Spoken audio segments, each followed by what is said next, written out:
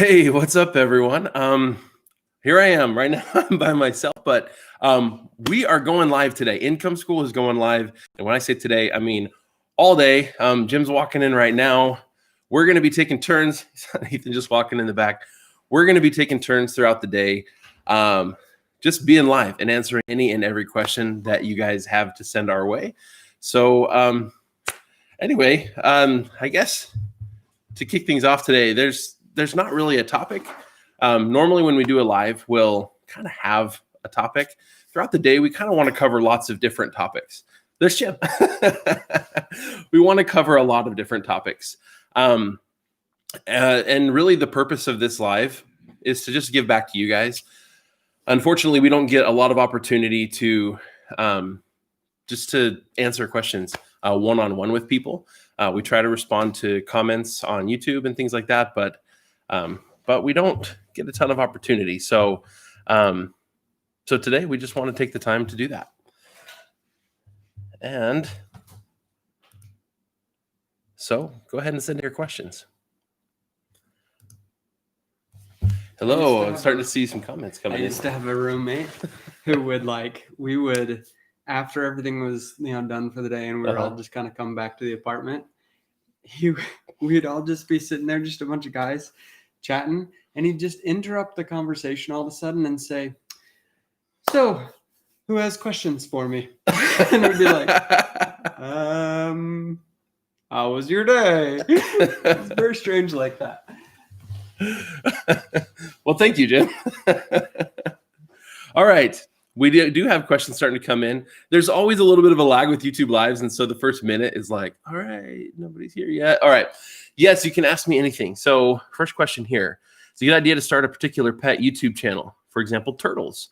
Not a native English speaker, but target would be US and UK. I don't see any problem at all with focusing on a specific type of pet. For a YouTube channel, I don't know how specific I'd get. For example, like a specific breed of a pet, but maybe.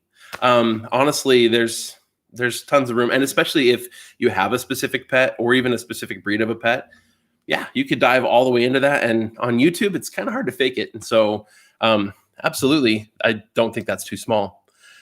All right, yeah. Good evening to some of you. Good morning to others. Let's see.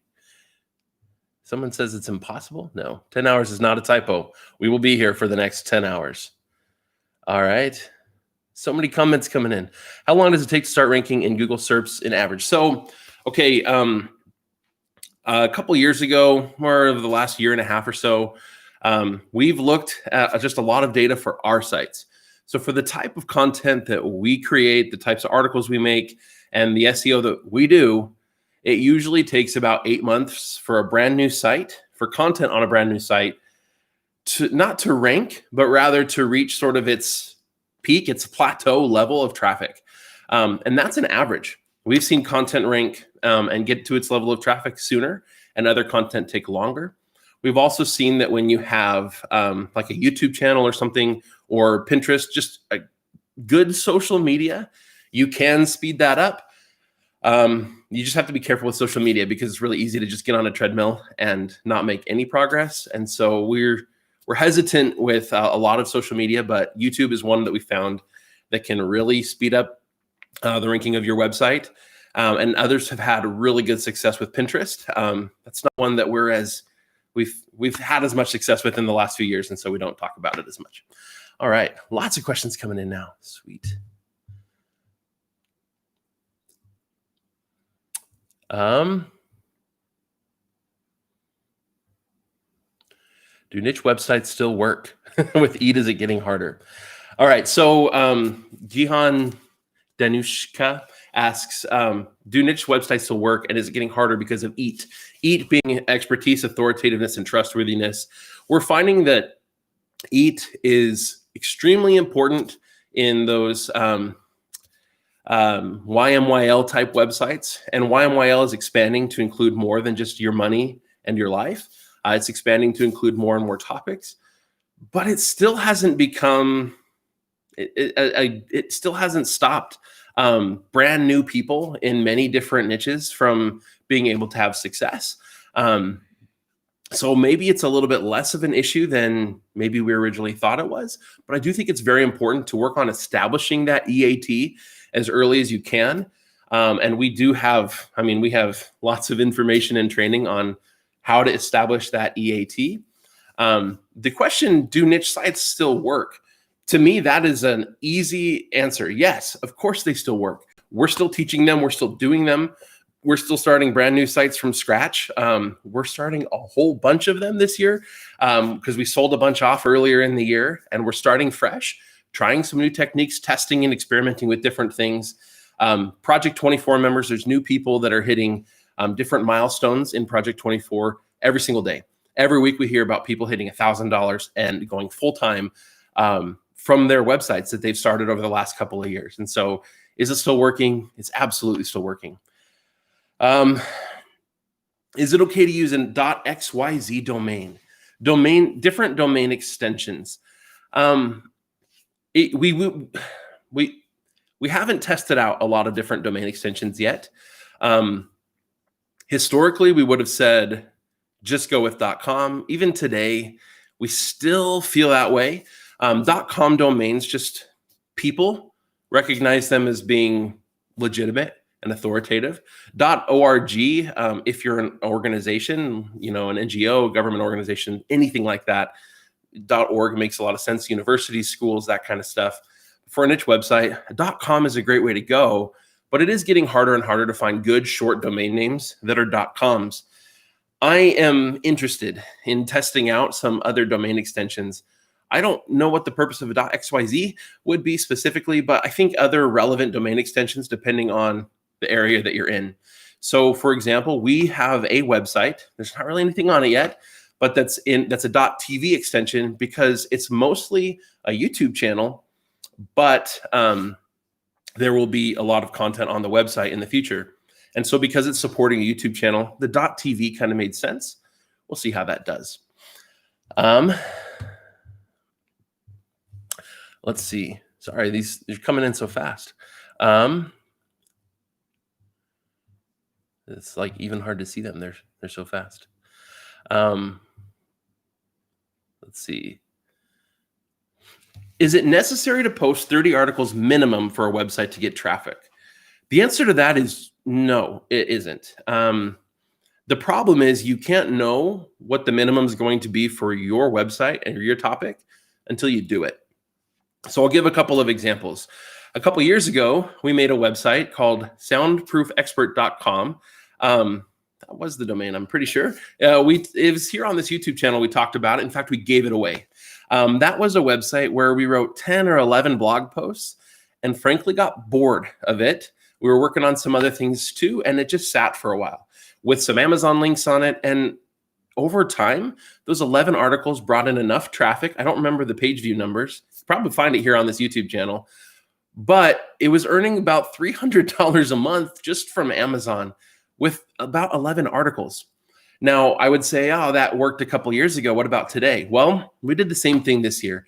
One of the websites we started at our creator studio in Rexburg, Idaho, we kind of forgot about because we only wrote, again, about 10 articles. And then we decided to have our writers focus on some of the other websites. And they built those ones up to be really big. So then when we sold, quote, all of our sites, we had completely forgotten about one of them. And now with about 10 blog posts, we're getting about 8,000 page views a month. So is that enough to, make a full-time income from?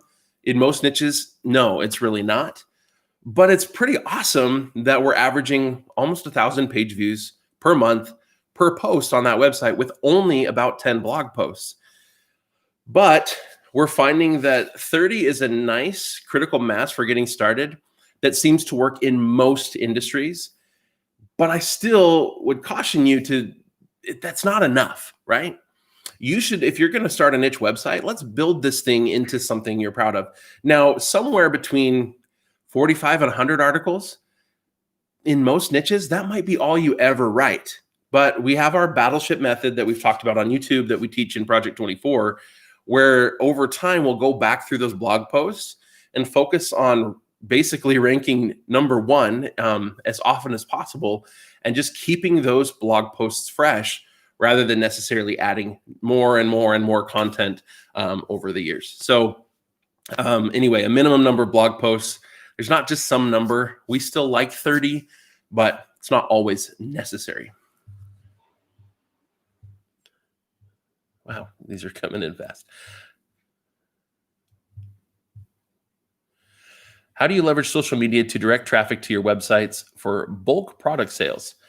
$1,000 plus. So when you say bulk product sales, bulk to me means like I'm buying a bunch of products. But you say 1,000 plus, so I don't know. Maybe that's just an expensive product. Either way, leveraging social media to direct traffic to our blog posts. We've done a lot with social media over the years. We've found that most social media platforms over time will try harder and harder to keep the traffic on the platform rather than send it off. And all of them are that way. Facebook's that way. It used to be you could get traffic from Facebook super easy. Now it's becoming a lot more difficult to do. Facebook ads are becoming more and more expensive, making it harder to just run an ad campaign that is actually worth what it costs. And so what we found to be most effective is the organic stuff. And so a YouTube channel is a great way to build an organic following using social media. We've found that people are having a lot of success with Instagram. We haven't quite nailed that one yet. Others are having a lot of success with Pinterest. And so really, though, what it comes down to is on any platform that you use, you need to figure out what needs to be done to get your content in front of people. Getting that content in front of people and then converting those people. So when you talk about the $1,000 plus sale, it's tough to make that sale to any sort of cold, contact. So if somebody comes to a blog to read a blog post and they've never seen your website before, they're not going to spend $1,000 on a product almost ever, right? But if they've been following on YouTube for a while, or even on Instagram, and they've gotten to know you and they feel like you are an authority in your space and what you have to say is valuable, then they're much more likely to make that large purchase. And so we're less about, let's just send mass traffic over to the sales page to try to make this big sale. And we believe that you really do have to build rapport with people before they're going to be ready to make that kind of a sale. Couple quick questions. Shelley McGuire, yes. Project 24 work in the UK. Oh yeah, absolutely. I wish I could pull this webcam over there. It's attached to a very large computer, but we have this big map on the wall over there with pins of people that are earning at least $1,000 a month from their websites. These are Project 24 members, and the UK is basically full. There are a lot of members in the UK who are earning great income from their blogs. So yes, it works. All right, Scum. That's not. I mean, I'm not like being offensive here. That's his name. Scum. Okay. What do you think the idea of publishing a monthly or bi-monthly magazine as an info product? Publishing a monthly or bi-monthly magazine as an info product. It's not one I've tried, so I can't say definitively that it would work or not work. Maybe it depends a little bit on your industry. To me, it feels like we're kind of regressing a little bit. The kind of content I would want in a magazine is also the kind of content I would probably expect to just read in a blog post. So I don't know that I would pay for it, but I don't know. Give it a shot if you think that that's going to work in your particular industry. So can I build authority on Instagram instead of YouTube? People are doing it. There are a lot of people on Instagram making fantastic money. We haven't totally cracked the Instagram code yet, but there are people doing it. And so you absolutely can. With YouTube, the thing I like about it is people expect to sit down longer and watch a video. On Instagram, we're talking photos and short videos. You can post long videos, absolutely, on Instagram, but I don't think that that's what people go to Instagram for specifically. So to me, YouTube feels like a better bet, but it's obviously working for a lot of people. EB Works BV. Only pillar posts? Is it better to write only pillar posts and just forget about response and staple posts? That the content mix that we teach, where we go about 33% of each type of post is great when you're starting a brand new website because you just don't necessarily know what's needed. And it's good to learn to write each of those blog posts. And each of those post types has kind of its purpose. So there are some niches where I think you'd probably pretty much have to only write pillar posts to be able to rank organically. On the other hand, response posts generally have a really, really, really valuable purpose, and that is to find those more long tail, niche down keywords where you're going to be able to easily rank, but where it doesn't even merit pillar level content. And so writing pillar posts on really long tail keywords is really kind of overkill. It's completely unnecessary. And it's probably not what the user came for. So in most niches, I would say, don't just write pillar posts. And in fact, in some niches, I would say you could probably get away with only writing response posts, but you're going to have to kind of feel that out within your industry. And so it's nice to start off with a balance of the different types of posts. That's why we teach that. Mowerman says, how do you go about hiring an editor? And he's in the UK. Yeah, Mowerman is in the UK. He's been around a while and doing a fantastic job with his. Yes. So when it comes to hiring editors, to me, I like to hire people who, their writing experience or whatever. It's good that they have some experience and that they understand grammar and all of that kind of stuff. But really what it comes down to is the training. They need to understand very clearly what you're looking for in your blog posts, what they're supposed to be, how they should be formatted, what sort of voice you want. They need to know as much about that as, well, maybe they don't need to know as much as you know, but they need to know exactly what you want so that they would edit the article the same way you would. We have found with training editors for our own Creator Studio that, a day or two of training from us was enough, and they were able to do a fantastic job. But they need to understand the purpose of what you're doing. Teach them on-page SEO stuff. Teach them just all those different aspects of that we're teaching you, so that they know exactly what you want. Viet Huing says, do you strictly use hub and spoke and forget about playlists on YouTube? We have not really built playlists on YouTube because they don't really seem to do much. Now, sure, sometimes people will click a playlist, but they don't really do much for YouTube SEO. We don't necessarily strictly do hub and spoke, though. We do a lot of just standalone videos that are just meant to kind of answer a question that people have or cover a topic that people have asked about. But most videos still have a call to action that still points them toward one of our hub videos. So kind of exclusively do hub and spoke, but it's not that every single video is necessarily a spoke intended to push people toward a hub. John Perry, does Income School work for e-commerce and Shopify? Oh, I was like, we don't work for anyone. We work for ourselves. No. Does it work for e-commerce? Yes, it does. We did an interview a little while back with a guy named Ricky Arms. He's got a website, thinkengraved.com, that is an e-commerce site. He started out in e-commerce, has been successful with e-commerce, and he added, basically he joined Project 24 and started focusing on that blog to drive more traffic. And he spent thousands of dollars on SEO experts to try to get people to his e-commerce site with no results. And then he started focusing on actually blogging and getting organic traffic, and the results were astounding. So make sure you go check out that video if you haven't. Jamie says, have you ever outsourced a whole site before? What were the results? Yes, we have. I'd recommend that you go watch some of our videos about the Creator Studio. We actually opened our own writing center. Now I would say we didn't outsource the whole thing because we did our own search analysis. We gave them the list of articles. We told them which articles were pillar, staple, and response posts. We trained the writers, but then they wrote and edited the content.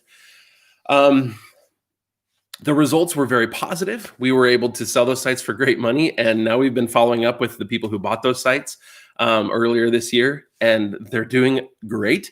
For all of those people who bought those sites, they've all continued to grow in traffic.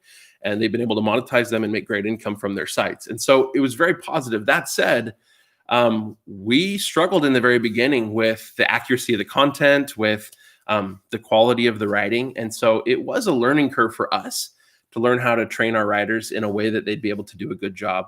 Over time, we did come up with a model that worked really well for us. And it was fantastic, great results in the end, but it wasn't as easy as you might think. 3 quick questions. Send edition. After 100 articles, should I keep adding new content or just updating content using the Battleship method? To me, it really depends on the site. If there's a lot of value in, like, there's just a lot to talk about, I think you could continue to add content. But for most sites, if you're an individual blogger and you're not outsourcing content, and I think for a lot of sites, at about 100 blog posts, you probably get a lot more benefit out of battleshipping that content over time rather than writing a bunch of new stuff. Lucas Terpurton says our EPMV is €6 at the moment, €2 ads, €4 affiliates, and 10% click through, or affiliate links is 10%. Is this normal? To me, that feels pretty low. EPMV, ads EPMV, we've seen much, much higher. It really depends a lot on, one, who's serving your ads for you. So if you're using like Google AdSense, that's perfectly normal. If you're using somebody else, Ezoic or Mediavine or AdThrive, that would be extremely low. But it also depends on who your audience is and the topic of your website. And so if your site really caters to an audience that a lot of advertisers would want to get their products in front of, you're going to make a lot more money. PingusTube, what's your daily, weekly, yearly schedule to manage multiple sites before you had employees? I have 6 sites and it's hard to not get behind. Yeah, it is hard to not get behind. If you're on your own and you have multiple sites, it's tough. Really, you have to have, again, if you're still in the phase where you're adding a lot of new content, you just need to have a publishing schedule. So maybe it's a couple hours a day that you spend writing blog posts. Or if you're outsourcing some of the content that's, well, you said that it's just you still. If you do start outsourcing some of that content, that was one of the things that worked for us. You buy back some, but not all of that time that you spent writing. You do need to make sure, though, that the writing doesn't overtake the monetization. At some point, you have enough content that you also need to focus on getting the monetization out there. So having too much to do makes it really hard to ever do the optimization. Now, we focus a lot on content creation and stuff when we teach, but there's a point where you need to start optimizing that monetization a little bit to make an income from your sites. So if you're getting behind, it might be time to just find a virtual assistant or something who can help you with a lot of those tasks, like managing your email and stuff. That was like the very first thing that we outsourced. If, maybe it's time on one of your sites that you'd like to create an info product, it's hard to do that when you're behind. So it might just be time to start getting some help. AS, does Project 24 help with picking a niche? Everything online seems occupied. It seems occupied, but there's still gaps everywhere. Yes, there's an entire course inside of Project 24. It's one of the 60 steps, but then it's a whole course of the 60 steps. And so, we have a lot of information on picking a niche and then how to find those cracks within the niche. Those cracks being those vacant spots that you can fill in the early days that will allow you to rank really quickly because they're not overly saturated. PingusTube, any advice to be accepted by AdThrive or Mediavine? They keep rejecting me. Really, what it's going to come down to is you got to be in the right kind of niche, or at least not in one that's going to get you in trouble. So I would go check out Google's advertising guidelines. They spell out the rules and everyone follows those rules because most ads on the internet are served through Google. Believe it or not, even ads that are sold by AdThrive, Mediavine, Ezoic. And so you need to make sure you're following those guidelines. And then before you apply, making sure you stage your site so that it's going to be really advertiser friendly.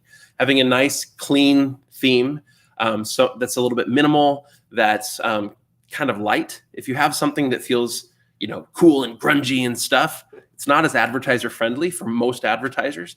And so chances are they're going to turn you down.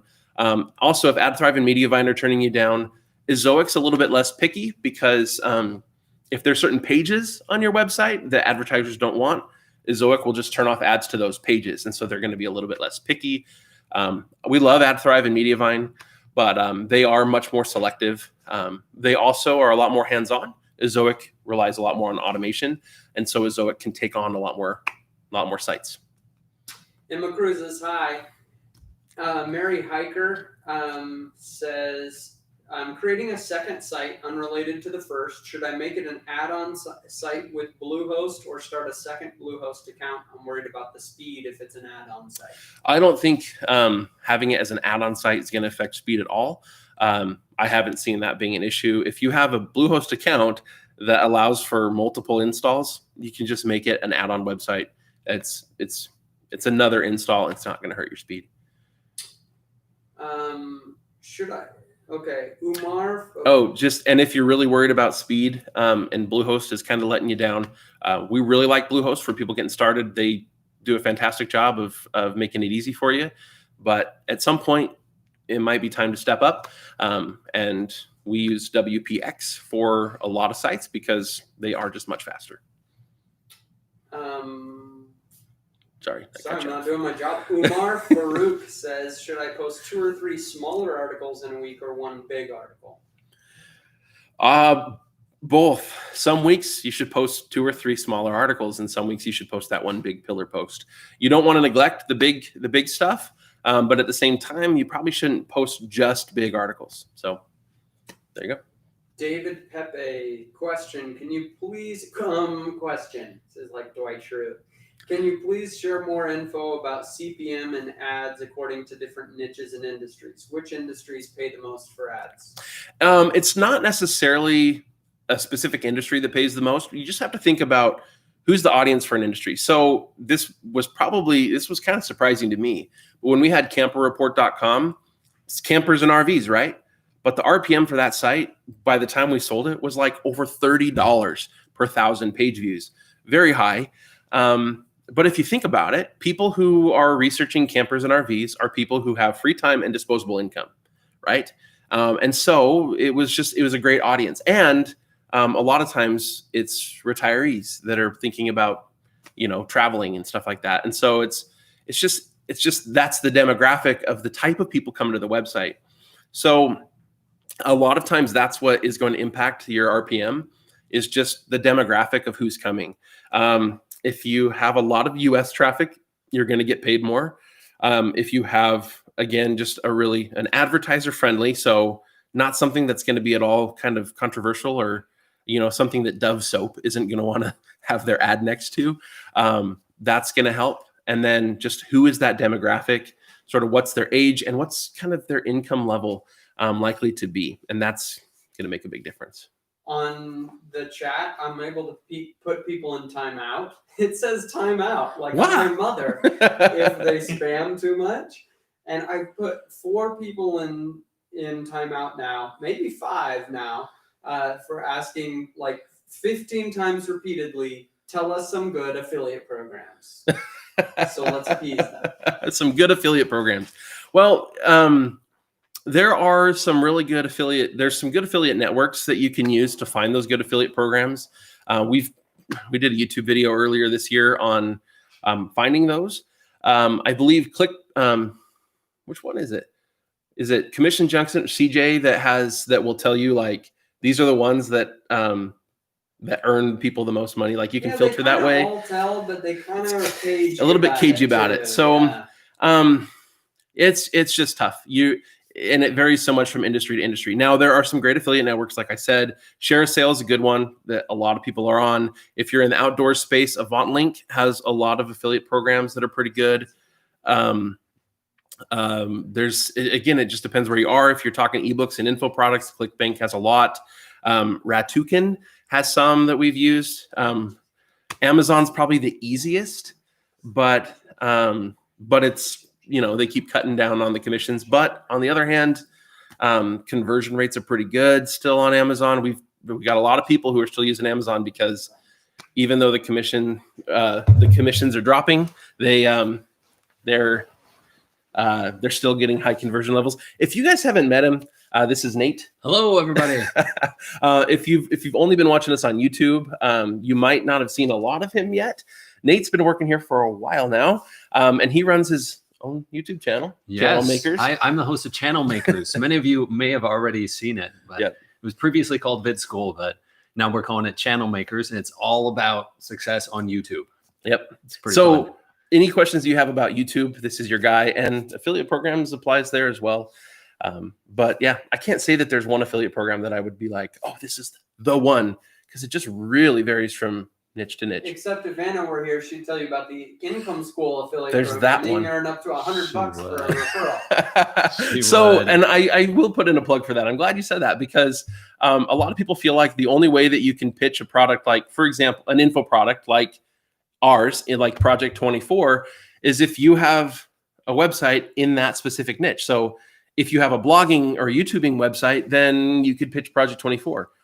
No, if you have a successful blog or successful YouTube channel, there are people in your audience that want to know how you make a living as a blogger or as a YouTuber. And so doing one webinar, one video, writing one article about how you make your living online, and then pushing people to Project 24 is a great way to make an affiliate sale. So that applies to a lot of affiliate programs, not just ours. Maybe think a little bit more broadly about what your audience would be interested in. One comment quick before we turn this over to Nate. Nate's going to focus on YouTube. From a Project 24 member, Madadhar Reddy.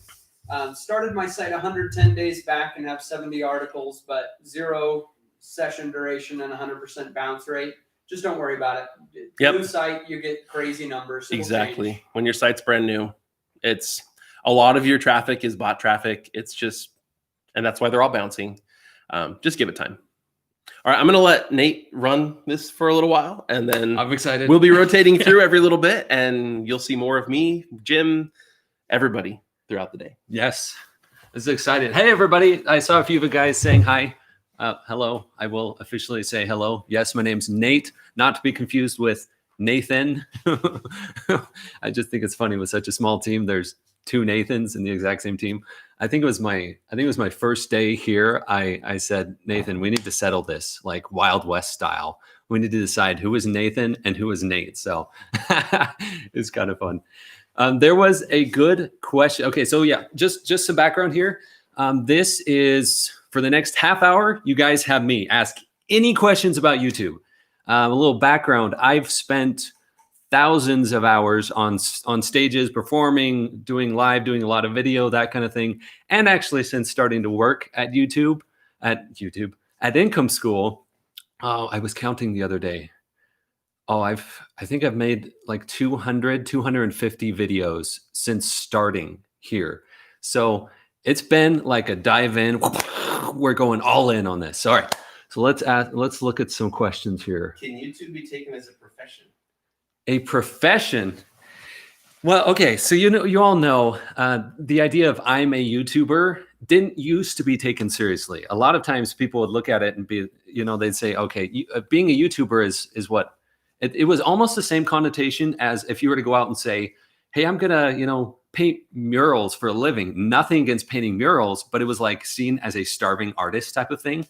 But what we're seeing more and more and more is being a YouTuber. It's Anna. Hello. She's here. She's going to be on a little later, guys. You should be excited. She's awesome. What we're seeing more and more is doing YouTube as a profession. I mean, if you look at it like the Income School way, you create a niche YouTube channel and you go into it with the plan of making a lucrative business out of that YouTube channel. It's absolutely a profession. How do you show up on search on YouTube? So how often have you where you've searched for something, and we're starting to see this more and more, you search for something, there's 2 ways.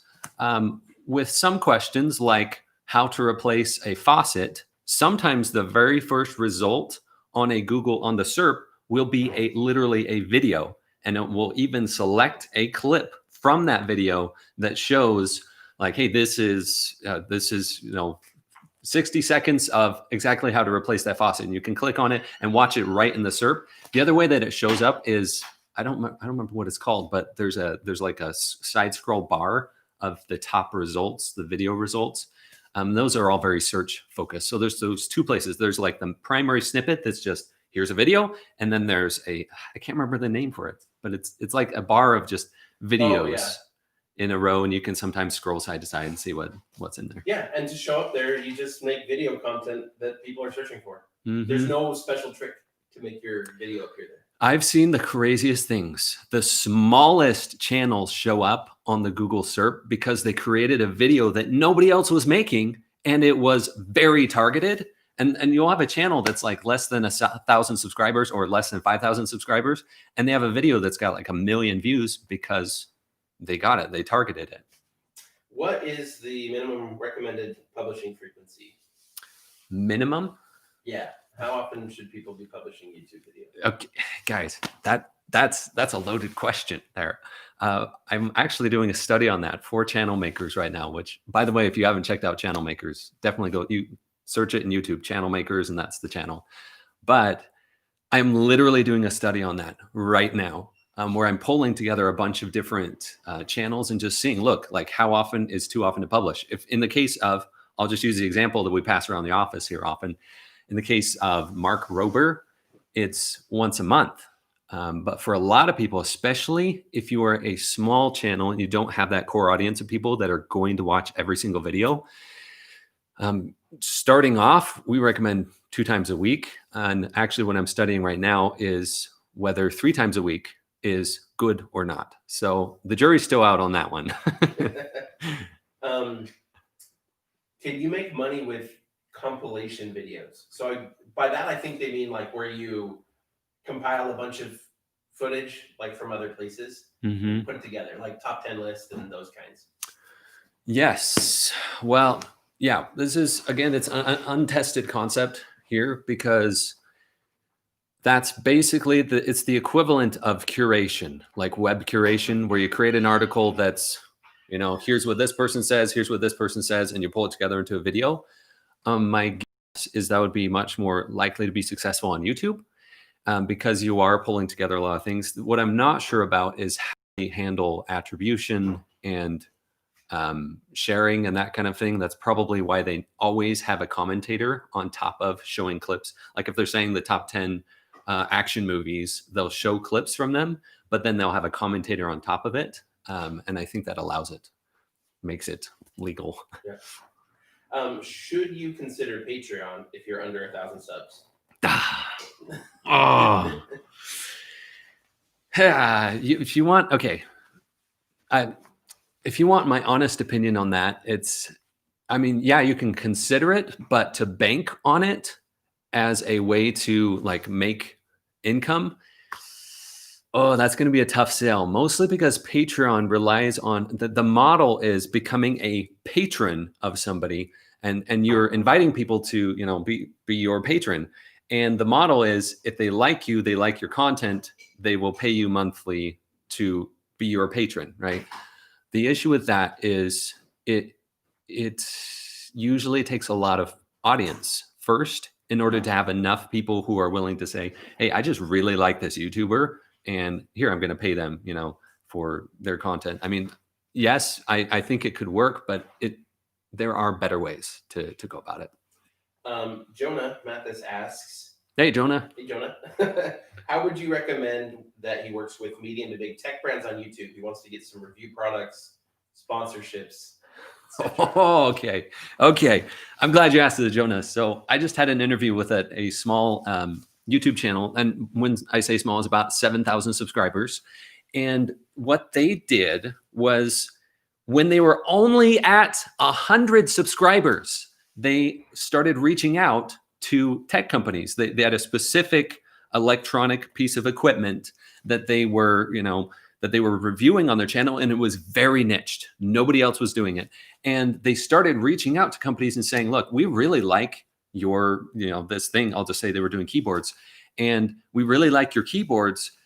We would love to be able to, show your stuff. And a very small channel size, like I said, 100 subscribers, that's pretty small. They started getting companies interested in, sending them products and that kind of thing. As far as sponsorships, it's a very similar format. Typically, sponsorship is for a larger audience. So you usually need to have kind of more of a, viewer base before you can start reaching out and saying, hey, look, I've got this specific tech theme, and do you want to, sponsor one of my videos? Do you want to send me products, that kind of thing? Would you recommend I start or focus on YouTube if my niche is video games? As opposed to a blog? I'm going to Yeah, read I between guess the I would lines. say As opposed to a blog? or other. Yes, 100%. Yes, on that, because there are already huge players in the gaming industry that on blogs and that kind of stuff, it's very highly competitive. And it's very highly competitive on YouTube. The amount of gaming channels I've seen that are over 500,000 subscribers is just absurd. Like, it's absurd. There's so many of them. But if you are going to go in and you're going to go, all in on it, I definitely think YouTube is better, because it's the instant engagement where you are creating videos, you're playing something, and it's very visual. Like, people get to watch you play the game. So, yeah. EA asks, my average view duration has been around 1:45 for months, but most of my videos are 10 minutes long. How do I improve that? Improve view duration. Do you want the nice answer or the raw answer? Because that is a real concern, and I acknowledge that, EA. Like, I get that. The short answer, and I guess this is the raw answer, is make more interesting videos. What I mean by that is, in the first few seconds, give them a compelling reason to stick around, and then deliver on that reason. And if for some reason the thumbnail or the title are promising something, and they come to the video and they don't feel like that promise is going to be answered within 30 seconds of being on your video, they will leave. So just make sure that whatever you promise in your thumbnail and your title is actually delivered in the video. And then when they start watching, that it feels like, your first 30 seconds are very important, because that's where they get the idea of, okay, is this video going to actually deliver on what they're promising or not? Awesome. Emma Cruz asks, Hey, Emma. What sponsorship deals would you turn down? I turned down one yesterday, which was tricky, but it was the right thing to do, I think. Okay. Without knowing your specific example, Emma, you know who your audience are. And the more you make videos, the more you get comments, the more you interact with people, the more you start to understand what they want and how you can best help them. There is a case to be said for expanding what they think they want and making videos outside of that and showing them, actually, you want this in addition. But when it comes to sponsorships, just make sure that everything fits both you, but also your audience. We all know instantly, we know when someone has sold out to a sponsor. You know it. When you've watched a video and it's like about, fly fishing, and all of a sudden they have a sponsorship from like Raid Shadow Legends or something. It's like, what the heck? Like, you just did that to make money, and there's no connection to the audience. I watched a video where literally the video was called, it was like a year ago, but the video was called How I Make $60,000 a Month. I don't remember what it was, on like drop shipping or something. And they went in, and the video was literally like, and here's the software, and go buy the software. Like, it had no connection whatsoever. It was horrible. So I guess the short answer to that is, your audience, honor your audience, and honor yourself when you're choosing sponsorships. Awesome. Amin Moldar asks, hello, Nate. Do you recommend starting a YouTube channel by just using PowerPoint videos? Oh, I need to test this, because this is one of the most often repeated questions I get on Channel Makers, is like, for whatever reason, people have concerns about showing their face on YouTube, and that's fine. I totally get it. Normally, my answer is find a way to show your face. Like, if it's fear, get over that, or that type of thing. But if you do want to create things that are PowerPoints or slides or that type of thing, you have to make sure that, I can't remember, what was the phrasing of the original question? It was, is it possible to make? Or just should you? Should you recommend that as an option? Yes. Okay. Two things. Does it fit the subject matter? If you're talking, most things can be, but make sure that showing slides or animations does fit the subject matter. And then two, if it's important to have like scene changes and that kind of thing when you're showing your face, it's doubly important to have that when you're just showing slides or animation. So you got to make sure it's fast paced and it stays engaging throughout the entire video. We got a question here from Deepak Next Gen. He's asked it several times, but basically, how do you get your videos to show up to rank in YouTube search? How do you get them to show up at the top? Do Project 24. No, we do have a very in-depth module in that about how to, actually structure your videos so that how to find the cracks and that kind of thing. I'll give you the shortened version here is, if you want your videos to show up in search, you got to find out the sweet spot between competition and what is actually being searched. So something that is, people are actually searching, but it's not being answered on YouTube or not being answered sufficiently. So that's the thing. It's kind of a tricky balance. And we do go more in depth on that in Project 24, but you got to find that it has enough people that are interested in it, that are like, how do you do this? Or what is this? But it's not so saturated that your small channel or your little video is just going to get buried. All right, Lucas Terpurtin, would you recommend starting with informational tutorial style videos or product reviews? Just depends on the channel. Really, both are searchable. If you make them searchable, like product reviews, people will be going, if they're looking for, a review, I don't know, of this water bottle, which they probably wouldn't be because people don't look for reviews of water bottles. But let's just say that, for example, if they're looking to buy a water bottle and they're looking up a specific water bottle brand or model, they are going to search it. So that is searchable. But then tutorials are the same thing. Like if they're like, hey, how do you use Final Cut to do XYZ, and you create a tutorial on that, then they're both very searchable. How would you fit lead gen into YouTube? It's tricky to get people from being viewers to being useful leads. That's an excellent question. I have not personally done this yet, but when I think about it, if I were to go in and say, I want to create a YouTube channel and my primary focus is lead gen, I would go into it very similarly to some other strategies of, affiliate marketing or that type of thing. But I would go into it knowing that I'll give an example. If I were in a financial niche, and lead gen is huge in the financial niche, if you give a lead to a financial advisor or something like that, I would go into it with a subject that is complementary to that and to that financial, like say I'm partnered with a financial advisor. I would go into a subject that is complementary to that. And then throughout all my videos, I would put in little things and say, and actually I am able to do this because of this, this service. And if you want to know more, you go to my website, fill out the form, and they'll reach out to you. Like they're super awesome that way. That's kind of the approach I would take if I were to do a lead gen type of channel.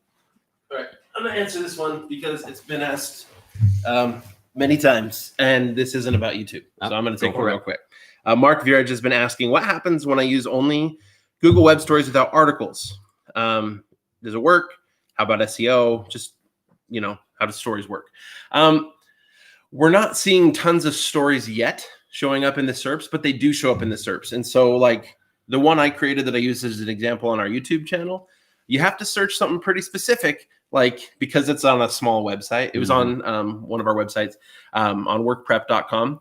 And I created it without embedding it in a blog post. And so if you Google work prep, become a millionaire or something like that, it does show up and you see it. And so it does work. Google finds them and puts them in there.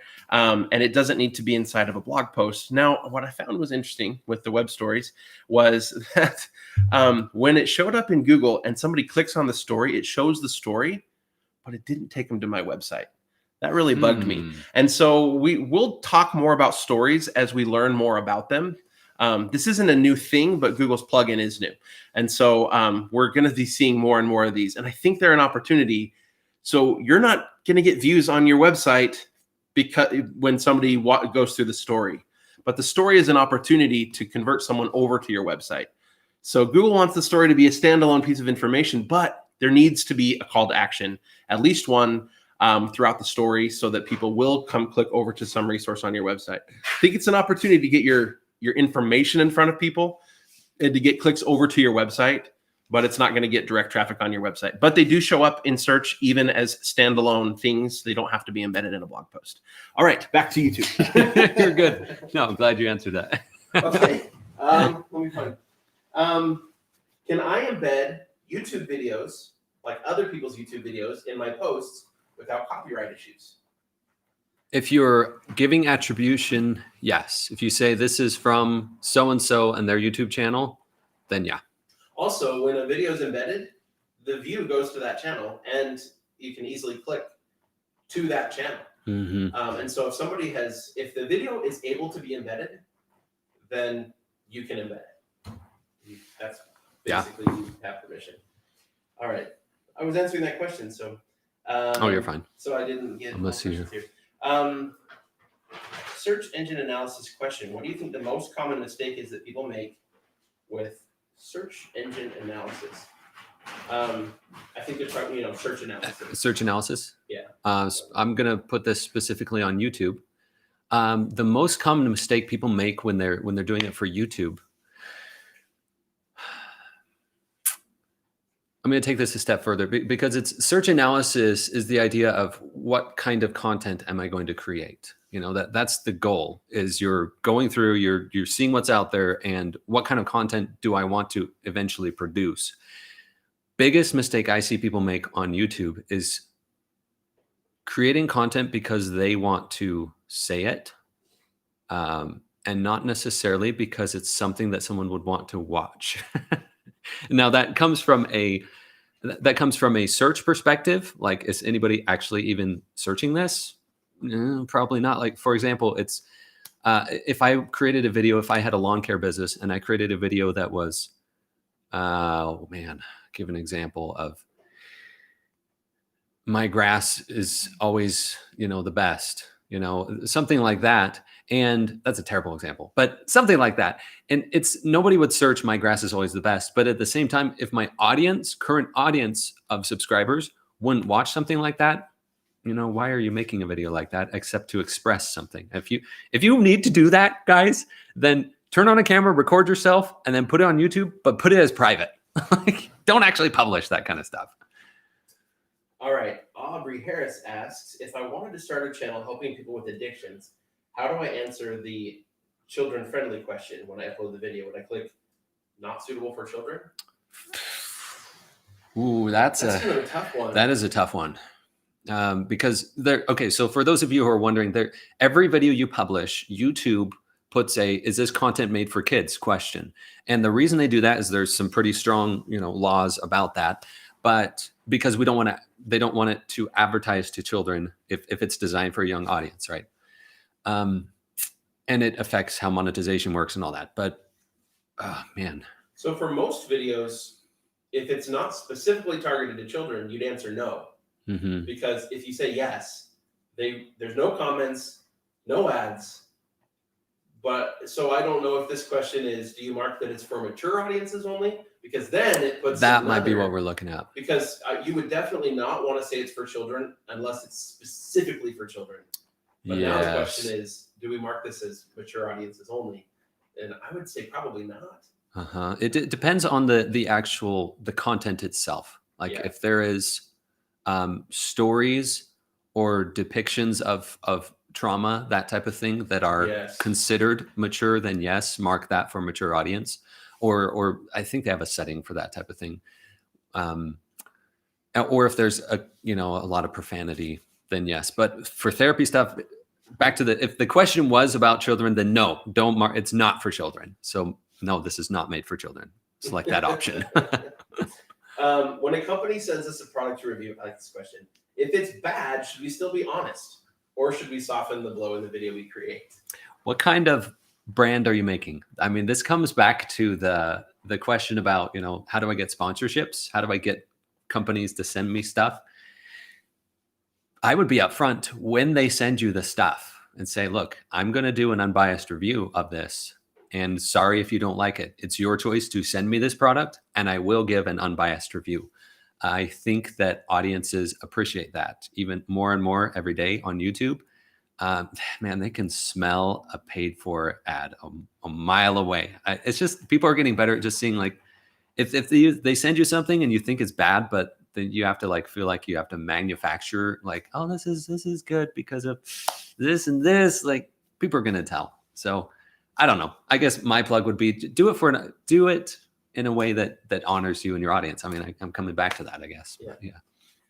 All right. For small channels, specifically under 100 subs, Okay. is the risk of over posting, putting too many videos out there, bigger than the chance of increasing views and subscribers? What's the balance here? That is a good question. I should do a study on that. Yeah. That's a good question. So usually what we're looking at is get as many lines in the water as you can, especially when you're small. And that means a lot of videos out there. Now, if your quality suffers significantly because you're publishing a video a day or 2 videos a day or something like that, then yeah, definitely don't do that. But when you're at under 100 subscribers, man, you can do almost anything just to get the word out there. So the risk is, I think I already answered it. Yeah. All right. I like this one. From Maria Mar, if I have a cosmetic YouTube channel, but I want to promote Income School as an affiliate, should I create a new channel? No, I don't think you should.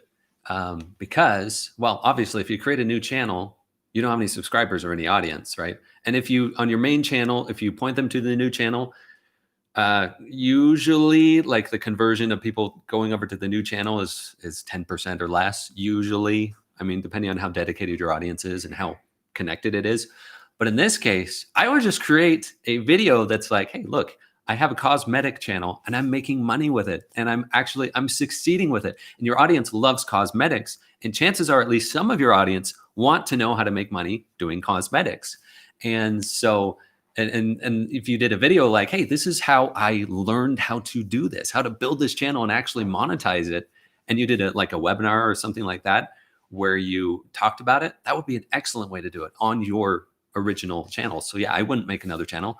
I would make a video on your channel that still fits your audience, but just kind of explains a little bit of the behind the scenes. Like, look, this is what's happening. And be upfront about it. Like, hey guys, today, I know this won't apply to all of you, but for those of you that want to know how I've made a business out of teaching you cosmetics, today I'm going to talk about that. Just be upfront.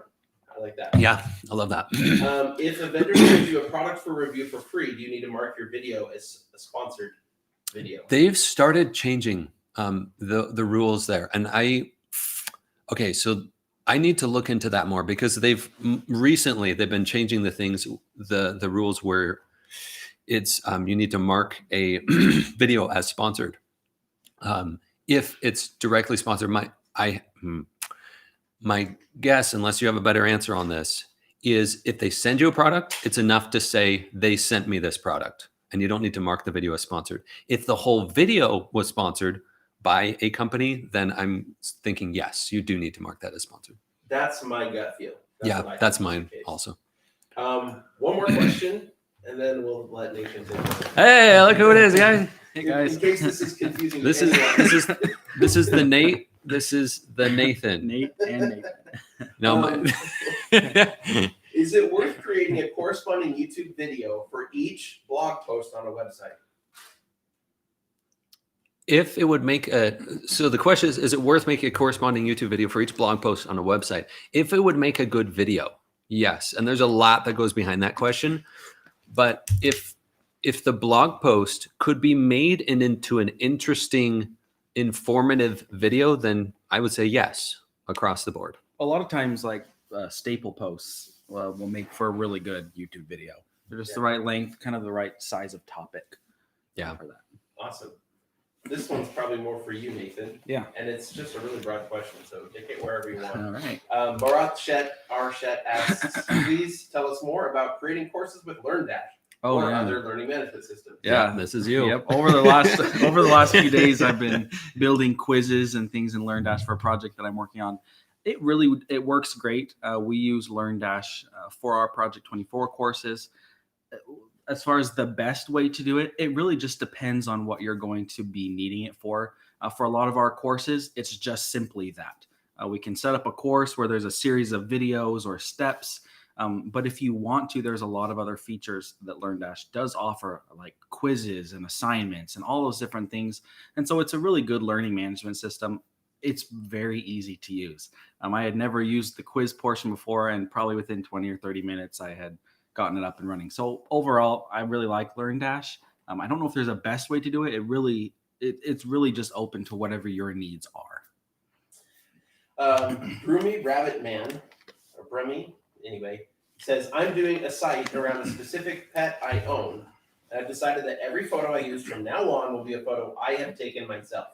Nice. Is this a good approach, or does it make the site too personal?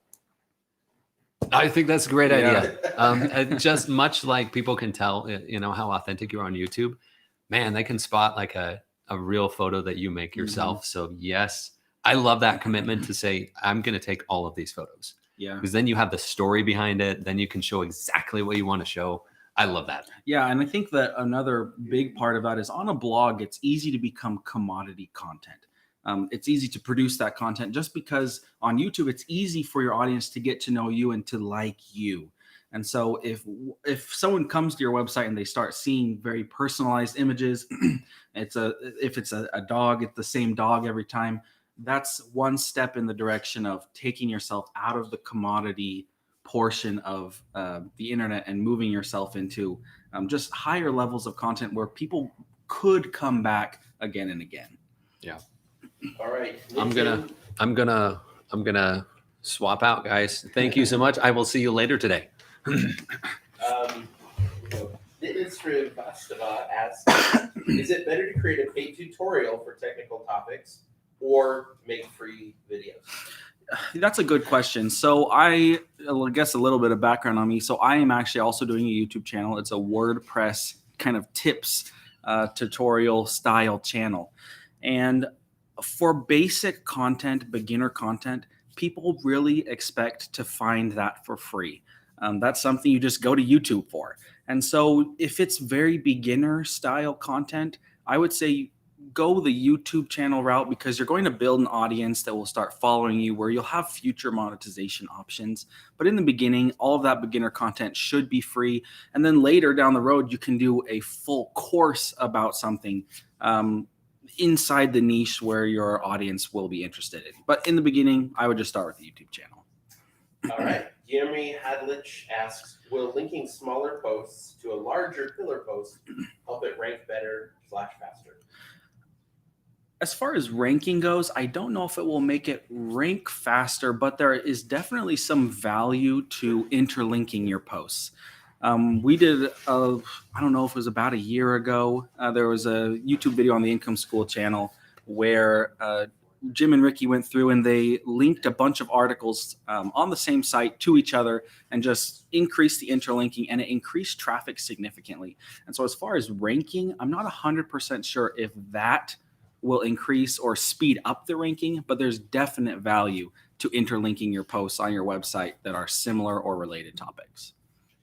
Jasper says, hey, I've been thinking of a niche for my second website, but I just cannot think of anything. If you could just throw a niche at me, I'll have a go at it. So any the niche. power is in your hands, Nathan. A random niche.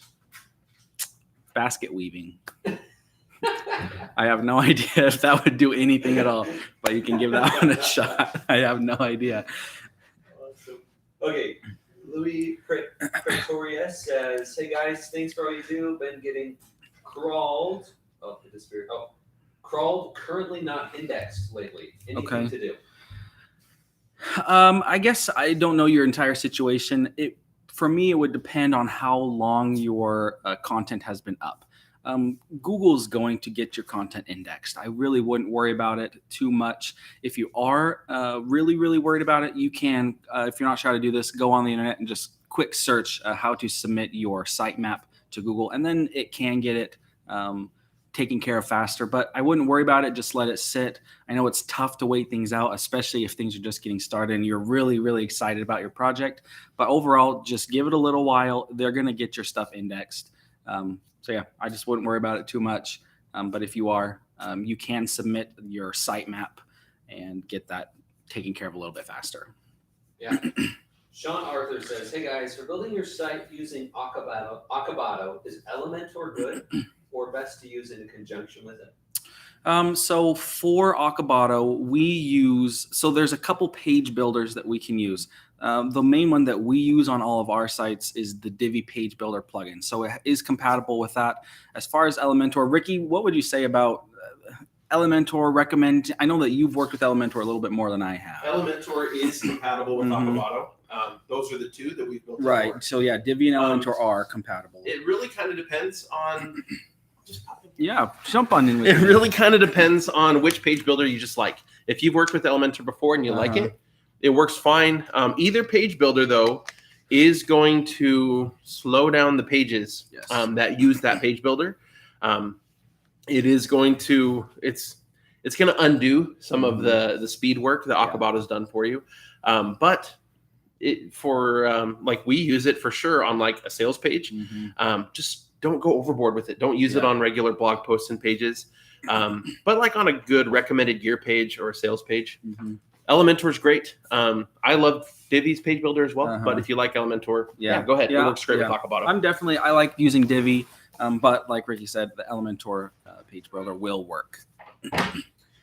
What are you? Oh, Lucas Tergorton says, "What are your thoughts about a physical book versus an ebook?"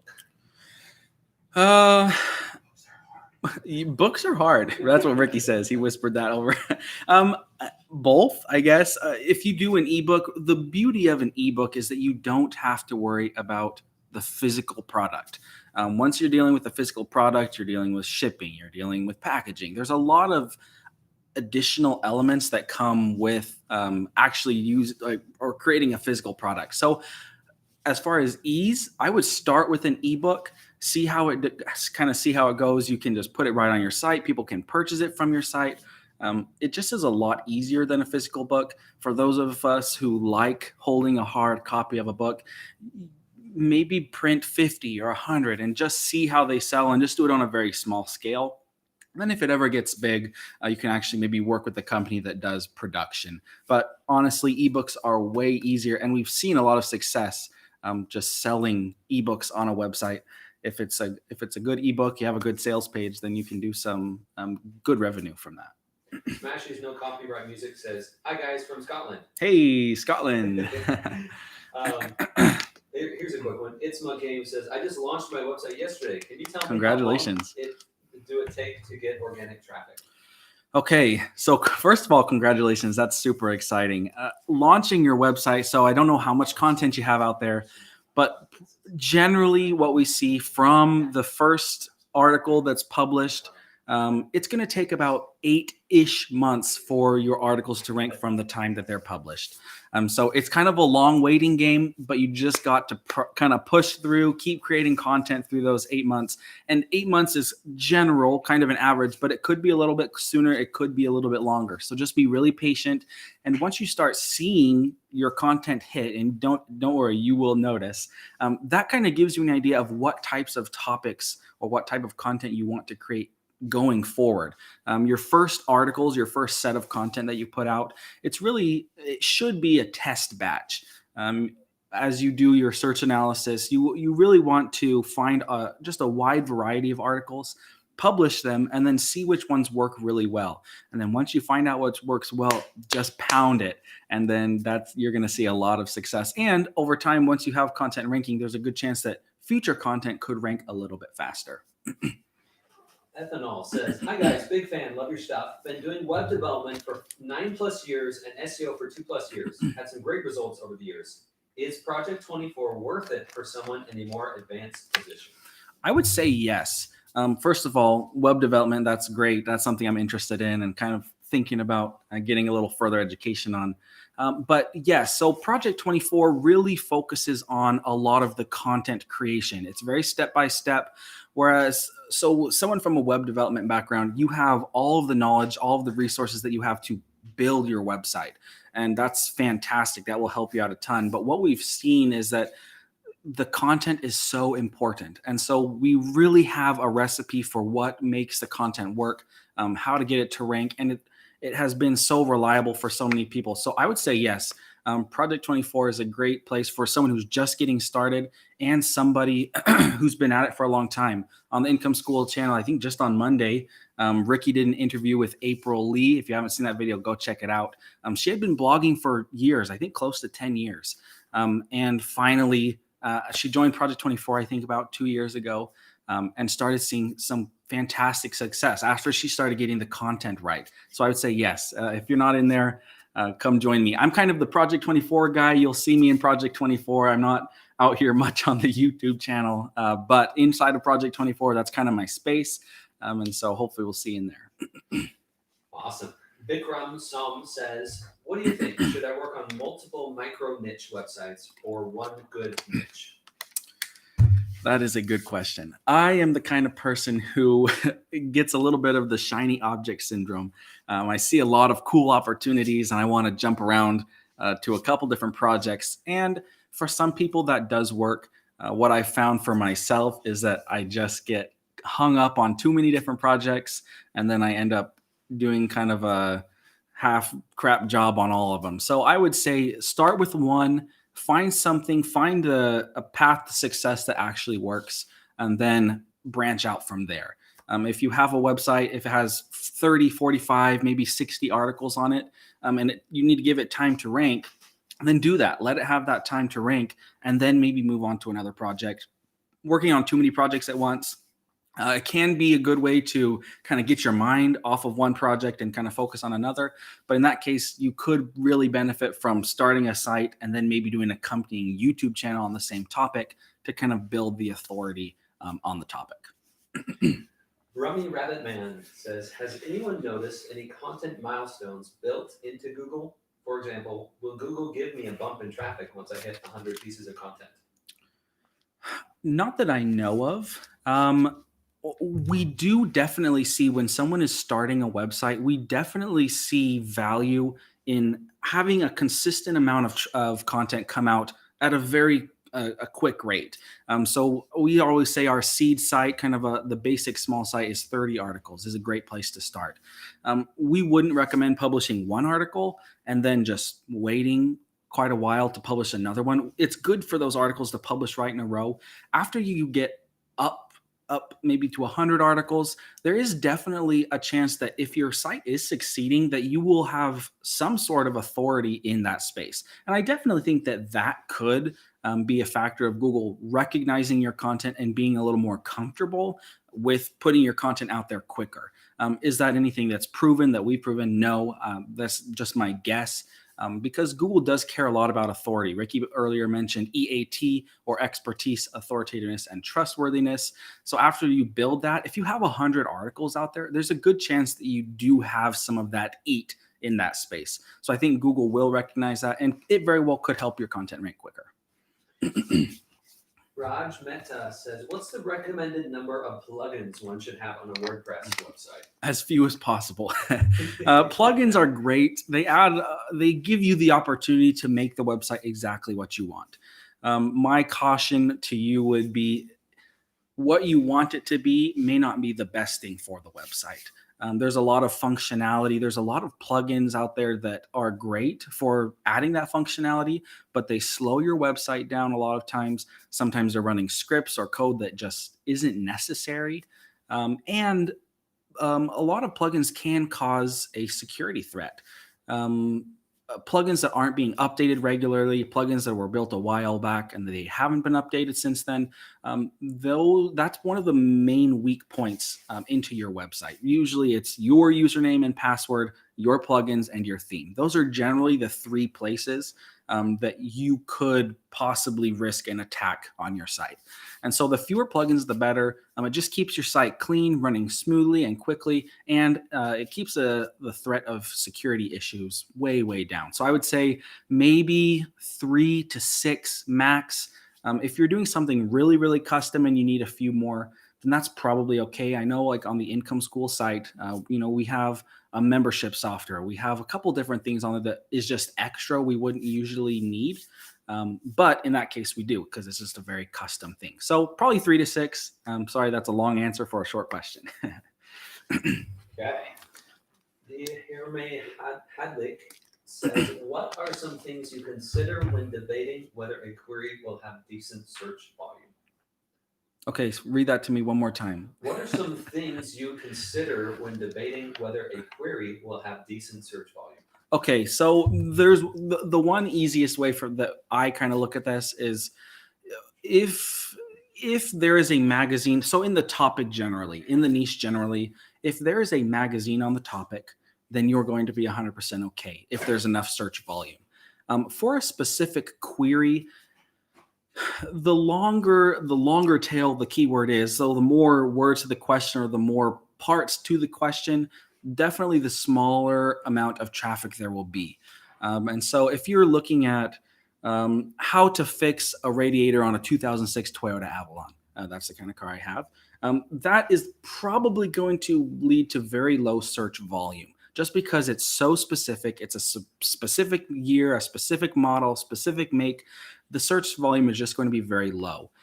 If it's just what is the best Toyota, what is the best Toyota or the best model Toyota has ever made, that's going to be definitely higher search volume just because there's a lot more people looking for that question. So I don't know if there's a great metric or a best number to look at, but just kind of think to yourself as someone who's interested in the topic, how niche is the search query? And the more niche and kind of far down it is, definitely lower search volume, where you will just want to do a shorter post, maybe 1,300 words. And there's a good chance that it's worth writing, because if it brings 100 or 200, maybe 500 page views a month, then that's definitely worth it for something that probably nobody else is going to write. So yeah, it just depends, but the longer tail the keyword is, definitely lower search volume. And so just know that your page view return in the end will probably be lower there. Here's a fun one. Yeah. If you had only 2 minutes to convince someone to take the leap into blogging that is on the fence, what would you tell them? What has it done for you and what motivates you? Okay, Nate, time me. Ready? Ready, set, go. Okay, so if you want to start a blog, as far as me and what it's done for me, the first thing that I would do, so on incomeschool.com, we have an article, I think it's called Get Started. There's an article, it walks you through the step-by-step of exactly what you need to do to start a website. Surprisingly, it's not that hard. You just need hosting, and that's very easy. I mean, hosting, you need a domain name. And then once you get that, you can get WordPress installed very easily and then just write content. A lot of people complicate the process and say, you need this expertise, you need this tool, you need this software. You just don't. I did a video over on my YouTube channel a couple weeks back of how much does it cost on a budget to start a website. And we figured it out with Bluehost hosting, buying a domain name at like the $12 to $15 range, and just the very, very basics. You could start a website for under $150 if you write the content. And so starting a website is really not that hard, but it takes a lot of determination to write the content, to do the search analysis. And I guess what it's done for me is it amazes me every day in Project 24 as I see people who tell us about their success. They tell us that I'm in my 50s and I just quit my job early. I'm going to retire now, and because I can just live on what I'm making online. So I guess for me, it's just amazing to see that there are so many opportunities out there and that those opportunities aren't going away. There's definitely, the industry changes, but that doesn't mean that the opportunities are dying. It means there are new opportunities every day. You can still start a blog, you can still start a YouTube channel. And so overall, it's not that hard. What I would say is it's not that hard, and just get started today. Just get that first piece of content written and get it published. Here's less of a question, more of a comment. Lisa Van Gemert says, I've been looking forward to this. She's talking about the live stream. And last night I had a dream that I was too busy with work to see it, and I was so sad. Then I woke up and realized that I did miss it, and I was so happy. Thank you.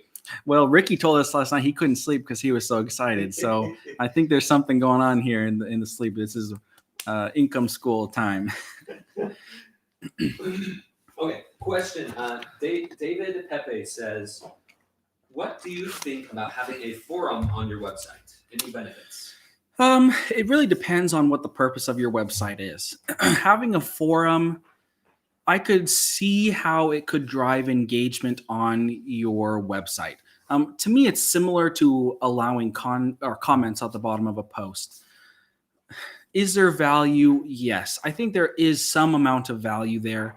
I don't know how much that moves your website forward.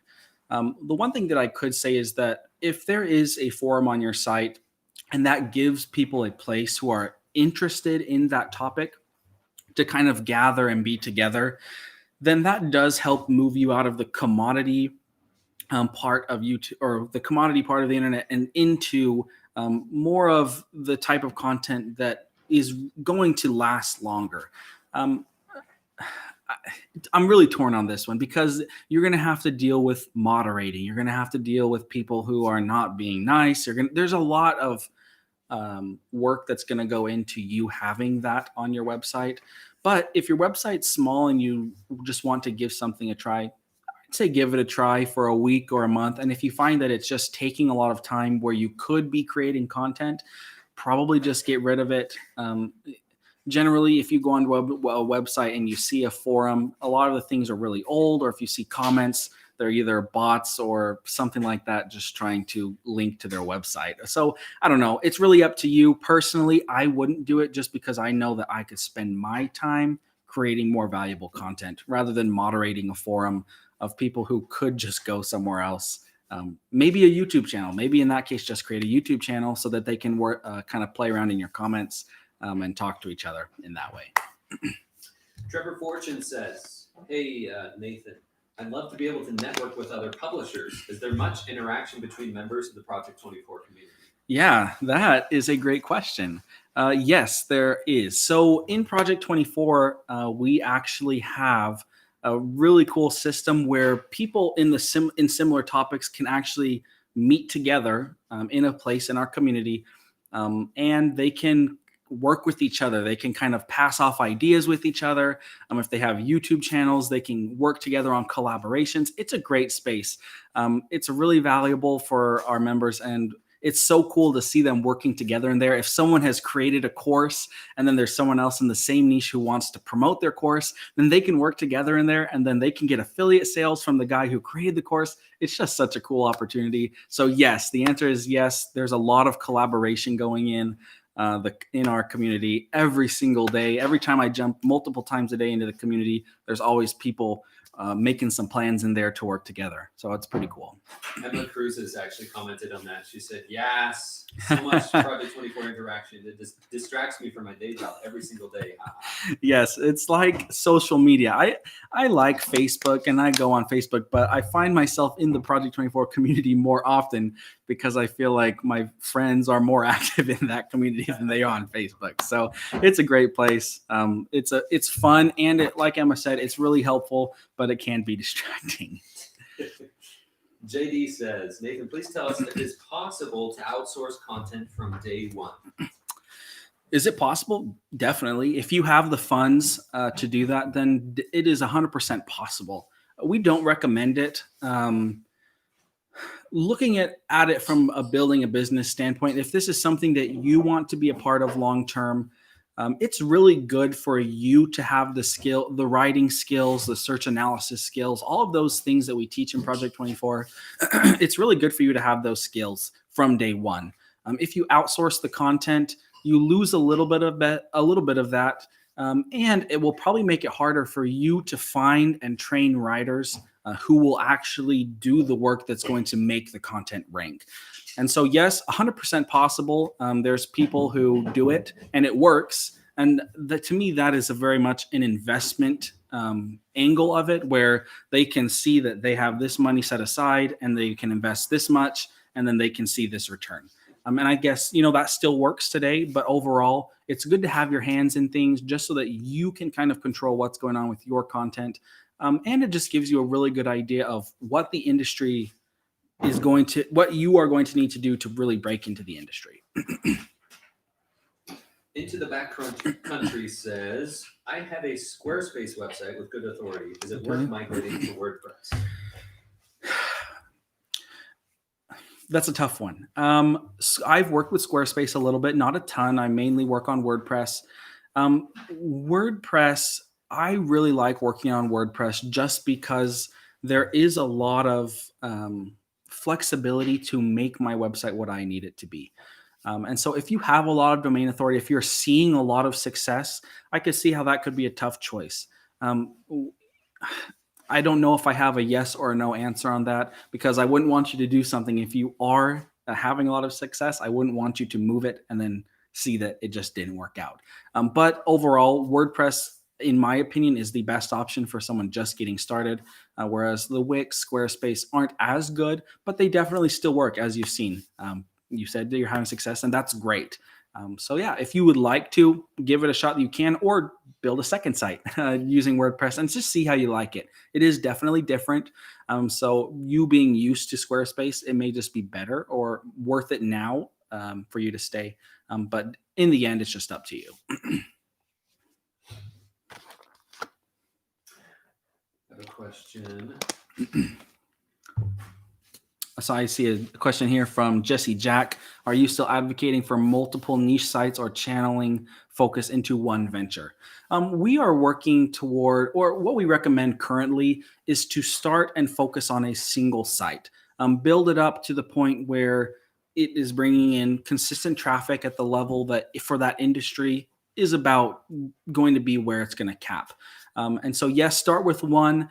The reason that we kind of moved away from the multiple site idea is that not that we don't want you to have more sites, or not that we think it's a bad idea to have a lot of different sites. It's just the focus issue. We've seen a lot of times for a beginner, it can be a little bit overwhelming to start one and then try and move to another and then try and move back. It was just better to stick with one, build domain or build authority in that site. And then at that point, yeah, sure, you're going to have some revenue coming in. Build a second site, build a third site, have a whole portfolio. That's the idea in the end. But for just getting started, we are on to start with one and get that one built up right. Country Family Homestead says, Nathan, here's a video idea for your WP school. Best practices for sites with recipes, how to use schema, set up the menu, etc., especially using Akabata. Definitely. Yeah. Thanks for the video idea. I'll get that in my video idea list. I have a whole running list of probably 80 to 100 ideas. So I'll add that in, and I think that's a great idea. Thanks. Techno Gamers says, question, after posting an article yesterday, I have ranking on 80th place for a few keywords and 3rd place for a few keywords. How long will it take to rank? So he said he's getting some sort of ranking on there. Okay. It just depends. You might see it bounce around a little bit before it finally settles in a place. That it will stay. It just depends on the article, the size of the article, the type of the article. Overall, I don't have an exact answer for you. Okay. But keep publishing content. That's going to be the best option. How can I, Webpreneur Media says, how can I do better SEO for a multi-vendor e-commerce website that is only starting out and only operates in a specific country?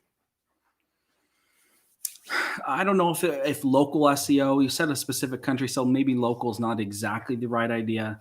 But just doing some basics, making sure that you have your name, your address, your phone number on there. If it is operating in a small area, where it could be very local, that's definitely the best option. But overall for e-commerce, I haven't done a ton of e-commerce, Jim. I don't know if you have any idea for SEO. It's just failed experiment. So I don't know as far as that goes, but my first thought would be just make sure that you have the very basics. If there is any schema that you could set up to kind of bring any authority to yourself, then that would be what I would do. Cool. Steve Madgwick says, here he is. Here comes 100 miles per hour. I think they're talking about you, Jim. Oh. No, I have a question here. Okay, TechStark says, I have over 30 response posts ready before launching my website. Should I go with publishing 1 post per day or get them out in the first week? What do you think? I would just publish them. It's not that many. I'd just go. I don't think there's any advantage to holding off or anything like that. We got to take a super chat here. Best idea for a niche, Stephen Buchanan. But we're gonna hold on it for 1 second. Nathan, why don't you just tell us kind of what you're up to at Income School?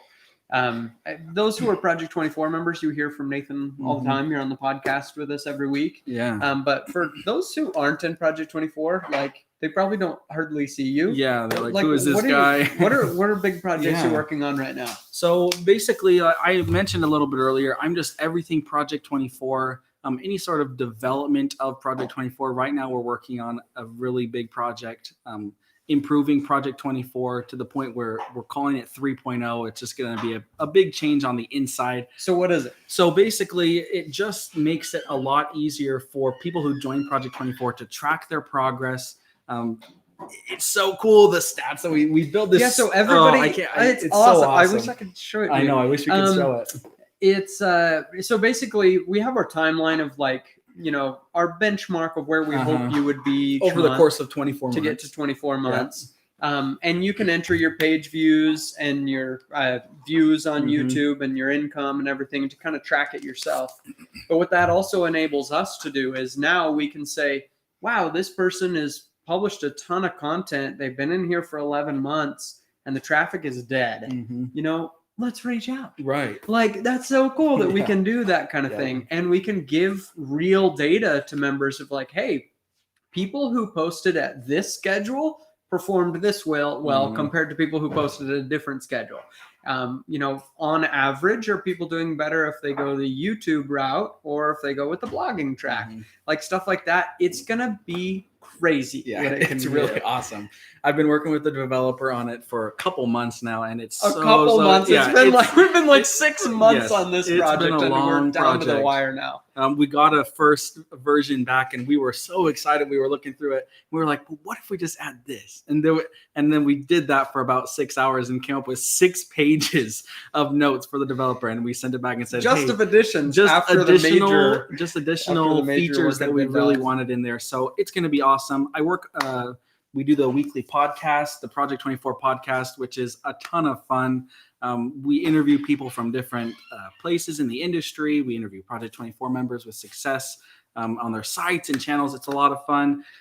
You're also working on our affiliate Yep, plugin. yep, yes. Akabato. We have tons of development going on right Yeah. now. Projects. Yeah, there's so many things. We're working on a couple secret projects that I'm not going to tell you about. It might have something to do with Project Rexburg coming back. Listen to the podcast this week. So there's a lot of really fun projects. And not only that, but also making sure that all of our content in Project 24 is up to date 100%. We're always going through and either adding new courses where we see fit or just taking old courses and revamping them, making sure that they're in the best format and that the information is just up to date to what we know is the best way to have success. So that's kind of what I do in Project 24. I'm in the community all the time, kind of talking with members in there, helping out where I can, answering questions. So it's a lot of fun. I love working in Project 24. So hopefully we'll see you guys in there. Cool. I'm going to get out of your way so you can sit in here. All See you guys. All right, Stephen Buchanan, thank you for the super chat. That was super nice of you. Super. Best niche. I'm always looking for and very cognizant of when I'm having a hard time finding information. And anytime I'm having a hard time finding information, I know that something really, really good is going to happen in that niche because I'm about to enter it and change things. I'm going to give you a specific example. I'm going to do a video for Project 24 members next week, but I'll give you guys a little preview. So probably most of you know, we have the YouTube channel called Backfire. It's about shooting sports. Where we live, everyone goes and hunts. Anyway, so we created this YouTube channel. Brad, who's going to be on the live later, is running the channel. And as I was searching things in the industry, I like going shooting on weekends, just go to the shooting range, and I like shooting rifles and stuff. As I was searching information, it was pretty shocking how hard it was to find information on a topic that's really big. What was it, like 50 million guns got sold this year? And like I would search like the most popular bolt action rifle cartridge right now, like the 6.5 Creedmoor, and you search like, what's the recoil? And it was hard to find the information. I was like, how is that hard to find? This should be easy. And it just wasn't, right? And so I was like, game on. So I'm going to show you my project. It's going to be a little bit janky doing it this way, but I'm going to do it anyway. So I have put, I don't know, 30, 40 hours into this. Plus we did work in the office on it. It's just a gigantic Excel sheet of like every caliber you could imagine, and all the data about it. And then once I have this data, I'm just making one template page for how to display that data. So this is, I hope you guys can see. Yeah, you can see all right. You can see how the information is being displayed, and it'll show you recoil. It's, there's just all recoil, how flat shooting it is, what you can use it to hunt with, how much it costs per shot, just everything you could imagine, all the information in there. Oh, it's like backwards on there. Why? Pros and cons of the cartridge. Here's it's just an FAQ of just different questions you could all ask about it. Essentially, what I've done is I've gone through Google, like everything you could possibly Google about it, everything there's a snippet for, and it's just feeding Google, just feeding them information. And so that's what I'm looking for in a niche. Going back to the original question, I'm just waiting and waiting and waiting. I'll be patient. Sometimes it takes a couple months, but I'm just constantly learning just different stuff. I was looking at this weekend about how safe is it to get a pilot's license, because I saw a YouTube channel of this guy that just flies all around and stuff on his little plane. And so I was looking at that information, and it was pretty easy to find the information. And so I move on. But every time there's something, I type it in. So I guess if you want to find the really, really great niches, you got to be constantly learning and just curious. Every time you see something, it's like, that's kind of cool. I might get into that someday. And just do some Googling and make a little note every time you find something. I just saw this morning, my neighbor's yard has one of those robotic lawnmowers and stuff. I was like, there's a niche site right there. You want a growing industry that's going to be popping up over the next few years? Yeah, those things are definitely taking over. So that'd be a good one. All right, there was another super chat here that I missed. There's Jordan Pierce says, thanks for keeping the SEO community real. Aw, thank you, Jordan. That's cool. Okay. All right, I'm turning to your questions now. Stephen Madgwick, will building a niche site from the gambling space prove problematic in the long run for working with ad partners? Google doesn't explicitly say so, but there have to be long-term concerns. Yeah, and there are a lot of niches like this. I mean, the culture we live in is so like, if you talk about something I don't agree with, you are canceled, right? And so like that's we have this firearms channel. It's the same kind of thing. We see people making sites in Project 24 on marijuana, just subjects that are just iffy with ads companies. I would say that we're probably getting, in a way, a little bit more permissive on what kind of websites are allowed to have ads. For example, Google just allowed firearms ads starting, I think, October of last year. They changed that. And it created a cool opportunity because there haven't been many sites on it, because what do you do with the traffic when you get it? There are no ads. You can't really get many ads on the site. And so now that's more open. And so there's an opportunity there. With gambling specifically, I don't have any information on what's allowed and not. I don't know. I don't gamble myself. But I would say that in a way we're getting more permissive, while at the same time, there are companies boycotting Facebook and stuff because they aren't stopping objectionable content enough. So it's just in turmoil, and we see just a lot of changes. It's just hard to say. You just need to go into the niche with your eyes wide open. Just know that, like, hey, there's a chance here I could have trouble with ads, and so I'm going to focus on an info product or what else. All right, Scum asks, does Bears beat Battlestar Galactica? I almost wore that shirt today, and then I was like, oh, it's not very professional. Oh. Okay, Neil Yu asks, tell us how to get snippets specifically. Okay, well, I just showed you an example of the kind of project that I'm working on to try some new things to just own snippets. Oh, look, I got a little John Travolta going on right there.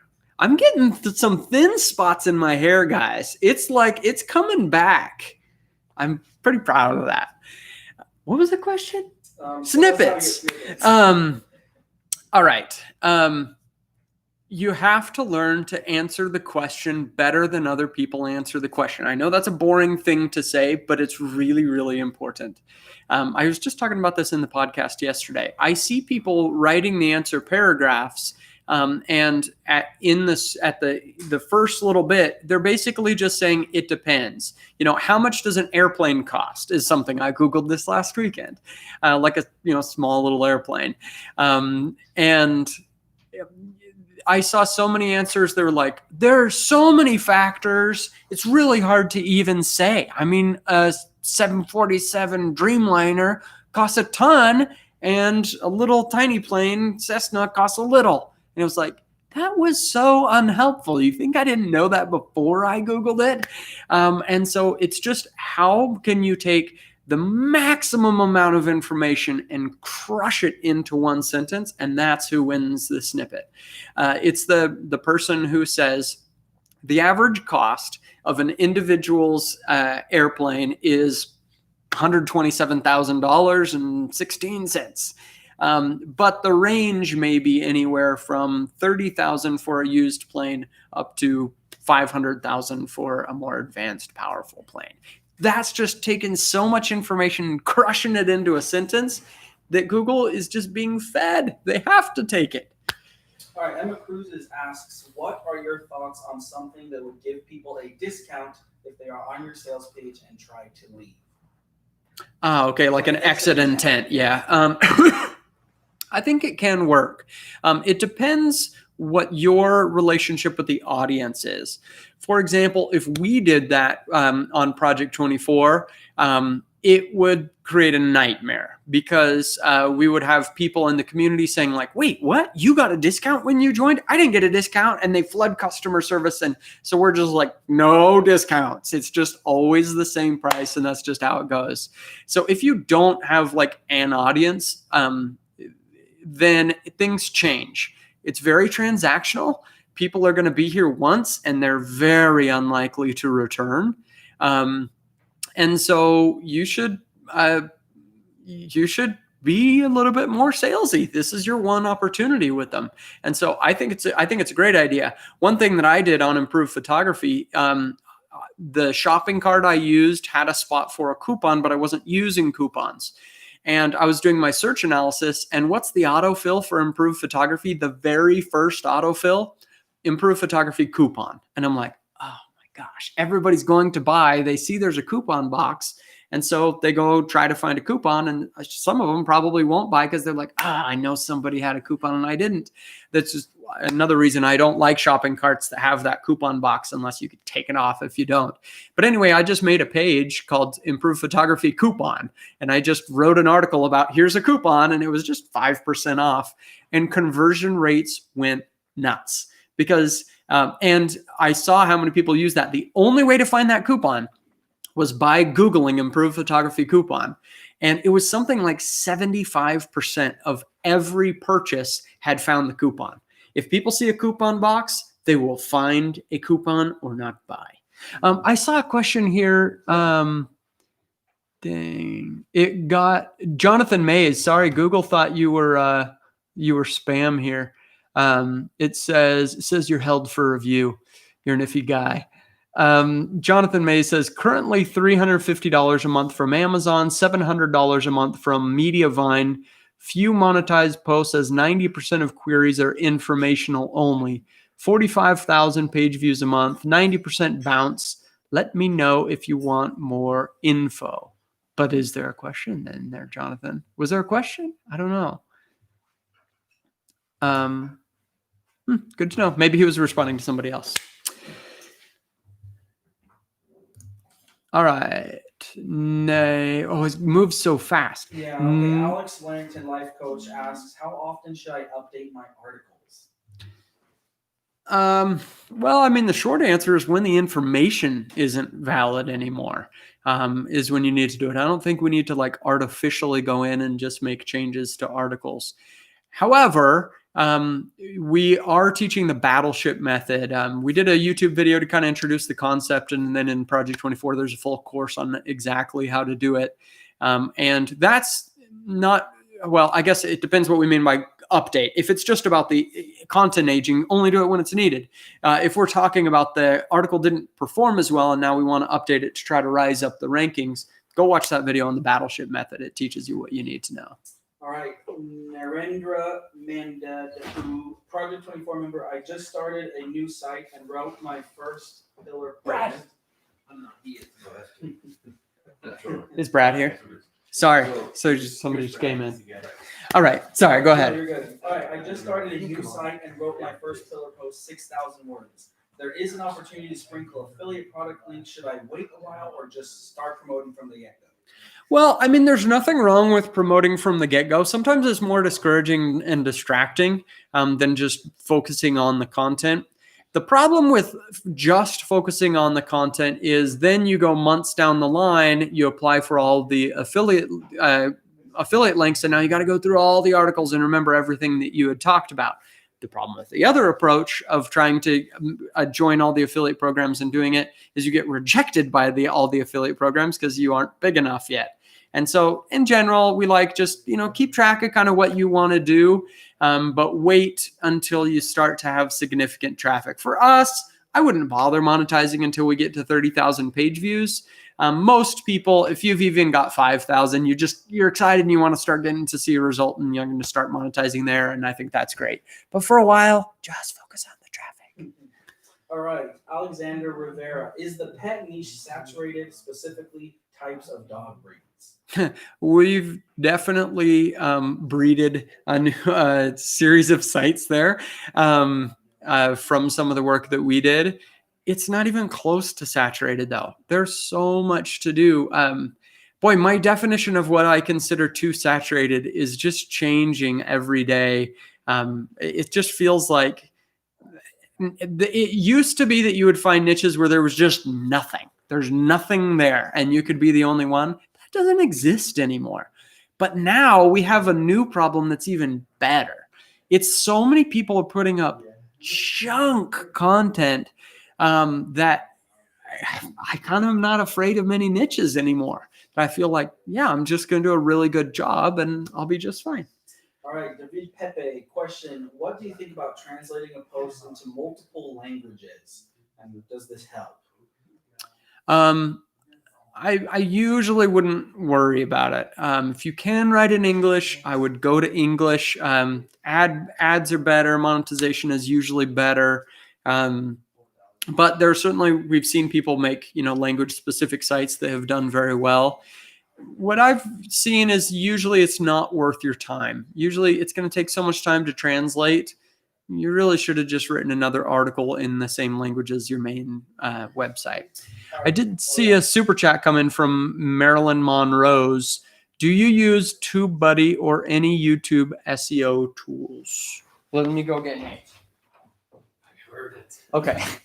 I don't know. I've tried a couple of them, but I heard don't it. know much about them. I was in the other room when I was listening and I heard the question, TubeBuddy or any other SEO tools. Process of testing them right now. Right now, actually on our channels, we have vidIQ. This is not an endorsement by any means. I'm just testing it. It's a competitor to TubeBuddy. I believe TubeBuddy is the biggest one, most well-known. Some of the stuff is seeming quite useful and some of it is pretty useless so far on vidIQ at least. So yes, more to come on that on Channel Maker. Sorry, I just jumped in. But initial reaction, worth it? For small channels, initial reaction would be no. You can learn the skills that you need to build a channel without one of those tools. A lot of times I feel like people go into those tools with the hope that it will somehow give them secret sauce to grow their channel, when most of what those tools do, from my exposure to them so far, is they just show things that are already in analytics. They just display it in a different way, or they make it convenient. For example, vidIQ will show on any video on YouTube, it'll show the like to dislike ratio on the video itself. While you're browsing, it'll show up 95%, like to dislike. And you already know that by clicking on the video. It just makes it more convenient to show it. And it's got like various other barely features. more convenient. Just Just how I felt about it. Barely. In my initial testing, I didn't see any like killer feature that made me think like, man, I'm paying for this. Mhm. But it was nifty. Is Mhm. that kind of your? Yes, there are some things. For example, with vidIQ, it's very useful to me because one of the features is you can export a list of the all the videos on the channel and show their views and that kind of stuff. It's all publicly available stuff. It's not stuff you couldn't do on your own, but to export it into a CSV is quite useful for the research I'm doing on channels. So that's nifty. Like that saves me a lot of time. TubeBuddy supposedly, I haven't paid for a version yet, but I'm about to. But they supposedly have an A/B testing on thumbnails, which Not something I would recommend because YouTube is coming out with their own A/B functionality, Yeah, that's pretty and soon. the reason I think they haven't released it is it's gonna mess with the algorithm if you're switching the thing. So I would just wait for YouTube's. cool. Cool. All right, Michael Langwell asked the question: can we use Project 24 to build a lead generation site and then sell the leads to local business? Yeah. Yes. This is Ricky's giggling over there in the other room because this is a growth area that we are seeing, and something we have some pretty cool plans for. For example, real estate is one that it's just crazy. When so many people are moving into the Boise area. For example, the home I bought in 2015 in Meridian, let's see, I think we paid $355,000 for it. That house just sold this last week for $600,000, almost doubling in 5 years. Crazy. I mean, just the Boise area is just getting hammered with people moving here. And so I have told multiple real estate friends, like, why aren't you making a YouTube channel and a blog of like best neighborhoods to move to in Meridian? Neighborhood profiles, areas of the city. Is Boise a safe place to live? Where to live near HP or Micron or, major employers, like just all that information. And then in all those articles and YouTube videos hey, I have an out of town special that I do. If you're coming into Boise, I go pick you up at the airport, drive you around everywhere. I get you a cheaper rate at a hotel that I'll pay for while you're coming to look at homes over the weekend. It's just for people moving into town, like, oh my gosh, you would get so many clients that way, and it's just ignored. And so I'm like, all right, maybe we just make the site and we just make a deal with the local real estate agent and sell some leads. All right, Rossi Dorado asks or says, I hope this live is available later. I went to eat dinner and missed a ton. Well, we're going to be here for a while. We're going to be here for whatever, 8.5 more hours. All right, Steve Madrick asks, Thai curry or pizza? Oh, come on. Seriously. It's Thai curry for sure. Thai curry is so good. And we keep hearing from people who have never even tried Thai curry. You need to fix that. It's so good. All of them. Green, yellow, Penang. Doesn't matter. They're all good. All right. Sashan Pradhan says, super chat, by the way, 10K monthly visitors after working 1 year. Am I progressing good or not? Does Ezoic work for Indian traffic or not? I haven't tried Ezoic with Indian traffic, but they do work with many countries. Your ad revenue will be quite a bit lower, unfortunately. I wish it weren't that way, but unfortunately, it's kind of how the world works. 10,000 monthly visitors, not even page views, in a month is great. 1 year in. It depends how much work you've put into this, how many posts, but really all I care about from the initial batch of content, 30, 60 posts, whatever, just prove the dang concept to me. It's fine if I miss on 20 posts that just don't get the traffic that I want them to. That's okay with me. Now I know what not to do and not to spend time on. As long as I'm getting some kind of realistic hit rate of several articles that are working, I'm happy because now I'm just going to do more articles like that one. And so 10,000 in a month, you've proven the concept, you know what to do and what not to do, and now you're off to the races. All right, Be Decisive asks, is it a good idea to have one website that has various niches or topics on the website with a menu structure to each niche? This question is to the man in the red shirt. Thank you. Kind of like a outdoor troop style website. So, a year ago, we were really excited about these mega sites with just massive topics. And I do think they work, but we did learn some negatives to them, where unless you're producing a huge amount of content to actually fill all those niches, you may be better off just separating them into those specific niches and really fill one niche before you move on to the next. It's really a matter of how big will you eventually get, that can you actually fill the space? Because if you can't fill the space, you're better off being relevant to a smaller area. And now about the category structure, specifically, you'll notice in Akabato, we recommend a hamburger menu that just kind of shrinks up the menu that you don't even see it until you click it. Reason is we ran tests on menus with several different designs. Nobody clicks a menu. I mean, just nobody is clicking menus. They're reading the article and maybe clicking internal links and they're leaving. They're not going to the menu to see what you have in general, unless you have a real big built-in audience. And so I just wouldn't even worry hardly about how it's organized. I'm totally fine these days if somebody wants to just stick all their articles in a blogs category. Fine, not a problem to me. TJ Russell asks, is that a Dundee Award on the shelf behind you? Yes, it is. It is the Dundee for whitest sneakers. Okay, and we had a question here. I'm looking for it. The question is about 3.0 and Would you mind closing this door? the ability for 3.0 and the tracking different projects. How is that going to work? Yes. So when we first built Project 24 3.0, we had it so that it would just be, here's one, all your sites combined. And then we're like, some people are on the YouTube track, some people on blogging, some people may have multiple sites. And so now you can do the tracking separated into each project. I say now, in the version that we're working on right now. All of Project 24 3.0, none of it has been released. It's going to be a few weeks. We're so close. We've been working on it since, January? Almost there. All right. Miguel Estrada asks, what should I improve if one of my articles is ranking number 1 on Bing, but nowhere to be found on Google, even though it has been indexed? Just give it time. I mean, it's really all SEO.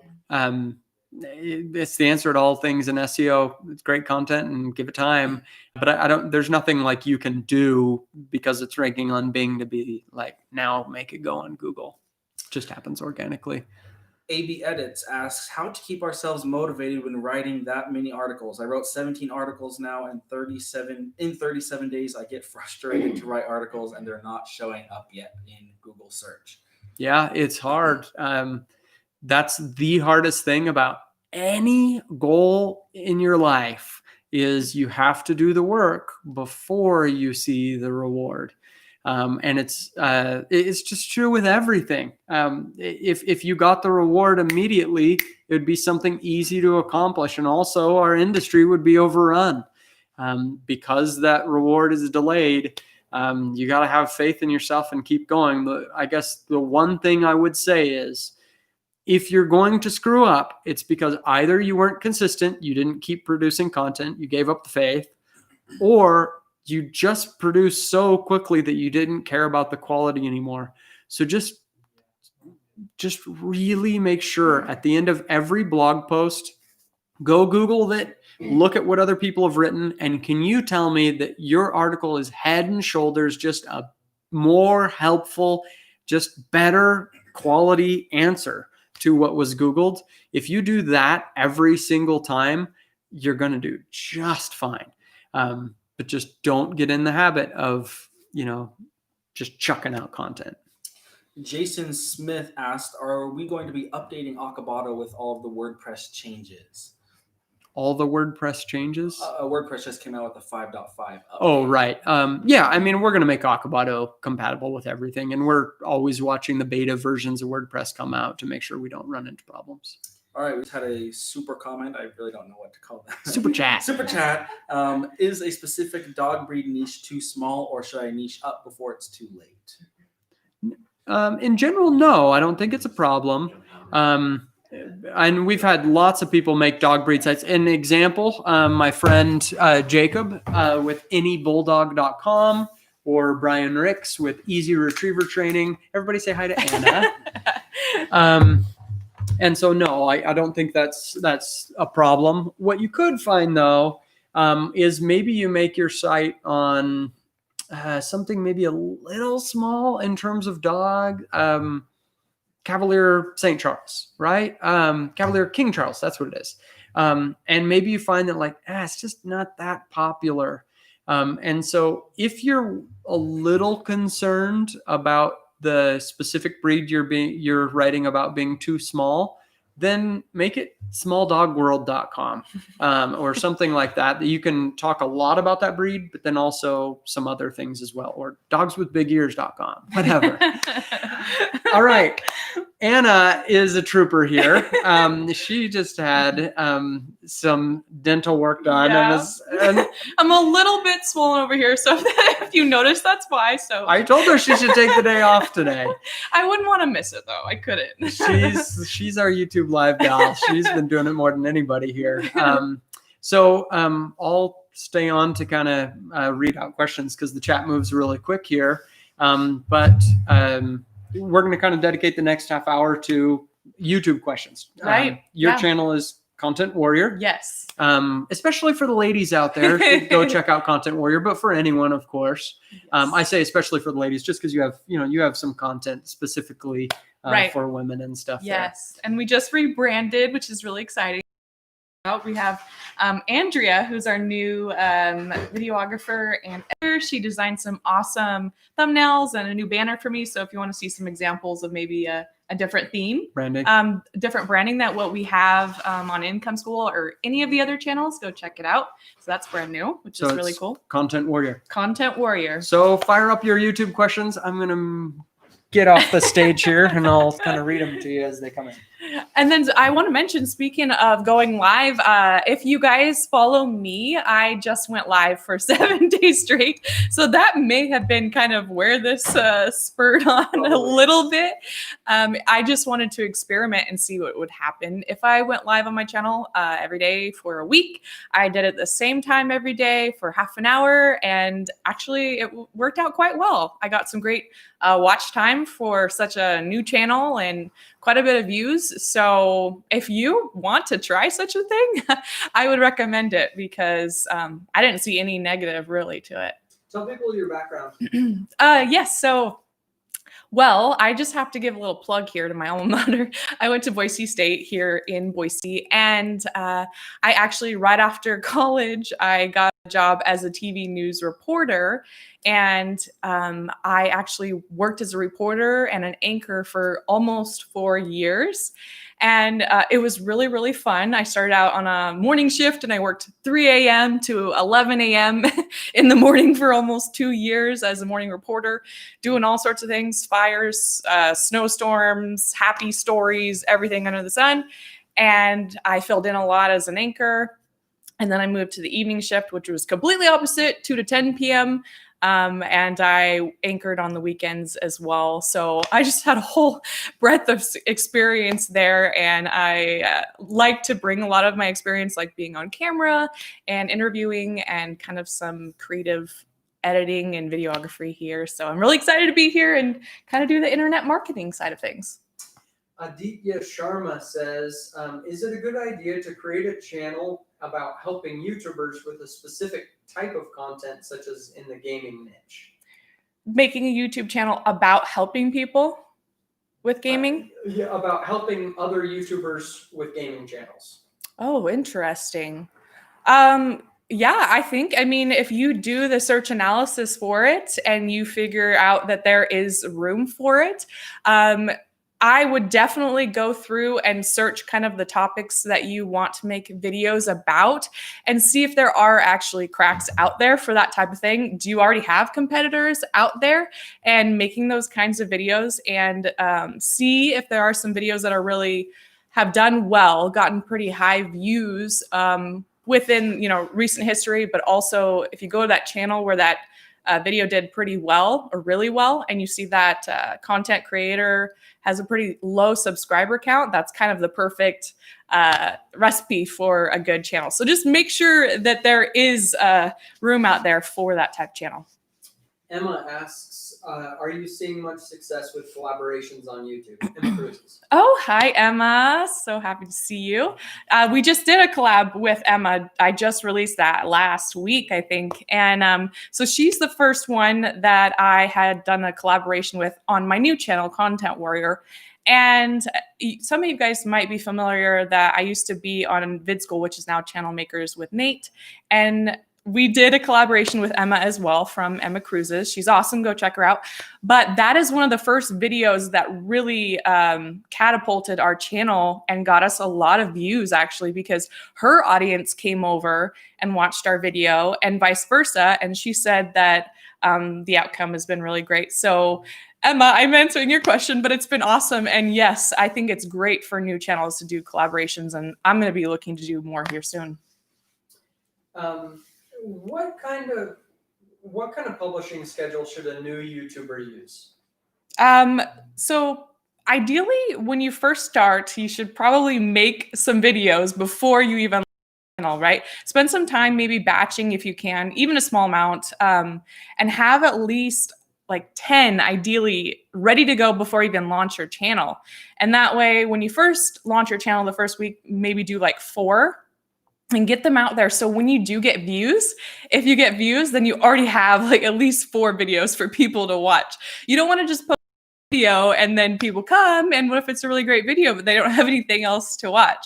So after that, normally 4, and then maybe the next week 3. And then after that, I would say 2 and 2 and 2 and 2 on the same time, the same day. What niches will be profitable on YouTube? I've read that many niches, the YouTube ads don't pay much. Well, I think anything that you really hone down your niche within the beauty industry is very profitable. Gaming is very profitable. Travel, finance. But I think the more important thing is to really niche down, and that's where you will see monetization. Even if the ads, I always say on my channel, don't focus so much on the ads. Of course, we want to get the YouTube ads, but make a YouTube niche or a YouTube channel that you can monetize in the long run with like an info product, affiliate marketing, things like that, things that you can control. Jonas Newsom says, what's your advice if you've created a video that you think is funny enough to go viral but doesn't seem to be doing anything? So they've already made the video? Is that what they're kind of trying to say? Unfortunately, at that point, maybe that video just hasn't been picked up yet by YouTube, but that doesn't mean it can't. I've seen other channels have videos being picked up even almost a year later. So don't delete any of those videos or anything. You just never know. It could go viral later. But I would just focus on continuing to put really good quality content out there. And especially if your channel is new, keep putting search topics out there so that way people can search and find your videos, and YouTube hopefully will start running with your videos. And then when you get those views, more views from those types of topics and more subscribers, then they'll watch your video, that video that you really like and is humorous, and YouTube might push that out eventually. Do you like living in Boise? It looks like a set from a movie with mountains. Yeah, I love it. I absolutely love it. I really do. I don't want to leave. And that's kind of one of the reasons I left the news, is because you guys probably know that a lot of times journalists and anchors tend to move to different cities and bounce around and move up and up and up and up. And I realized I just don't want to leave. And I am a mountain girl for sure. Like I love to hike and raft and hike. Oh yeah, all that stuff. It's great. A.T. Williams, how do you niche down in something like in the meditation niche? Or do you even need to? Ooh, I think that is a pretty good topic on its own. Again, like I said earlier, I would always go search and see what you have already going on as far as competition. I think meditation is a great one. It's even kind of, I know it's a little bit different than yoga, but it's even a little more narrowed down than yoga. But if you can slightly narrow it down even more, that might be better. How did the going live every day for 7 days experiment work on your channel? Did you get more visitors from it? Yes, I think a lot of it was my main subscribers that were already there were in, and YouTube did like that. What was really cool about it, and if you do have a chance, go check out my videos because I made a recap about this, but what I did not expect, surprisingly, was when I came out of my videos, I already had like several hours of watch time, which is cool for such a small channel because people are sitting on there, right? Even if you have a few people just sitting on there, it accumulates. And then after you're done, you already have a few hours. And then if you let it sit on your channel, it accumulates even more and more and more. So I think it really did help me. And I'll have to look back, and I do say in that video, but I got quite a few subscribers from that week. What are some niches that would work well on YouTube? Ooh, I always use this example, and if I weren't so busy right now, I'd love to do something like vegan makeup. So makeup in the beauty industry is a huge, huge thing. But if you narrow it down even further, Vegan makeup? yeah. Do you eat it? You're not supposed to eat No. it. It has no animal products Oh, why do they call it vegan? because it's no animal products. They should say no animal products. Vegan isn't just what I'm you. a vegan pet owner. Oh, that means I don't have a pet. No, vegan means you just don't use or animal products. So if you just did something very, very specific like that, there is a market for that. There are people interested in purchasing only products that don't use animal So products. broadly though, like, do you think that's the best approach to pick something that small and develop a tribe around it? Or do you think it's better to pick something really broad? Like, which is going to get you picked up quicker? I don't think that in the beauty industry you should just pick makeup. I agree with that. You could pick something else. I mean, okay, maybe just focus on eyeshadows only Mhm. or eye makeup only. Mhm. Narrow it down to something like that, I would say. Wouldn't you agree? Yeah, I do. And I think vegan makeup sounds delicious, but I think it sounds good. Okay. Adair Jones, can you talk about the camera and setup? I'll bring you a camera. Okay. Yeah, so I use our cameras, our professional cameras, but I also use my phone a lot of times. If you go to my channel and watch some of my videos, I actually implement video that I've shot with my phone within my videos, and you may not even be able to tell because I'll use like a video from my phone after a shot that I've used with the camera. And so if you do have an iPhone or any sort of smartphone right now, they do really well. But Jim is bringing me all this. Okay, well, thank you. We just don't have the tripod. Okay, so this is very important. This is our lav mic, and audio, good audio, I would say, and lighting are the top two most important things. And by the way, links to these specific items are on incomeschool.com/tools. Yes. This one is a Tascam. It works really well. I know that there are some that are pretty reasonable on Amazon, but if you can invest in one of these, it is so important. It will make such a huge difference because I guess I'm going off topic a little bit, but if you don't have good audio and you don't have good lighting and video, then people won't watch your videos. So this is what we use. We use a separate mic, and we actually attach our audio and video in editing afterward. When I was working in the news, it was all together, but it's really not that hard to sync the audio. Then we have our tripod here. It's actually a very small setup. So we have this tripod. You can get tripods for what, like $20, $30 if you want to get them that cheap. $500 ones. This is That's probably $100, $250. Yeah, I think this is about between $100 and There's several $2. brands that work well. Yeah. But when you're first getting started, if you want to pick up a $20, $30 one, that's all you need. A stable shot is nice. Then, so this is our tripod, but this one is already attached to like this Switch pod. switch pod. Lens thing. So you can vlog with it. So if you want to use one of these Sony cameras, you can pick up one of these, actually very reasonable, right?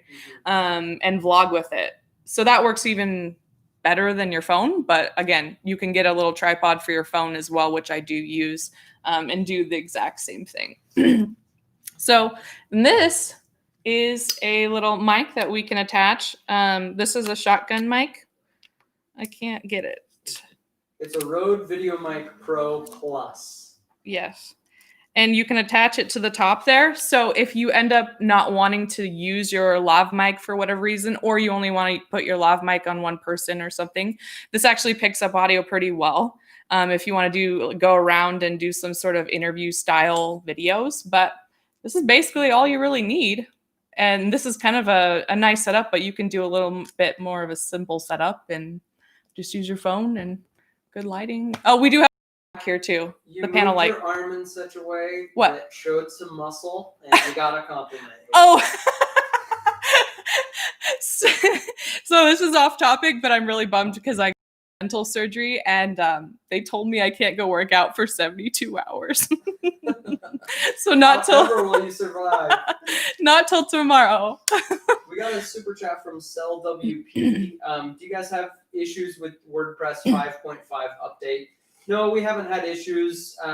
Nate just did a video on that on WP School. Just go to WP School YouTube channel and check out the most recent video. Nathan did a video on that. Anyway, he has a video all about the update, but no, it hasn't caused issues for us. All right. How many videos do you need on a YouTube channel for it to take off? Ooh, it's a very loaded question. It depends on, I mean, it really just depends. I would honestly just focus on making sure you are completely consistent with your publishing schedule and you are trying to make a winner every single time with your video. Because like I said before, you just never know what video is going to take off. And it may take months for one video to take off that will really catapult your channel. That's how a lot of channels get going, right? They eventually just have one video that takes off that gets them a bunch of views, and then they start to get that momentum. But I would say if you just keep being consistent, in 6 months, I think you'll definitely see some growth if you are consistent with your publishing schedule. Yeah, and I think that's key. Consistent with the publishing schedule. Mhm. Taking 3 weeks off YouTube is not a good idea. No. Can you put links in the chat to those mics? Just go to incomeschool.com/tools and you'll see them. I already have it taken care of for you. What do you do if you're nervous about getting on YouTube? Getting on camera. Yeah. Well, I would say it's just recorded. Just think of it like that. In the beginning, I would just record yourself by yourself. It's already nerve-wracking enough to be on video. So try not to do it when you're like around people or at home when people are like, hey, what are you doing? And that way you can just get used to being on camera. Record the videos if you want, but maybe don't even use them. Just record like 10 videos just to practice. And then by that time, you'll kind of get over some of that nervousness. But I would say really don't worry about it because you can edit it. That's the beauty of it. And also when you are talking, if you want to have an outline, you can have an outline with bullet points, which I would suggest doing. And you can look down at your outline at like your next point and you can edit between those if you want. That way you can keep on track. So don't worry about like having to, start and get to the end and not taking a breath and saying everything completely perfect. You don't have to do that. Coach EDU says, can you easily do YouTube Live directly from an Android phone? Yes. Yeah. smartphones these days are make it really easy, and the YouTube app makes it super easy. You can shoot everything on your phone, and then you can actually edit in the YouTube app. You can cut off the front and the back if that's what you want to do. If somebody already has an existing blog and now wants to start creating YouTube videos, should they try to do both? Essentially, they're asking, should they try to do both blogging and YouTube, or just focus on one platform?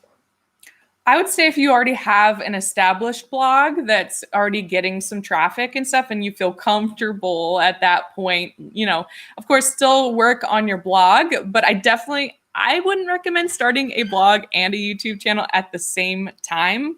A YouTube channel it's quite a bit of work. So once you feel comfortable and established in your blog, then you can use a lot of the content, of course, not the same, but the ideas that you've used for your blog, if they're the same, and make videos about them. And it's really cool because you can kind of see what's been successful on your blog, the kinds of topics, and kind of craft it toward YouTube. What do you think about TikTok versus YouTube? I can't really say because I refuse to use TikTok. I really never have, besides with what my friends have shown me. But I recommend YouTube because I personally feel like we have a better, more sustainable future with YouTube. And let's talk about that. Making videos on somebody else's platform is always scary. You never know what they're going to do. Is it a wise business decision to make a video on like YouTube or TikTok? To put your content on YouTube and then you're beholden to YouTube. I think so.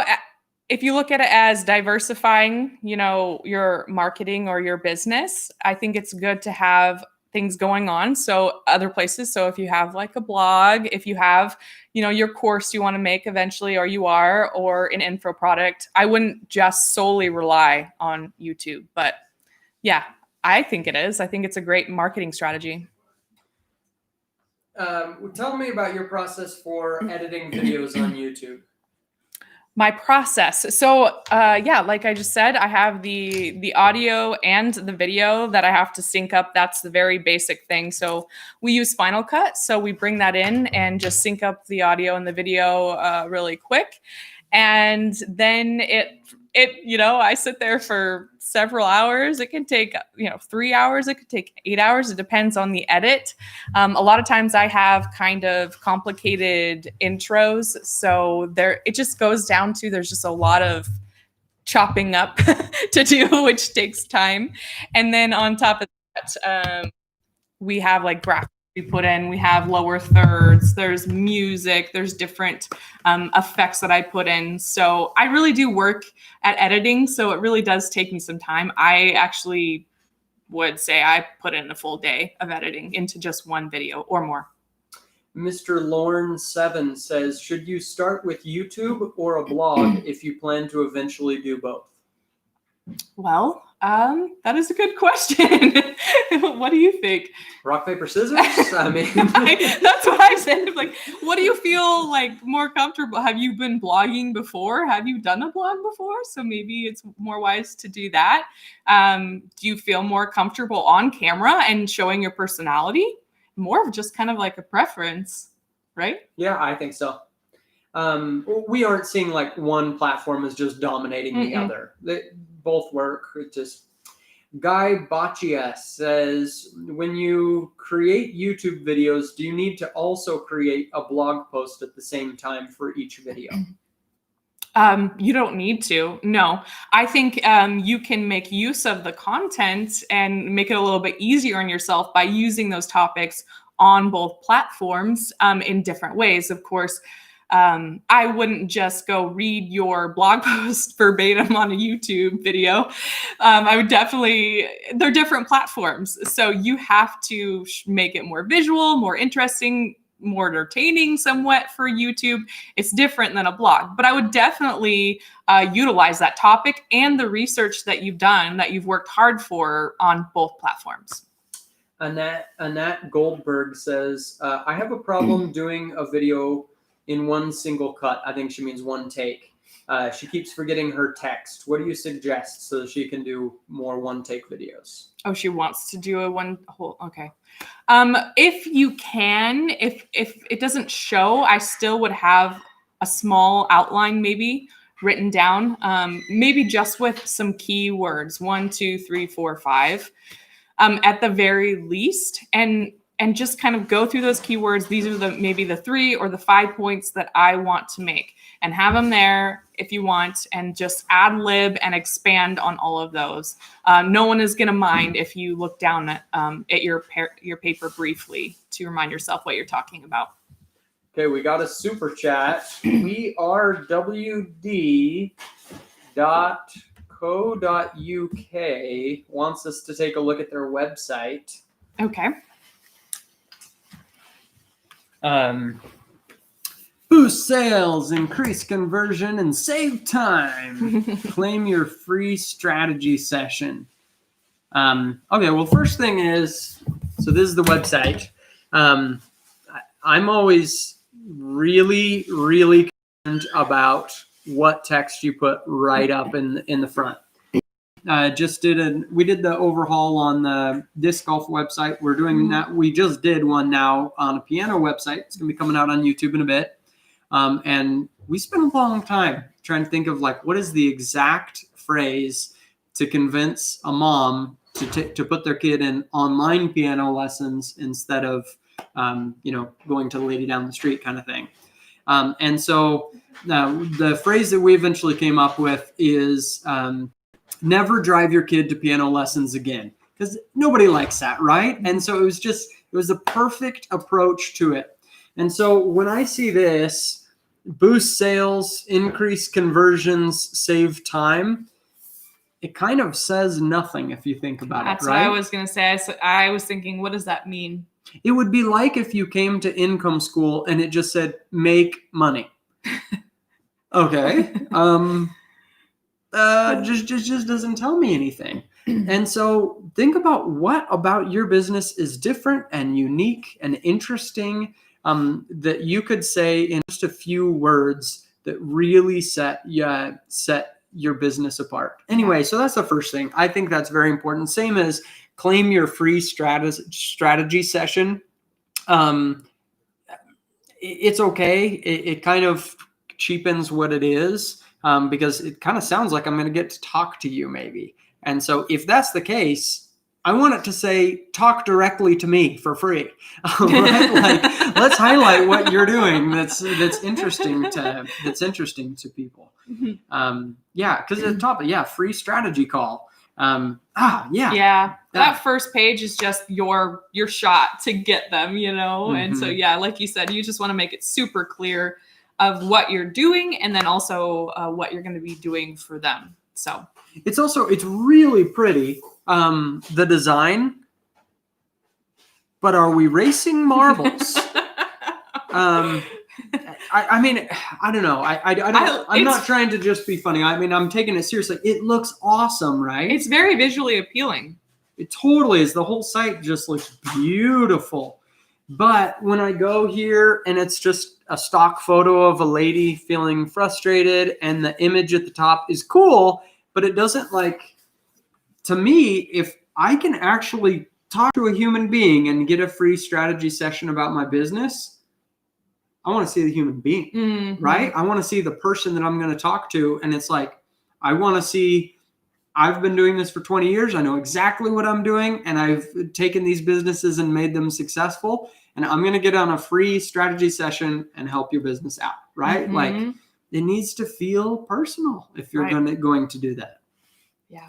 Anyway, I think it's a beautiful great job site. on designing, yeah. But let's axe the stock photos and let's work on the text and really sell what you have. Yeah. And also make a connection in some way, like you said, like showing your face or who you are or what you're doing or why you're so passionate about it does help make a connection. Okay. Brad is up. He's coming for the next YouTube Live. Anna, you are on again at 11 a.m. I'll You'll see be you back 11. if you have more questions for Anna. All right, Brad's going to hop in here. Well, I'll have you introduce yourself, Brad. Hey everybody, I'm Brad. I am the host of the Backfire channel. So Backfire started, I wouldn't say as a joke, but it started as just a little experiment for us. We'd had a lot of success on Income School's YouTube channel in terms of what it did for us marketing wise. And so we started telling people, go start a YouTube channel. And what we kept hearing over and over was people saying, but like, oh, it only works if you're teaching business. And we're like, no, it's actually way harder if you're teaching business. That's a very competitive space. YouTube is pretty easy to get easy. That's maybe not the right word. But compared to other ways, YouTube is a great way to get an audience, right?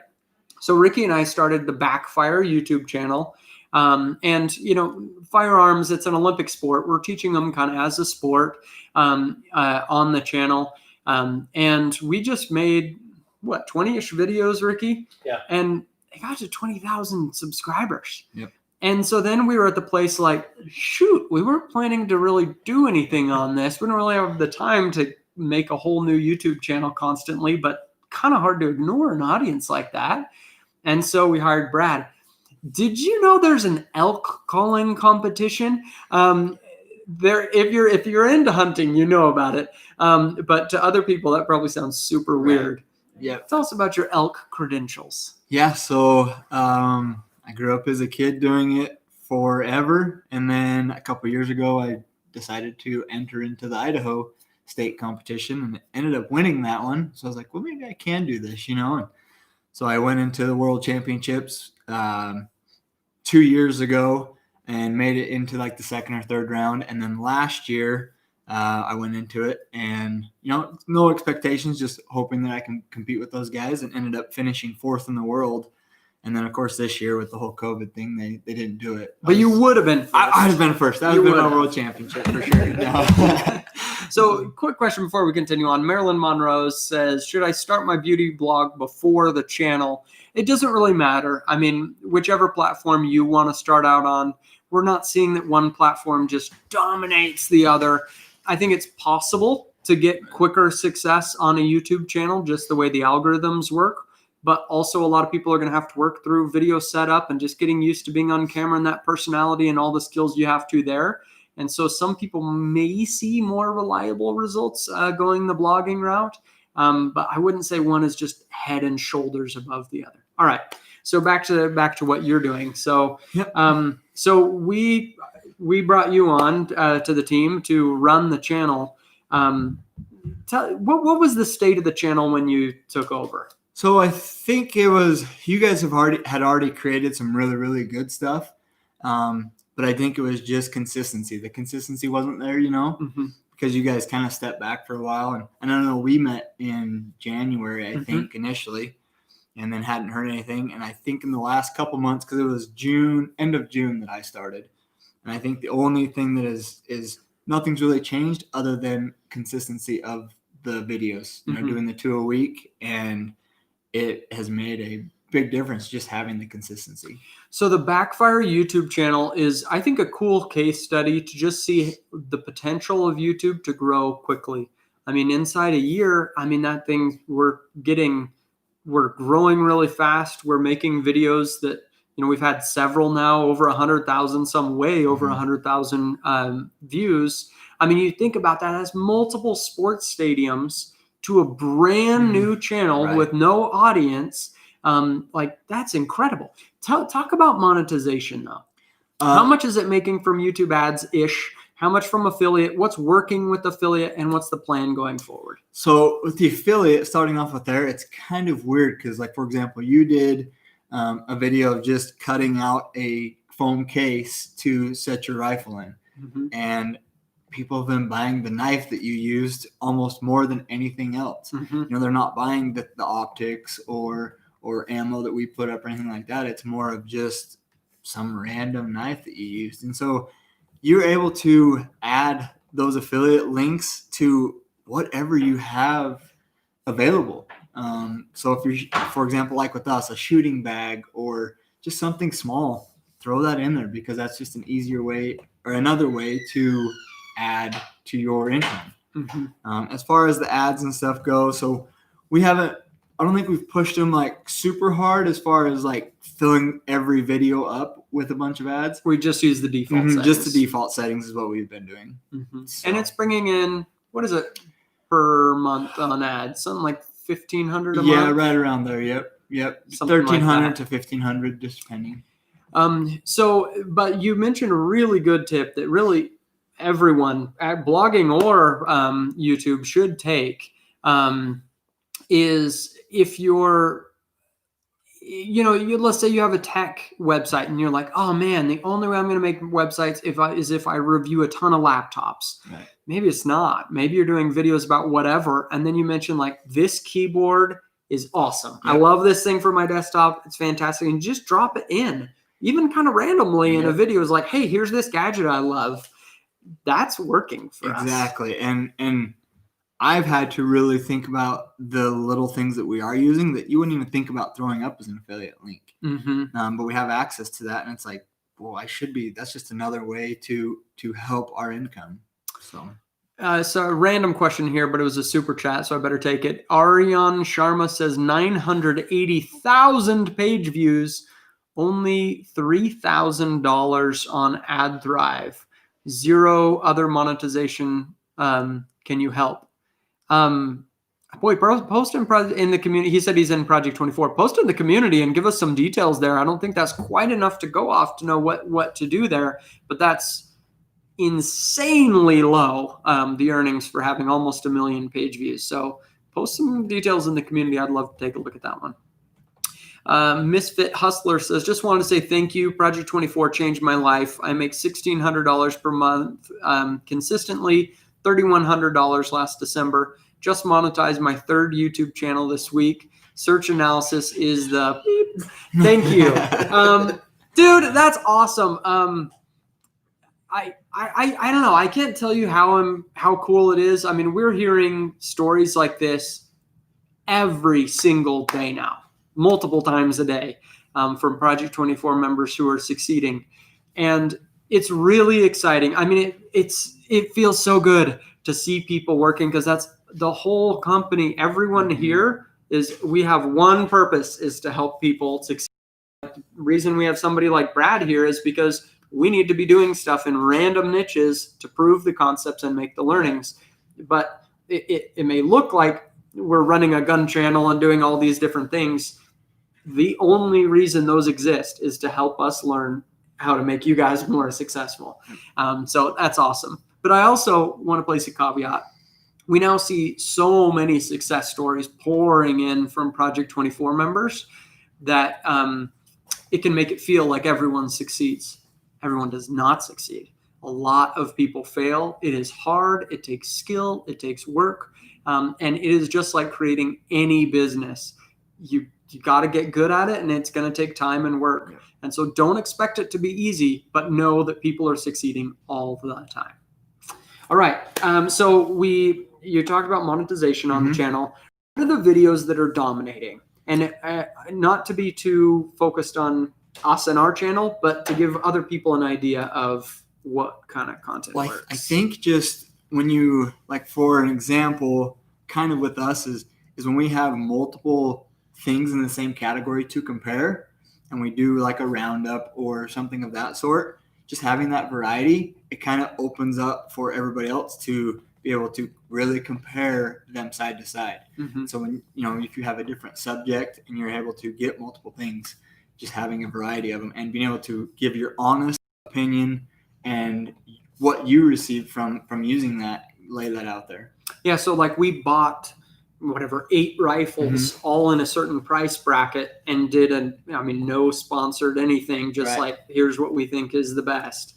And people loved it. It went bananas. Yep. It's been a little over a month and it's got 145,000 views, I think, right now, somewhere in there. The other cool thing is, so like, I can't remember what it popped at like in the first week. I don't know if you remember. It was, I want to say around that 20 to 30.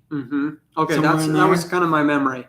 that's, I think, really cool because so we have another one that Ricky and I did about a year ago, and it has like 600,000 views. Yeah. And so when I first looked at it, I was like, oh, this second time we did it, it wasn't that successful. And then I looked at that first video, the same thing happened. You know, popped, it did well in the beginning, but it didn't just run up to 500,000 views. It did well, and then it's just gotten consistent views. I mean, thousands a month. And this new video appears to be doing the same thing, but actually at a faster rate. Right. I've got to think both of those are million view videos. Yeah, I agree. And we have another one coming up that I think is going to be Even bigger. I think bigger. I mean, maybe not, but Uh-huh. I think so. But just the consistency and being able to give the people the correct data, just what's in front of you, Mm-hmm. you know, and being honest with it.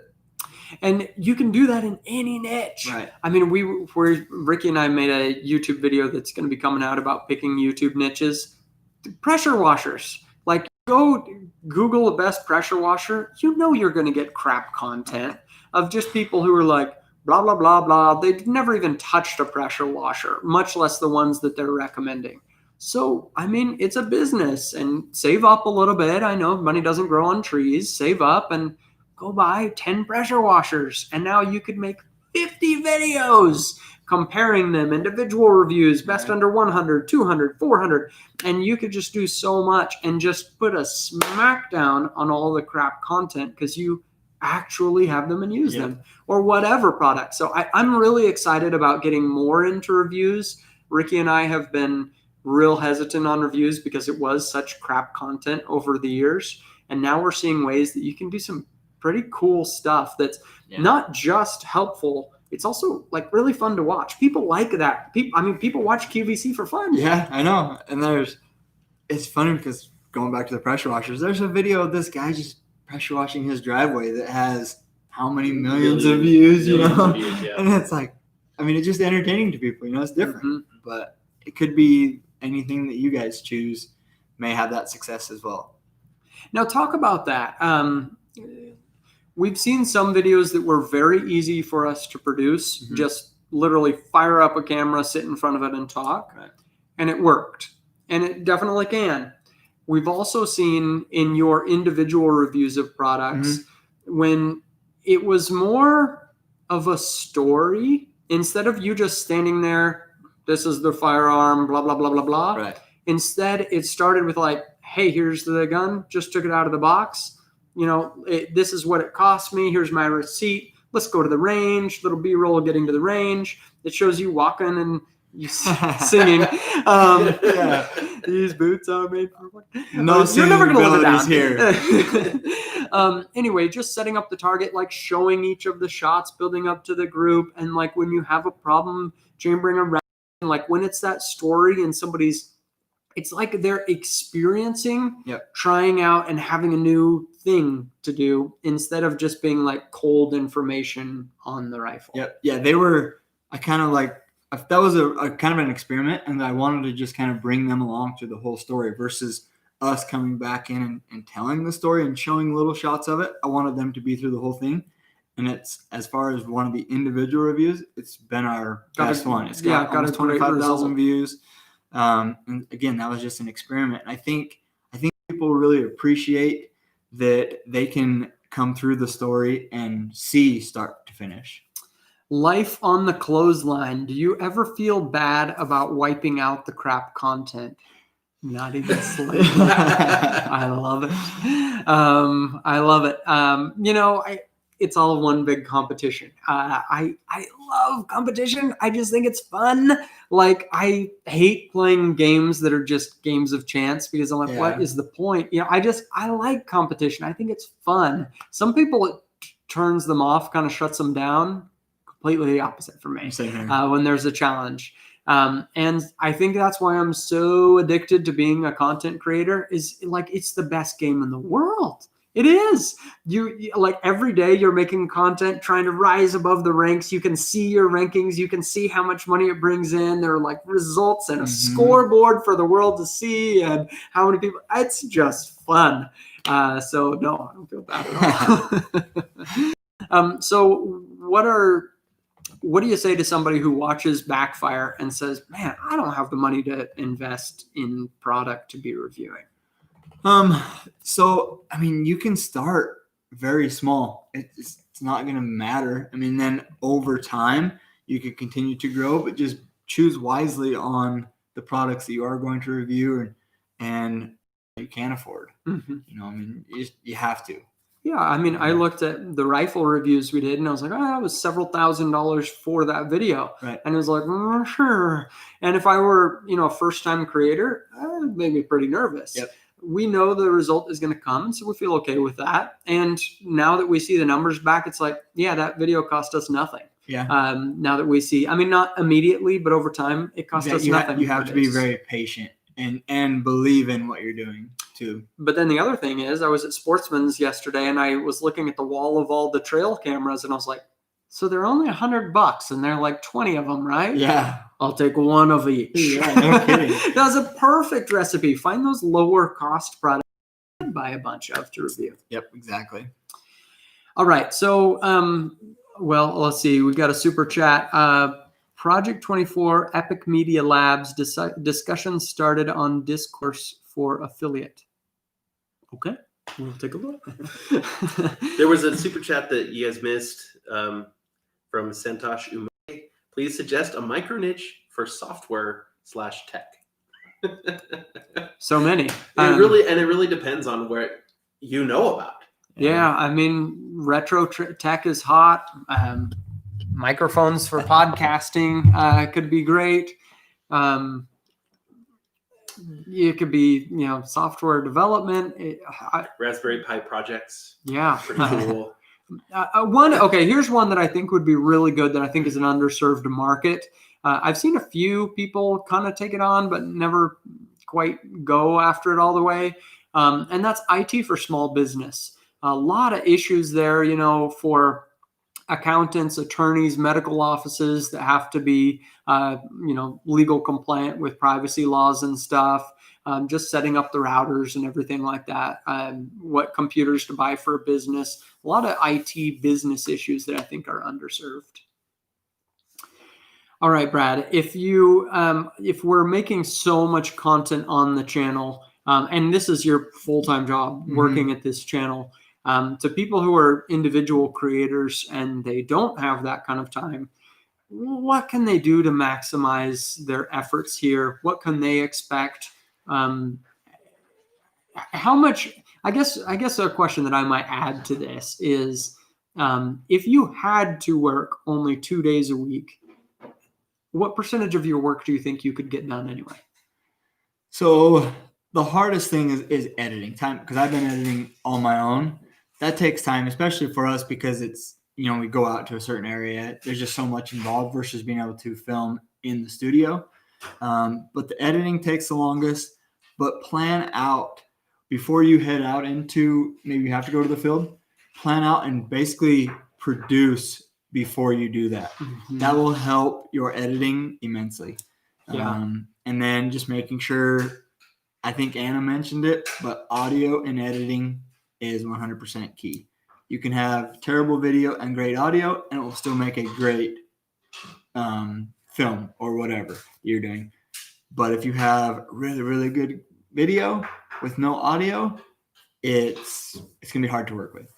Yeah, and another thing I might add for an individual creator, take videos 100% of the time. You don't have the time to do videos that are very complicated. Right. Some of these Backfire reviews we've done, go watch on the Backfire channel, just as an example. It's called like the best rifles under $750. That video, I mean, you put in probably 16 hours of editing. Yeah. I put in another 8. That is, editing something like that is a beast. Yep. Because there were just so many cuts and titles on the screen and everything. Don't aim for that as a new creator. I mean, when Ricky and I started the channel, it was all like one take stuff. And it worked just fine. Channel took off. Now that we have the time, we'll invest that time into it. But do 1 take videos. And then if you don't want them to be boring, record some B-roll, just some little clips illustrating what you're talking in to just cut on top of it. That's so much better than 1,000 clips you took this weekend doing different things, and now you got to compile it together. Oh, forget A it. nightmare. You don't have enough time Yeah. as a new creator that isn't doing this full time. Exactly. And just try and be consistent too. We've noticed it on the Backfire channel is just being consistent, getting content out there. Cool. Warrior Gospel sent a super chat. Thank you. And CellWP made some tweaks. That's cool. I'll take a look. 10 plus OJT demo videos for client on enterprise software in 2015. Just generic.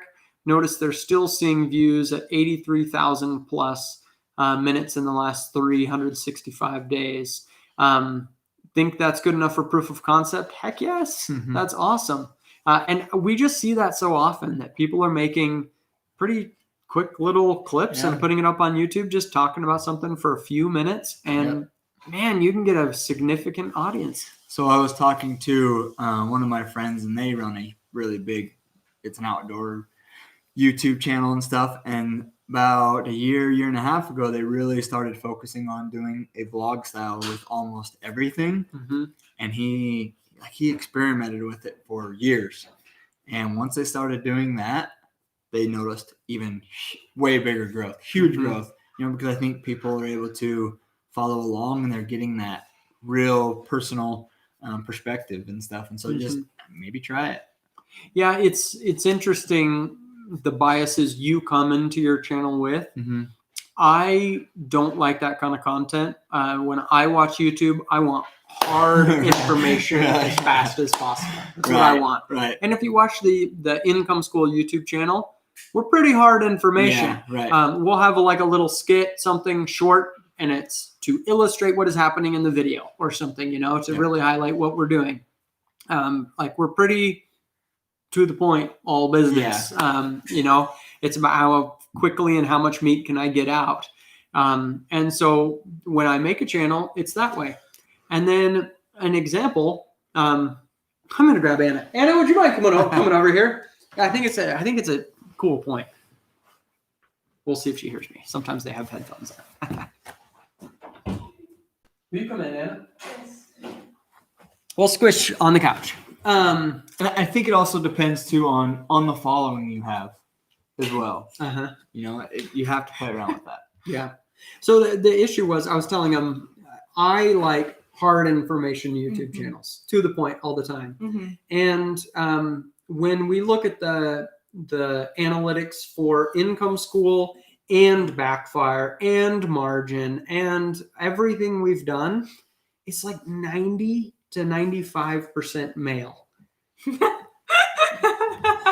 That's embarrassing to me. It is. And we've tried to make efforts to do some things. We were making some mistakes, like we were giving out niche ideas, and there were things that were traditionally male. And so we tried to come around to that, and nothing was making a difference.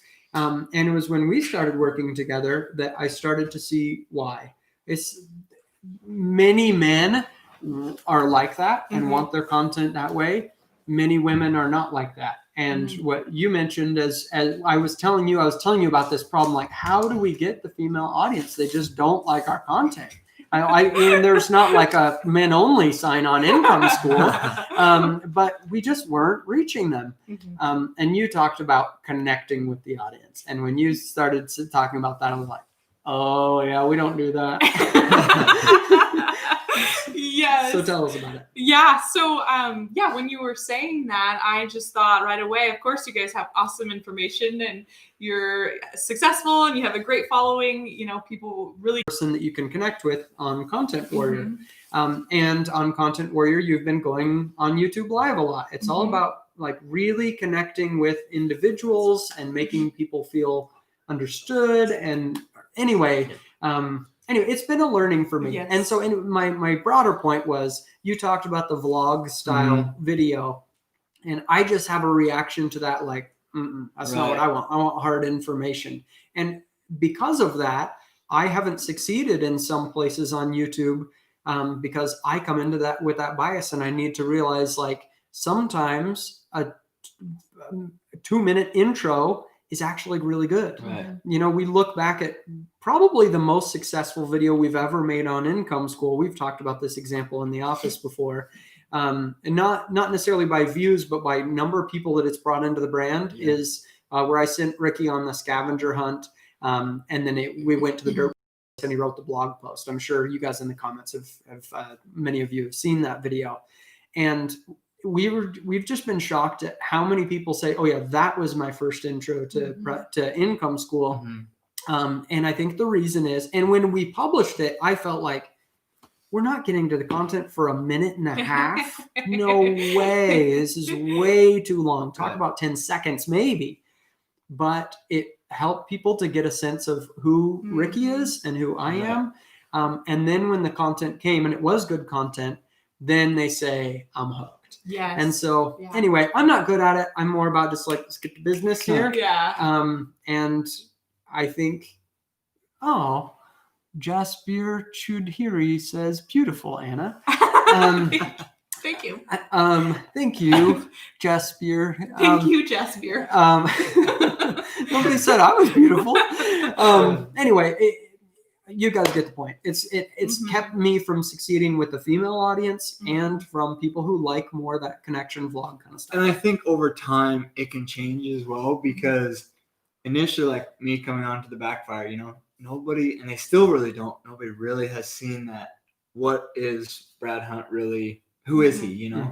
And so I think when you're kind of maybe adding that into some of those videos, it may work, it may not, but they are getting to know you as a person better, you know? I was going to say, even if it's just a small amount, just like that video that you guys did, it wasn't over the top. It was a little bit longer in the intro, but people loved it. But I think what people loved about it is, like you said, they got to know you and Ricky. They got to know that Ricky likes to, ride dirt bikes, and you guys like four-wheelers, and you like going out into the desert. And so that's like a small little tidbit that they hadn't seen before. And it also tied into the video, and it told a story as a whole, which is, I think, is really cool. Right. Is a cool way to connect to people, is tell stories within your YouTube channel. And stories is good. That's another one we've been talking about, is part of the advantage of kind of a vlog style. And I want to be careful when I say vlog style, because to some people that means I'm going to go shopping, come with me. And it's not necessarily that. So Ricky and I we've all been talking about how do we add more story to our videos. Ricky and I did the video on Income School about, what was it called, Ricky? Google Web Stories. Yeah. And we're like, okay, great. We'll spend a couple days, learn everything about it, and kind of give the debrief to everybody. That's kind of how I would make content. I just want get the information. And instead, we're like, let's make a little story into this. Let's record. Hey, we're just introduced to this new plugin. Now let's dive in, and it shows us diving in and kind of sharing learnings as we're figuring things out. And then, cool, I just published this, check it out, this is what it looks like. And then we talk to the camera and talk more broadly. Okay, what does this mean? What should you do, etc. It's like barely a story, but just that subtle change makes things a lot more watchable. I mean, who would want a movie where somebody just sits in front of the camera and is like, all right, there's a beautiful lady and a handsome man. She just left her career in New York and goes to this little small town. The handsome man is a handyman there, and he's kind of rough around the edges, right? Nobody wants that. You don't want a debrief of a movie. You want to experience a story with them. Yeah. And it's the same thing in YouTube in these little ways. Right. And people think of story as such a big overarching story, but it can be something just as small as that. Right. Like, hey, like I learned this, and this is kind of my experience and my research, and I did an experiment. It's kind of just like take you along on my little journey. It's still a story, but very small. Right. All right. Who's up? It's 10 o'clock. Ricky is. Get over here, Ricky. I'll be back at what do you have 11. more important than the 421 people waiting for you? I'm just going to leave this here. Ricky is standing you up. I'm back. Hey, guys. I'm back. I will take your questions now. Actually, I saw a super chat while you guys were talking. I'm going to go back and find it because I think it's time right now. Oh, the question was from Limitless Mayank. What if I publish 365 articles in a year? How much can I earn in the diet and weight loss niche? Click on them? What do you mean time ran out? So at the top of the chat, it says like, oh, there's a super chat. The more they pay, the longer it stays at the top there. Oh, I didn't know that. So we just try to answer them, right? But no matter how much, and we try to answer as many questions as we can anyway. But they'll disappear after a little while based on how much they paid. Huh, I did not know that. I noticed that's how it seemed to be working. Anyway, so he asked, how much can he expect to make if he publishes basically an article a day for a year? It's tough because the amount of traffic you're going to get depends a lot on search volume, which is unknowable until you start creating content. It depends a lot on how well you're able to rank. And diet and weight loss is easily one of the most competitive topics on the internet. So that's just a really tough one. Now, typically, we usually shoot for and are able to average close to 1,000 page views per article that we write after it's given time to grow organically. And so you could have 300,000 page views on a niche site with that much content on it if you give it another 6 months past that first year being up. And in which case, again, how much you make depends totally on monetization. We see people with websites with way less content than this going full time, earning $4,000, $5,000, $6,000 a month. You see other people who have this much content who are earning $500 a month. So it just really depends on your ability to follow the process as well as to beat the competition.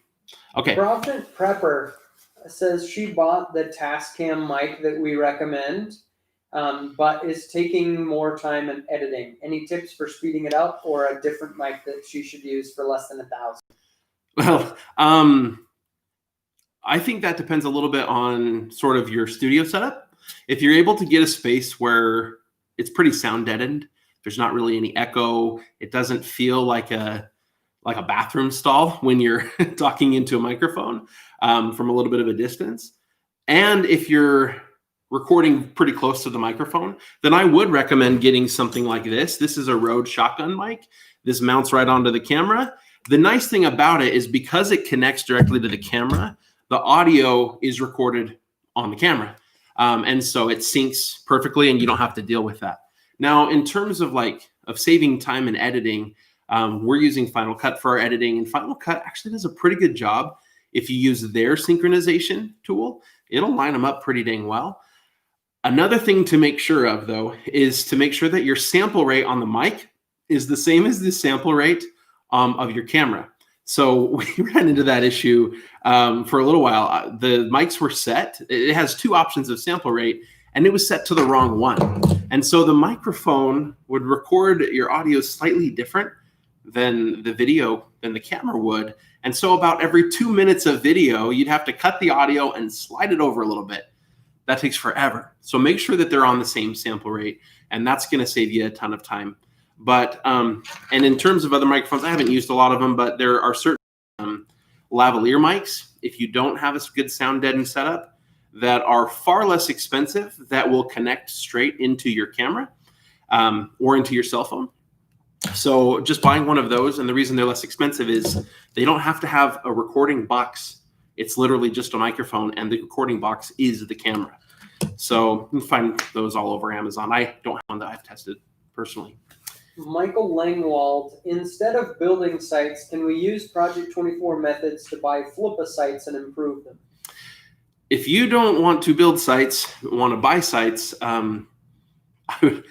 there are people inside Project 24 building their own sites and then selling them. I would do that. My problem with Flippa, yes, you can use Project 24 methods to flip a website, but I rarely, either on Flippa or pretty much any of the other platforms out there, brokerages out there for buying and selling sites, it's hard to find one that I think is worth even a fraction of what they're charging for them, because they're building them, in my mind, the wrong way, in a very different way than we would teach in Project 24. And so the work you're going to have to do to flip most sites, you might as well start over. It's my opinion. Julian Shades says, should I launch my blog with just 3 articles or wait for more before going live? Also, am I moving too slow with 2 weeks per article? Okay. In answer to your first question, I wouldn't wait. I'd go ahead and publish your content. in almost every case. The sooner it's published, the longer it has for Google to start working on it, start testing it, and get it to rank. So I wouldn't hold off. However, when I saw that, I thought it was 2 articles per week. That would be acceptable. 2 weeks per article, I'm afraid that you're not really going to get any momentum. We have seen plenty of evidence that suggests that adding new content on a regular basis and in a short enough amount of time really helps with link velocity. So as people do organically link to your content, the more often people are linking, Google sees that and it helps with your SEO. And so we have seen people who takes them a year to write their first 30 articles. And we've seen those sites just never take off in many cases. And so I would do what you can. I'd put in the time and try to speed it up. Ryan Brown has 50,000 page views a month and is starting a YouTube channel. Should he embed each video in a blog post? Not necessarily. If it makes sense, like if you have a blog post and this video goes along with it, sure. With 50,000 page views a month, I don't know, maybe it will give your videos some kind of initial boost, which could be nice. I don't know that it's going to do a ton for you, but it's not going to hurt as long as it's relevant. So sure, if you want to. Mahidhar Reddy says, while starting my site, I wrote some articles that Google isn't auto-suggesting. So what should I do now? Change them? Leave them? If it's something that Google isn't auto-suggesting at all, not a whole lot of value in those blog posts. If you can tweak the article to make it relevant to an actual search, I would go ahead and make those tweaks and I would write about it as long as the headline actually you give people what you promised with the headline. But I would write something, I would tweak it so that actually does fit a real search.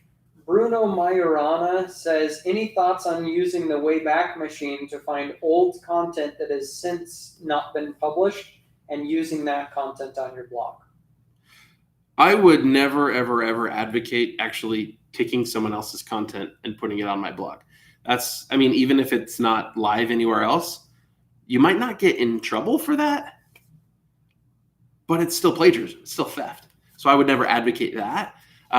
Taking topics that people wrote a long time ago, and writing your own article about that, sure, but I don't know why that would be any more beneficial than just doing proper search analysis today based on today's searches. This one's funny. Shabarish Balaji says, do you think Camping World would convert better than Amazon for RV site? Also, can you ask Jim what he thinks? Well, Jim's right over there, so he can tell you what he thinks. Well, for campers and RVs, I think it's going to convert a lot better because Amazon doesn't sell campers and RVs. But for accessories, no, I actually think in most cases, Amazon's going to convert better, even if their commission's lower. I don't love that because what Amazon does seem to be kind of pushing us out. So I would like to see more of us pushing toward other affiliate programs, like the Camping World affiliate program. Although, I don't know, most people I know, myself included, haven't had real positive experiences with Camping World. But for buying accessories online, they're probably fine. Jim, what do you think? I agree. Okay, he agrees. What happened to the Cybertruck? We dismantled it, sold it. If you're talking about ours, if you're talking about the real Cybertruck, you'll have to ask Elon. We can give him a call or something. No, actually, we're not friends with Elon. We just think he's cool. Improved drawing. Hi guys, when is the best time to introduce an info product? Currently 20,000 page views. To me, it kind of depends a little bit on the info product. For like a course or something, I do think that there's value in having a good kind of subscriber base, a little bit of a followership, because of that initial push of originally selling it. And so in our case, when we started Project 24 as a membership site, we already had a YouTube channel now with only 12,000 subscribers, but that initial push was very valuable. But before that, we were selling Niche Site School, which was more of a course. You buy it, you use it, and you're done. And we started that without really a YouTube channel, In fact, we had one, but we weren't doing anything on it. And we just had page views on the website. For that kind of product, I don't really think there's a minimum. So if you're doing something like an ebook, a standalone course, that type of info product where it's just, here you go. I think it's really beneficial to just start it whenever you're ready, whenever you don't need to be focused 100% on just creating new free content, which is after you sort of have that critical mass of existing content. Best billing platform for selling an info product? So for just selling like a standalone, like a download or something like that, we are still using SendOwl. We've been using them for a long time. They're very inexpensive. They handle the payment processing and the delivery. You can do coupons or not do coupons. Jim mentioned this earlier. I love it when the checkout page, you can remove the coupon code option because if there is that option, people will search for one. And if there isn't one, they're less likely to actually buy. So we just remove that altogether. So I like SendOwl. You can also totally customize the checkout page and have the fields you want, the look you want. So it's pretty awesome. If you want to go for something more like a course, you're selling a standalone course, but it's hosted on your website. We use LearnDash to build the courses, and LearnDash also can handle payment processing for you, for buying a standalone course. If you want a membership site and you know something people can subscribe to and that can handle access for those people, MemberMouse is a great option. We've used MemberPress, MemberMouse. We've looked into a lot of others. Those two are probably my favorites. MemberPress, I think, is just a little more capable, but it's a lot more confusing if you're getting started. So MemberMouse is probably the best option. Mary D has an article on the third page of Google that is 4 to 5 months old. Will it continue to rise in the rankings, or is that the max? At 4 to 5 months, I would give it more time. I would wait closer to a year before really messing with that. At this point, especially if it's on a newer site, we just don't know yet where it's going to land permanently. There's probably still testing going on. Also, you're never going to have a fixed spot. It's always where you're going to rank is always going to change a little bit. But if you're on page 3 at a year, then we can start looking at it and decide maybe we need to rewrite this article. Maybe we need to revamp it. But if you change it a bunch now, it's going to drop again while Google figures out what to do with it. Harshita Sharma, how do you analyze if the Google Auto Suggest is actually getting significant searches? You kind of don't. So here's the thing. When you type something into Google and it gives you an auto suggest, it's generally speaking going to be ranked from highest to lowest search volume, right? Based upon what Google thinks what you're going to type in. The more that you had to type to get that auto suggest, the more kind of niche topic this is. And so maybe the search volume is a little lower. But those are sometimes the long tail keywords that are easy to write response posts for. If you had to type in basically the whole search down to half of the last word, it's probably pretty low. Really, beyond that, it's a stab in the dark. And that stab in the dark, by the way, is no more of a stab in the dark than relying on keyword research tools. Their guess is as good as the auto-suggest guess. And so if Google's auto-suggesting it, and we didn't have to type in basically the whole search to get that auto-suggest, we just write the article. It's worth the time that it takes to go ahead and write it. Just do it. And once you've done it, and you see and you're ranking, near the top, and you see, you know what? I'm ranking number 2, but this gets 47 page views a month. Now you know it wasn't worth it. And once you start to learn that in your industry with those first 30, 40, 50 blog posts, now you're going to have an idea for what kind of stuff is getting real search volume. Until you have that, you just can't know. Michael Kuhlman, do you think a video at the top of a blog post can help the page rank better? I don't necessarily think so, unless it's highly relevant and answers the question. And if that's the case, then the video is probably going to outrank the article in Google search. I think the most important thing you can do for SEO is to answer the searcher's main question as early as possible. And usually that's going to be in the form of text if it's a blog post.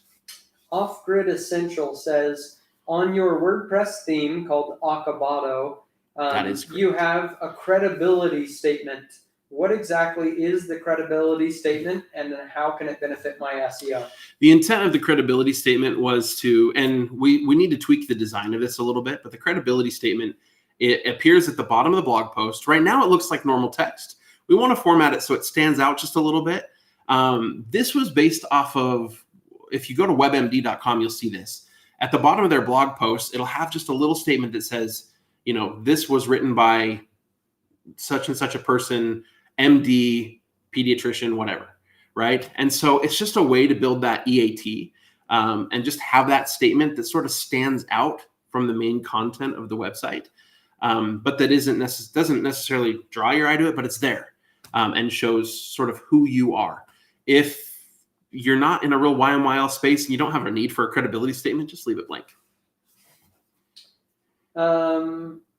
What tips do you have for someone in India who's wanting to start an affiliate site?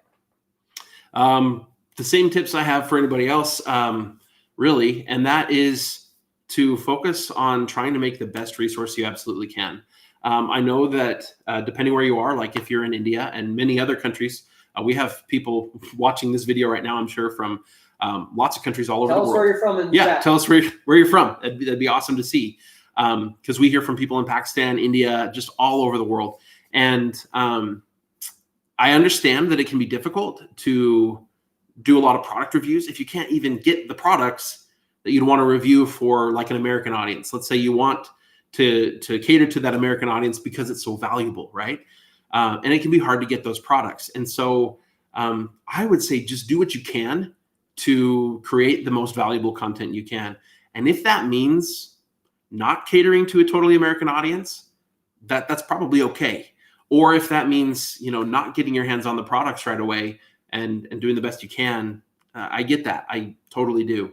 But focus on creating the most helpful, most accurate information that you can on topics that people are actually searching for, and give it some time. Just be patient and work hard, and I think you're going to be just fine.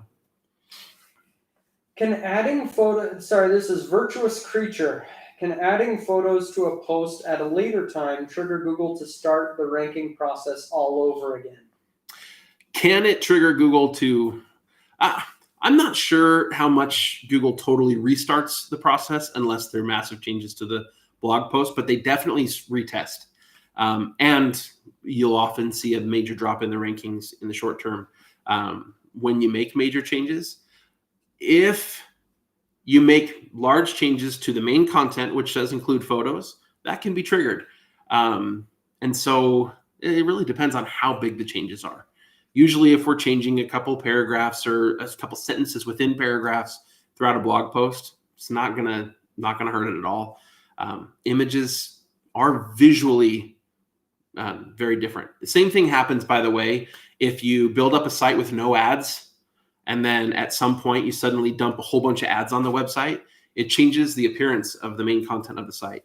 And because of that, it can trigger a little bit of it. It's not necessarily going to trigger Google to totally re-rank your entire website, but you'll often see a little bit of a dip in traffic as Google kind of readjusts.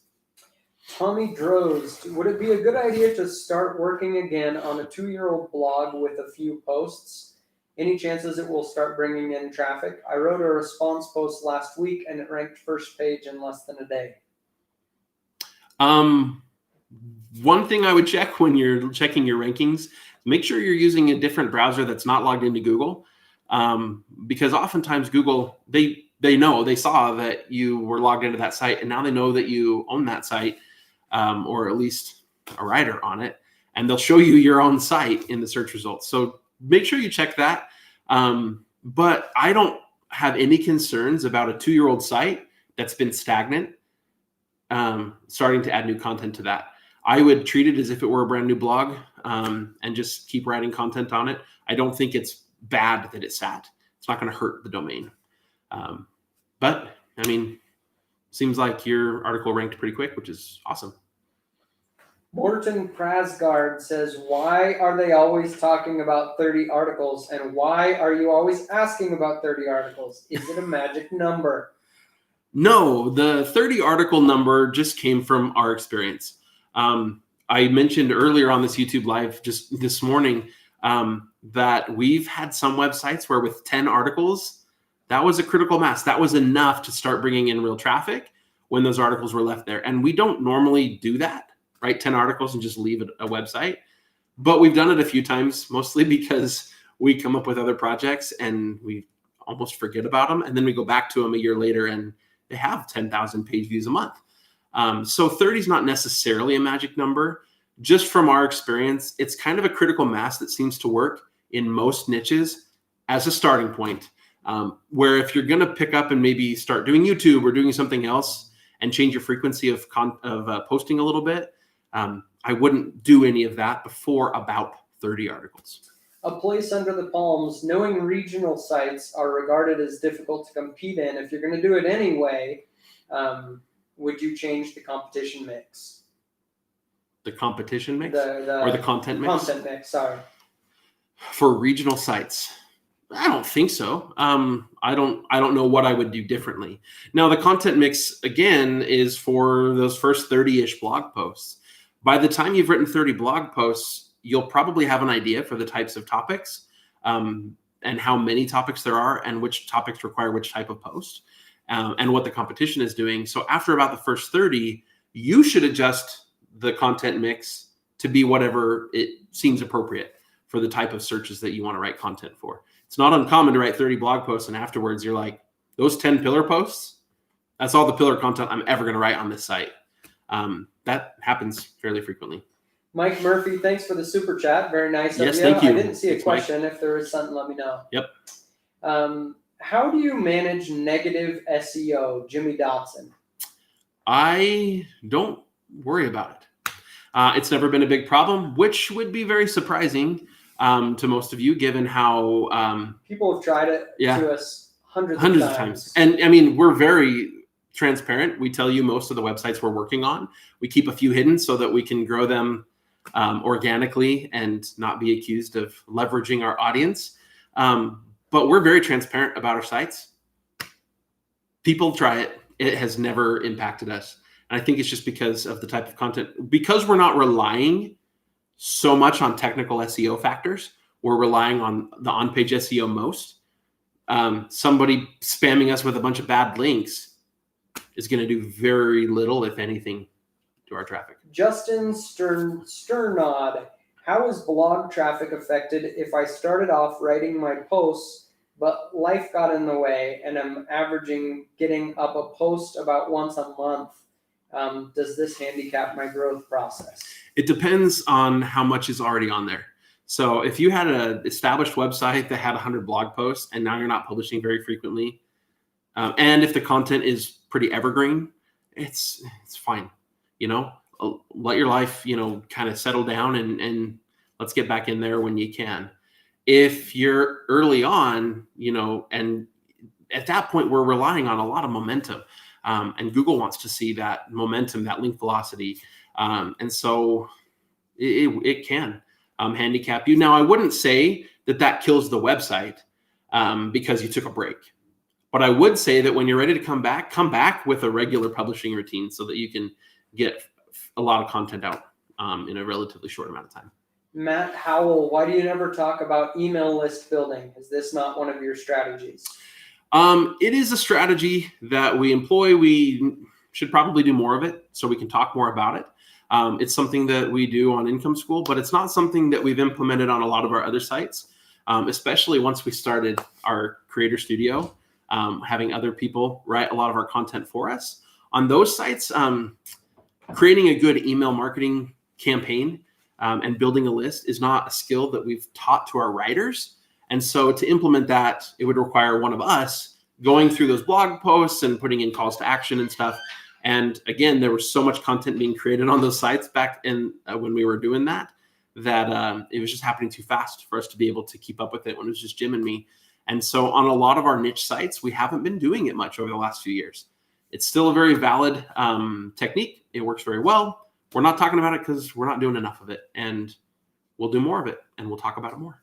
Stiggs, what's the course of action when somebody takes the top spot from you in the search rankings? When someone takes the top spot, well, if your content's been around a while, like a good year or so, Reminds me of the Lion King. When life turns your back on you, you turn your back on the world. That's right. No. One, I'm not going to worry about it too much. Like the number 1 and number 2 spot can change back and forth on a day-to-day basis.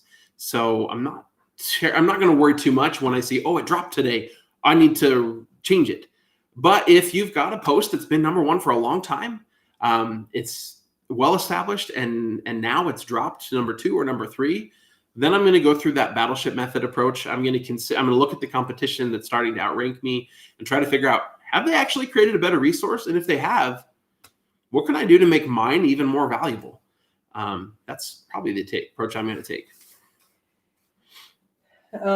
P. Mitch says, have you ever built any very, very large sites, 2,000 plus posts, and did the authority from those posts help elevate all of the other posts? So I did that on Improved Photography, and I would say it helps you to a point, and then it stops being linear growth between just more content. And it was the same thing with, Outdoor Troop, whatever, that we did together with 900 plus posts. Yep, same thing. The content on the website does actually add to the authority of the website. That is part of EAT. The content itself can give you authority. But again, only to a point. Having 10,000 blog posts doesn't necessarily make you more right or more authoritative than someone that has 2,000. So that's what you mean by that linear growth. It kind of dies off. Raj Mehta says, when is the right time to start a second blog? When the first blog that you have is at a point where you have the time. So for some people, it's when their first blog's making enough money, they can quit their job. Most people who have a full-time job don't have time really to create content on a new blog and still keep up the first blog. Maybe it's once that first blog, there's new content being created, but it's mostly outsourced. You have a VA that's doing the editing. For most people, unless this is either your full-time gig or you've got a good system in place and a team of people working with you, I'm not going to spend a lot of time working on a second blog. I'm gonna slide over here. Nate's going to join in. Sarov556, how long will evergreen content like something in the pets niche last before it starts decaying? It really just, depends on the content itself. Is it still relevant? Is it still correct? And so like in the pets niche, now like new breeds are becoming more popular all the time. And so some of that content may get outdated, but like dog training tactics haven't changed much in the last 20 years.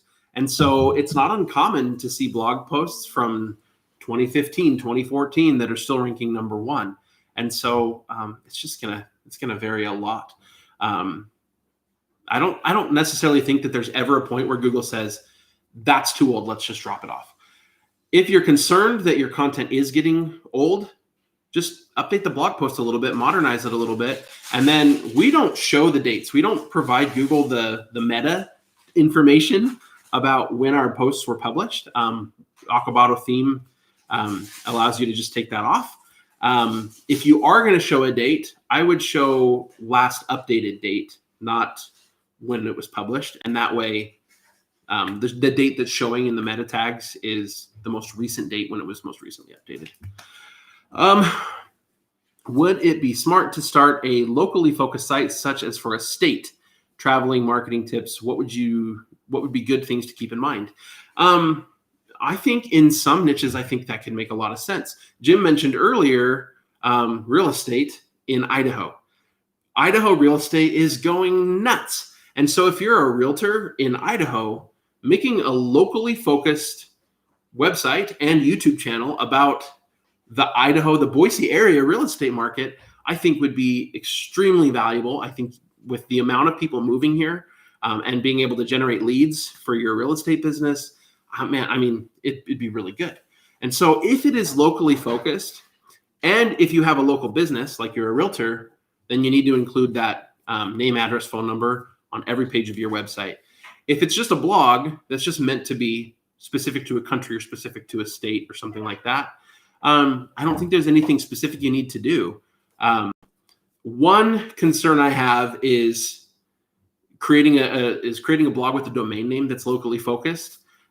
If you're not sure that there's enough search volume in that area, my brother was talking about this recently. For one, he's like, I want to focus on Idaho for this, and I'm like, well, that's great for your content to focus on Idaho, but if your domain name has the name Idaho in it, what happens if Idaho's not enough? And you're like, I want to include Montana, Wyoming, Washington as well. Now you're stuck, right? Yeah, and I would add that for YouTube channels also, because I've seen them where some channels will make like really awesome stuff, but the example would be like Meridian Idaho Lawn Care. As the channel name is like that's good, but if I come to the channel and I see that's the name, I feel like maybe it's good content, but it's like, but is it universal? Does it apply to me? That's right. I've seen that a few times. Yeah. Maslin G asked, does changing my domain registrar, not the domain, but the registrar from Wix to hosting affect my SEO? No, it does absolutely nothing. Google doesn't care where your domain is registered, or usually really even where your content is hosted. So we've migrated sites from one host to another. We've changed domain registrars from one to another. And it's just, man, it's a seamless transition.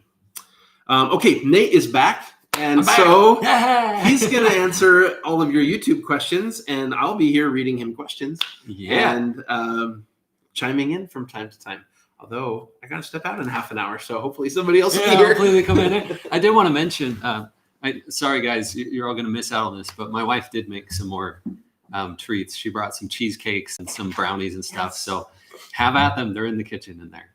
So for now, right. I'll try to help. Bring on the questions. Anything you have about YouTube? This is obviously a topic pivot here, and I know there's going to be some residual comments about websites and that kind of stuff, but definitely. So to recap, if you're just new here and you haven't met me yet, I am Nate, not to be confused with Nathan. We are both Nathans, but I had to take the name of Nate just so we could keep ourselves separate here. And I am in charge of the channel called Channel Makers on YouTube. And it's one of our channels that's focused on building a YouTube channel from start to finish. And I'm doing experiments all the time on the channel on what actually works, what isn't. We currently have 11 different YouTube channels, and I'm in charge of running several of those and just doing experiments and that kind of thing. So that's my domain here at Income School. So whatever questions you have, ask away. All right. Can you take blog content and use that on YouTube? Yes. From Leona B. Leona B. So yes, but there you have to translate it. It's similar to translating from one language to another. You have to understand how one type of content performs on a blog versus on a YouTube. If you just had the blog post and you read it off, like point for point, that would be a terrible YouTube video, because on YouTube you have to do things to keep people's interest, and you have to kind of script it in less words, but show it even more than on a blog post. So yes, you can do that, but just you need to make sure that the translation works from the blog post to a video. Awesome. Awesome Card Games asks, my YouTube channel is over 8 years old, but I have less than 300 subscribers. How can I finally get over the hump and gain more subscribers? Oh, isn't that the golden question? Is it Awesome Card Games, you said? Yes. Okay. Ain't that the golden question? And oh my goodness. So here's the thing. If I were in that situation again, and I am going to be in that situation again, starting several new channels, trying new subjects all the time, I would think at it like a brand new channel here. And in that case, honestly, I would look at it like, not to discount the past 8 years, but just say, all right, that's in the past. Now we're starting fresh.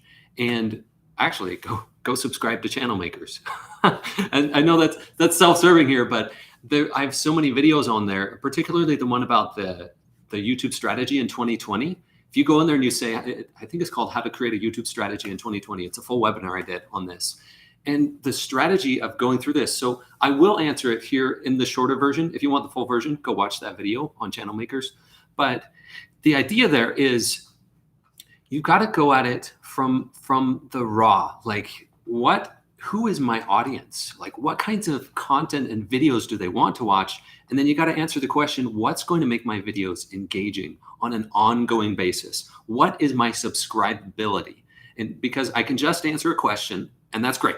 It's like, yeah, I answered the question. But then if they leave, they're not a subscriber. And on YouTube, it's a big deal that you want to give an ongoing value proposition. So it's basically a reason for people to come back and they watch a video and then they watch the next one, they watch the next one, they watch the next one. If you have that, you have a healthy YouTube channel. All right. Stiggs asks, is that a swear jar behind you guys? And why is it so full of quarters? That's a good question. That is not a swear jar. I gotta jump in here because this predates Nate. A while ago, we made a YouTube video. You can find it on our channel about just how much you can earn from ads. And to illustrate that, we went and got no. It's like we went and got $2,500 in quarters to illustrate the amount. And so I returned most of the quarters to our bank and redeposited them, but I kept about $500 in quarters, which filled up the jar. And then this jar has been mostly being used in our Skittles machine. We should show you. It's over there. We have the Skittles machine. But mostly it's just kind of one of those props, one of those things that goes on our cabinet of curiosities of just kind of cool knickknacks from past videos, some decorations and that kind of stuff. So this thing is heavy. it's a lot of quarters. It's a big jar. That's not a 1 quart jar. That's like a half-gallon jar. That was my coin jar from home that I brought in for that purpose. Okay, sorry. All right, next question. Thank you, Ricky. Let's see. This is a good one for you, Nate. Yes. Michael Kuhlman asks, I was thinking about starting a YouTube channel, but my voice can be pretty monotone and maybe boring. Any suggestions?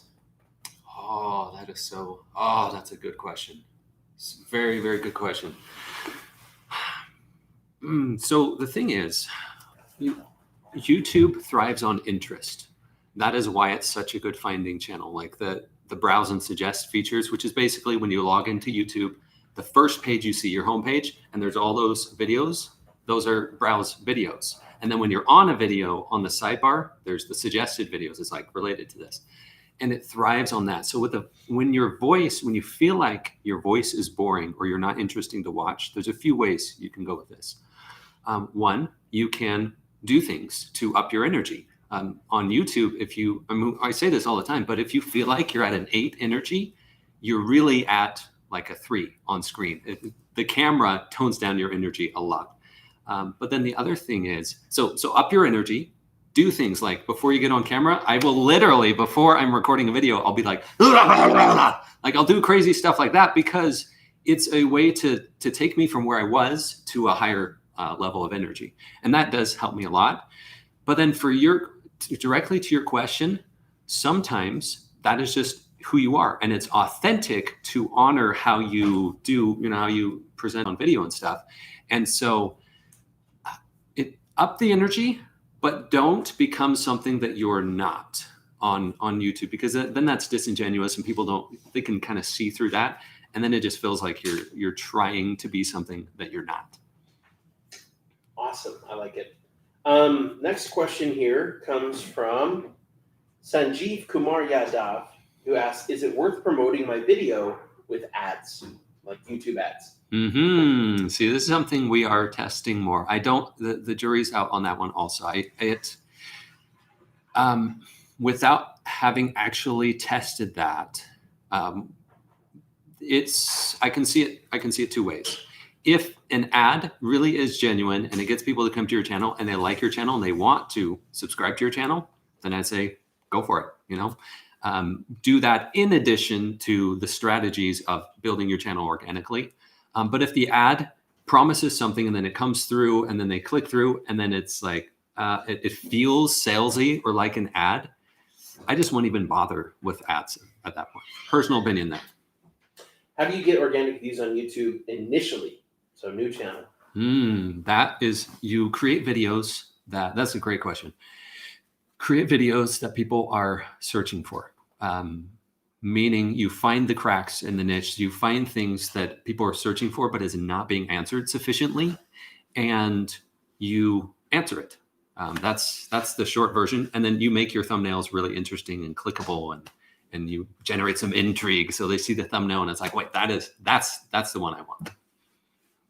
Jason Smith asks, any thoughts on stories like Facebook stories, Instagram stories, and now YouTube is starting to test these 60-second vertical videos. Mm-hmm. Thoughts on those? So first thing I do need to add here, stories from my research is only available on a channel that has 10,000 subscribers or more. So this doesn't apply to small channels, but stories are, it's particularly on the app. If you've ever used the YouTube app, and you can be scrolling down and it'll be sometimes below videos and there'll be a story, by a particular channel. I think and again, this is untested. We haven't done our own stuff on this, but I think it's a great insider way that not a lot of people are doing to get more exposure for your channel. You do a story, you do something that's really interesting. People are like, wait, no, what's that? I'm going to look at that story. Oh, that was funny, or that was good, or that was really helpful. I'm going to go to the channel. Next question from Mario Poljak. Can you earn money on YouTube with ads by using sport, film, or motivation footage, someone else's footage, and make a video, like 10 best fight film scenes? Do you want to weigh in on this one? I'll weigh in on this one. That is very questionable.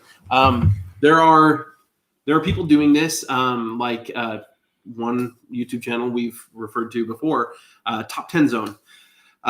They basically take product footage from the manufacturer, the actual advertising footage from their website, compile 10 products that they've never seen, never touched, never used, and make a top 10 list. And they have so many subscribers, and they're monetizing those videos. Now, these little video clips that they're using, in most cases, have been approved for their use to advertise their products. And so copyright-wise, they're okay. Taking scenes from movies, you don't have copyright permission for that unless you want to pay royalties.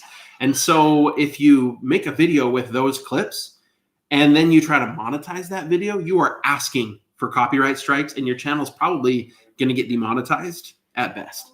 So I would not do that. There's a lot more value in creating original content. That's what I have to say about it. Yep, I would agree. The exception there is if you are commentating on something.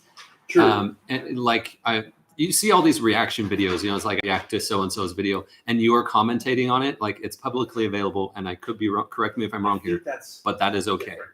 Because you are directly attributing that other source and you're commenting on it, then that's okay. Yeah, and I do believe that's correct.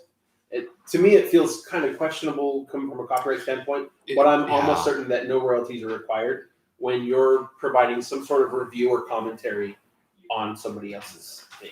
Yeah, great question. Sana Ula asks, how's this kind of YouTube stream work for your channel? What's the impact of long streams? I watch these days, a lot of YouTubers are doing long streams. To be clear, we've never done a 10-hour live stream before. Yes, but live streams in general. Yeah, live streams, main purpose of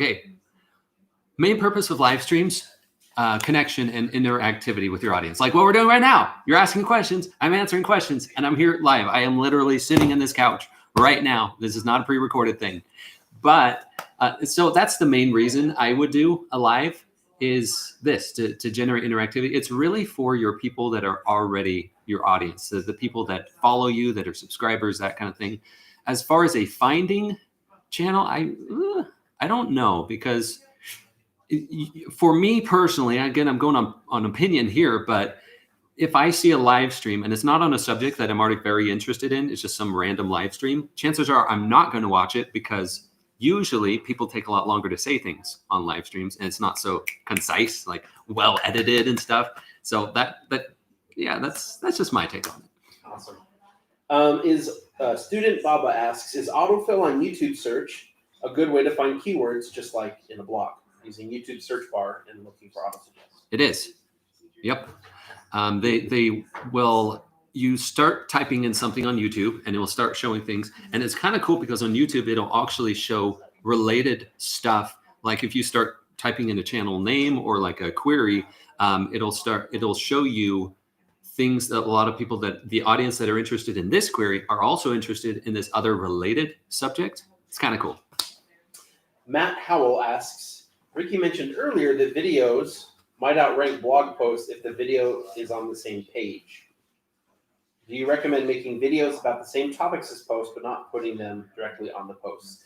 Now, I'm right here, so I can clarify. Mhm. I don't mean that putting it in the blog post is the thing that will make that video outrank it. My point is, if the video is the thing that directly answers the search query, and it does a better job than the blog post, it would outrank it. Yeah. But any thoughts on that? Like, just making videos on the same topics as blog posts.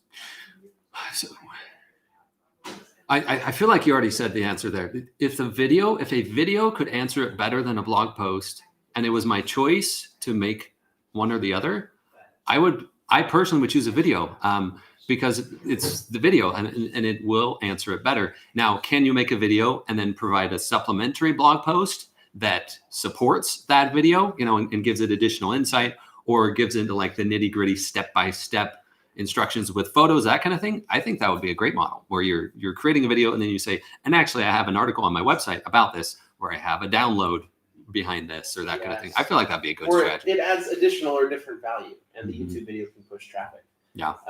How do you feel? A Place Under the Palms asks, how do you feel about a YouTube channel using various sub-channels? So there's not a way on YouTube to create sub-channels, but like, I think the idea here is like, what if you had, like, if we had done Income School and then we did like Income School WordPress, Income School YouTube, and Yeah. A lot of people do that. It's usually the main channel is the big funnel. And then if they do have, so on YouTube, on the side, you can have featured channels, which a lot of people will do that. I'll just use an example because I follow Doug DeMuro. I don't know if you've ever heard of him. He does car reviews where he'll just get the most random cars and he'll talk about them. And he's got the specific format for that car review. But then if you go to his channel on the side, he's got more Doug DeMuro. He's got a separate channel that's more of just the behind the scenes casual, him talking. And he does that purposely because he's established an expectation for his primary channel. This is a car review. And it would be totally bizarre if he did a video for Doug DeMuro that was like, hey guys, watch me eat breakfast. Like, people would be like, what the heck? I came here for car reviews and you're talking to me about what you eat for breakfast? Like, that doesn't even make any sense, or car maintenance. Even something that closely related just doesn't fit on that channel. But as a more Doug DeMuro, like a separate sub channel, that works great. All right. What should I have to add one more thing to that. Sorry. When you're deciding whether to create another channel or not, think from an audience perspective. You have this expectation that they want to watch a certain type of video, and think to yourself, if I were to publish this video in question on my channel, what would my subscribers think? If they would think it was totally out of left wing, like what the heck, then don't do it on that channel. And yeah, if you get enough of those, maybe it's time to think about adding another channel. All right. This is a loaded question. Will Peach asks, I don't have time. Is it better to go all in on a blog or all in on YouTube? Oh, yeah. He's asking the question. You're going to be biased, I'm sure. Of course I'm going to be biased on this one. Okay. You can weigh on this, but how I would say it, as unbiased as I can, is what medium do you like more? Do you like making videos? Do you like being on camera? Or do you prefer to write it and kind of get it detailed that way? If you don't have time for both, pick the one that you would enjoy more.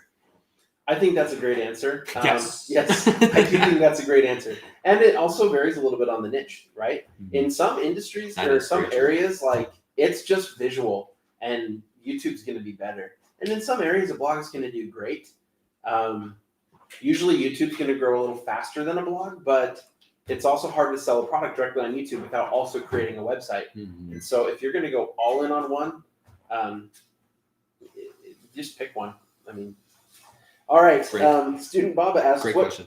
and we talked about this a little bit earlier in the day, but we could address it again here. What should be the ideal upload schedule? What if I upload a video every 2 weeks, but it's good research and stuff, and you're consistent every 2 weeks? Great question. That works if you already have a pretty good size audience who like and want to watch all of your videos. That actually works just fine. If you're putting more effort into each video, that works great, like every 2 weeks. The issue is if it's a small channel, brand new, I'll use this example. If I only published one video a week for a year, that's how many weeks in a year? 52? 52. Yeah, 52. That'd be 52 chances for YouTube to pick up, for their algorithm to pick up my video, right? And to promote it and get more people watching it. If I do 2 a week, that's double the chances, right? And if I only do one every other week, that's half of the chances. I'm just using it once a week as a baseline.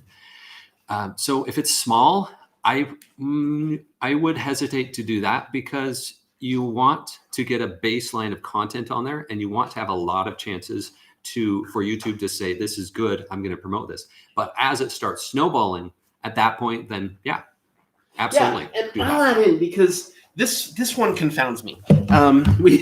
We started a YouTube channel a little while back that was intended and to be these higher quality videos that are just less frequent.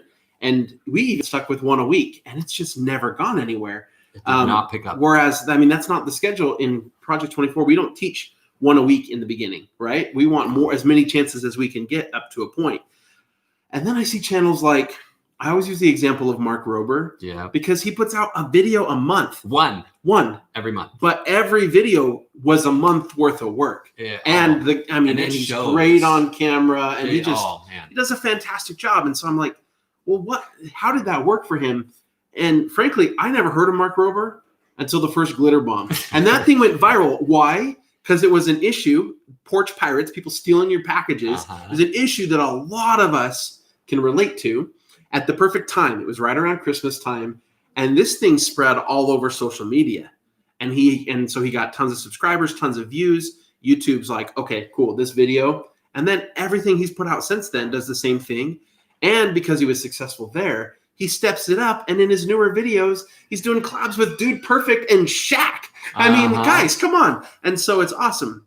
So I'm like, well, is it because he had a video go viral? But then there's guys like a friend of mine and Jim's, Jared Owen, who does 3D animation stuff. And he puts out one video a month, because it takes a month to create these things, the animations that he creates. Mm-hmm. And his channel, it's not as big as Mark's, but it's doing extremely well. Millions of views on every video pretty much, and getting sponsorships and all sorts of stuff. And so it is working when people just make videos that are novel enough that nobody else is going to put in the work for, and that there's a level of interest for. Once one of those videos gets picked up by YouTube and takes off, it works.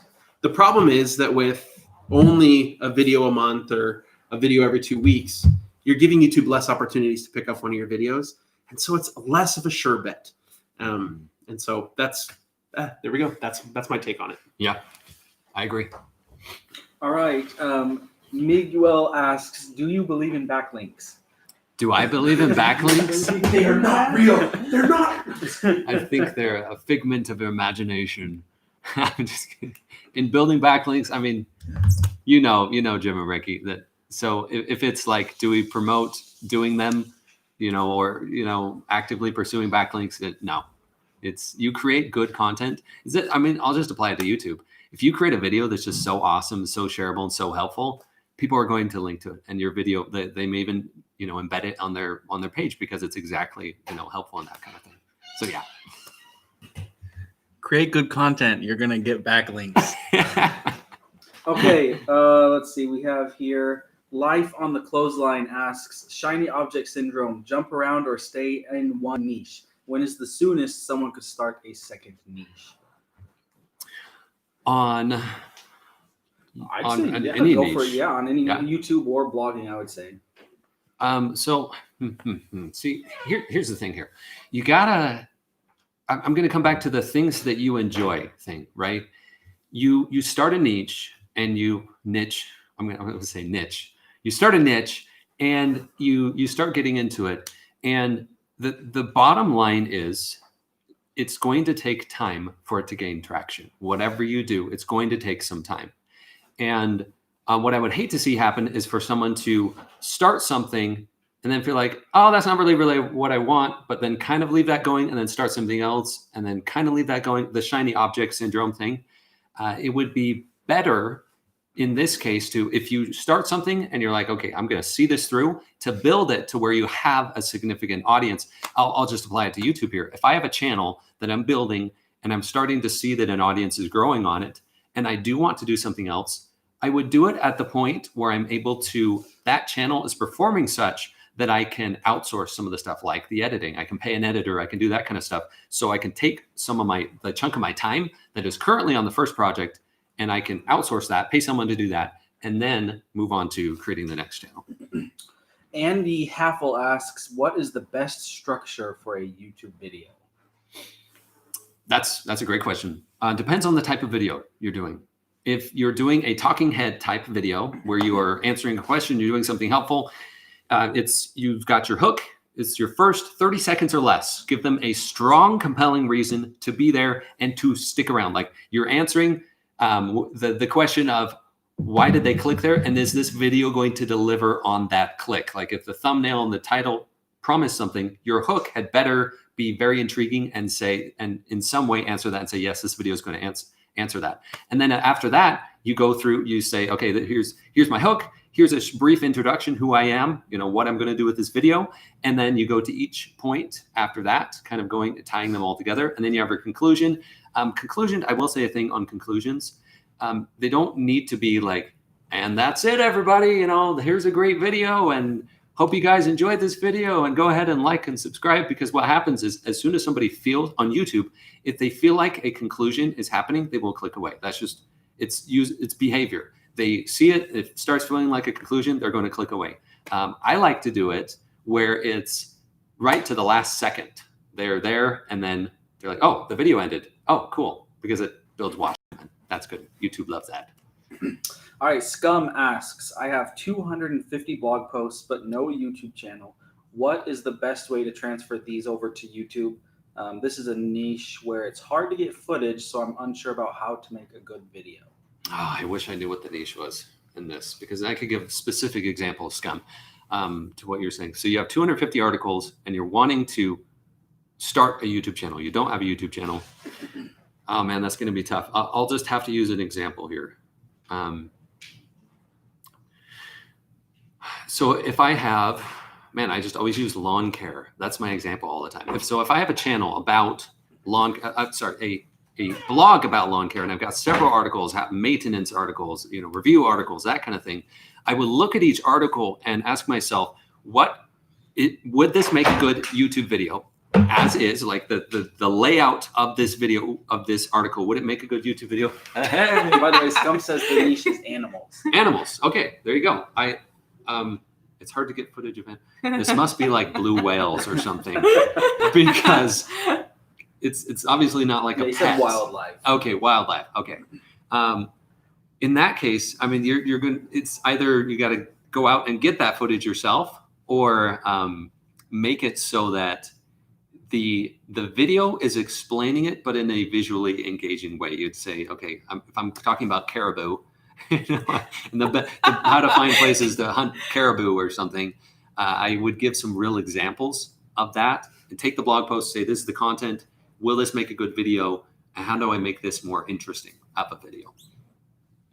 All right, we actually have a question here for Anna. So sorry. Oh, already. This question is from Tisha Ador. What is the name of Anna's channel, and how is it doing for the niche she is in? Oh, well, thank you for asking. It's called Hardcore. I'm just sorry, go ahead. It's called Content Warrior. And so if you would like to go check it out, please do. I would love it if you would subscribe and follow my channel.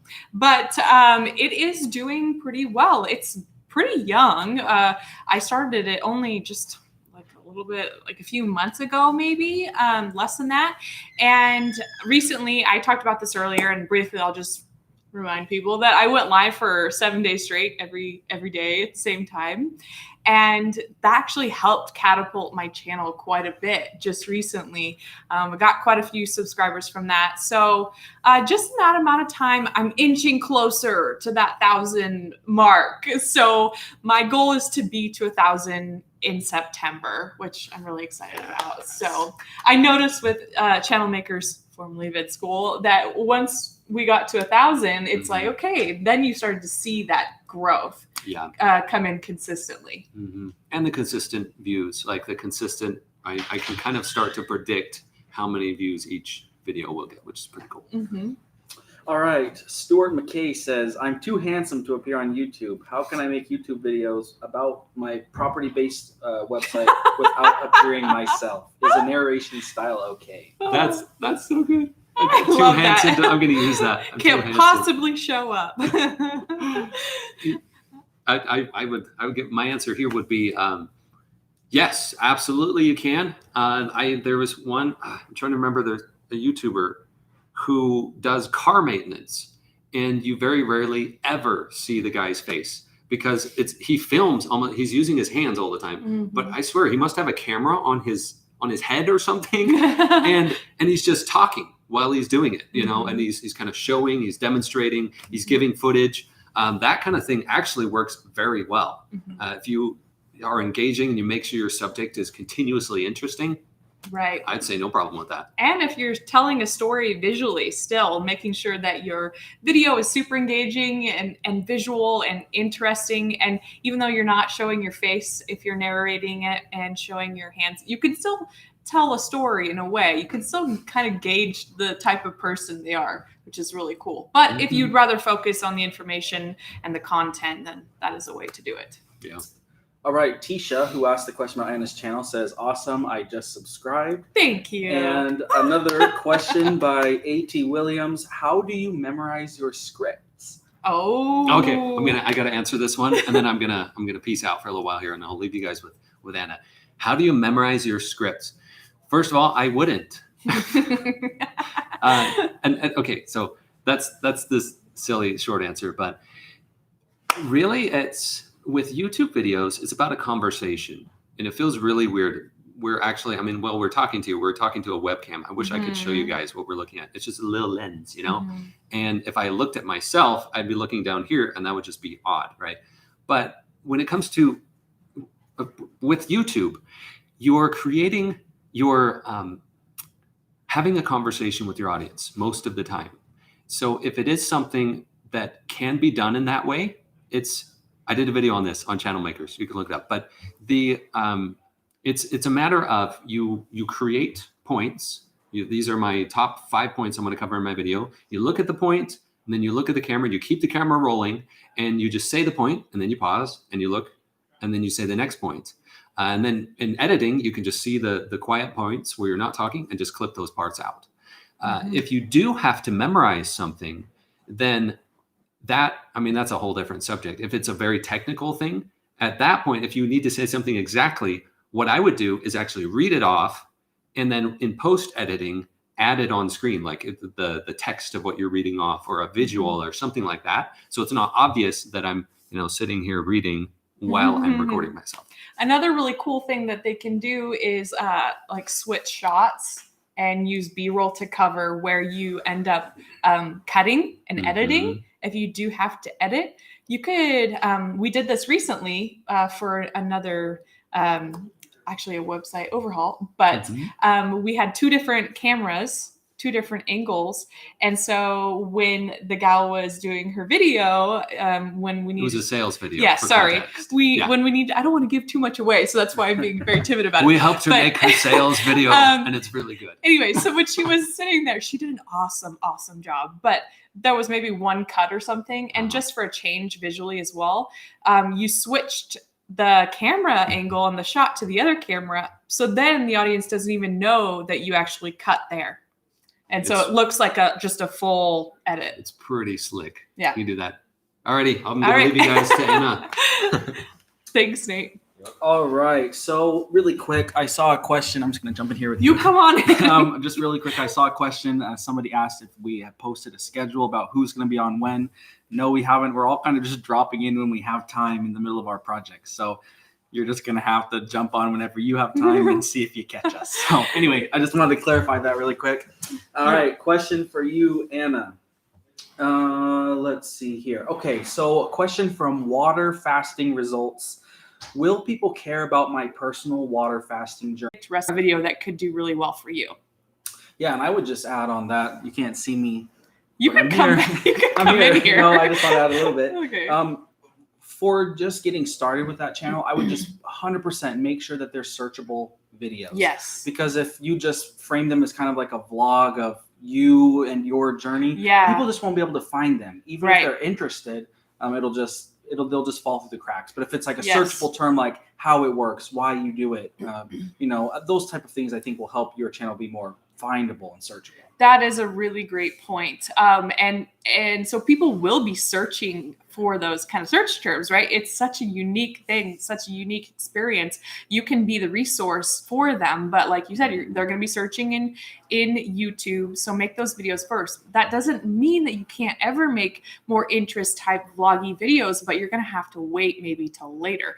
And this is something that we really go into depth in Project 24, which could be really useful for you if you're able to do that. All right, a question from Everything Pies. I talk slow. Should I speed up my videos in the editing process to improve my audience retention, or should I just leave it at regular speed? Well, I would have someone who you trust and is close to you, maybe a couple people. Like, it's hard, but have somebody watch your videos and ask them truthfully, like, does this keep your attention? Do you think this will keep other people's attention? Or do you think because of the pace of the way I talk, would we lose people? And actually, this is something I've considered myself, is speeding up the video just slightly. So you can do that. And I have seen other creators do that, just because people don't realize, when you do talk a little bit slower, it can be harder to follow. And I'm just saying this is something that I struggle with a bit as well. So you can speed it up just slightly so people won't notice you're doing that in editing. Definitely. Okay, next question here from Abu Hamza Mohammed. Are text-to-speech apps good or appropriate for making YouTube videos? I've never tried it. That is a good question. I would try to steer away from that as much, just because you don't know if it's going to be translated correctly or maybe into sound robotic. Yeah, or sound. Okay, that's what they mean. Yeah, like typing out a paragraph and then having it say. I see. Yeah. Yeah. I wouldn't recommend that as much, just because people like human voices. If you're trying not to show your face, that's one thing, but just some personal touch is good. I would try to stay away from that. All right, question from Simon. Simon, sorry, I don't want to butcher your last name, but I recognize you from Project 24, so hello out there. Your question, have you done research for time from 0 to 100 subs, from 100 to 200, 200 to 300, just like any sort of research on how long it takes to get to those different milestones? Oh, yeah, that is a good point. I mean, that would make a great video. I think a lot of people would benefit from that. I haven't done the research on it quite yet.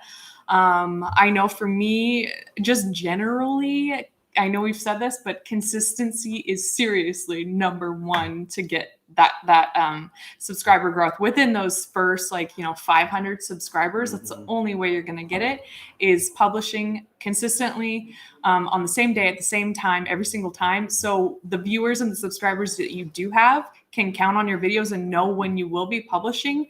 And if you don't have that, you don't have anything. Yep. Okay, the question here, from Alien Faber, what is the name of this great YouTube expert answering questions? Me, little me. I'm just kidding. I'm just kidding. My name is Anna, actually, and my YouTube channel is called Content Warrior, and it is it's more of a vlog style or more of a lifestyle, but I still teach YouTube. So I teach YouTube strategies. And if you would please go check it out and subscribe. I would really appreciate it. We are all working on our channels as kind of case studies of, the things that we already teach in Project 24, and they are working. So, but they're just different styles. So we have, I don't know how many YouTube channels we have right now. We have a lot of different YouTube channels, and they're so distinctly different. But that didn't really answer your question. My name is Anna, and I'm from Idaho originally. I went to Boise State, and I used to be a reporter for almost 4 years. Fun fact. All right, question. I'm going to jump in for this one really quick. This is from user These Tanks, and he or she, for Project 24 members, are there any one-on-ones with the students with Nathan, Ricky, or Jim? So in Project 24, it is all extremely step-by-step. We've had so many people go through the course where at this point, it's hard to find a point where you're just totally lost. Now, with someone who's just starting, of course that can happen. So we have the community. I am in the community all day. I mean, if you send me a message in the community, I will see it within a few hours and respond as quickly as possible. Jim and Ricky are in the community every single day. Anna's in the community at times. Nate's in the community at times. So that is where we have kind of that interaction with people in Project 24, is in the Project 24 community. And the benefit of that is that there are Project 24 members in the community 24 hours a day. So if you post a question in there, it gets answered. Maybe you bump it a few times if someone doesn't see it in the first few hours, but your questions will always be answered. So while we don't have like a one-on-one consulting for every Project 24 member, there is access to all the members of our team through the community. So I just wanted to jump in and let you know. Which I think is even more valuable sometimes, because you're most likely going to find someone out there who relates to you and your specific situation in the community, because there are so many people there from all walks of life in different countries and different niches. That's why it's so important, because you're going to find someone you're going to relate to. All right, question from Stigs. Do you think walk and talk video format is getting cliche? I tend to enjoy videos outside better than videos at a desk. I don't think it's cliche at all. I think it's great. And it depends on your niche. I do a variety of things. I walk around, I go outside, I am at the desk from time to time, I cook. But yes, the more and more you can do to make your videos more visually interesting, the better. But I would say it just depends on your niche. If it is appropriate for it, visually. I would say, if you're doing a YouTube channel on dirt biking, don't be in an office, please. Don't be at a desk talking about dirt biking. Be out there in the desert with your dirt bike. Okay, question from Paul L. I'm over 50 years old, and it seems like there are many niches for more mature users that are untapped now. What do you think about that? Do you agree or disagree? I agree. Paul, you go for it. My parents are getting into YouTube. They just found out that it existed, and they really like it. So there's totally an audience there for that. I wish that I knew what he was interested in. But yes, and that is a really cool thing that I don't think I've really thought about, is different generations. There's like different niches for different generations that they can take advantage of, for sure. All right, question from My Tennis HQ. What is your opinion on making a video review post on the website about your own YouTube video? Any recommendations? So taking the video that you made on your channel and then doing a similar post on it on a website. Okay. So first making the video on the YouTube channel, and then I could see benefits to that if that video was successful and it got some views. Of course, blogs and YouTube videos and channels are different audiences and stuff. But if you have a successful topic that got some good traffic there, you might as well make the most out of that research that you've done on whatever topic that is, and kind of repurpose it in a way and use it on your blog. Awesome. All right. Question from Joe Quinjara. Hello. What do you recommend now if I have to start from zero? Going all in on a blog or all in on YouTube? Which one is better? You know what? We got this question earlier too. This is another thing of like pure preference, I think. I mean, what do you feel more comfortable doing? Do you feel more comfortable? What is your strong suit? I would start with your strong suit. Is your strong suit writing, for a blog? Then maybe do that. If you have experience like I did being on camera, then maybe go the YouTube route first, and then you'll get into the research and all of that, and you'll have more, case studies for your blog. Does that make sense? Would you agree? Yeah, definitely. All right, a question from student Baba. I am in the education niche, basically educated related content. It's an Indian site and the ad rates are low. I have 25,000 page views per month and it's only making $10 a month. What should I do? I would say try to think of a way that you can create your own info product, possibly even a course, depending on exactly what your topic is, but don't just rely on ads. That's what we always teach is to diversify, your strategies on monetizing. So if there's some even just little info product that you can make, maybe an ebook, or like a PDF, some information that you have to offer that you can put a price on, it's actually more valuable than you might think. Yeah, and to add to that, I would say that we know, and I think Jim might have mentioned this earlier in the live stream, that ad rates in certain places of the world are just lower. And it's unfortunate that it is that way. But one thing really with what you're looking at, increasing your traffic so that there's just more people on your website will help generate more ad revenue.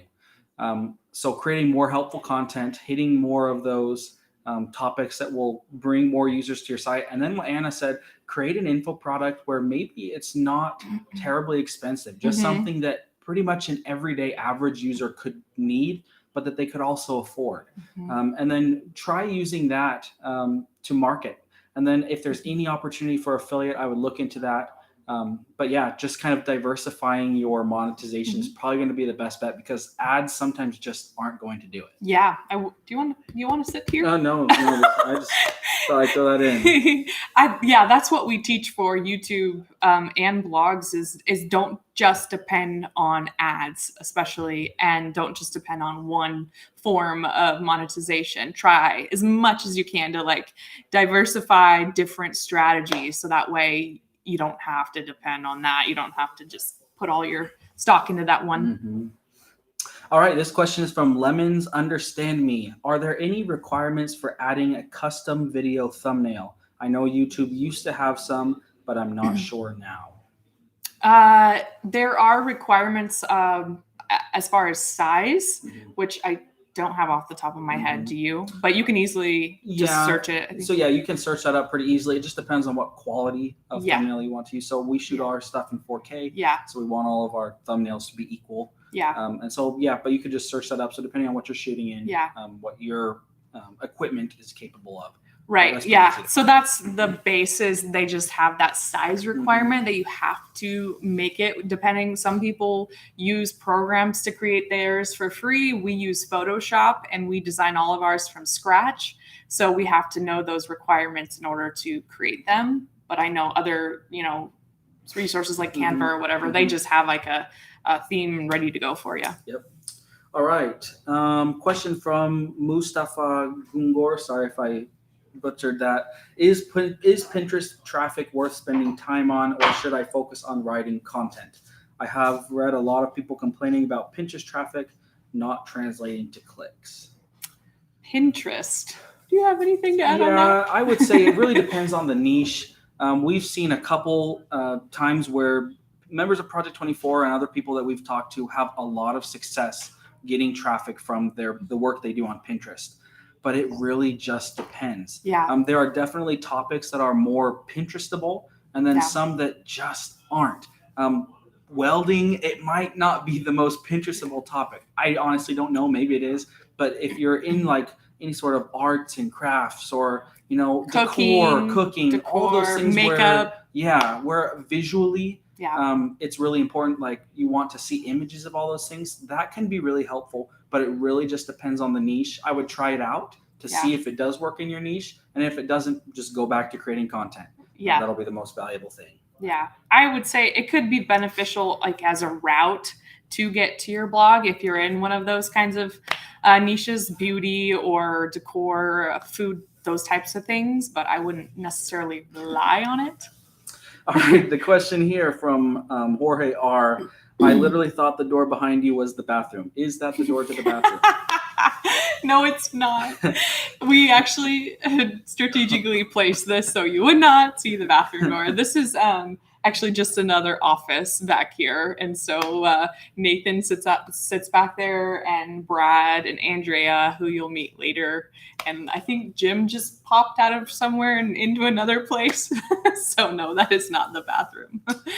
All right, question from Vishal Dorge. I started a new affiliate blog 3 months back. Currently, I'm not getting any organic traffic. How much time will it take considering the other aspects are great?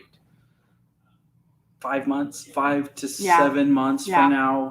Generally, we see content starting to rank in about 8 months. Yeah, and so if you're 3 months in, that's probably what you're looking at. Yeah, earlier I was talking about YouTube. Somebody asked the same question basically about YouTube, and I said, you should see some sort of growth in like the 6 month range, really. If you don't see it by then that kind of gives you an indicator maybe something needs to change. Yes. Okay. Question here from Maria G. I'm still trying to get to 30 posts on my blog after 6 months. What is the best way to find a virtual assistant for Pinterest, etc.? If I give access to my WordPress site, how do I protect it? Well, so a couple things. As far as finding a virtual assistant, you can go on there's a lot of different places that you can find people looking for work online. The key part here to me will be your application and hiring process, just making sure you find somebody that's really good. But if you just go into Google search and type in, where can I find a VA to hire? You're going to find somewhere that actually has that platform where people go looking for work. So just make sure that your application is very clear, that whoever you hire follow the instructions, that you made sure that they are exactly who you want. As far as protecting your WordPress site, when you set up a new user on your site, you can set them up with different permissions. So you as the owner of the site will have administrative permissions, and you can set up a user with editor permissions, with just general user permissions where all they can do is log in. So it just depends. You just want to make sure that when you go into create the new user, that you just set them up so that they have basic permissions so that they can't end up canceling or deleting your whole entire website. Yeah, and you might want to take a little time and make sure that you find someone who would take care of it and write it, take the care like you would, right, for your own blog, rather than just trying to find that person to do it right away. All right, this question is from Send Edition. How do you prioritize what video topics you cover in your niche?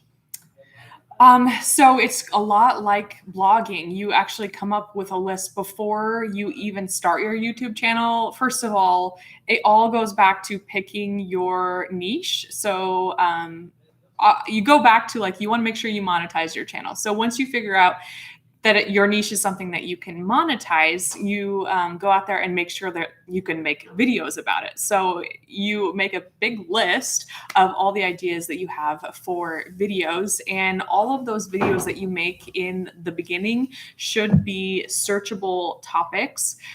So for every single video that I want to make in the beginning or my list, I make sure that there is a market out there for those videos. So you search the videos, just like you would in Google for a blog, and see what pops up within your niche. And if there is some videos out there that are doing well, then you might have a chance. You want to look for videos that are popular, that have the higher views, and then you go to that creator's YouTube channel, and maybe they don't have as many subscribers and the video is fairly new. And what that means is that video did really well, but there just weren't that many eyes on it. And that means there's potential for more, and you can make a video about it that's better. Of course, don't ever copy anyone. But so I do that for every single video. You want to make sure that your video will get eyes on it and people actually want to watch it. And that's the only way you're going to be found in the beginning is by search. You're not going to automatically get, YouTube promoting your videos out there. The algorithm isn't going to promote your videos because it doesn't know who to promote them to yet. It needs to figure out what categories to put your videos in. And so in order to do that, it has to have your little subscriber base. It wants to know like what they like and what videos work for them in order to know who to push it out to in the future. Is that a long explanation? No, that's good. All right, student Baba asks, do you guys have any plans to visit India? Oh, I don't have any plans yet, but I would love to. Yeah, I would love to. Love to travel all over the world. Right now, I'd love to travel anywhere. At some point, probably not right now, unfortunately, but would love to travel.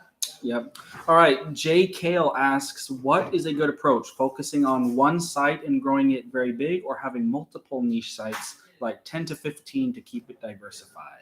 Ooh, in the beginning, if you're a brand new blogger, then if you've never done this before, I would start with just one and focus on one, just like YouTube channel. Just get the hang of doing it. Get the hang of doing a blog, doing your search terms, figuring out what kind of blog posts that you want to write, and just focus on that one blog for the time being. And then once you get the hang of the way it works, then you'll know, like when you start to get those views and the traffic, then you'll know I can start experimenting with another. But I would recommend just starting with one at first. Tugas Art Studio asks, on the YouTube mobile app, there is a short video and story section. What is your opinion of this? Yeah, so I think that's fairly new, and actually Jim has been using it some, and Ricky possibly, but I think it's a great idea. I mean, we've seen Instagram, we've seen Facebook have stories, and I think it's a way to connect with your viewers and your subscribers, and so they don't necessarily have to click on all your videos that you post, but your stories will just show up short, like I think 10-second videos or so. And you can even do like little sneak peeks of the videos that you are shooting, or make an announcement that you're going to go live, or, stuff like that, just to like even connect with your audience even more. So I think it's a great idea. But I know that there is actually, and I will have to look into this specifically, there is a requirement for the amount of subscribers that you have to have before you can even do the story.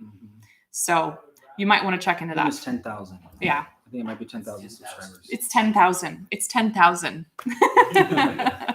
All right. Luisa Bueno asks, is it, I think, harmful to get an aged YouTube channel and then upload my videos to it? Oh, like after a YouTube channel is sat for Maybe, a while? Yeah.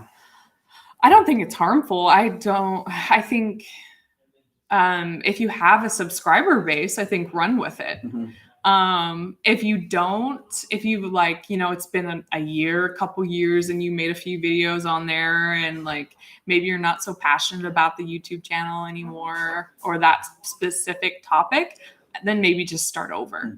But if you have a subscriber base and you made a bunch of videos and then you took like 6 months off, but you're still like, you got good, views and traffic on there, might as well keep going. But then I would say, if you're going to start doing that again, just make it consistent, and then also make sure your subscribers know when you're going to be posting and stuff. I would even recommend putting it in your banner, like your publishing schedule and all of that. But awesome. Let's see. Nadia asks, is it necessary to have both a blog and a YouTube channel on the same topic?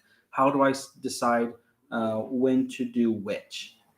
When to do, like, Whether start to one? Start with one or the other. Again, I think it just depends on what you're most comfortable with. Think about what your strong suit is. What kind of background do you come from? Are you already comfortable in your topic, or are you going to have to do a bunch of research? And are you more of a writer, researcher, or do you like being creative and visual and being on camera? Depending on that, I would go with one of those. So it doesn't mean you can't do both, but I would start with one. And then once you start making all of your blog content and doing all that research, you have all of that done, then you can start making videos about those different topics. Awesome. We have a question from Alexander Rivera. How can you create YouTube channel in the pet niche if you can't have the pets on the screen? Maybe you don't have a pet. So if it's maybe about a dog or something, you don't have the dog, or like a specific breed. Oh yeah. Well, you can use like stock footage if you want. There's different services that you can pay for stock B-roll or photos. That's a way that you could do it yourself. If What's you don't, temperature, Andrea? oh hi, Hello. everyone. Hi, it's a party now. Do you want?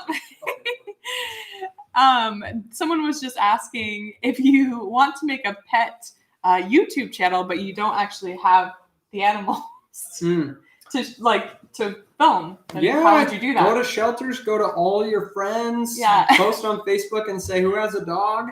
Go there, have somebody just film cell phone footage Hello down. of you interacting with their dog, and then get a folder on your computer. Name each one of the clips. You know, me playing with Cavalier King Charles, Cavalier King Charles running, Cavalier King Charles sitting on couch, and then you can do stuff about whatever, and you got B-roll of everything. Yeah. Just spend a week going B-roll crazy. And that's an easy one with filming. People really don't mind. Like if you ask them, "Hey, can I film you and your dog?" My dog. Yeah. Yes. It's a fun thing, so it really won't be too hard to find that. All right, Anna, one last question for you here. Country Family Homestead says, I want to do a live stream, but I'm afraid no one will show up. Should I try it? Well, what's the worst that's going to happen? No one will show up. If a tree falls in the forest. Right. But you could still make a live video, and I don't think no one will show up. But if they didn't, it will still live on your YouTube channel, and you can leave it there as if it were a real video that you had recorded, and people will come and watch it when they have time. Sounds good to me. Yeah. All right, Life of Sulfur asks, I'm writing a blog for 4 months now. I have published 80 posts, average of 2,000 words in length. But I'm only driving 100 visitors per day. What should my next step be? Should I just keep posting? 80 posts, 100 visitors a day. Mm-hmm. And how old is the content? 4 months. Oh, you're doing great. Yeah. 100 visitors a day, and Average it's of only 2,000 4 months words. old. You're on track. Yeah, Keep going. that's great. All right, should I switch out maybe? No, Yeah, I was like, stay. no. Oh, just a hint. Yeah, no, it's fine. Like clinging to stay. Andrea's new to the team. We're glad to have her. Andrea's our videographer and editor. And so for the next, however long you guys want to talk, 15, 20 minutes, half an hour, we're going to talk about video editing. But Andrea's also a great graphic designer and photographer too. And so any questions about that? We can talk about branding, video editing, graphic design. I will say this, we talk a lot about the skills needed to get traffic and stuff, to a blog or a YouTube channel. But if there's a skill that you will just use every day, all day long as a content creator, it's Photoshop. Sure. I don't know if I've ever had a work day go by in years that I haven't at some point jumped into Photoshop or something. Yeah. So to somebody who's learning Photoshop for the first time, where do they go? What are how do you get your feet under you? Is Photoshop even the right choice for somebody who's just starting? I think Photoshop definitely is industry standard, but it is not the easiest program to navigate. And I think that's why people are intimidated by it, because it's meant for people who are kind of already there and already experts. And so it's really just about the image. They don't put it all out there for you, so you know what to do. I think maybe if you're just starting out with editing, I think Lightroom is a really user-friendly way, and you can use it in some of the same ways as Photoshop. It doesn't have all the bells and whistles and the really fine tuning that you need to do in Photoshop for certain kind of photography. But I think Lightroom gets you in there, and you can kind of learn the terms that you're working on photos with, like curves and levels, and you can kind of familiarize yourself with it. Familiarize. It's like when you exercise and you get familiar. But I think that's a good gateway to Photoshop. But I mean, there's no beating Photoshop. It's I have to go in there to do anything that's going to be really tight or any image that someone's going to be looking really closely at. Yeah, you got to do Photoshop. And Lightroom is really great. If you're just doing the photos for blog posts and stuff, it's perfect.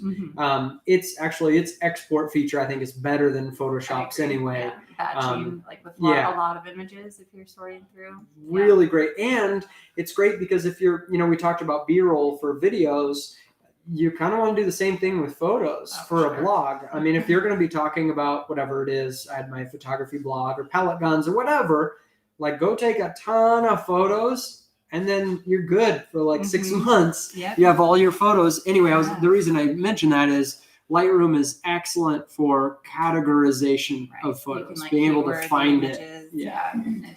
It's great for if you have to go back.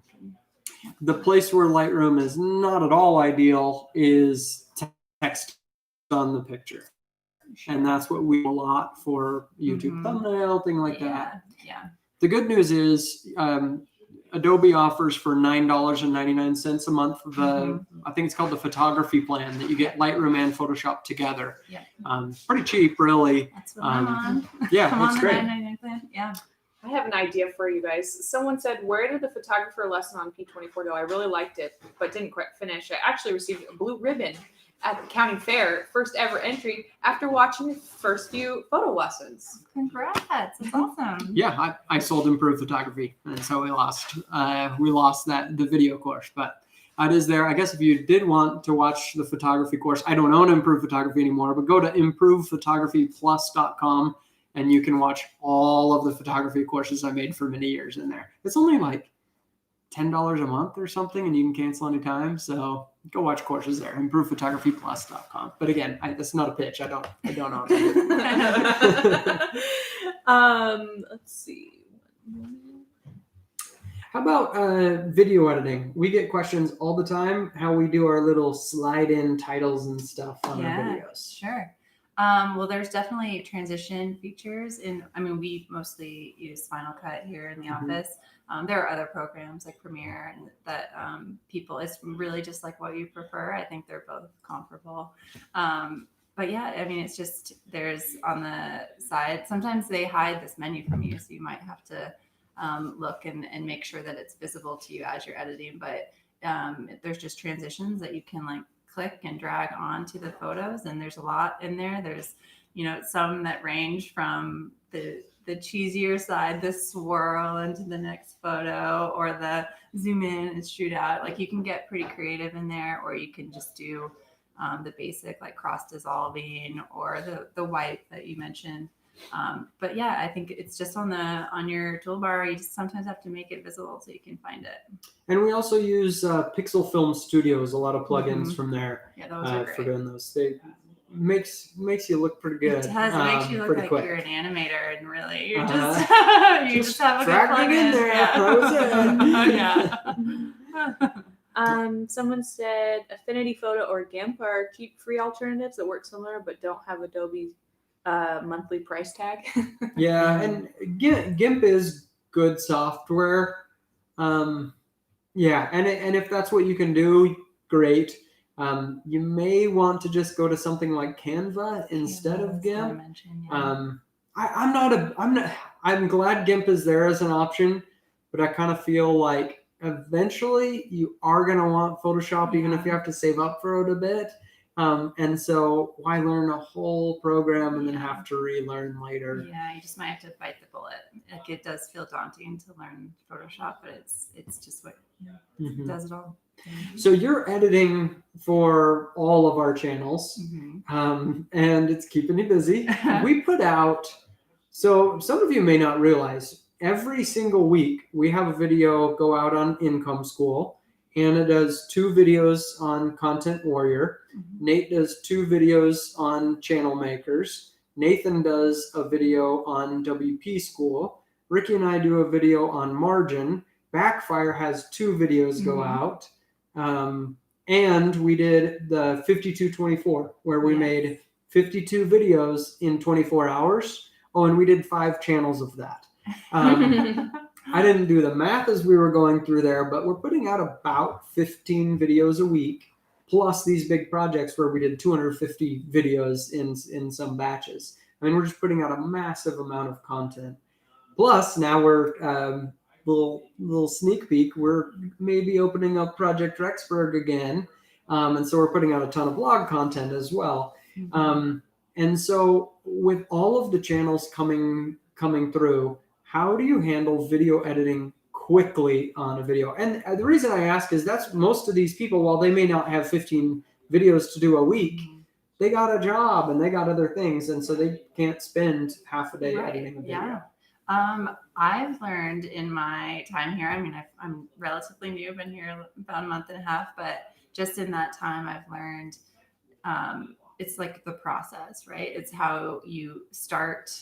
If you start clean, like you bring all your clips in, you synchronize, get your timeline. Like it is about the method. Like sometimes there's the option where you can kind of edit as you go.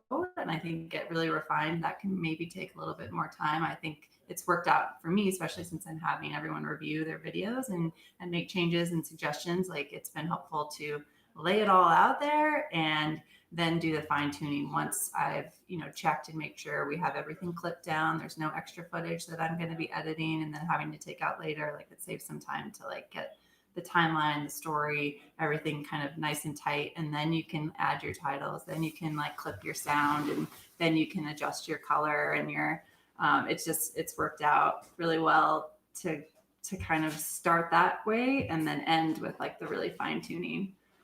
And I'm not the fastest. I'm still working on it, but I've gotten much faster than when I started. I want to show you a little bit of our process, because when you're producing videos, even as one person, file management takes a lot of time with video. If you just have one main camera, then you got some clips of different things to have B-roll to put into the video. Then you have your audio on a separate card from your microphone, then maybe some screenshots, whatever. And usually, really all of you should batch your videos. It takes a little bit to set up the camera and everything. And so have 3-4 videos planned, ready to go, and then sit down and record them.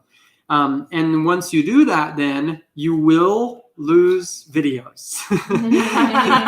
It happened to us so many times when it was just me and Ricky, where we made videos and then because we had batched them, like 2 months later, we're like, whatever happened to that video? And we just realized, we forgot to edit that one and put it up. And so we're making new videos and we just forgot it was there, or we lost a file, or where's the audio for this? And so I want to show you kind of our system, because it has saved us a ton of grief. So on the kind of entry table there, we have a bunch of these little bowls that we just have cards. If the cards are in the bowls, then it means they're available. You can write on these. There's nothing on them.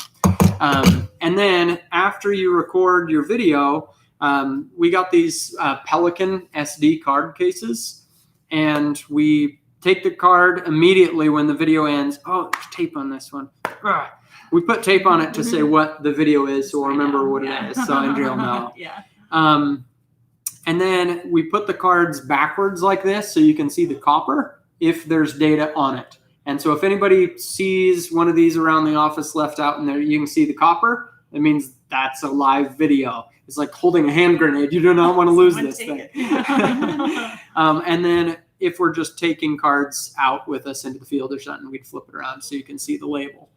And that system of having just a few SD card cases, you can get them on sale on Amazon, get a 5-pack or something. They're not that expensive to get a bunch. But having each video on its own card makes it way easier when you get to editing and the file management. And then having these SD card cases so that when you finish a video, here are all these cards, and you could just stack up your few videos next to your computer. Then when you're ready to go edit, you can go take them on. But you've got to have a system. If you don't have a system, it's going to stink. I'm just gonna answer this question since you're over there. But someone said best video editor ? Is Andrea. The answer is Andrea. Well, if they don't have an Andrea, is the iPhone sufficient for YouTube? Mm-hmm. Yeah, I mean, we've certainly made a lot of videos just on the iPhone. Mm-hmm. Do you have any opinions on it? I mean, yes, yeah, in its most basic form, you can just put it in the YouTube app and they allow you to just edit the front of it and the back of it if you want to take off the pad. And then you can actually also clip out certain spots. Yeah. When I was going live, I did do that for every single video. I cut off the front and the back, and then there was one where I wanted to clip out just one spot, and then I did that easily. So Yeah, it is great. And because really, most people aren't going to be able to even tell the difference between, like, we have a nice light on and everything here. If I put my cell phone here next to that camera, most YouTube watchers wouldn't even know the difference between it. If the lighting is nice and you had nice audio, most people wouldn't be able to even tell. But if we go outside and now it's really, really bright and really dark, suddenly there's a pretty big difference between a cell phone and a nicer camera, or if it's very dim in the room. And so for YouTubers, if you're recording in a pretty sterile environment, you can have a nice window next to you to get some light on there, and it's in a home where there aren't crazy highlights and shadows and stuff. Just use your dang cell phone. Mm-hmm. It's going to do fine. Get one of these, a Tascam DR10L, to record your audio. Just use your cell phone. It'll save you $1,000 on buying a nice camera, and like, you're off to the races. And go look back on the really old videos from Income School, like Sort by Our Oldest. Yeah, they're all on a cell phone. We recorded on a cell phone for quite a while. I actually, can I say this really quick? Because I just brought it's kind of fun. I used to work in the news, and I actually filmed a couple of my news stories on my cell phone, and no one knew. That's pretty cool.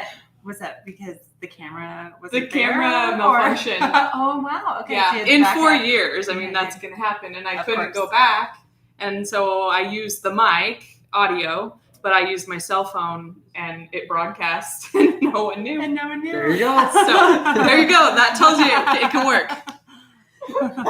Yeah, for sure. That's great. Yeah, and it is nice that on the YouTube editor you can clip out the front and end, so that, like, you don't have to, like, take your finger back after you press record. Like, you can just cut that part off and it'll work just fine. Weshallow World, has Shopify ever invited you guys to what? I don't know. I don't know. Is there a party? I don't know. So we don't really do anything with Shopify. I think it's a great platform. And if they are having a party, I mean, no, I don't know. I think Shopify is great. It's just a different business model. I think it's a growing market and a place, kind of selling direct to people and not on platforms like Amazon FBA as a business model.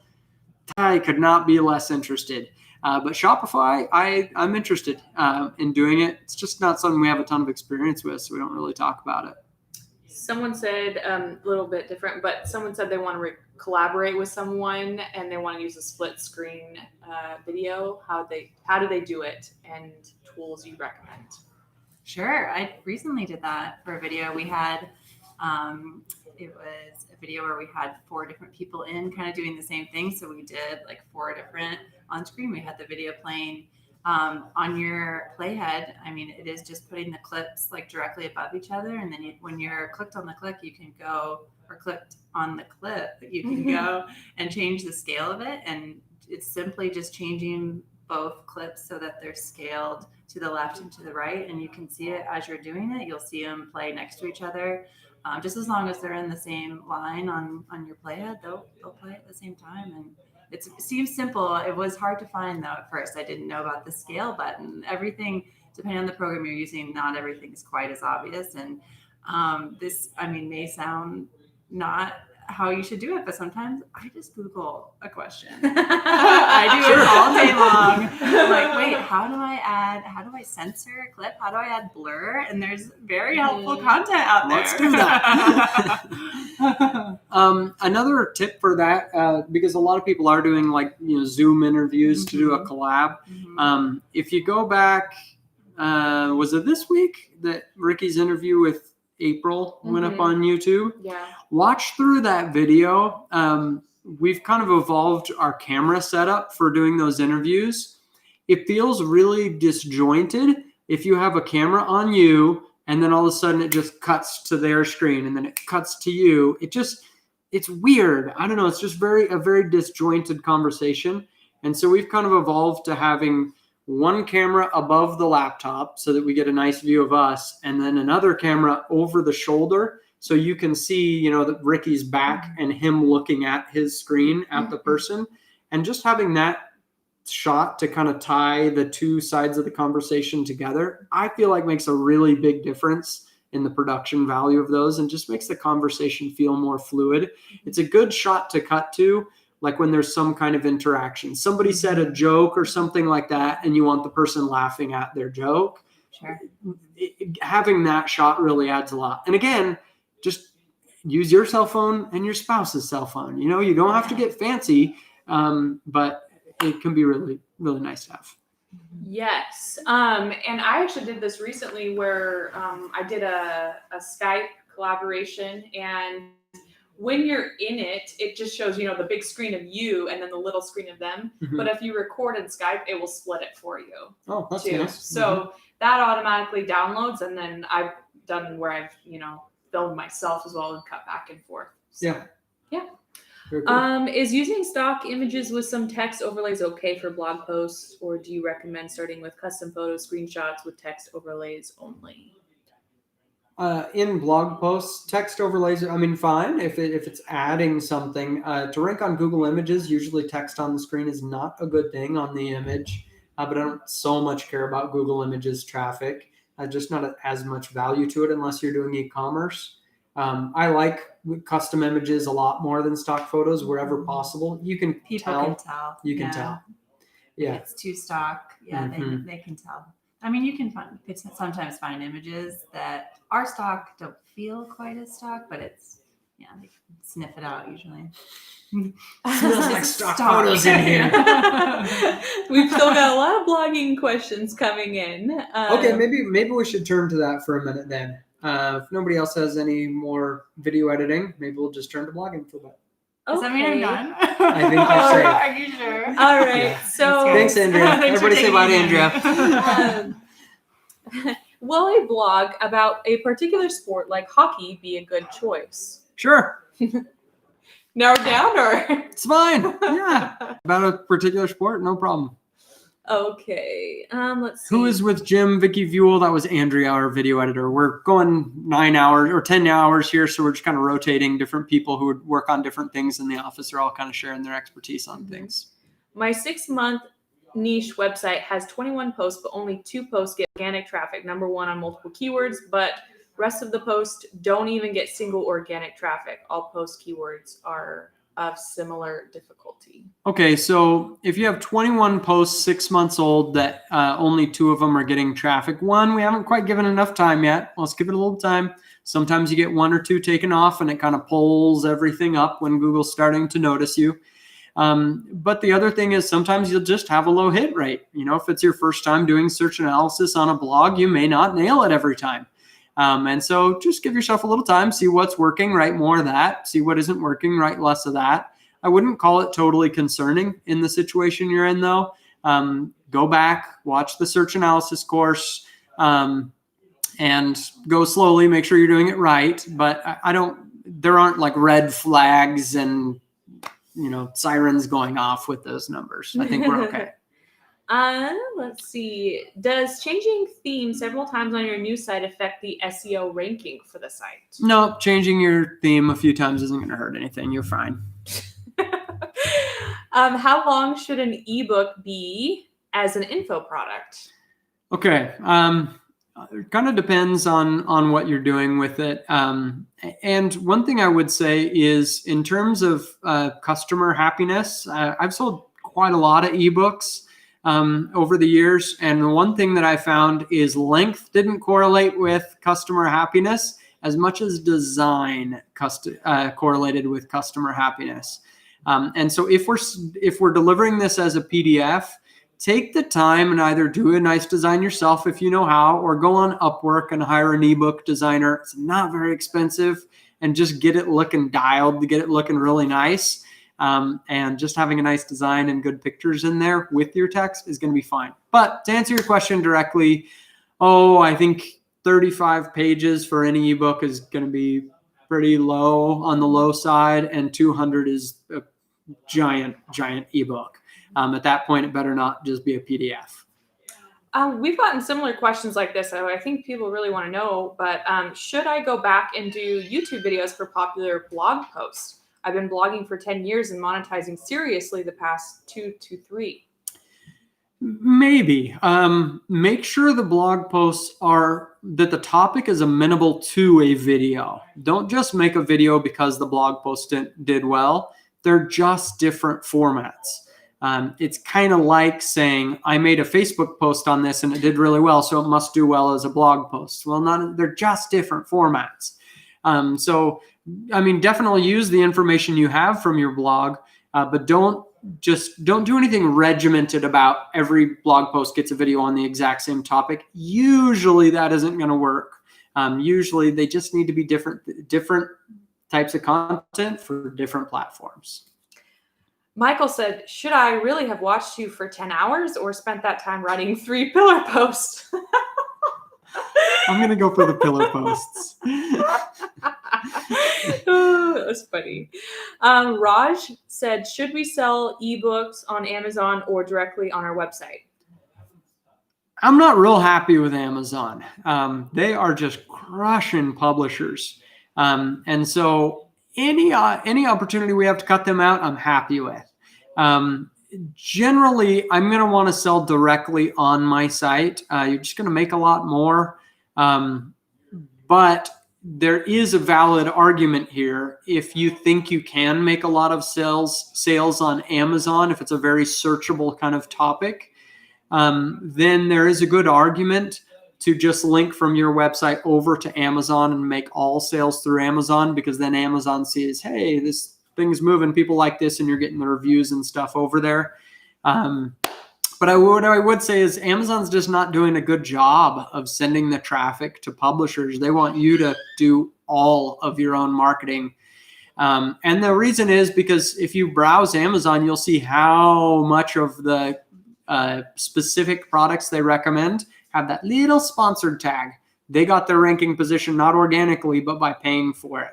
And so they're not wanting to just give sales willy-nilly. They want you to do your marketing and send, and then have them take half of the sale anyway. I will mention my book, Work Energy, that came out in January. Reviews have been really, really, really positive for it. I think it's like 4.9 stars it's on Audible and Amazon. If you like the audio version, I like the Audible version. Reviews are super positive. We have a big audience. We pushed the book really hard when it came out, and it sold really well, and Amazon did nothing after that. My hope was if we push enough traffic to it, get some really good reviews, then Amazon's going to start showing it, and that just didn't happen. So it got a great response, and we sold a bunch just from our audience, but the thing where you just rank on Amazon and win from there, I don't know. It's a different game. It's very competitive, and you may not be able to rely on it like you used to. Mowerman, thanks for the super chat. I saw that. And also, Vicky, I lost the chat, but she said she loved Work Energy. Oh, good. You're doing a great job, and you're killing it answering all the questions. Oh, thank you. Mowerman says, Project 24 is amazing. That's thanks to this guy. I have built multiple successful sites using the Project 24 methods. The forum alone is worth the price. It's packed with courses and videos and easy to follow with step-by-step videos. Aw, thank you, Mowerman. He's a great dude from the UK. By the way, your grass looks great. I watched one of your videos. So I want to introduce Nathan. He was on the stream earlier, but I don't really think anybody's going to watch 10 hours ago. Seriously, right? So if you're a Project 24 member, you know Nathan, or at least you hear his voice on the podcast. But I want to introduce Nathan a little bit because he's someone that maybe you don't see as much on Income School, but has been a very important part of the brand. And so I want to kind of tell you who you're going to be talking to for the next hour, next half an hour. So I've used the example a few times of unimproved photography back in the day where I did the flash sale that made $250,000 in a week. He was in the room that day. He was doing the customer support for that. I've talked about Knife Up, the website I did years ago. He wrote a lot of those blog posts on Knife Up. The whole portfolio of sites that we just sold, he was the manager in Rexburg running the Creator Studio, teaching our writers how to write that made those sites. And now he works for us. He's been with us in the office here for a year and a little while before that in Rexburg. But he's been here full time for a year. And so he also runs the brand new WP School YouTube channel. If you have questions about WordPress, go check his YouTube channel there. But Nathan is very, very knowledgeable on all things blogging, as well as YouTube and WordPress, but especially blogging stuff. So I'm going to turn the time over to you, but I just wanted to give you a little bit of introduction. Well, I think thanks for sometimes talking me up. people just see me and Ricky and don't realize like there's a lot of knowledge back there. Yeah, I don't end up on the YouTube channel too often, but when I do, it's always a good time. Awesome. Well, let's see what we have here. Question from Luisa Bueno. Is it better to offer ebooks in a shop inside of a blog versus, okay, these comments are getting away from me. Is it better to offer ebooks in a shop inside a blog of link from the blog to a web shop exclusive web page? That's a great question. About that. I'm not sure if I quite understand the question. Maybe if you could rephrase it, I'm going to catch it in a couple minutes. Patrick McCoy says, I see that Nate's WP School isn't having as much success as other channels. What do you think is making his channel harder than others? This is a fantastic question, actually. We just had a meeting the other day kind of talking about all of our different channels and how they're doing and why they're doing what they're doing. And the type of content that you choose to put on your YouTube channel will really impact, and it might just be the niche, but it really impacts the growth of your channel. For example, with becoming a YouTuber, kind of what Nate and Anna are doing on their channels, that's a very trendy topic going on right now. And there's a lot of things that they can do, testing lots of different things. It's just something that's very, very useful for a lot of people who are just brand new interested on YouTube. And so it's just a very, very different niche than from what I'm doing. WP School, the YouTube channel that I'm running, focuses mostly on WordPress kind of tips, tricks, getting things set up, working with different plugins, some WordPress news, some case studies. So it's just a very, very different type of content where users who come to my channel are looking for the answer to a very specific question. For example, if they want to set up a membership on their site, maybe they're looking for how do I set up Member Mouse on my website? That's a very specific question. And so when they come to my channel, they watch that video, and as soon as they have the answer that they want, they're out of there. That's the nature of the tutorial style channel, where someone comes in, they find the answer that they're looking for, and they're back on their way. And that's the goal of our channels. We want to help people in that way. And so it's a little bit, at this point, while it's still young, things are very still searchable, and they're very small topics where the search volume might be a little bit lower. And so I think that's probably part of it, that there's a little bit slower growth. When we started our channels, we started them on the same day, and mine did take a little bit longer to get going. I've always been trailing a couple hundred subscribers behind Nate and Anna's channel, but don't worry, I'm going to catch up. Anyway, so yeah, there's a couple different things about that, but I think those are a few different reasons, just a different type of content. Raj Mehta says, what would be a good Pinterest strategy for blogs? I know he's a Project 24 member, so Okay. I'll just refer him to the course in Project 24. Yeah. Kind of explains everything. Yep. Then Mario Poljak says, question. What do you think about drop shipping, and why didn't you do more of it? That's a good question. There are a lot of ways to make money online. There's a lot of ways to make money online. Personally, just from doing kind of what we are doing, I personally am inclined to work with info products, things that I can create the product once and sell it. Like Jim said, there's a lot of different ways to make money online, and it's a kind of a choose your own adventure. But for me, I like the idea that I can put in a lot of work on the front and then just sell that product over and over again without having to do all the maintenance of shipping and packaging and marketing, that kind of thing. So that's why for me, overall, just wasn't what we chose to pursue. Mary Hiker started a niche site with Project 24 that has 11 blog posts. Family issues took her away for a few months, but she's ready to go again. Is it okay to work on this site that's kind of been left for a while, or does she need to begin a brand new site? Yeah, that's a great question, Mary. First of all, congratulations on getting started. I'm at the same time sorry to hear about the issues you've been having, but definitely just jump right back in. I don't think that you need to start a brand new site. What you might expect to see is that as you start adding content, those first 11 posts, I think it was 11 posts, those, if you did your search analysis correctly, you're going to be able to see those posts starting hopefully around the 8-month mark. But after you start creating content and start regularly posting content over and over, eventually those posts will start to hit. So you might see some slower initial growth in the next few months, but if you just keep publishing continuously without fail, then you will definitely get enough content on your site where you're going to start seeing those page views come in. Steve Madgwick, are there any juicy updates coming for Acabado? Oh, that's a good question, Steve. You've been with us here.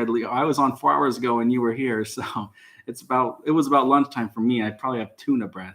But Steve, yes, we are doing some exciting things for Acabado. We haven't actually announced anything yet. Give them something. But there are some very exciting details. This is a project I've been working on for the last month or so, and we are doing some very fun things. One of the things I guess I can tell you is some redesigns. Not redesigns. Yes, multiple. Where we are updating the current design of Acabado, and then we have designed a few different types of pages for Acabado, home pages for Acabado that just give it a totally different look that could be really good for some different niches that just where the first design didn't quite fit. So that's one of the updates in Acabado. We haven't, like I said, announced everything yet, but there are some really cool things coming, hopefully in the next few months. William Lejon said, what's your opinion on creating a site if you think the main monetization method would just be ads? To me, that's just a really personal decision. If you are wanting something that's completely passive, if you're not wanting to progress it further than that, then I would say go ahead. Personally, if I saw that there just wasn't any other monetization option, I would be interested in moving my business further than just ads. But if you're just looking for a couple extra $100 a month, a few $1,000s a month, then that could be a good option for you. My guess is once you dive in a little bit further, you're going to find some additional monetization options. Just once you kind of jump in, you'll find some other things, but you might have to look a little bit harder. But I'd say if that's what you're looking for, just something really passive, yeah, go for it. Simplify Gardening, YouTube. How would you look at writing titles for the YouTube algorithm over the recommended algorithm on YouTube compared to the search algorithm on YouTube? Okay, so could you clarify that question for me? I think what she's getting at is like sometimes on YouTube you're making content that's very searchable, and sometimes you're making stuff that you just want, it's just spreadable, shareable. Yes, yeah. So how would the titles change for both of those? Okay, yeah, that's a great question. So we have been doing this. Like I mentioned earlier, I just started WP School. And so a lot of my goal for these first few months has been just to get some searchable videos out there so that people can start finding my channel. And so for me, when I look into a title of a very searchable video, I want it to be something that very clearly states what the person is going to find in the video. So if it's how to install the Astra theme on WordPress, then I will want my title to state very clearly what exactly is going to happen. It could be as simple as how to install Astra theme on WordPress. But then the trick here is that you can use the thumbnail to create some of that interest.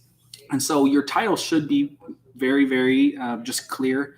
but you can use your thumbnail to create that interest. And then for the interest topic, you still want to make the title clear what's in the video, but it doesn't have to be as just directly stated as it would be with the searchable term. And then the thumbnail is key. YouTube has been talking about doing some cool things with thumbnails, some A/B testing where you can create different thumbnails to see, which one works better for your audience. But for now, I would just say for searchable topics, just make it very to the point what the video is about. And then for more interest content, just do a title that's going to make the person looking at the title just excited about the video, whatever that might look like for your channel. Diego Nieves says, can I put together trail running, mud running, and adventure running all on the same domain? I'd say why not? Don't bite off more than you can chew, but I don't see why you couldn't do that. We had Outdoor Troop, and we had like 20 categories of outdoor activities, and it's doing extremely well. So as long as you can handle it, then yeah, do it. Bloggers on the Rise. Speaking of redesigns, when is the Project 24 new version coming out? This is something I've asked you like every day for the last few months. Yes. When I come into the office in the morning, the question is, when is Project 24 3.0 going to be done? So our developers that we're working with, they're not in-house. So we are working with some developers here locally. And unfortunately, they have other clients. And so we don't get to keep them all the time. We keep them as busy as possibly can. But sometimes they have to work with other people. So we are very, very close. What happened is about a month ago, they sent us a version of 3.0. And I have to tell you, it is so cool. It's awesome. It's going to be fantastic. And so as we were looking through, they had done such a good job. There were a few additional things that we thought, it would just level it up 3 times more if we could add these. And by the time we finished with all those updates, we had 6 pages of updates for the developers to do. And so they are just working as fast as they can. And you say 6 pages, not 6. There were 6 pages on the website we wanted to tweak. I mean, you just wrote notes, and it was 6 pages of notes of what we wanted to add. It was like a 6-page paper of notes for the developers to fix. So it's coming out soon. A month, I just emailed the developer yesterday, and he said at the end of the week, I'm going to give you guys an update exactly where we're at. So hopefully soon. We're crossing our fingers because we are so excited about what it's going to do for you guys. Okay. I have one more question here in a second, but tell us just a couple of highlights of what's going to be in Project 24 3.0. Yeah, definitely. So one of the things that I'm most excited about for Project 24 3.0 is the tracking capability. And so when you log into your Project 24 dashboard, you're going to be taken to a page where it just shows all of your stats. So you can put in the name of your project, whether it's a blog or a YouTube channel, and then every month you can enter your statistics in for your revenue, for your traffic. Oh, what's the third one?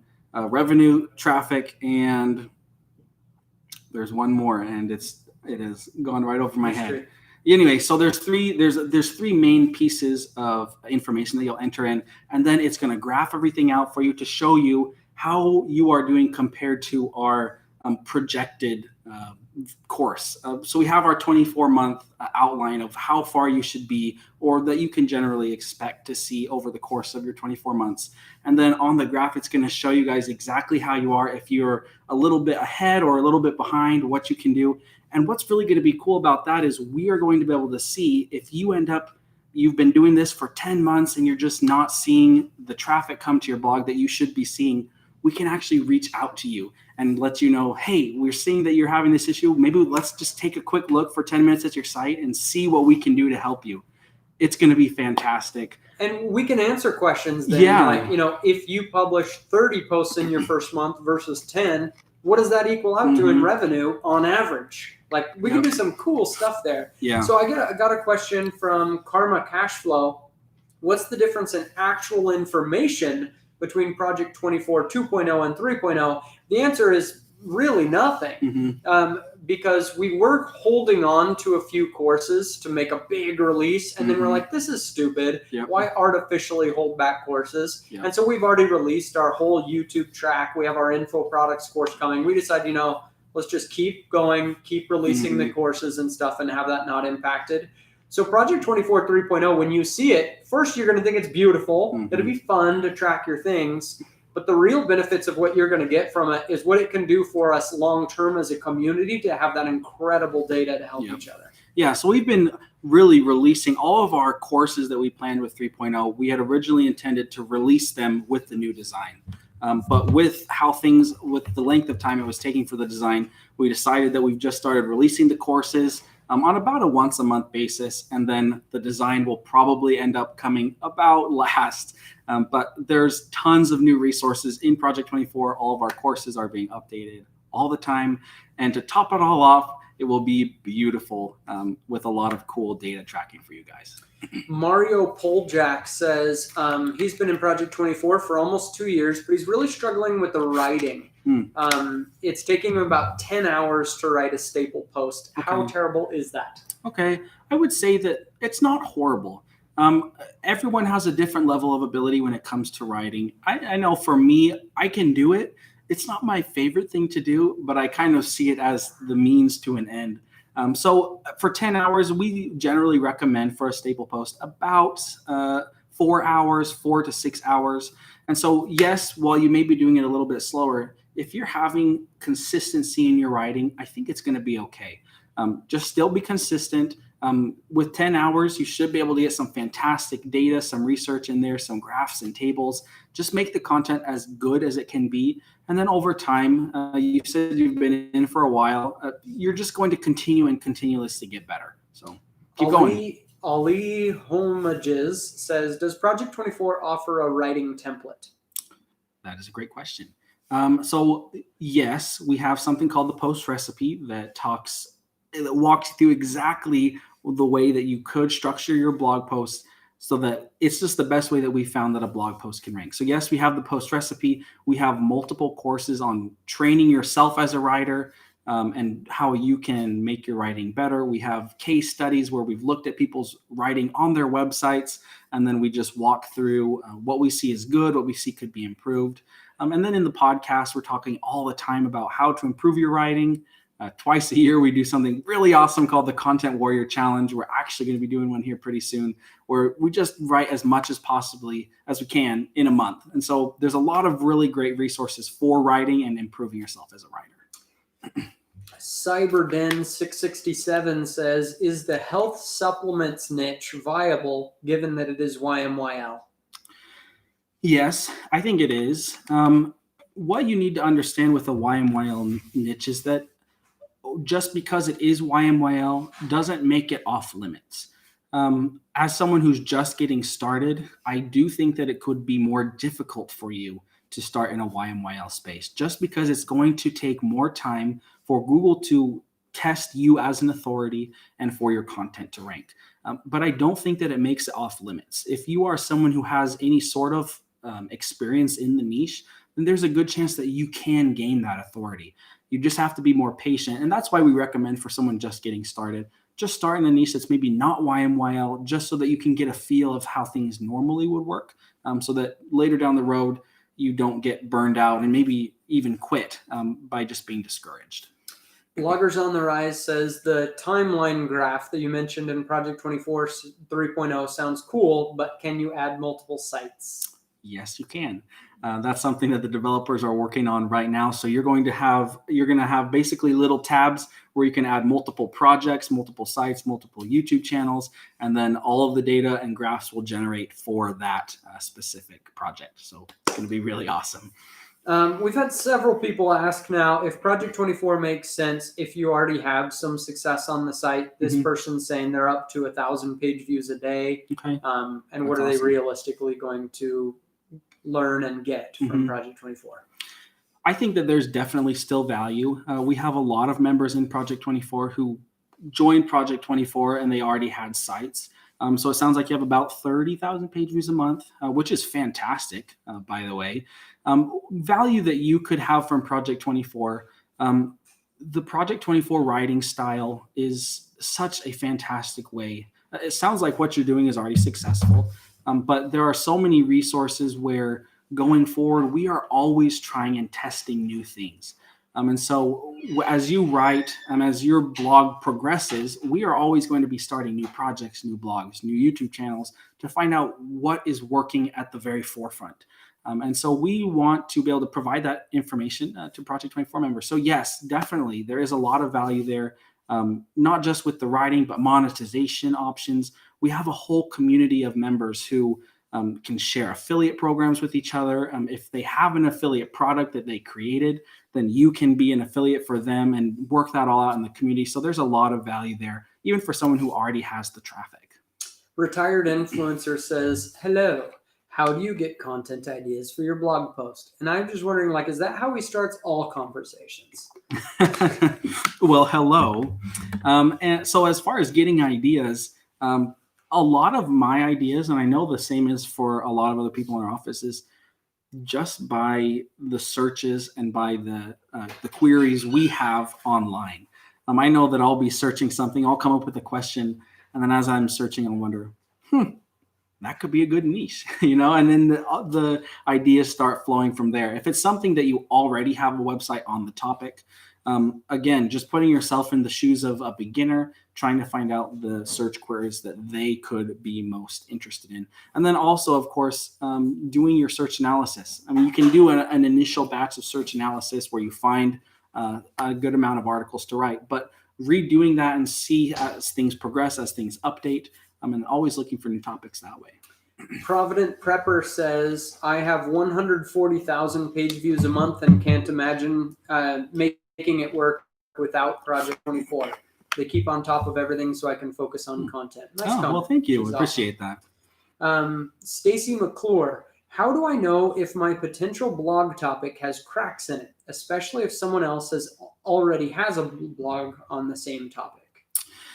There's so much space out there on the internet. I think that sometimes it's easy to be hung up when we are excited about an idea and then we Google some questions and we just realize that, oh, there's already someone out there who's done this. That can feel demotivating, but I think it's important to just remember that the internet is huge. There are billions of people using it. And just because there's already websites on the topic that you are interested in doesn't mean that you don't have something to add. As far as finding those cracks, depending on how, what's the word? Depending on how cracky it is, so I guess I can't think of the word now, but if you're working in tech, competitive, little words like that. After 20 minutes on a live stream, even simple things. So depending on how competitive it is, you're going to have to dig a little bit deeper. If you're working in the tech space and want to write about iPhones, that's going to be tough. You're going to have a really hard time finding cracks. But that doesn't mean that it can't be done. Really, the more competitive the topic it is, the further down you're going to have to dig for the cracks. If you choose something that's less competitive, then you're going to find some medium-sized topics that still aren't that competitive. How do you do that? It's just hours and hours of searching and looking for topics. There's really not an easy way to do it. Stick Handling Pro says, do you have a recommended writing service? That is a great question. So on incomeschool.com, we have a recommended Text Goods. They are someone who we've used before. We've also used a couple other writing services. In the past, I think we've used iWriter. Yeah, it's been a while. It's been a while. I would say we got the very best results when we just hired our own writers directly. We've had fairish results from writing services just because there's no follow-up with the writer. You can't say, "Ooh, I want this changed," and have it the same on all the articles. But they are a very valuable service. They're extremely convenient. But in terms of the very best quality, it's when we had our own writers. Even if we were paying them 2 cents a word. We just put a banner on the top of the website that just said, "Hey, if you want to be a writer, apply here." Yep. That's probably the best we've had. But there are valuable services and great ones, including from Project 24 members that are fantastic, and we certainly want to support them. Yeah, definitely. Nathan mentioned Text Goods. I would be remiss if I didn't also point out rewriteblogposts.com. Text Goods and Rewrite Blog Posts are both owned and run by Project 24 members who write articles. specifically following our post recipe. Mm-hmm. Not necessarily an endorsement. I've never bought an article from them, but I just wanted to. But they're point out it there, yeah. They're I'm out glad you there, mentioned and that. a lot of members of Project 24 are using both of those services Mhm. and are generally happy with what they're getting. Yeah, thanks for mentioning that, Ricky. A place under the palms. We're told that city sites are very difficult sites about living in Boise or okay, something. yeah. I still really want to go forward with it. Do you have any suggestions on how to compete over time with TripAdvisor and Expedia? It's Pray tough. a lot, yeah, for sure. Yeah, pray. It's tough. I mean, it's such a big company. It's very, very competitive, especially with, it's just so monetizable that there's a lot. It's going to be tough.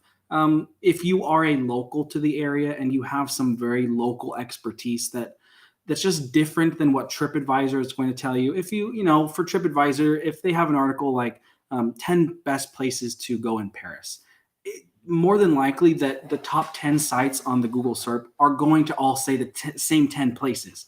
If you live in Paris and you are a local and you know a better place and you can actually provide some extra value, provide something different, then you're really going to be able to, I shouldn't say really going to be able to, you're going to have a better chance at ranking because you're providing some of that extra value. But other than that, you're going to have to work really hard, and it could be a really long, hard journey. But if it's something you're really passionate about, then make it work. Shivam Gupta asks, people are writing 7,000 words blog posts in my niche. What is this? That's a lot of words. That's what it is. That's a lot of words. I would maybe assume that your niche is pretty competitive. 7,000 words. To me, that's borderline over the top. For our pillar posts, our longest posts that we write, they're generally 3,500 words, maybe a little more, maybe a little bit less. With 7,000 words, I mean, if you really, really, really want to blow something out of the water, I guess you could. But if you provide enough value within the 3,000, 3,500 words, then there's a good chance that that's enough. And so overall, I would say just keep at it. If you start seeing that you're being outranked by those articles, then you might just have to jump in and start giving it a really, really hard push to get out some longer articles. But 7,000 words, I mean, putting 7,000 words on one page, that's a lot for a user. You're at that point, you're to the point where you're going to need to start paginating. And that's just a little bit over the top, in my opinion. But again, it just depends on how saturated your niche is. All right. Vishwajit asks, snippet or no snippet? Great question. Ricky had a good chuckle. Ricky, maybe you want to jump in here with me on this one. This one, because I'm going to be jumping in here in the next couple minutes anyway. To snippet or not to snippet, we recently made a YouTube video about this, so we've really answered the question. The answer is yes, snippet. Yes, statistically, you'll get slightly more clicks if you rank number one below the snippet. If you can guarantee that you can hit that spot every time, by all means, avoid the snippet. We find that it is easier to win the snippet than it is to guarantee a number one below the snippet ranking. Also, new things that are coming out. Google's starting to show multiple snippets on a SERP. How long is it going to be before the organic search results are like way down there? They're already below the fold, or not on page one at all. On page two. Because we could get to a point where there's like 3 featured snippets, a strip of videos, a people also ask section, and then followed by several bot placements. Right. And then the first page of Google doesn't even have any organic search results. Congratulations, you have spot one on page two. On page two. Congratulations. And so there is some debate on this, and I get it. I get the reasoning for that. But the most recent studies, the most recent data we've seen, clickstream data, millions of search results, you're better off trying to win the snippet because Google is moving in that direction. Boss Ideas says, which is best, AdThrive or Mediavine? And I would add Ezoic. Yes. Okay. They're different, right? Yeah. And AdThrive and Mediavine aren't all that different in my experience. I have been very happy with AdThrive's just their customer service and stuff. I've used them more than I've used Mediavine. I've had a very positive experience with both of those companies where I have a question, I just reach out and ask. Yep. That said, both of them also require a pretty high threshold of traffic before you can even get in.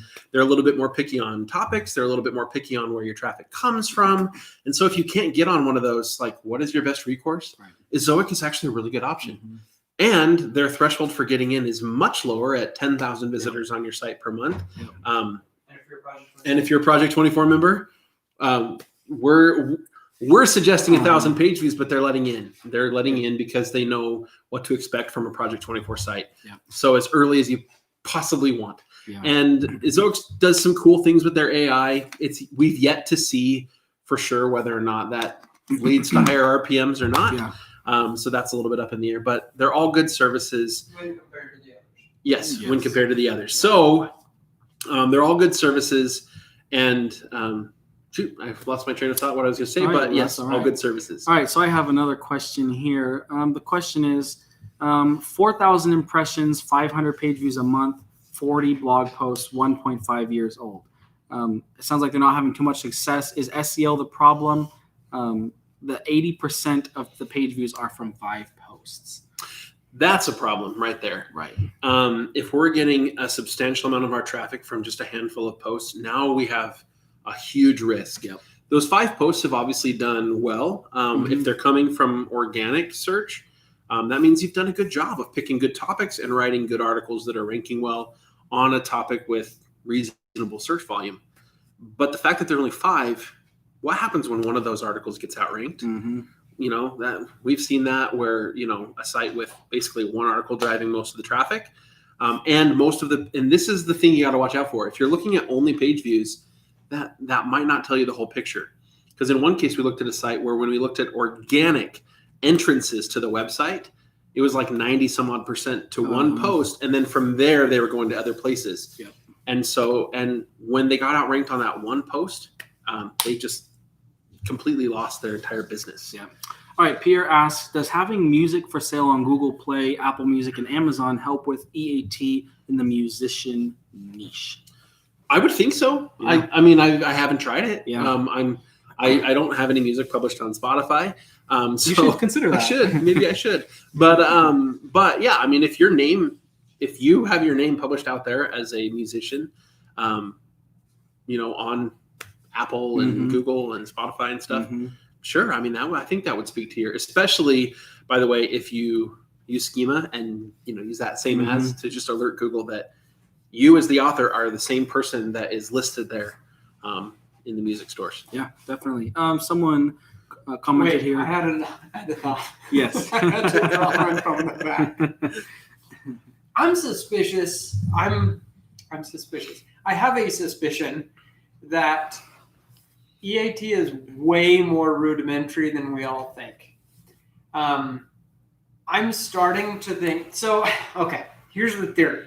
This is the kind of thing we just chat about in the office all day. I mean, okay, so you have a song on Spotify. How the heck does Google know that John Phillips is you, the same John Phillips? There are probably 200 John Phillipses, right? So there's no way they're just taking the author name of the site and just saying, like, yeah, how many times does that name appear in relevant content? No, that's not how it works. And so you say, so how do they measure EAT? Well, certainly if they link to your about page, great, right? If there's a Wikipedia page about the person, which I've always wanted, by the way, that'd be neat, Yeah, right? but I don't want to make it. Yeah, that's You know what I mean? lame. Like, Ooh. Anyway, pretty if there's a self-indulgent. Wikipedia page about you and that links to your site, pretty obvious how to track that. But Google keeps talking a lot about these no link mentions. My theory is that's code for YouTube. What they're doing this is just theory. My theory is, and okay, it's theory, but it's supported by anecdotal evidence. Because we saw on 7-year-olds, the site is dead in the water. We use it as an example on Income School as a site that failed. And what happens? I mean, we see a spike in traffic from when we mention it, right? But then even after the spike disappeared, everything starts ranking organically, and we're like, what? What just happened? It was a no-link mention. We talk about it on Income School, and then YouTube can track, oh, everybody who watches this video immediately opened another browser tab and went to this website. That's just as good as a link. And so I think that's how they're tracking a lot of EAT, is just where they're seeing floods of traffic coming from a source all of a sudden. And they're saying, okay, maybe there wasn't a link there, but they definitely talked about that for that behavior to happen. And so my thought on EAT is that's really like the prime way that they're doing this. And, you know, getting a ebook on Amazon and stuff, it's like, I don't even know if they can know. Because it would just be so gameable. That is my theory. Very good. We have talked about that quite a bit. Kelly Al-Mulani has asked a few times, is blogging about education content on finance considered YMYL? I believe that is YMYL. The thing with YMYL is everything's a spectrum. And so I can't say that every finance topic is going to require a high level of authoritativeness to rank for. But some topics on finance are going to require a very high level of authority. Google definitely wants to know that you know what you're talking about. And so I wouldn't let that necessarily scare me away from an entire niche. Yeah. But I do think that, you know, teaching somebody about finance, there's a level of YMYL-ness there. Yeah, and we saw similar things on 7yearold.com. Some of the topics that were definitely YMYL, like giving medication to children, versus another topic that wasn't as much YMYL. Some of those other topics still were able to rank to some extent versus some that were actually more YMYL. So I definitely agree with you. It really could depend on the article or on the video, whatever it may be. We have one here. Your 10 commented, I'm enjoying learning from you. Thank you. Thank you for the comment. Thanks. We appreciate it. Abner Dean says, how many articles should I have before I start to apply for affiliates? Sorry, say that again. How many articles should we? How many articles? Yeah. So how many articles before starting to work with affiliates or affiliate programs? You know, if you're talking about Amazon, we used to say just sign up from the beginning, and then we said don't, because people were taking a long time to get those first 30 articles up, and they weren't getting the traffic, and then they were getting rejected, right? Because Amazon has that 90-day thing. And so we said, well, wait, write your first 30 blog posts. But really, it has a little bit more to do with how much traffic you have. Most affiliate programs are going to have certain traffic thresholds. Even if they don't publish what the thresholds are, right. you apply for the program, and they're just going to reject you outright if you don't have enough traffic, independent of how much content you have on your site. And so I wouldn't say, okay, cool, let's publish 100 blog posts. We outsourced it, so we got them all today, publish them all. Now, cool, I can go apply for affiliate programs. It doesn't quite work that way. Let's give it time. Let's get some traffic. Yeah. You know, Amazon, if you're getting 5,000 page views a month to your blog post, you're going to be able to get those first few sales in the first 90 days. So go ahead. Even probably lower than 5,000. A couple thousand page views. Yeah, I don't think it hurts anything to start with less page views. I think the concern that I have would be, don't let it distract you from creating real, good, valued content. There's nothing wrong with monetizing early. You can monetize off 10 people. You can monetize off 100. You're obviously going to have different levels of success, but don't let your day be half monetization on an audience of 10 when you could be creating content. That's my absolutely. concern. That's a great point. And another thing you're asking about affiliates specifically, and a lot of affiliate programs are going to have those thresholds, but there are monetization options for lower traffic websites. We did an interview with Eric Jeanette a long time ago now, who with a very small amount of traffic on his website makes a great income, but he's doing lead gen. And so, don't get too hung up on, a certain amount of traffic leads to a certain number of dollars. It doesn't necessarily work that way. But again, let's get enough content on the website, at least 30 articles or so. And then let's try to get the traffic to a point where we're going to get accepted. Definitely. Saeed Manzoor asks, is Project 24 ideal for building Amazon affiliate websites? It is ideal for building websites where you want traffic that you can monetize. That's exactly what Project 24 is about. We don't focus on Amazon. We think Amazon is an affiliate program, but certainly not the only good option out there. Frankly, we're disappointed in some of the things Amazon has done. I understand it from a business standpoint. The timing was Just a little bit tone deaf. Yeah. All right. Mario Poljak says, how is Embora Pets doing? I see you have 200 articles on it. How many blogs are you writing now after you did the garage sale? So Embora Pets we don't own anymore, but Sold somebody recently reached out to the owner. I think we got some stats, but I haven't seen them Yes. yet, so I don't know. Yeah, the I think numbers. Nate did. I don't know Okay. numbers yet, but I know that it's There's a doing- video coming out Yeah. soon. Yeah, In fact, so I think Jim alluded to it, where Jeff, who bought Outdoor Troop, we interviewed him. That was going to be cool. Yeah. But we also got some numbers on some of the other sites, including Embora Pets, Mhm. and we'll be including those in that video. Those sites are doing really, really well. Yeah, traffic wise, traffic the growth wise is crazy. I think he's earning like, shoot, I shouldn't even say. Yeah. I don't. We'll save it for the other It's video. doing well. Yeah, it's doing we'll just really put well. it that way. Yeah. All right, awesome. Turnal Roy says, I have 350,000 monthly views on Pinterest, but my blog only has 2,000 monthly page views. My site is 4 months old. Am I going all right? Yeah, that's fine. With a 4-month-old Yeah. website, 2,000 monthly pages is fine. Yeah. The views on Pinterest are actually impressions. Yeah. Someone's scrolling through Pinterest Yeah.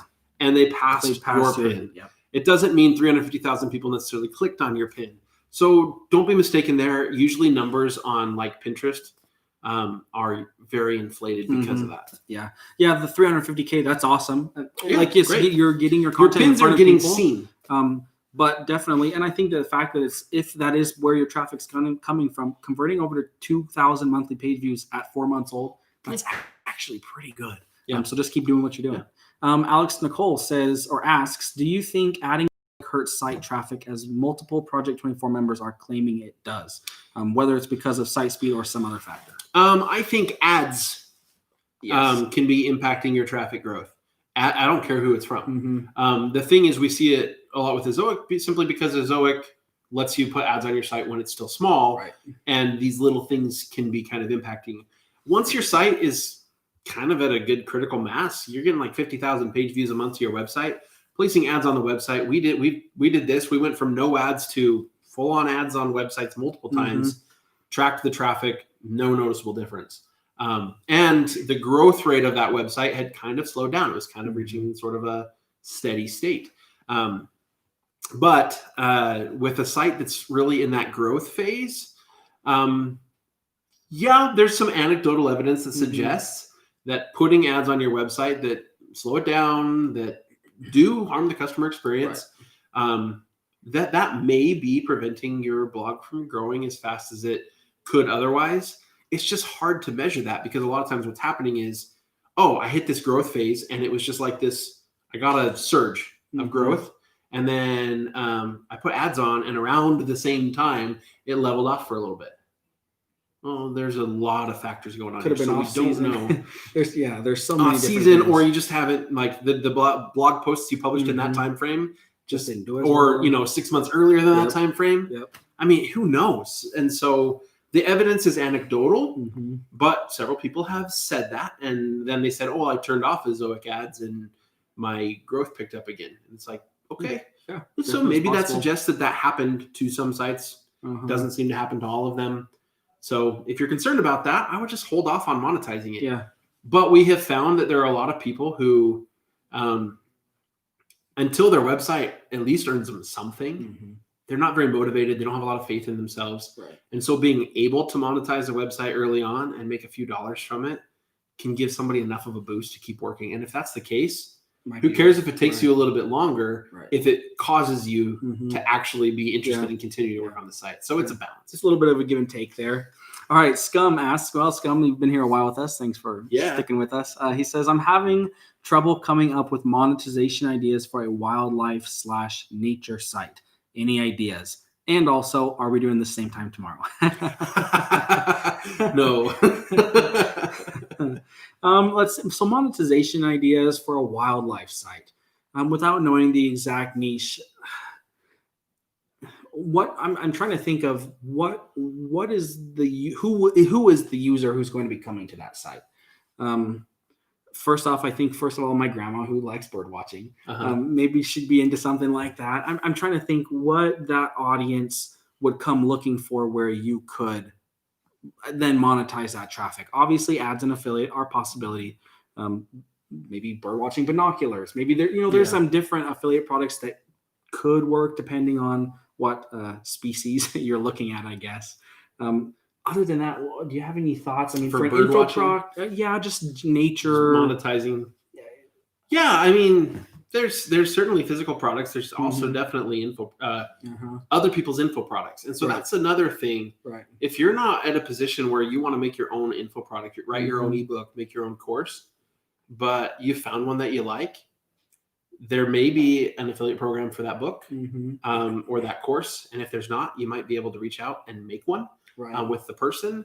And so, ClickBank is full of ebooks that you can link to, and a lot of those have really good commissions. And so you might just get a little bit creative, but also there are always products. We mentioned earlier when Jim was talking to Brad, he made a video about how to just cut the foam out on a gun case. It would be the same on, any of those cases where you buy a hard shell case could be for sound equipment, whatever. And then it comes with a sheet of foam and you need to cut out the foam. And in the video, he's like, hey, most people use an electric knife for this, but I actually found that this little knife that I have cuts it perfectly. It's awesome.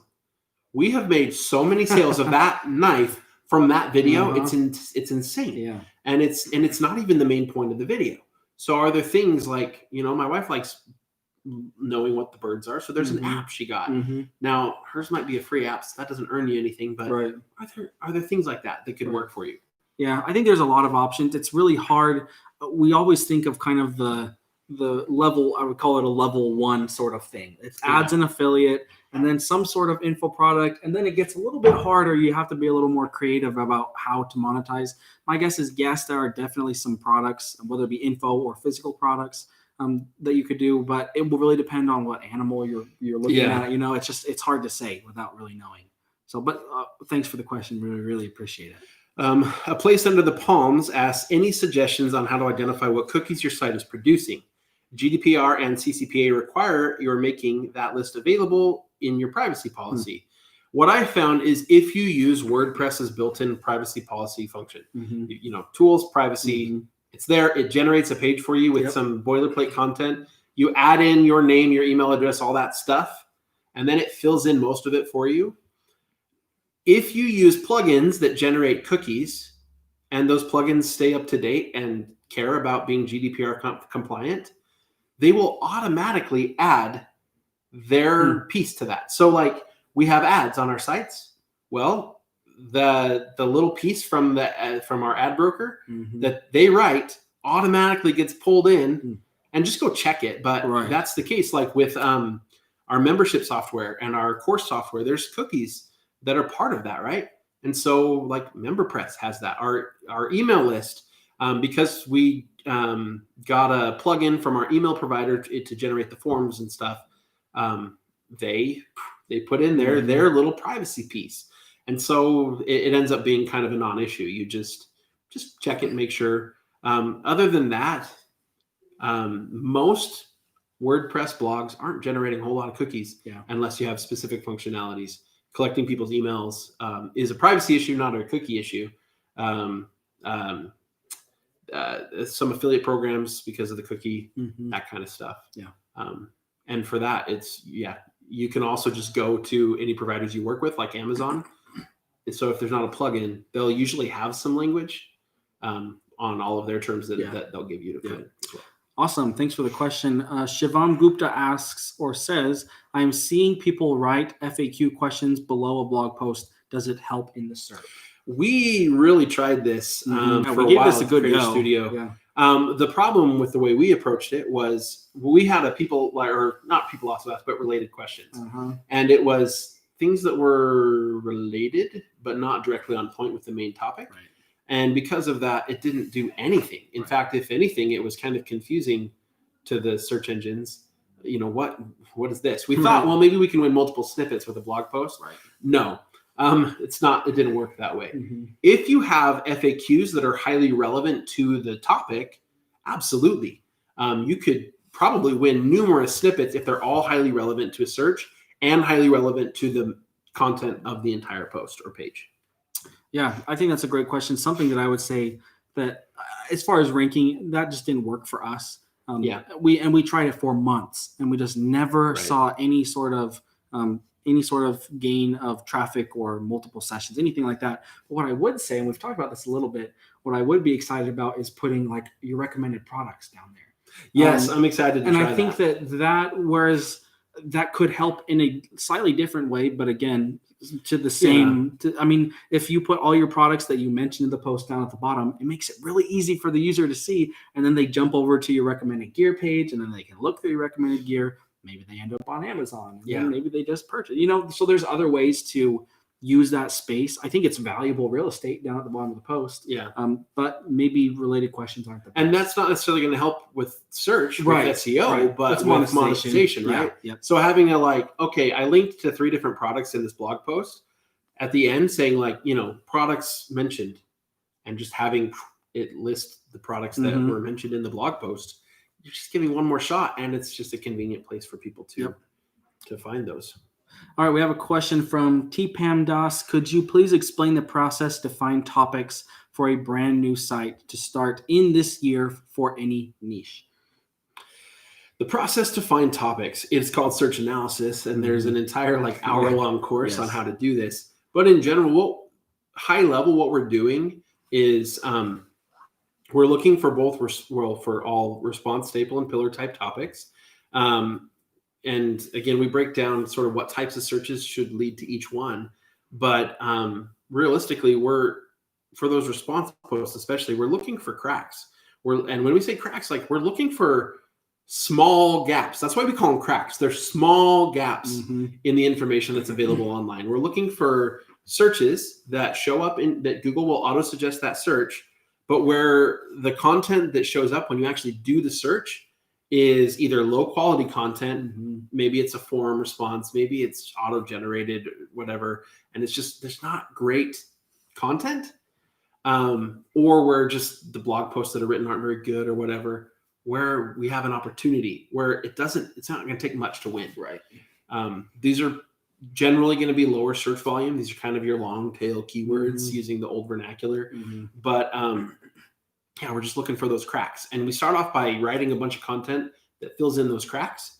Then we're going to write some, again, we're going to look for cracks in some of the more kind of interest content, and write staple posts about that. Then we're going to look at, what's some of that pillar content that if I have a website in this niche, I just have to have that blog post. If I don't have it, people are going to think I'm not any sort of authority in this topic. You're going to write those. And you're just going to do a really thorough job on that to try to win those bigger search terms. Probably not going to win a lot of them at the very beginning, but we want to have some of that content. And then again, we're probably going to end up spending a lot of time writing response posts while we build up that credibility. Definitely. Thanks for the question. Saswada Boxy asks, after how many page views in general do you guys suggest to put ads? Not before 1,000. I just want you to focus totally on content before that point. And then from there, it just kind of depends on what you want. If you really need to win, go ahead and monetize it. You're not going to make a lot, but you'll hit pizza day. Yeah. Okay. Someone asks here, Adeta Sharma, sorry if I messed that one up, says, I'm 13, not a native English speaker. Will my English and less knowledge be a minus point for me? If you're working on this stuff and you're 13, just keep working at it. You have a lot of time to figure things out. And so if you're thinking about making money online, doing online business, kudos to you. Keep it up, and you'll get it. It may take time, and again, as time goes, just improve your skills, improve yourself, and you'll definitely get there. He's 13. Let's hook him up with Project 24. All right, let's do it. What is the best way to do that, Jen? How do we get that to him without getting a bunch of spam emails? We're going to get a ton of spam if we do that. We'll work on that. What's his name? Aditya Sharma. All right. Nobody be a jerk. Just email us at info@incomeschool.com. We'll have to prove that that's your username, and then we'll get you Project 24. There you go. All right. Exactly. Fantastic. You're in. Kartik Pujari asks, can I rank my clone website using good white hat SEO tactics? Now, I'm having to make an assumption here when you say clone website. And by that, clone is like a duplicate, right? If you're like duplicating somebody else's stuff, just don't do that. Yeah. Create something of unique value. Don't do that. There's no white hat SEO way to take somebody's existing content, not improve upon it at all, and then outrank them. That's just you might occasionally outrank them on an article, but man, that's not ethical. So if that's what you're talking about, just don't do it. Create something of unique value using the methods we teach. If you're talking about, I don't know what else you'd be talking about. That's what I'm assuming you said. I'm not trying to call you out here. I'm not trying to shame you or anything like that. There's a lot of people that build websites that are entirely spinning other people's content, and it's just not an approach that we do. We are all about trying to generate original research, using existing content on the internet, across the internet, not just other people's blogs, as resources and as sources to reference. But anyway. Yeah. Awesome. We have a question from Mario Poljak.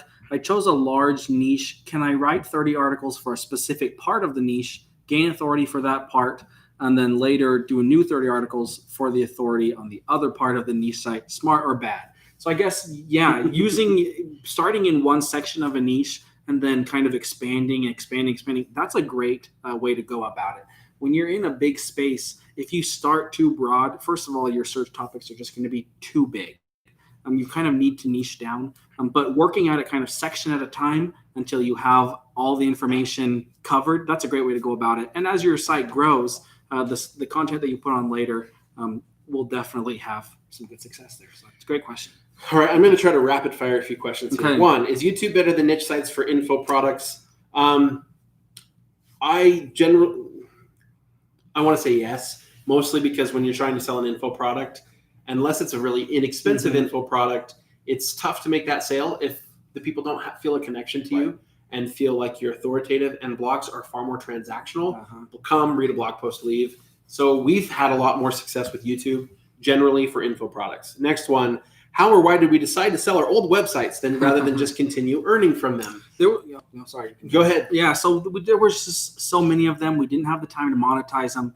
And we knew that we just needed to start over. We needed to be in the trenches, starting new sites all the time. And we didn't want to be held up trying just to monetize old sites when we knew that we needed to be testing all the brand new tactics. And so we decided to sell them. And it was a bad time to sell them because, well, it was good for the buyer. But as as far as business goes, it was not a good business decision. And we didn't care. We just wanted to be back in the trenches, making the best content and getting the answers for you guys. Jim already said this today, but everything we do in our business, every project we take on is intended to learn and to help make our resources better for all of you, and especially for members of Project 24. And so we created really big websites and we realized wait, this isn't actually what we teach people to do in Project 24.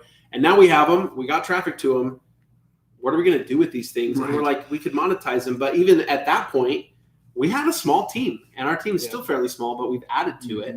And we just weren't in a position to really keep those going and start new stuff. So we're like, you know what? Let's offload these, sell these to someone, and let them take them from here. I'm going to try to bust through a couple more of these. Should I use cache plugins like Fastest Cache with Akabato? Caching, Akabato doesn't do caching for you, for your website. That's something that you often do either through your host or through a plugin. If there's a caching plugin that your host recommends, use that one. There are several out there and they all do a good job. And then how to know that it's a good opportunity. What are some signals of those little gaps, those little cracks? Usually we're looking at the competition. I kind of alluded to this before, but when you find something that Google auto suggests and you actually do the search, that's the key here. And we look at the competition, that's where we can see. So some signals like the top search results come from a forum where the search, there's some searches where the best answers really like what people are looking for is Yeah. what do a lot of people think about this? Yep. But if it's a specific question and the best answer is a forum, usually that's low quality content and you can beat that. Indicators like that are gonna, or if it's a blog but it's just not great content, or it's a little bit off point. You look at the headlines of some of those top articles and they're answering a slightly different question. Mhm. That's where you found a good crack. Yeah. All right. All right, someone asked, how many words can I change on a blog post and still keep it ranking and not destroy my ranking space? 17. No, I'm just kidding. Yeah, I don't think there's an exact number. There's not. Don't go and overhaul your. If Google sees that they need to totally recrawl and see that your content has changed a lot, they're going to have to take some time and put it back through the Retest ranking it. process. And so be a little bit careful, but it's okay to go in and change a few things here or there. If there are some major or a few small things even that you just need to go in and change. That's absolutely right. When are we going to do this again? This is super fun. Too soon? Thanks, Lisa. And Lisa's awesome. I've met with Lisa before. I don't know. I think we're going to be doing more lives more frequently. Probably not 10-hour ones, but you're going to be seeing more of us more frequently here jumping on live. So, and then the next question here: why do web developers charge? This is from Harsh Agrawal. Why do web developers charge from $500 to $20,000? What's the difference? Good question. The difference is how much they feel like charging. In most cases, I have seen this really bothers me, and this is why if you need a website for your small business or something, go check out WP School and learn how to do it yourself. Yeah. I've got a neighbor who's got a business, a pest control business. He got a website, and a guy was building his website for him. And anytime that you're paying someone to do your work, like, I want to change the price of something, $50, Right. And It takes 30 seconds. I'm like, dude, I'll log into the back end of your website and just do it for you. Just let me teach you how to do this. It's actually very simple. And so my recommendation is just learn WordPress and you'll be fine. Now, if you need custom development and that's not in your skill set, then you just got to find. I mean, we found a company that we work with that does great work for us, but it's very custom stuff, and you got to find someone that's affordable. But if you're just setting up a website and putting content on it and maybe trying to sell a product, would not pay a web developer for that. Yeah. Emma Cruzes asks, is 35% a decent open rate on a weekly newsletter? I would hope so. That's about what we get. So And our weekly newsletter is to members of Project 24. Yeah. I mean, and 35% is about what we get. So yeah, I'd say if you're emailing like a normal newsletter email list, yeah, definitely. Like, I think you're doing a great job. Yeah. Yeah. How many page views should I have to earn a minimum of $1,000 only from ads? Let's see.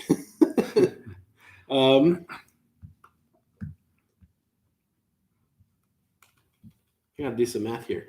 Let's see. If we do,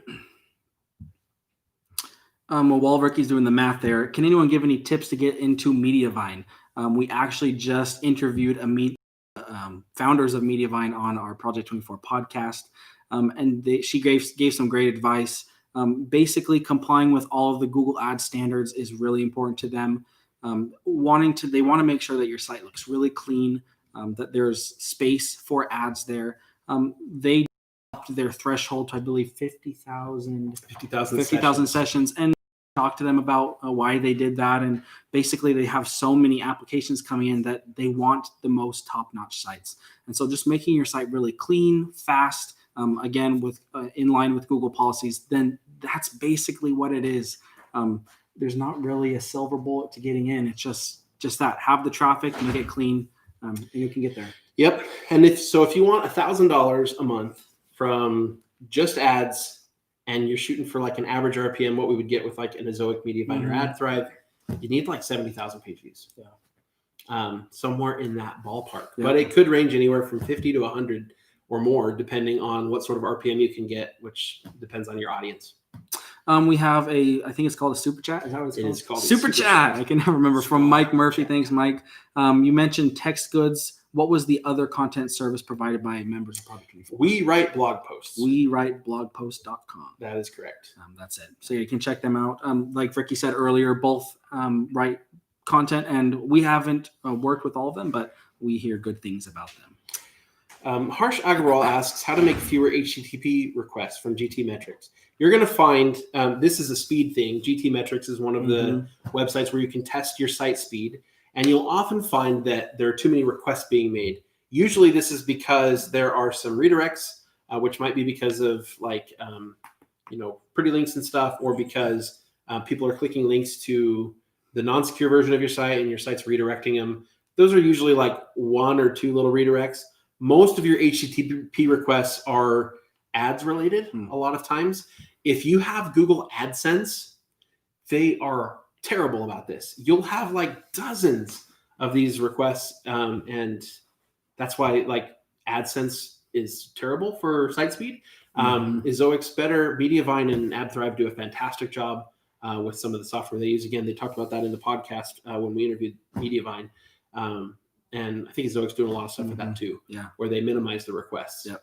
All right, 2 quick questions here. Hassan Morset SEO asks, if I write 2 times longer and better content than my competitors, can I outrank them even if they have more backlinks? Longer is not the thing I would focus on. Better is the thing I would focus on. Yes.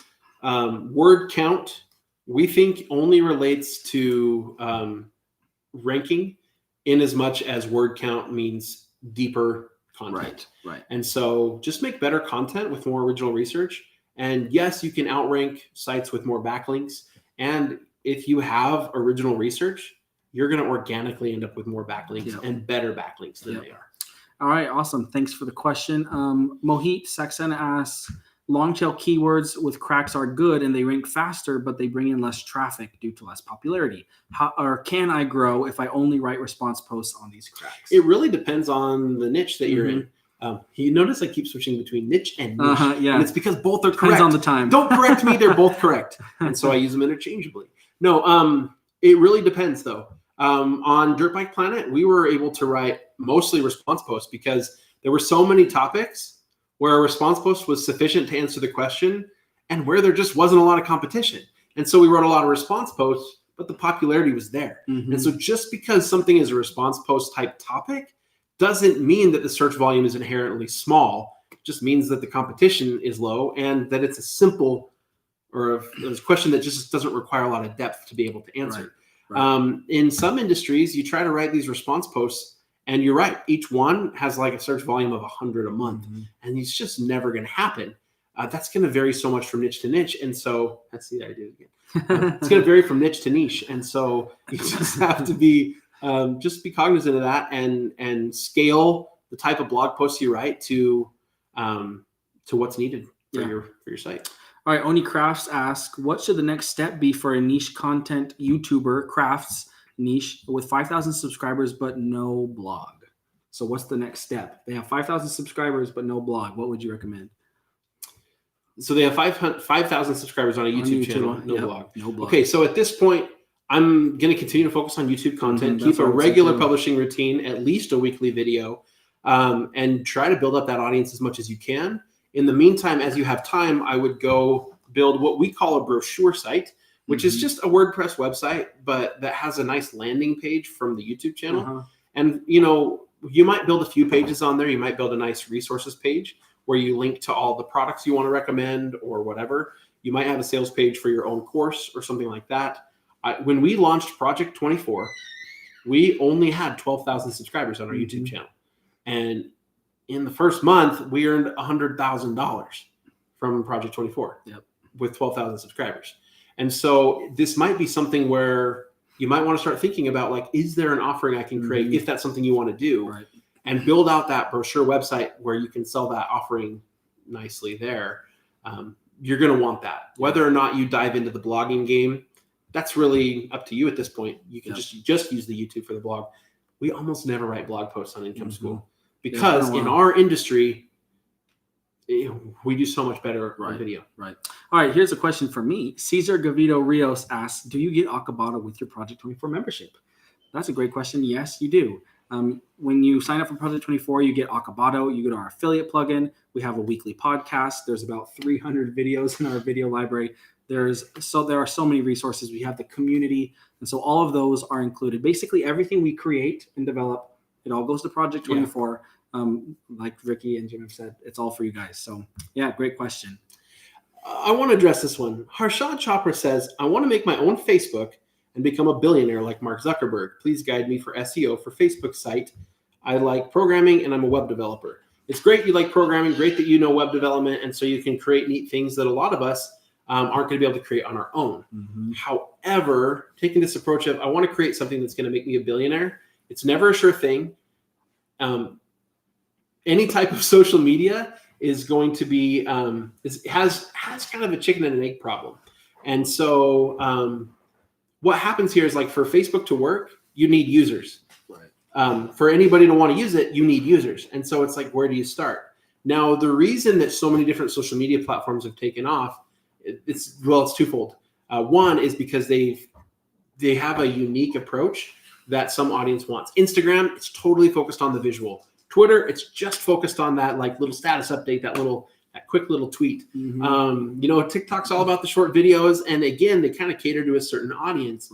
The other thing is that oftentimes, not always, but oftentimes, they have an organization with some money behind it to push it. Like TikTok, has some stuff behind it that pushed it and made it blow up really fast. Most of them don't do that. Facebook started off well because it started off on a college campus. And so once they got that user base down, they were able to expand it from there. It's a tough chicken and egg problem. And I don't know. To me, it's never sure. It's never going to be a sure thing. You can spend years trying to develop something like that and never get it off the ground. Yeah, and I would also say, just in general, different is better than better. Yes. Try and create something. Yeah, new. making a better Facebook. Don't. Yeah. No, create something different. Yeah, I would just say, and it sounds like you have the skill, which is fantastic. That's yeah. Great. And if you can go and create something brand new, and make it totally different, that's fantastic. So yeah, that's awesome. All right. Jonathan Mayes, welcome back, Jonathan. What do you guys think about YouTube channels that are just showing projects? Examples: knife making, welding, machine projects. Is it harder to monetize, and is it worth my time? I don't think it's inherently harder to monetize. It's different to monetize. So if I'm doing really cool projects, some of those videos, I've watched some of these knife making videos and stuff, and they're getting loads of views because they're just really cool to watch. It's almost like a time lapse or a fast forwarded version of showing you the project, and you're like, I want to see how this ends up at the end. And I don't want to skip ahead because I really like watching this process. And so they get a lot of views and they spread. That's really cool. But if you never at any point take a moment to say, here are the tools I use. If you never make that video, or take a moment in the video to say, to make that kind of pitch or have a call to action, it is going to be tough to monetize.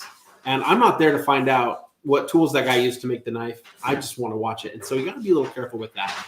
Another example is the pressure washers. Jim brought this up earlier. There are videos where you literally watch someone pressure wash a driveway for 15 minutes with millions of views because it's just something mesmerizing about it. But never once in that video did they say, here's the pressure washer I'm using. And so I don't care. I'm not going to go buy. He doesn't even have a link for me.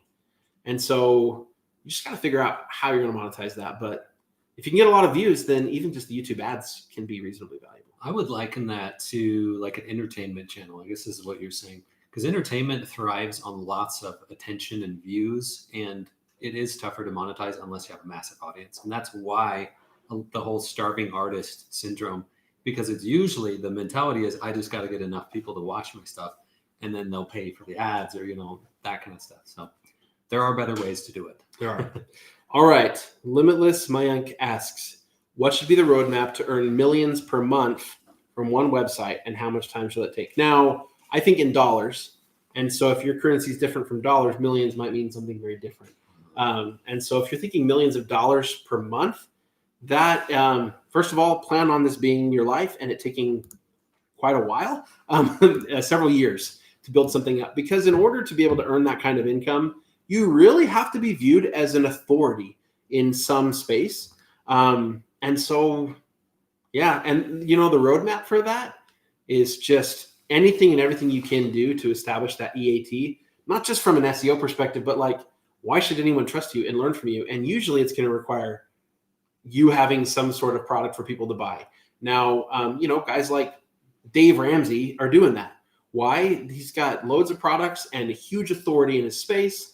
And so the guy can put his name on anything, and it will be any book will be a New York Times bestseller, any conference will be a sellout.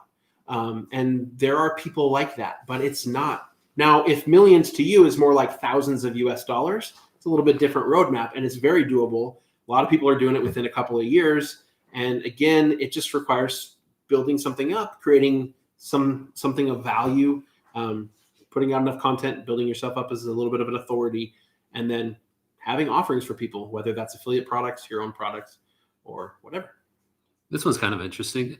John Cirelli asks, do you think there's a level of price sensitivity for affiliate offers? For example, reviewing a $2,000 course as an affiliate, would building a site around this premise be worthwhile? We have seen that. And for a long time, we used to be pretty specific. We'd say, we recommend that you, like on Amazon, that you review products that are anywhere from about $75 to maybe a couple $100, simply because there is some price sensitivity, especially on a blog. If somebody's coming to your site and it's kind of transactional, they don't expect, they're not planning to come back over and over and over again. They're reading one article and leaving. And so if they read one article and you're pitching them a $2,000 course, they're not ready to make that purchase yet. And even if they do make that purchase later, the odds of them coming back and using your link are pretty slim. I think it can work. But again, you're going to have to build some rapport with that audience. And so it might be something where you teach something on your website, you have an email list, you warm people up to this. You're just never going to make a $2,000 cold sell, whether it's your own product or someone else's. That's my take. Cool. Marilyn Monroe says, if I sign up with Project 24, will you recommend affiliates and media ad sources to make money? Yes, we will. Affiliates. We actually are working on a new affiliate course right now with Nathan to dive into that a little bit more. And we're trying to get members of Project 24 to put together our own sort of database of affiliate programs that are working very well. We don't have as many recommendations as I would like, simply because every niche has totally different programs. If I'm in the outdoor space, maybe Cabela's and Bass Pro Shops is a great program, but that doesn't apply to most people. And so, yeah, we're kind of working on putting together a good list. In terms of ads, yes, we have very strong recommendations in there, and we'll show you how to do it. And we interview people and work with people from these ad companies to help get you set up as well as possible. And then we teach a lot of techniques for how to be successful with both ads and affiliate. I love that. Steve Madgwick says, inspirational. I've been super productive today. I'm now challenging myself to 2 more response posts before you guys wrap up today. Vamos. Yeah. Yes. Love that. Way to go. That's awesome. Retro Dodo says, question, our site is 18 months old, 100K plus organic traffic, 140 posts, but we've plateaued for a few months. Any advice on taking it to the next level? Buying links, more articles? Don't buy links. Definitely don't buy links. Don't do that. You're more likely to get yourself in trouble than you are to actually have any success with that. And even if you don't get in trouble, you're just probably wasting your money. If you want to take it to the next level, more content, but more isn't always better. If you said it's 18 months old, you might go through, we made a YouTube video about the Battleship method. You might go through and look at your posts that are over a year old and look at which ones maybe could benefit from some improvement. And so rather than necessarily writing a bunch more content, let's try to rank higher on the content we already have. Especially because once you have some data on which topics have the high search volume, suddenly now you know which ones are worth trying to rank number 1 for, because if you're ranking number 5 but get decent traffic from it, how much more traffic is that if you rank number 1? It's a lot. And so anyway, that's my recommendation there. And then in addition to that, at this point, maybe do start doing a little bit of outreach. When I say outreach, I'm not talking about buying links. I'm talking about, maybe go get interviewed on someone's podcast. Maybe go write a guest post for someone. Just do a little bit of outreach. Podcasters are often looking for people to interview. And so go find a podcast in your industry and say, hey, I have this blog. Here's my website. It's got hundreds, all this content on it. We've established some authority here. And I would love to just talk with you about this topic or whatever, and get interviewed on a podcast. And suddenly you're going to get a little bump from that podcast. You get that no link mentioned. You probably even get a link from their show notes. So there you go. Yeah. We've got a super chat. George Charampakis. Sorry if I totally slaughtered that, George. He says that's cool last name. So do you do paid advertising for your websites? Would that be a good way to get some revenue and do some benchmarking while waiting to rank organically? It could be, but it's often a game of trading dimes for nickels or times for pennies. We don't. We have played around a little bit with paid advertising, but usually only when you like have an offering, because just have full width backgrounds, even if the content isn't. I think full width written content looks dorky on a desktop. It ends up like a paragraph is only one line long, but it's actually a lot of text. And then you're giving people whiplash while Yeah, they're reading it. And you don't necessarily want that. So I usually keep the content short or it's wider when there's no sidebar, but keep it to that middle section. Mm-hmm. But then have like a full width color behind it or something to break up the page. It looks nice. So some of that is really nice. Within a blog post, we usually, in fact, I haven't ever really seen a way where you could like have a sidebar for part of the post and then get rid of the sidebar and have a full width. That would be kind of cool. It certainly can be done with a template, but it would be something your theme would have to be built in, or that you'd have to custom build. And so you could try that, but absolutely changing it up and not having a sidebar sometimes. Absolutely. Okay. Question here. How much do you, Chris Puckett says, how much do you rely on recommended Google AdSense for monetization? Google AdSense. The only thing that I use anything through Google AdSense for is YouTube ads. And that's just, I get YouTube ads and they pay me through Google AdSense. I don't use Google AdSense to monetize my websites at all. The script from Google AdSense slows down your site like mad. And didn't we have one recently? We did. It was in on fact, there? It was the disc golf terrible. site. We were trying to figure out why the site was so bad. And we even turned off the ads from Ezoic that he had. And then I realized, like, it's still showing ads. What's the deal here? And I went diving and I found that he had that AdSense script. I removed that thing and the page speed score like either doubled or tripled. It was crazy. It was awful. And so I don't use AdSense for that. Now, if you're talking about using like AdSense recommendations in terms of like AdSense has some data on how much certain keywords are worth or whatever. We don't rely on that at all either, because that's not based on search volume. That's based on commercial intent impressions, which isn't the same thing. So we don't rely on that data either. Mm-hmm. So we got Royd Garner says, did you already get this one? I have not. 20, okay. Says 20,000 page views per month for 120 blog posts. Is that okay? Also, can I add affiliate links after the contents have ranked on Google? Adding affiliate links after the fact is no problem at all. Go ahead and add them. No big deal. It's not going to, adding a link here and there isn't going to cause your content to get retested by Google. 20,000 page views for 120 blog posts, depending on the age of them, it might be fine. Normally, we like to try to see more like, well, we shoot for 1,000 page views per month per article. If we see anything over 500, it's probably pretty good. You're not there. But if your content's, if any of it's relatively new, it might just be that it's just not there yet. Did we have another one that we missed? Oh, no, we got it. I think we got it. Yes, we got it. Awesome. It's like hard to pick which question. So many good questions, guys. This is awesome. Oh, here's one I want to address. I have seen posts on Facebook groups where people are sharing download links of Project 24. First of all, those are all illegal, but they're hard for us to shut down because they're not hosted in the United States.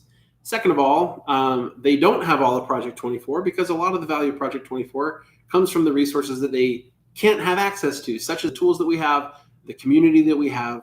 Third of all, we are constantly adding new content and updating the content we have, which again, they don't have access to.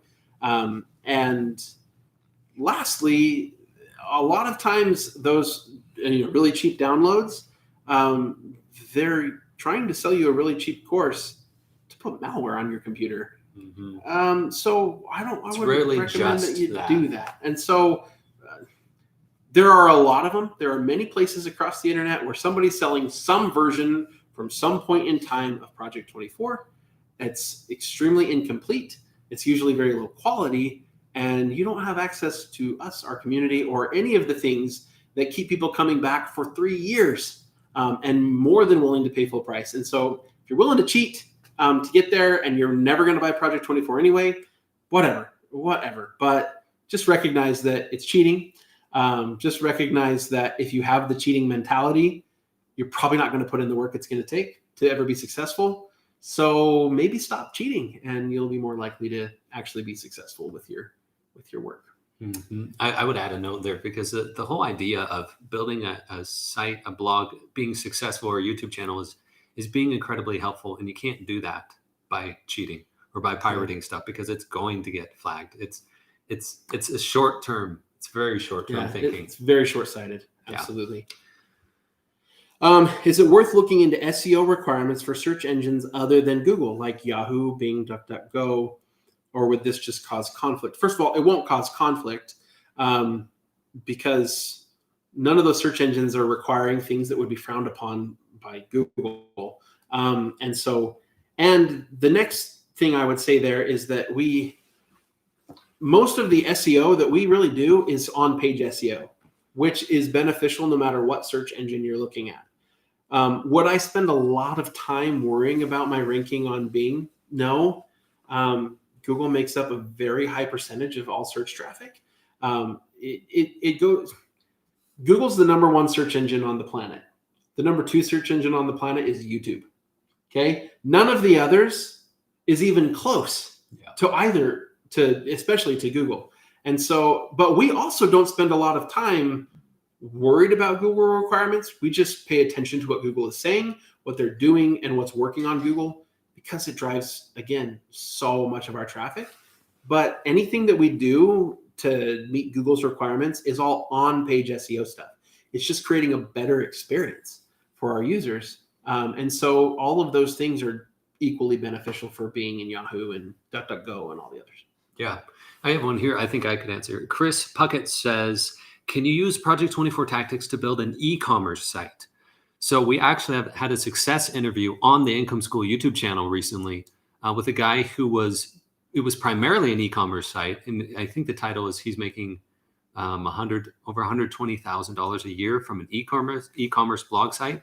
And I don't remember the exact details, but I remember he was doing all right with e-commerce beforehand, but then he added the blog element and started answering some questions. And then I think he added Pinterest was huge for him. Yeah, it was really big for him. And it like doubled his traffic. The principles of the Project 24, adding those elements, getting more organic traffic were incredibly helpful. I'll also add that I can't remember the exact amount, but the number that sticks out in my head is 20,000. That he spent about $20,000 paying an SEO service to get him traffic. And it did nothing for him.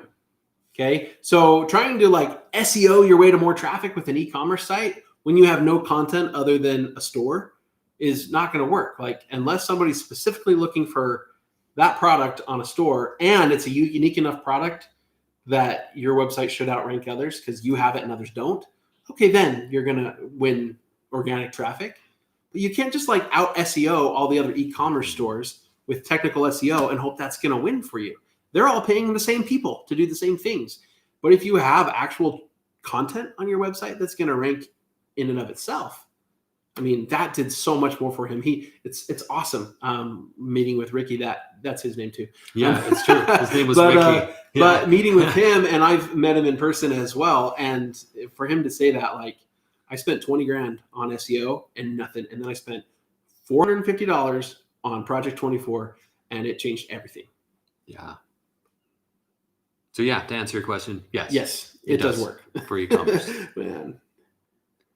Got one here. Higgins Video says, is it important to have my actual name as the author on the article I publish? Unsure if I want my actual name tied to all my sites I create.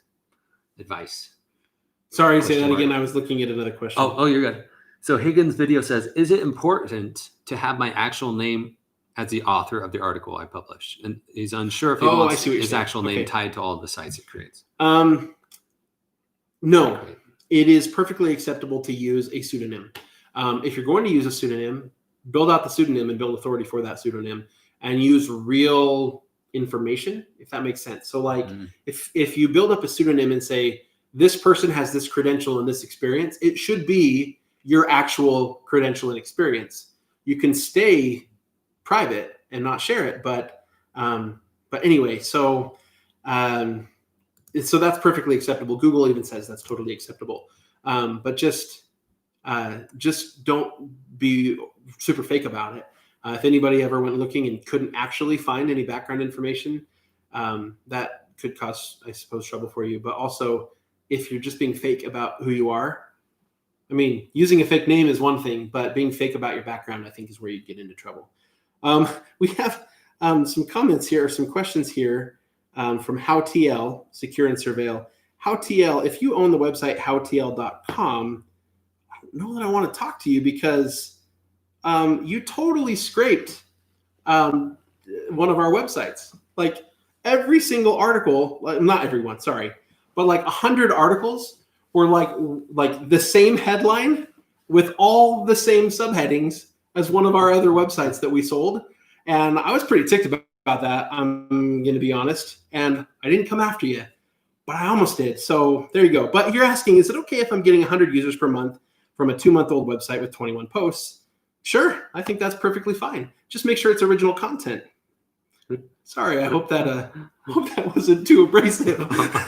But I'm sorry, guys. When it comes to blogging, we need to be creating unique, original content. There's nothing you can write that someone else hasn't said somehow, somewhere before. But taking somebody else's website, copying, making your hit list, basically all of their articles, and then taking all of their subheadings and then writing almost word for word the same stuff, just putting your own little spin on the wording, but no new original information, that's spinning, that's cheating, and you're not going to succeed. It's not going to work for you long term. It might work a little bit for a little while, but sorry. There we go. We'll move on. We got a super chat here. You guys are awesome. I started a very passive niche site using your philosophies. The site already makes enough to pay for my student loans off every month. That is amazing. I love it. I'm so glad to see you succeeding and paying down your student loans. Man, I hate debt. It's so just binding. So I love to see you getting out from under that. Fantastic. Yeah, great for that's you. awesome. That's awesome. Have you seen an overall traffic increase during COVID? This is from Chris Bucket. On some sites, no. On some sites, yes. So if you're asking about like income school, in the earliest days of COVID, there was a little bit of boost because more people are looking for online, how to make money online. And so, yeah, there was a little bit of a boost there. It didn't last real long, though, because as people realized that they were losing their job, then they're like, oh, shoot, I don't have any money. And so it balanced out because there was a little bit of an increase, a little bit of a decrease, and then it's kind of leveled back out to where it was before. On some sites, some people we've talked to in Project 24 that are in the travel industry, oh my gosh, it's just decimated them. Right. And they're working on coming back. And so it really varies from niche to niche. Yeah. Journey James says, I see what y'all are doing here. 10 hours, y'all decided to stream during Dan Brock's nap. Very nice. That's awesome. Strike and catch. Who copies income school sites, man? Oh man. Anyway, we didn't even go after that guy because it wasn't a total. Yeah, I didn't copy. know about this guy's site. I was just looking at HowTL. No, it is drillwarrior.com. Yeah. Completely stolen. No, when I saw it, it ticked me off, but it was changed just enough that we probably weren't going to be able to get it taken down. Forget that. I will shut him down. Now we're coming after you. I'm looking at this post. I wrote this post. I wrote some of the content on Drill Warrior.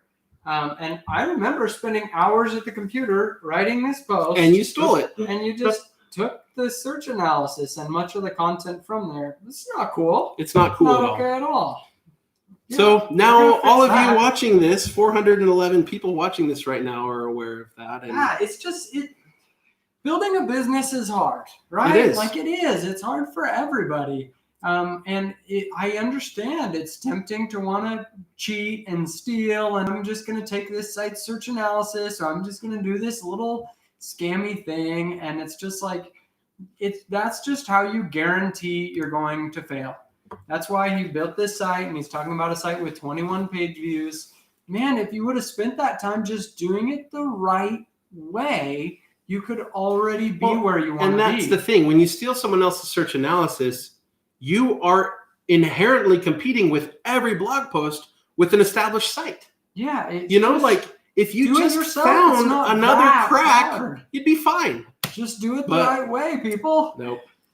All right, we got another super chat here from AB3D. Hi, guys. Greetings from Vienna, Austria. Thanks for providing great content. I'm writing a bunch of articles about 3D printing problems with an average of 600 words. Is this too short for good Google ranking? We've done a little bit of testing recently on shorter blog posts. I don't think it's necessarily too short, especially if 600 words is enough to really solve the problem for somebody. I would just be careful. Like when you look at the existing content of people solving those same kinds of problems, what are they writing? I mean, are they, when you go to solve somebody's problem, are you using, like, it's 3D printing problem, something that's on the computer? Can you show some screenshots, that kind of stuff? Can you show of the things that you're doing? Are there things you can do to add increased value so that when somebody reads your 600-word blog post, they leave that blog post and they're like, I got the answer I needed. My problem is solved. And if that's the case and you do it in 600 words, fantastic. I think that's going to do just fine. I like it. What do you think? You want to keep doing these answers? You want Just switch walking topic? into Nathan's office to go talk about how to shut down HowToYow. Oh yeah, you know what? Nate's here. Like, we can I'm talk good more with- about YouTube. We can keep going. Keep doing this. We can talk about YouTube, whatever you want. You know what? Just keep them coming, whichever topic, because it is Nate's turn. So yeah, I am here. I run the channel Channel Makers, which is all about success on YouTube. So if you haven't seen that already, you can definitely go check that out, subscribe. But any questions you have about YouTube or blogging, we're here. We're going to answer them. Michael Gronsky's asking if we still do individual consultations. We've shut that down. It's gotten to the point where the demand is high enough that in order for us to get a small enough number for us to have time to do it, we have to charge way too much. And I don't really like charging that much for my time. Like, we're talking like $1,000 is what we were charging. And still we're getting more of them than we have time to handle. So a little while back, we shut it down. I actually just did one today, but it's gone. So if you're in Project 24, you need specific help, post about it in the community every now and then. We'll jump in and try to do something a little extra special for someone. But as a general rule, we're not really doing it just because, and hopefully all of you run into the same problem someday too, where what you've built becomes big enough that, you're successful enough that you just don't have time to help on a one-on-one basis as much. Now, I would love it if we could train up more people that work here and maybe start offering that again. But not with just me and Jim, because there's only two of us. Mm-hmm. I spent way too long answering that question.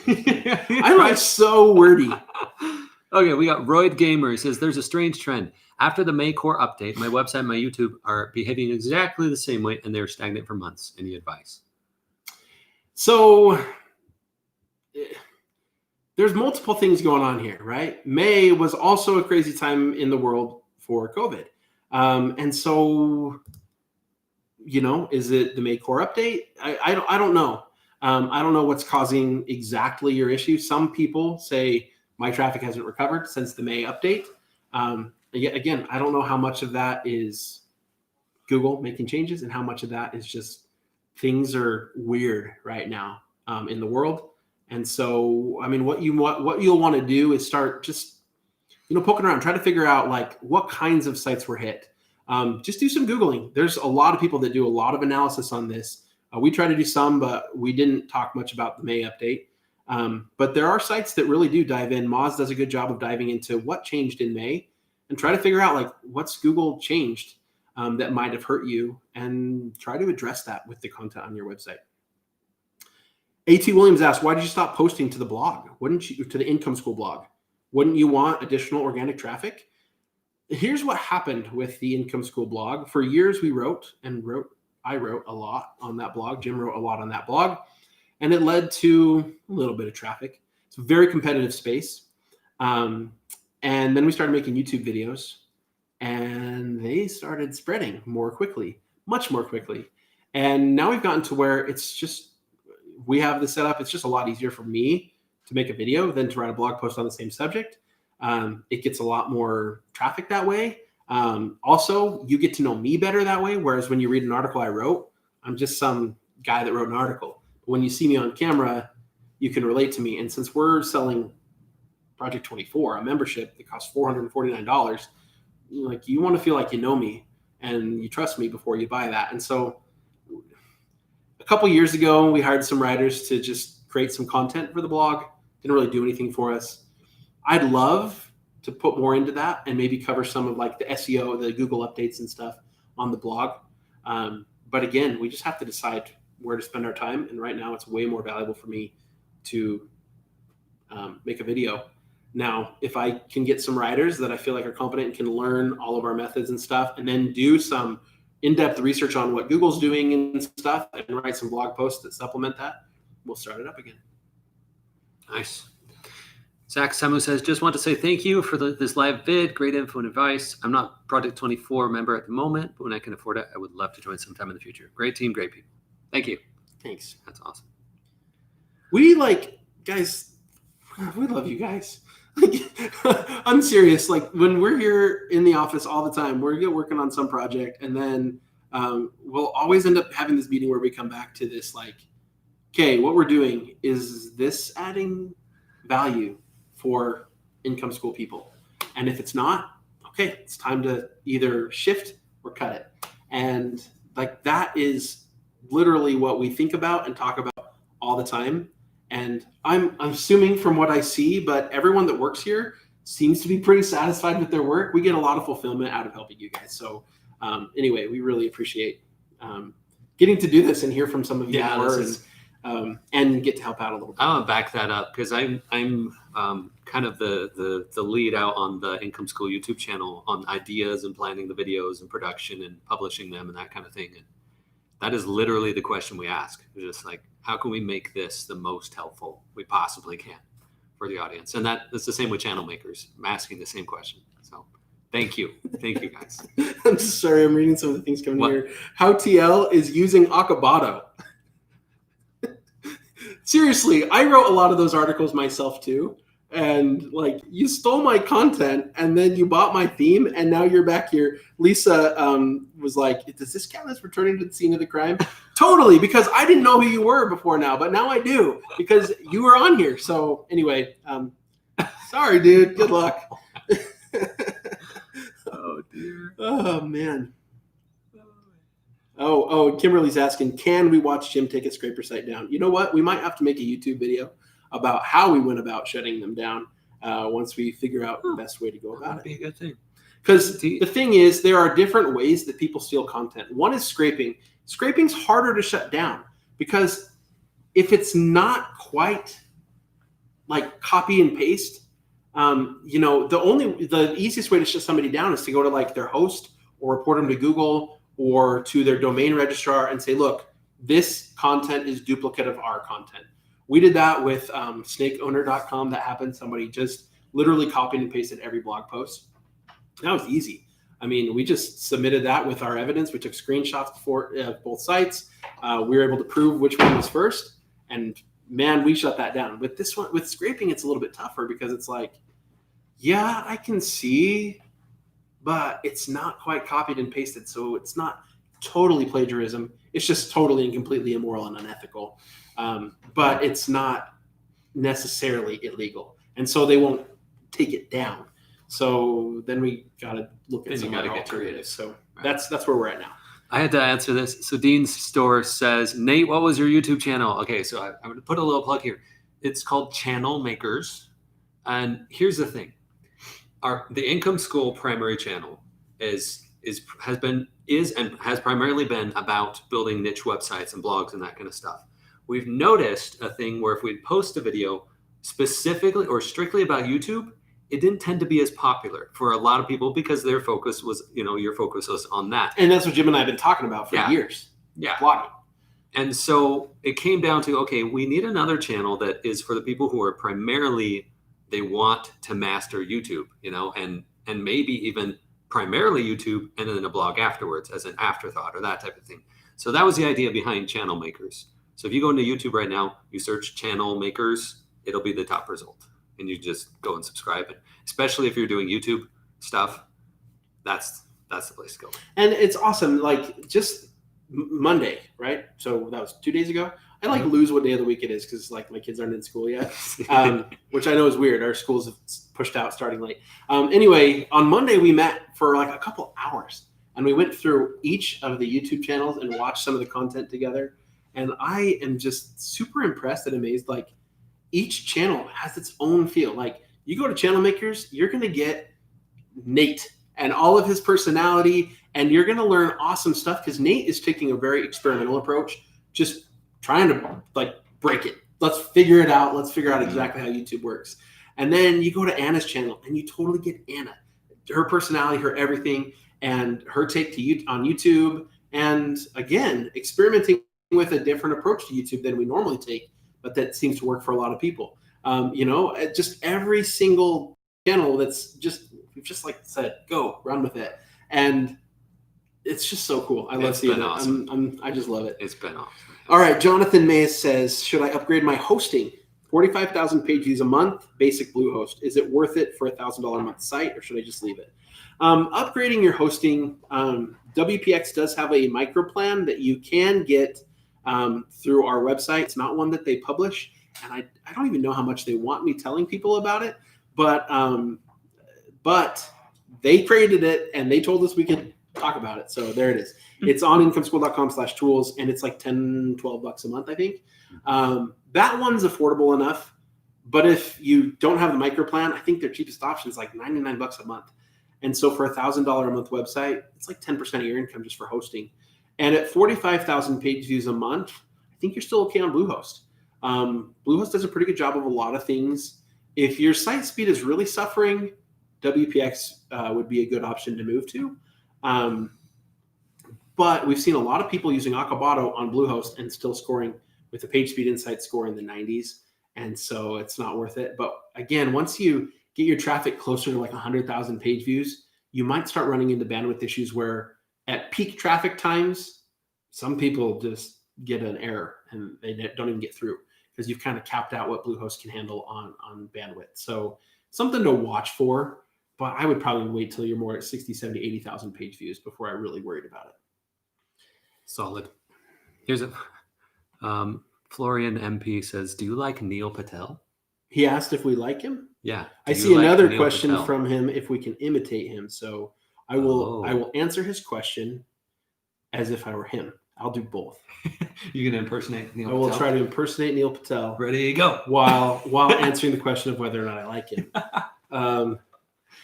I think Neil Patel is a pretty good guy, and he seems to have good information. Most of the time, I agree with a lot of what he says, but not always. Okay, I can't do it. No, but I think he seems like a great guy. I haven't met him in person. He puts out a lot of content, and most of it I really agree with. I think a lot of his videos, he makes a lot of videos with the tips that it's like, I feel like he's kind of rehashing the same thing over and over again, or he kind of goes shallow. And we try to dive in a little bit deeper. Like it's good. Like this is no offense to Neil Patel, No. anybody who likes him. Very successful. My impression of his videos in particular are they're really thin. Yeah. Like they're really just High level. very surface content. And so I'll watch it and I'll be like, that's great. I now know these things, but I know nothing about those things. Yeah. And also I would say that, Neil has a very different perspective than we do. He works with big clients. And, from that standpoint of SEO, I don't know when the last time was that Neil started a brand new blog from nothing. And so he's got a different perspective from us. So when he teaches SEO, he's teaching it from his perspective. There's absolutely nothing wrong with that. But if you're here as a relatively new blogger or anybody, even as an experienced blogger, it's not a big company that's trying to do SEO. Sometimes you're going to get information that's a little misleading. So a little over a year ago, we made a video. It was Neil Patel's worst SEO advice. And the reason we called it that was because he made a video called like the worst SEO advice. And so our title was kind of like a double meaning because it was like our response to his best SEO advice or worst SEO advice video. But it was also, in our opinion, some of his worst SEO advice. And it was one we just totally disagreed. And the reason for that was we're focused on an audience of people who are not trying to do SEO at that level. And his advice was, don't worry about content, worry about optimizing it and outreach and all that kind of stuff. And we're like, it's actually bad advice if you're early on. It's probably perfectly good advice for some people in his audience, but for other people in his audience, they might be misled if they don't realize that it's not intended for them. So we wanted to clarify that. We made a video. So do I like him? Yeah, I like him. Do I watch him all the time? Actually, no. I haven't seen a video he's put out in a long time. But wow, I spent a lot of time on that question. Did you guys like that invitation? I tried. Somebody said, it was Mike Murphy said, nailed it. Nailed it. You nailed it. No, I kneeled it. Nailed it. Oh, that's even better. That was clever. That was clever. I do the thumbs up thing still. I know that's like super old school, but in Brazil, when I lived in Brazil, they still do thumbs up, or did. I lived there 10 years ago. And they still did thumbs up all the time. So I came home from Brazil doing that, and people were like, "Who are you?" Like, thumbs up. Anyway. That's because I lived in Paraguay for a couple of years, and they would do this. They would like, yeah, give me some, and you'd be like, yeah. That was the thing. Exactly. It was pretty cool. I actually liked it. Oh, I have one here. It's about YouTube. Everything Pie says, question, I have a YouTube how-to indoor garden channel. I'm a factual guy. I realize YouTubers who share about themselves and have strange personalities do better. Any ideas on this? Strange personalities. All right. So I think what the underlying question that's going on in here is they're feeling like they're pretty factual, like this is what it is, and I'm going to deliver content. But they're feeling like maybe they're missing out because they're not talking about their life, their dog, their mocha tea in the morning or whatever it is. And they don't have like a crazy off the wall personality. And will that work? That's what I'm taking from this question. And I guess the short answer to that is yes. If you just be authentic, if there's three things, honestly, for a successful YouTube channel. You got connection, just really care about the people, talk to the people, really connect with them. You give helpful content, just answer the question very well, show them, give them B-roll, give them helpful content, show them like A to Z, these are the steps. And then the last thing, if it's entertaining, and that can come in multiple forms. Entertainment can come in just interest in the subject itself. Like if I'm just really interested in audio and I've got a lot of audio stuff on my channel, microphones or whatever, then people will be interested in that. But if I find ways to deliver it in new, intriguing ways, then you've got a formula for a really good YouTube channel. And it's my firm belief you can do that with any subject and just about any personality. If you just do those things, be yourself, and yeah, I think you can do that. Awesome. Okay, I'm going to rapid fire a couple. One was asking about permalinks and why they change when you change your the title of your blog post. That's happening because you've set your permalink setting to be the post title. So when you change the post title, WordPress tries to update your permalink and change it. What I would do, just knowing that that's the case, is you say you've shortened, you like to make a short permalink. And so since you've custom made it, then if you're going to go in and change the headline later, just highlight and copy your old permalink, change the site title, and then change the permalink back to what it was before. And that way you don't lose the permalink. A place under the palms asks, why does Google Trends sometimes show there isn't enough traffic to give you information on a keyword, but it still shows that keyword phrase using the alphabet soup method? For Google Trends to work, they need enough search volume, like on a daily basis, to be able to show a trend for that search. So when you get into really specific topics, like a specific article search term, even if there's like 1,000 page views every month, well, 1,000 page views a month isn't that many page views a day. It's just hard for them to have enough data to really show a big trend there. Also, in Google Trends, when you type something in, it's looking at that exact search term. Whereas when somebody actually does a search in Google, it's looking at that search term and all other synonymous search terms. Mhm. And so you might write an article where you were targeting a specific search term, but you're ranking for numerous other specific terms that mean the same thing. Google Trends doesn't pick up on the semantics as well. Like I have Bear one here. Snoozle asks, is there a reason for not moving from Ezoic to Mediavine when you reach 50,000 sessions a month? There is a reason, and the reason is that anytime you move to a new ad broker, they're going to restart, and there's always there's a certain amount of time before you level off how much your ads earn. So anytime you switch ad brokers, you're going to see a dip for a little while. So if you're earning good money and have a good RPM for your industry while you're already on Ezoic, then maybe you wouldn't want to switch. But some people will want to switch anyway, and that's totally fine. We have a lot of people in Project 24 that choose to, some who don't. But we have some who are on Ezoic making great money, and they're like, I don't dare touch it. Let me just leave it alone. Max Craft super chat said, I'm a naturopath health site, and my boyfriend starts a finance blog. I have a business BSc, and I write there too. EAT problem if I have two different topics. Well, considering that like Jim's name has been on sites with dirt bikes, campers, photography, marketing, and who knows how many others. No, having your name associated with multiple topics, Google has said no.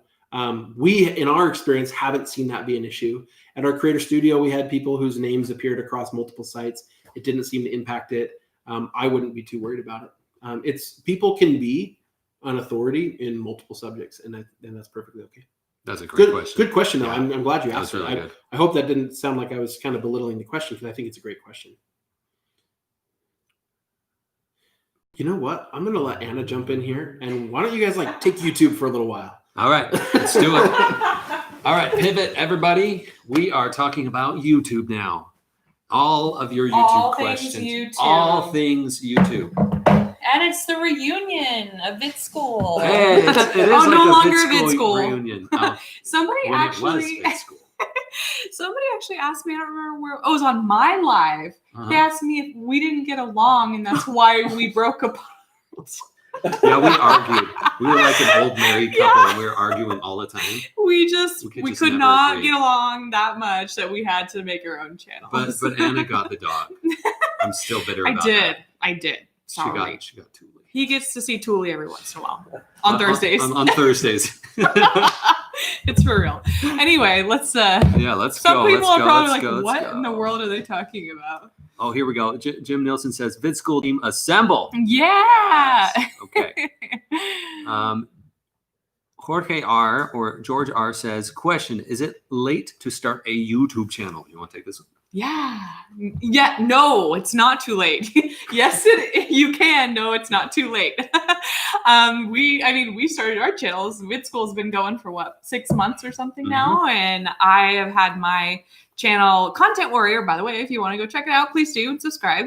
I've had it for about almost 3 months, and there's still so many cracks out there. I think that's a kind of a misconception some people have, is that there's just not any room for them out there to succeed in the YouTube world still, but there just is. You just have to narrow it down and pick the right niche. And the most important part is doing your research beforehand and making sure you're making the right decision with your niche, and making sure that you can ultimately monetize your YouTube channel. But there is lots of cracks out there, and we talk about that a lot in Project 24 and the YouTube 60 steps. Mm-hmm.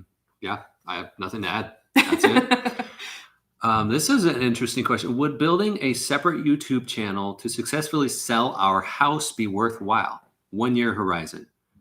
I have never thought of that before. Making a YouTube channel to sell your house. Based on selling your house, huh? That was interesting. To sell your house, it's not going to gain organic following fast enough. Right. In terms of having a place to put videos that you would link to from the listing, sure, no question. I think that has value. Also, if you have a house that's like really high value that might take a year to sell because it's a multi-million-dollar house, Yeah. then sure. Like, I think having full on tours. Yeah. I think that on real estate websites, like the photos are usually not enough. You want like a virtual tour, and so having somebody do a walk through the house and talk about, here's what I really love about my house, and here's this and here's that. I'd love to see that more, but I wouldn't necessarily build it up looking for an organic following. I actually did this.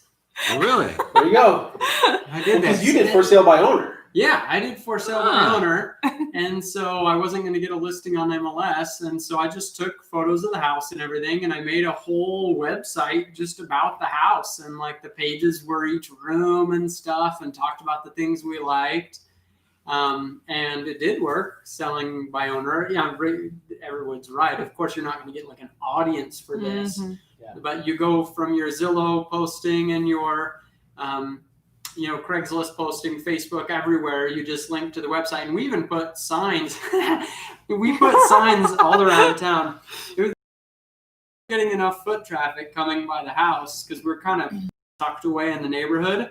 So I got for sale by owner signs, and I just stashed them like in the neighborhood park of like all the parks in Meridian. Just like at the entrance to a bunch of different neighborhoods, like where they often have a neighborhood park or something. I just put it in there, and I just said, go to, what was it, like or was it MozartStreetHouse.com, I think it was. And that's where I had all the information. Anyway, worked great. Awesome.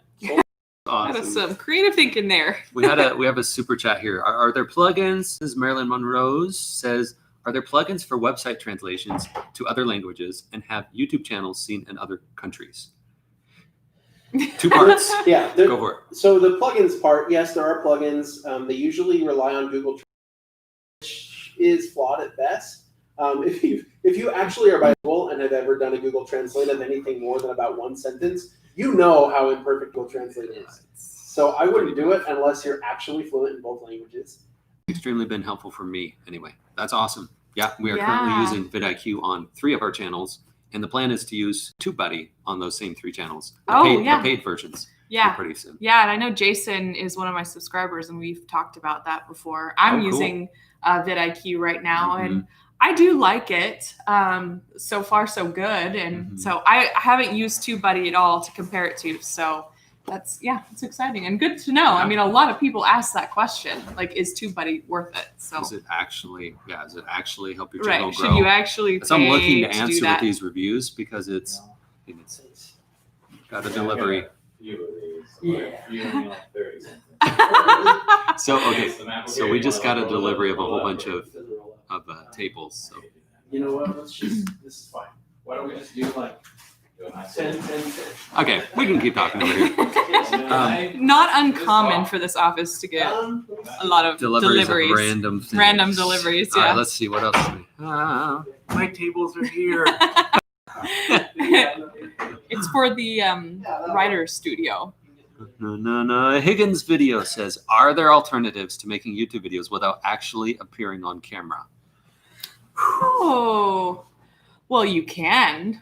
You can, Absolutely. but should you? I mean, the reason. That is the question, right? Maybe you want to ask yourself why you don't want to appear on camera. Maybe there is a security issue, or maybe you have a day job and you don't want to appear on a secondary YouTube channel. Or I've gotten that before, so that is a pretty valid reason. But if there is just no good reason why you don't want to appear on camera, maybe it's because you're nervous, I would really recommend just getting on camera and just being repetitive and getting experience. Yes. But because really people like people. They like to relate to people and see human faces and get to know your personality and what unique genuine things that you have to offer within your channel. And so it just kind of gives you an extra level when you do appear on camera rather than when you don't. I would agree. If it is a fear thing, that type of thing, then here's what you do. If you're afraid of being on camera, well, if you want the quick jump in version, I want you take a camera and you turn it on and you record and you put it on yourself 10 or 20 videos because they're going to be terrible and you're going to feel terrible about them and you'll feel like ridiculous. I did a video on this where I watched recordings of myself for 5 hours straight and it was terrible. But that's, if you want the quick and dirty, like I'm getting over this fear, do that. Yeah. Record like 20 videos of yourself. And then, record them if you want. If you And want, then you can throw them away if you want. Don't Like- even put them on your YouTube channel. Just like those are your beginning videos, and it's just a great experience for you. And as much as it really hurts and it's cringeworthy to watch yourself, it actually does help a lot. The more and more you record yourself and watch yourself and, fix slight things that you want to fix, the better you'll get. Alex from WP Eagle asked, where do you get good B-roll? It depends on what it is. Yeah, we Take it yourself, right? We've never bought B-roll because Yeah. it's extremely expensive. Mhm. Buying video clips is very expensive. There are some services where it's a little more affordable, but usually their libraries are very limited. Mhm. And so we just try to take our own B-roll as Yeah. much as we possibly can. That's really the easiest way. So you don't have to deal with any of that or any like copyright stuff or anything like that. I mean, Yeah. depending on what your Fine. channel is, but you can easily, it takes some extra effort and a few more hours to go out there and film whatever you need, but it's totally worth it. And then when you do go out there, you can really film a whole bunch of it, not just exactly what you need for one video. So you have extra on hand just in case you need it in the future. Absolutely, that's a great tip. And and back to your previous question, Rockstar here just says, if you're not appearing on camera, if you're not going to be on camera yourself, you better have some good content with very visual stimulation. Oh, yes. Absolutely. If you're just doing screen sharing as your entire video, it's probably going to be really boring. So you better have something that's visually stimulating, and your content better be really good and to the point. If I It can be done though. I was dancing around addressing that, but that is the truth. Like you have, if you're gonna not show up on camera, you have to your visuals have to be like 10 times as good. Because if you just do screen sharing, like what are you saying? The next time somebody comes along and is okay with showing their face, they're gonna crush your channel because they don't even have to take as much effort a lot of the time because it's just the higher interest of having a face on camera. So you can still do it, but your visuals have to be awesome. Yeah, YouTube is a visual platform. It's different than a blog. It's all about, of course, it's about great content and great information, but it is about the visual, creative aspect of it. People are visual creatures. So if they get on a video format, they expect to see a video. Yes. AB3D says, interesting. Every time Ann is on the stream is interrupted. And how can you create a YouTube channel with that bad? Is the stream working for everybody? Actually, I did see on it earlier And last people just time. see that if you just Does it refresh just, the page, it'll pick back up. Okay, so if that It might does just because happen, we've gone so long. But yeah, Oh. I think after a while, and we just it passed may 7 be hours. We hit a slow point where our uploading is going a little slow. Okay. But some people were like, "Oh yeah, I just refreshed it. It's fine." Okay, so if that does happen to you, refresh. Bloop. Bradley Bache says, how many YouTube videos do I need to start a successful channel before having a regular posting schedule? For example, 1 to 2 videos a week. How many do they need initially? That's how I'm understanding it. Go ahead. Yeah, so I would, like when we started Vid School, I think we had at least 10 to 12 before we even launched the channel. We spent like a month just filming videos and editing them. That way we had them in the can ready to go when we launched our channel rather than just, filming one at a time. So we already had a bunch ready to go. And our first week, I think we published 4 in our very first week. Then the second week, I think we did 3. And then ever since then, we had been doing 2. And so that's kind of what we recommend because in the beginning, you want to have something for your subscribers or your new viewers to watch. If you get people coming in and liking your content already when you're just a little baby channel, you want to have more than one video for them to watch, right? You want to have at least a few for them to binge. So after that initial 4 and then 3, I would do 2 and 2 and 2 and 2 and 2 for a long time until you really feel established. Until you got a really established Yeah. channel. Okay, we got to do the shout out here. Jairus Shafiq says, been here the past 5 hours. Haven't got a question answered yet. yeah. LOL. Still love you guys. Okay, so he has a question. Ricky, Yeah, I think we trying need to get answer this question. clarification. So they're asking if a new site can beat subdomains, and Here, you can I'll just hop in peek in here. over here. Oh, okay. I'm not entirely sure what you mean by subdomains. So, but brand new websites outrank existing authoritative sites all the time. especially because existing authoritative sites often don't cover those more specific topics that a brand new blog will cover. Oftentimes they stay really high level. And so I don't have any qualms when I start a brand new site with trying to compete with big websites. I usually just don't write the really big topics they write. I usually just write things that are a little more specific. If that didn't answer your question, maybe try rephrasing it and we'll try again. Sorry. I've seen that question pop up several times, but I wasn't quite sure what it meant, and I meant to ask for clarification. So sorry. Okay. Just looking here. Did you see any stuff? Let me see. Someone's asking, how does YouTuber Evan Carmichael, how does he have 2.5 million subs, but he's using other people's footage, like 10 best Steve Jobs moments for motivation? Does he earn with ads? And does he earn with ads? I don't know. I haven't followed I don't Evan know. Carmichael's channel. These kinds of channels, sometimes, like I've mentioned Top 10 Zone, has a lot of subscribers. I don't like that kind of content because there's no original value. I'm peeking my head in over here. It's awkward. There's no original value. Create original value. Now, you're compiling it, so I get it. Like, people want to watch that compilation. Sometimes, I mean, it's kind of nice to see those compilation videos. But you're never going to sell an info product off of that. At best, you're going to get YouTube ads. No. Yeah. So even with millions of subscribers, he probably doesn't make as much money as you think he does. Yeah. It's kind of a sketchy area. It would be in a way. really interesting to see. I wonder if we just asked if they would tell us. I don't know if they probably Just not. ask the question. It's like, hey, how much do you make? Okay. Marilyn Monroe says, how do you get your YouTube channel seen in other countries? You were buffering. Oh, we must have been buffering. How do you answer that? I guess it's Same. just a fact of the YouTube algorithm Yeah. pushing it out there, honestly. I mean, when you are a creator, you could see in the studio where your subscribers and your viewers are coming from, or your subscribers.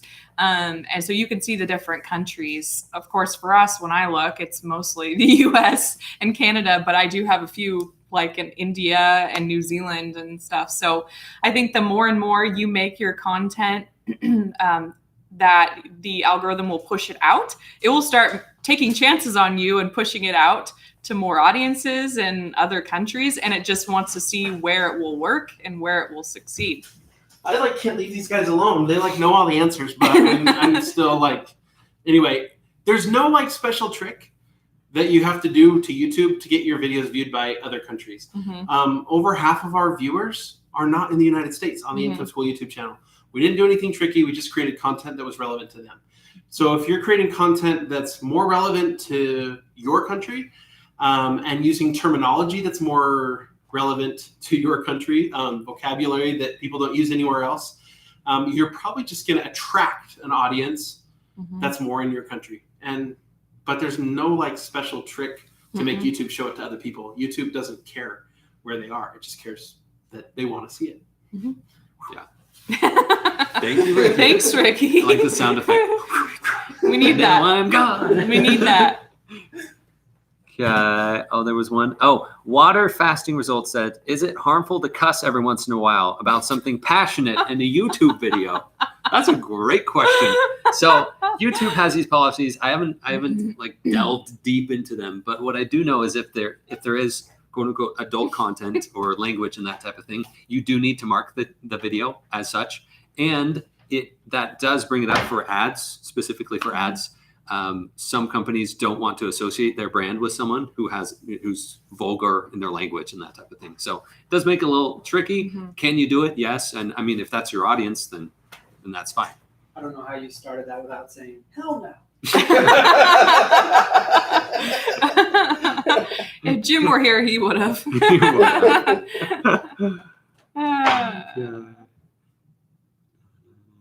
Let's see. Sorry.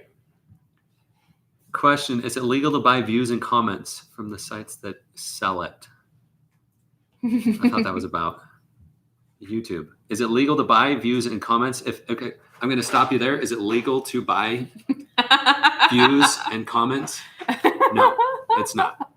It's called gaming the system. The same thing is true for YouTube. There are people who will buy views and subscribers, but it always backfires because it's a spiral. You have to keep buying them in order to keep it up. And actually, YouTube does have algorithms in place to watch for those things. And if they start seeing the telltale signs of you buying views and subscribers, your channel is going to get flagged and maybe even taken down. So Yeah, it could also hurt you in the end, because if all of your subscribers are bought, then they're not really interacting with your videos. They're not watching them. They're not liking them and commenting. And that's, a red flag to YouTube. So yeah, you've got a bunch of subscribers and you got monetized by YouTube ads, but that's not really helping your watch time and all of that and your views. That's hurting it.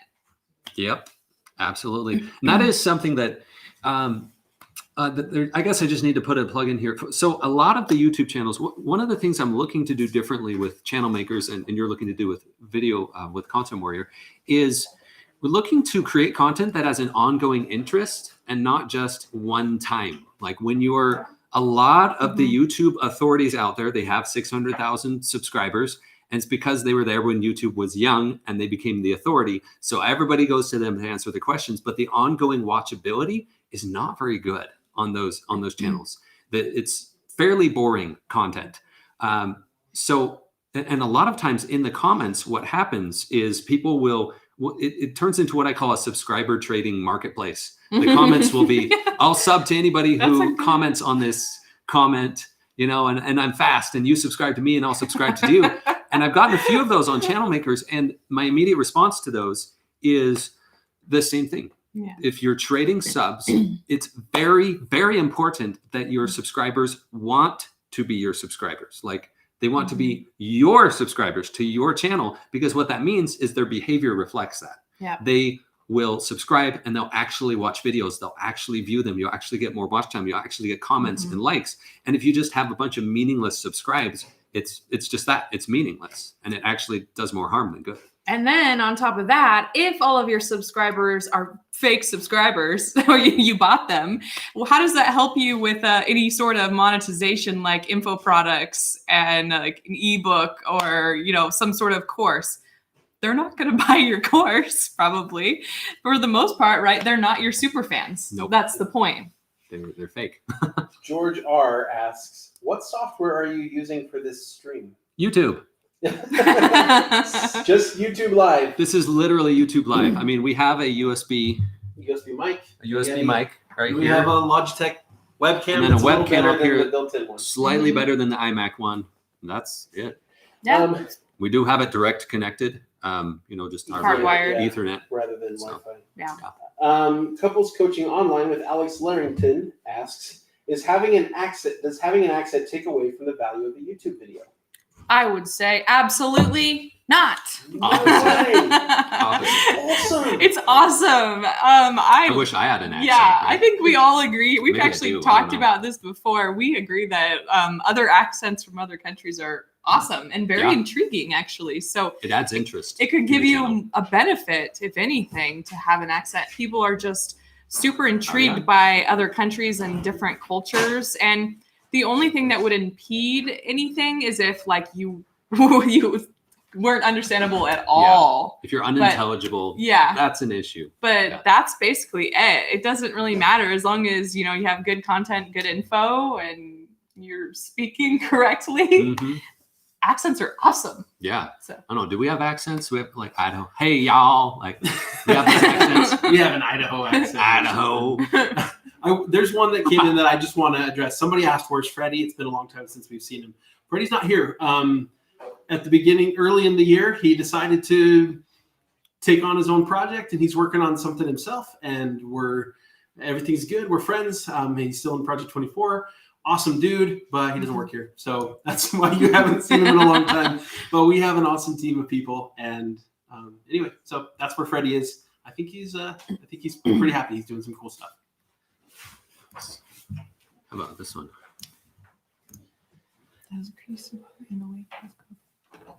Oh yeah. Yeah. So the question here is Paul asks, thoughts on creating a blog or YouTube channel on a topic that has increased in popularity in the wake of the COVID-19 and the pandemic. I think as long as that topic is now an ongoing thing and it's not just going to dwindle, after this subsides, eventually, as long as it's like a new creation of some sort or just a new kind of theme, like for instance, I think we've talked about it before, like homeschooling now is a big deal. If you make a blog around that, some sort of thing, or like niche down even further, you're probably going to be good in that topic. So yeah, I think the idea is you make sure that it's not a fad, that it's a trend. Yeah. So in response to that, absolutely. And like you're probably thinking, there's not a lot of competition in those types of things yet, but you better get on the bandwagon. Oh, you better jump in that bandwagon. I'm sorry, I'm really goofy. Okay, so Swift Fluency says, when can you start doing interest videos? Is it possible to try earlier? Okay, so specification here, search video is something that's mainly meant to, somebody searches, there's the answer. Bring, interest is something that it is not necessarily searchable. For example, a terrible example, but if your video was called, I had a terrible day today. Like, is somebody going to be searching for, hey, Nate's terrible day today? Like, they're not going to, but it's interest. If I have a following and I make a video like that, people may be like, oh, why did he have a terrible day? That's a terrible example. But that's the definite interest video. It's something that would not be searchable, right? So the question is, when is it okay to start doing interest videos? When is it okay? Well, there's not a hard and fast line necessarily, but once you should always be making videos around search terms in the beginning and have your whole list of search terms that you want to make videos about.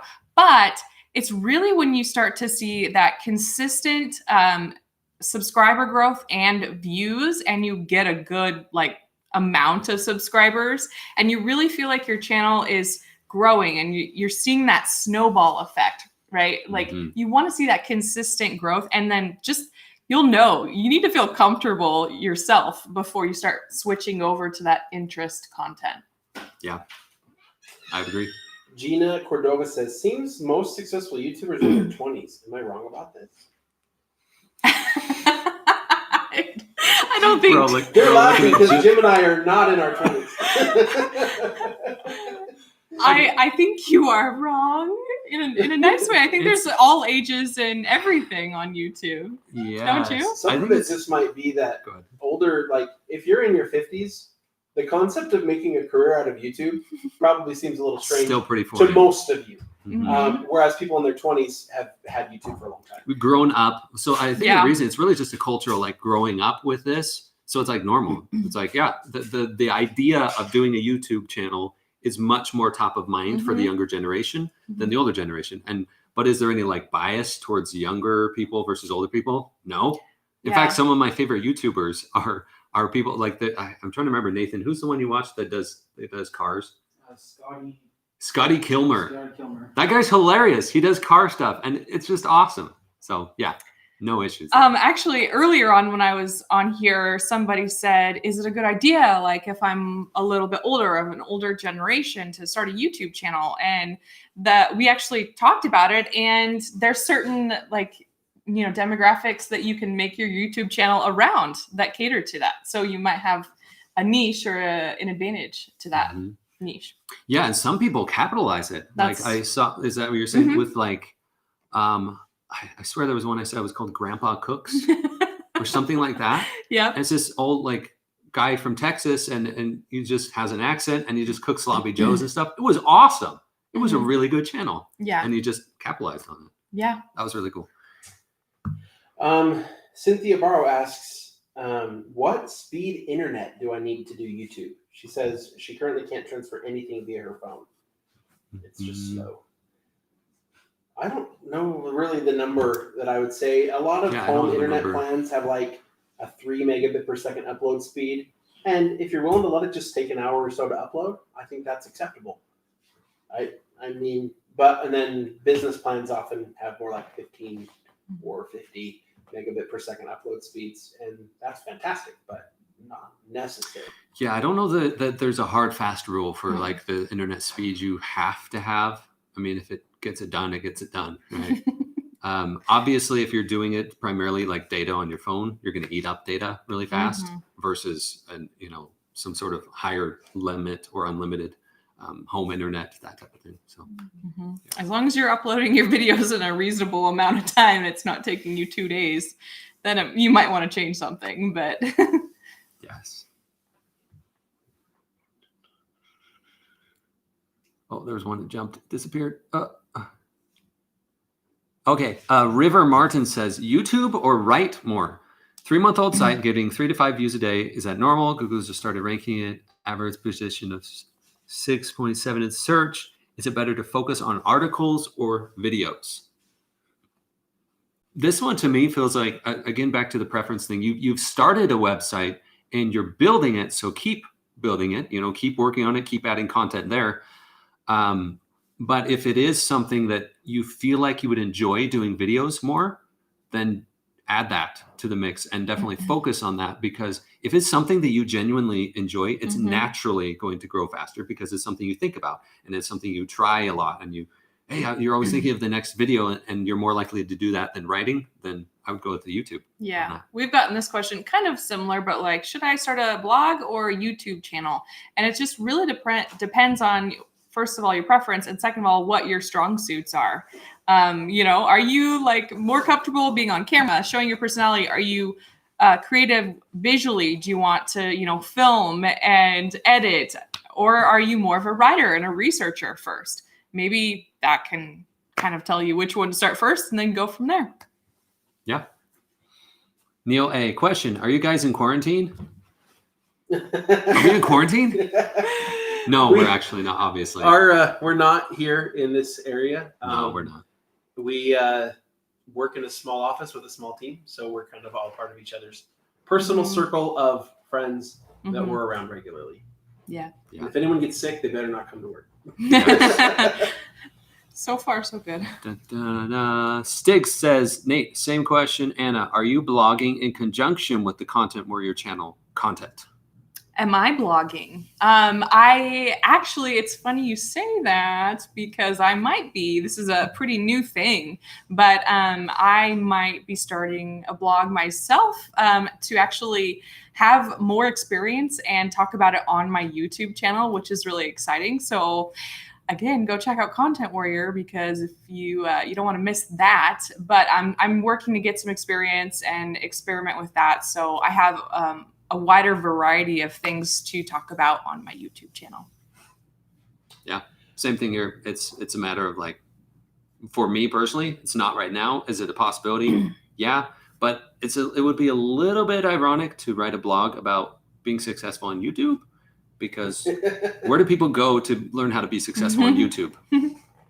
Like YouTube, right? Also, I must say, so my blog won't be about teaching YouTube. It'll be about a different niche, and I'll be using that more as experience to talk about on my YouTube channel. So I still need to pick a niche. So if you guys have any ideas for me, let me know. Awesome. George R is asking, how important is the description on the videos? Hashtags, does it matter? Does it impact the algorithm? YouTube says the description is important. What is important is that it is consistent with your title, your description. If you put in tags, the things that you say, there's maybe a handful of keywords that you should keep in the back of your mind and include them in all of those things. So you want YouTube to know, like, oh, okay, this is what this video is about. And then it knows where to like categorize it. Rockster says, I've noticed that the top comments on YouTube are only trying to get likes, but if you write a comment that is important or truthful, it barely gets likes. That is the case for a lot of YouTube comments. It's a matter of trying to get attention a lot of the times, and it's just kind of part of the platform. Either that, or there's the keyboard warriors troll people who just want to destroy your life because you're doing something with it and they're not doing anything with their life. You get kind of both of those. But I will put a plug in here for I would say this probably for both of our channels. We really appreciate it when you do comment on the videos to let us know those important comments, like, is this working?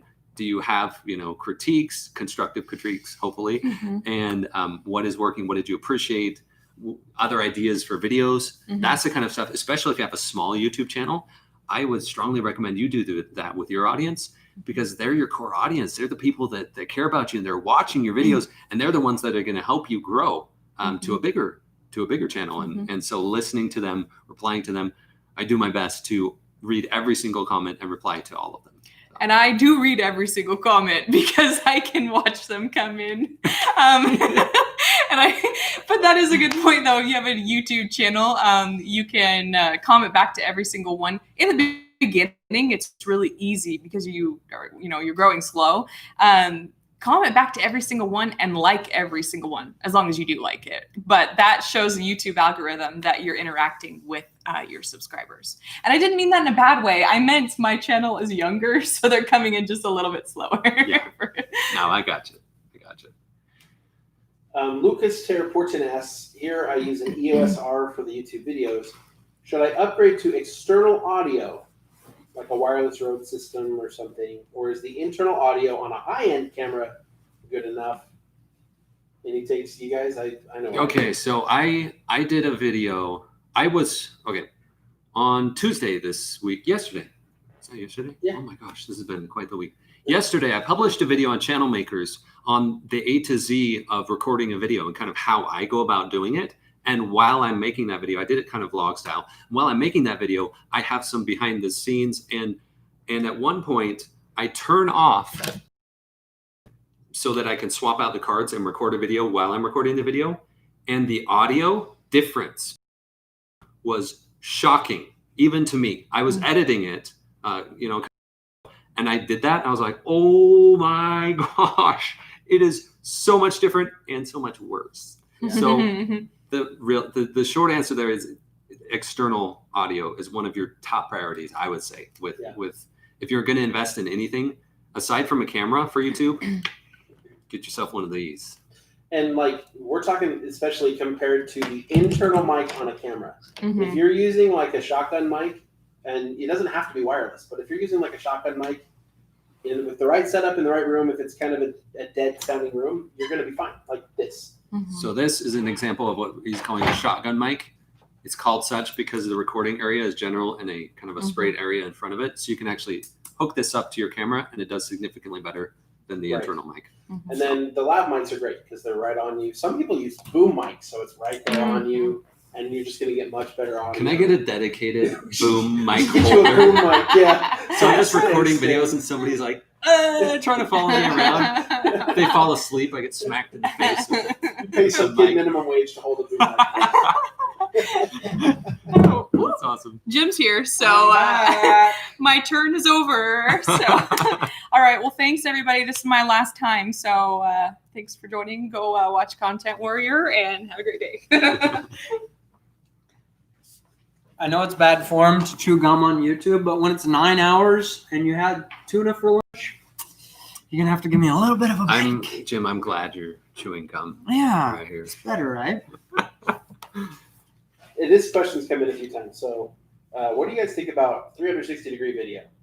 Might be weird, but also might that be cool for travel videos? Ooh, that would be We haven't played with it interesting. yet. We've never done I've never played with that either, but that would be pretty fun to try. Yeah, I had one with improved photography, and it is cool. It's been around now for a few years that there have been, decent cameras that do it, and it just hasn't quite taken off yet. That was my impression of it. I don't feel like you get like any content advantage by doing it. I have thought that it would be kind of cool with Brad's hunting videos to do that in 360. That'd be pretty sweet. But I don't know. I think it's not quite the time yet. As VR gets more like that, how cool would that be to watch YouTube where you can wear anyway. All right. Let's see. Can you talk? Okay. Peter Danek was talking about Google Discover traffic. I want to talk a little bit more broadly, I guess, about some of the new features. So Google Discover, I'm curious what's happening there. because so on search results, you'll see now some interesting boxes, like it'll say interesting finds. You know, you'll be searching whatever, what's the best laptop, and it'll have a box, usually like 1, 2, 3, 4, 2 by 2. That's just called interesting finds, and it'll show content that's pretty directly related, but it's not necessarily best laptops kind of stuff. I'm very excited about that. I feel like that's really what's been missing from blogging. It's pretty much impossible for a blog post to go viral these days. They just don't spread quite the same. Facebook suppresses them because they don't want people off the platform, and so they don't want links there. Same thing as Pinterest. They suppress external links as well. And so to have somebody with a mechanism to have discoverable content is cool and exciting. We've seen 1 or 2 members of Project 24 that got big spikes from it, but I haven't seen it myself. We haven't had success ourselves with it yet. So interesting. I like the idea, but I don't think I have anything yet to be real excited about. Nicolomac says, Jim, for career niche, if I write 1 or 2 articles on how accountants can be lower stress or work-life balance, will the YMYL Eat Hammer take down the whole site? No. It's not as if it's going to hammer your whole site. Maybe it will be harder to rank for that particular post. That would be just fine. I think we need to not be too worried about YMYL. It's a factor. It's something to be aware of. If you're writing about something like intensely YMYL, then know that it could be harder to rank without some EAT and authority on the site. But I don't know that we need to panic about it. Most of the questions I think I see about EAT are like, you know what? Don't worry about it. You'll probably be fine. Rockstar says, question, what should I focus on as a new blog site? Writing every day and making sure every article you write is the best answer on the web to the question. Steve Madgwick, first of my 2 response posts complete and in good time. 1726 words, ready to rock and roll. 1 more before close. Vamos. Didn't he already write that? Excellent. Garabet Kachuonian says, I have a community website with many categories and topics, 22,000 visits per month. More than 2,000 come from search. It's actually pretty low. 750 articles in 6 years. Is it time? Should I add more articles? Create a new site? 750 articles, 22,000 visits per month. So maybe more like 35,000 page views. That is definitely massively underperforming. But 22,000 page views is 22,000 page views. At this point, I would go through the Battleship method. We have a YouTube video on it to kind of introduce the concept, or go watch the course in Project 24 if you're a member. But I don't know that I'd focus on writing more. We need to step back and figure out what's going on here, because that is definitely low. Commit says, is moving from Mediavine to AdThrive usually a big jump in RPM in your experience? No, kind of just depends on how you have the ads configured. So here's the deal with the ads companies. I love Ezoic because they are working with new bloggers. That just means a lot to me, that they're willing to support people who are small. I really, really like that. In our experience, the ads earnings that we have seen go from Ezoic, higher on Mediavine, highest on AdThrive. But again, that is a small subset of data. The thing is, I really wish we could have a super direct answer here, and we just can't, because there are too many factors. So let's say in July we start an experiment, right? We take a blog, we put it on Ezoic, 2 months later we move it to Mediavine, 2 months later we move it to AdThrive. And now we can know, right? Wrong, because it takes longer for AdThrive to sell direct ads. It takes Ezoic longer for the AI to figure out what to run on the pages. And ads earnings change all throughout the year because of economic changes. The start of the quarter is usually lower. The fourth quarter is massive. And so it's maddening. I wish we could have a super clear data-driven answer to it. But the truth is we kind of have to go off anecdotal experiences. And so I don't know which is best. I do know that I like all three of the companies, and they all do some things better than others. My Tennis HQ asked, Jim, would you write another book? Wondering if the cost benefit was worth it. No, I don't think I would. I'm really proud of Work Energy. The reviews were really, really good on Audible, and Amazon has great reviews. But it just didn't spread after it reached our audience. And that was the real goal, is to reach outside our audience. And I don't think it met that goal. For an individual who's making it, if you're not spending too much on the book, yeah, you'll get a financial return. I'd be a lot more excited as a business model about online courses today, though. This one's come in a few times from Fraz. Hello, Jim. In the news niche, does having an about page and an author page and 3 or 4 social links enough to build EAT? What else do you need to build authority for a news site? Yeah, I mentioned this a little bit earlier. I really think it has a lot to do with just traffic coming from places around the web to your site, even if there aren't links, such as a mention in a podcast or in a YouTube video. But I mean, any link is good, right? And not just links. Any mention is good. Anyone coming to your site, it's all good. I don't know that there are some things that are like discount store. I just wouldn't overthink EAT. If you're in Project 24, take the course and you're in a YMYL niche, go step by step. I think it's 30 steps in the EAT course, and then just keep doing your thing. Just work on branding and marketing your company and you'll be fine. What is EAT from Rockstar? So that's expertise, authoritativeness, and trustworthiness. If you're writing about a topic that's especially sensitive, personal finance, health, things like that, Google wants to make sure you're an expert or the information is going to be good. And so they're just making sure that you, that the author of the content has the right credentials to be doing so. Coach Edu asks, question for the team. How many of you are doing Content Warrior this year?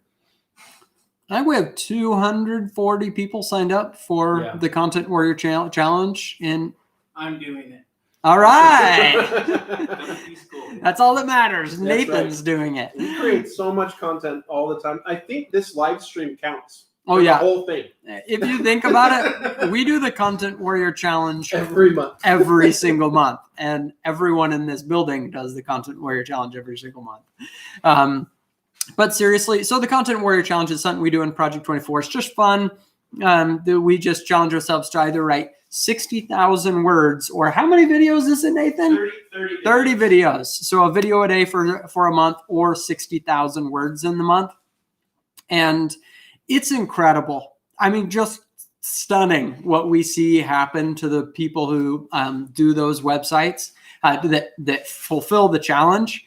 Because you're making so much content that when it hits, that hockey stick is beautiful. There's nothing better you can do if you're a content creator. I mean, that's the game, right? You got to be creating content. Now you got to make sure it's good, that you're not just putting stuff out, but that's the game.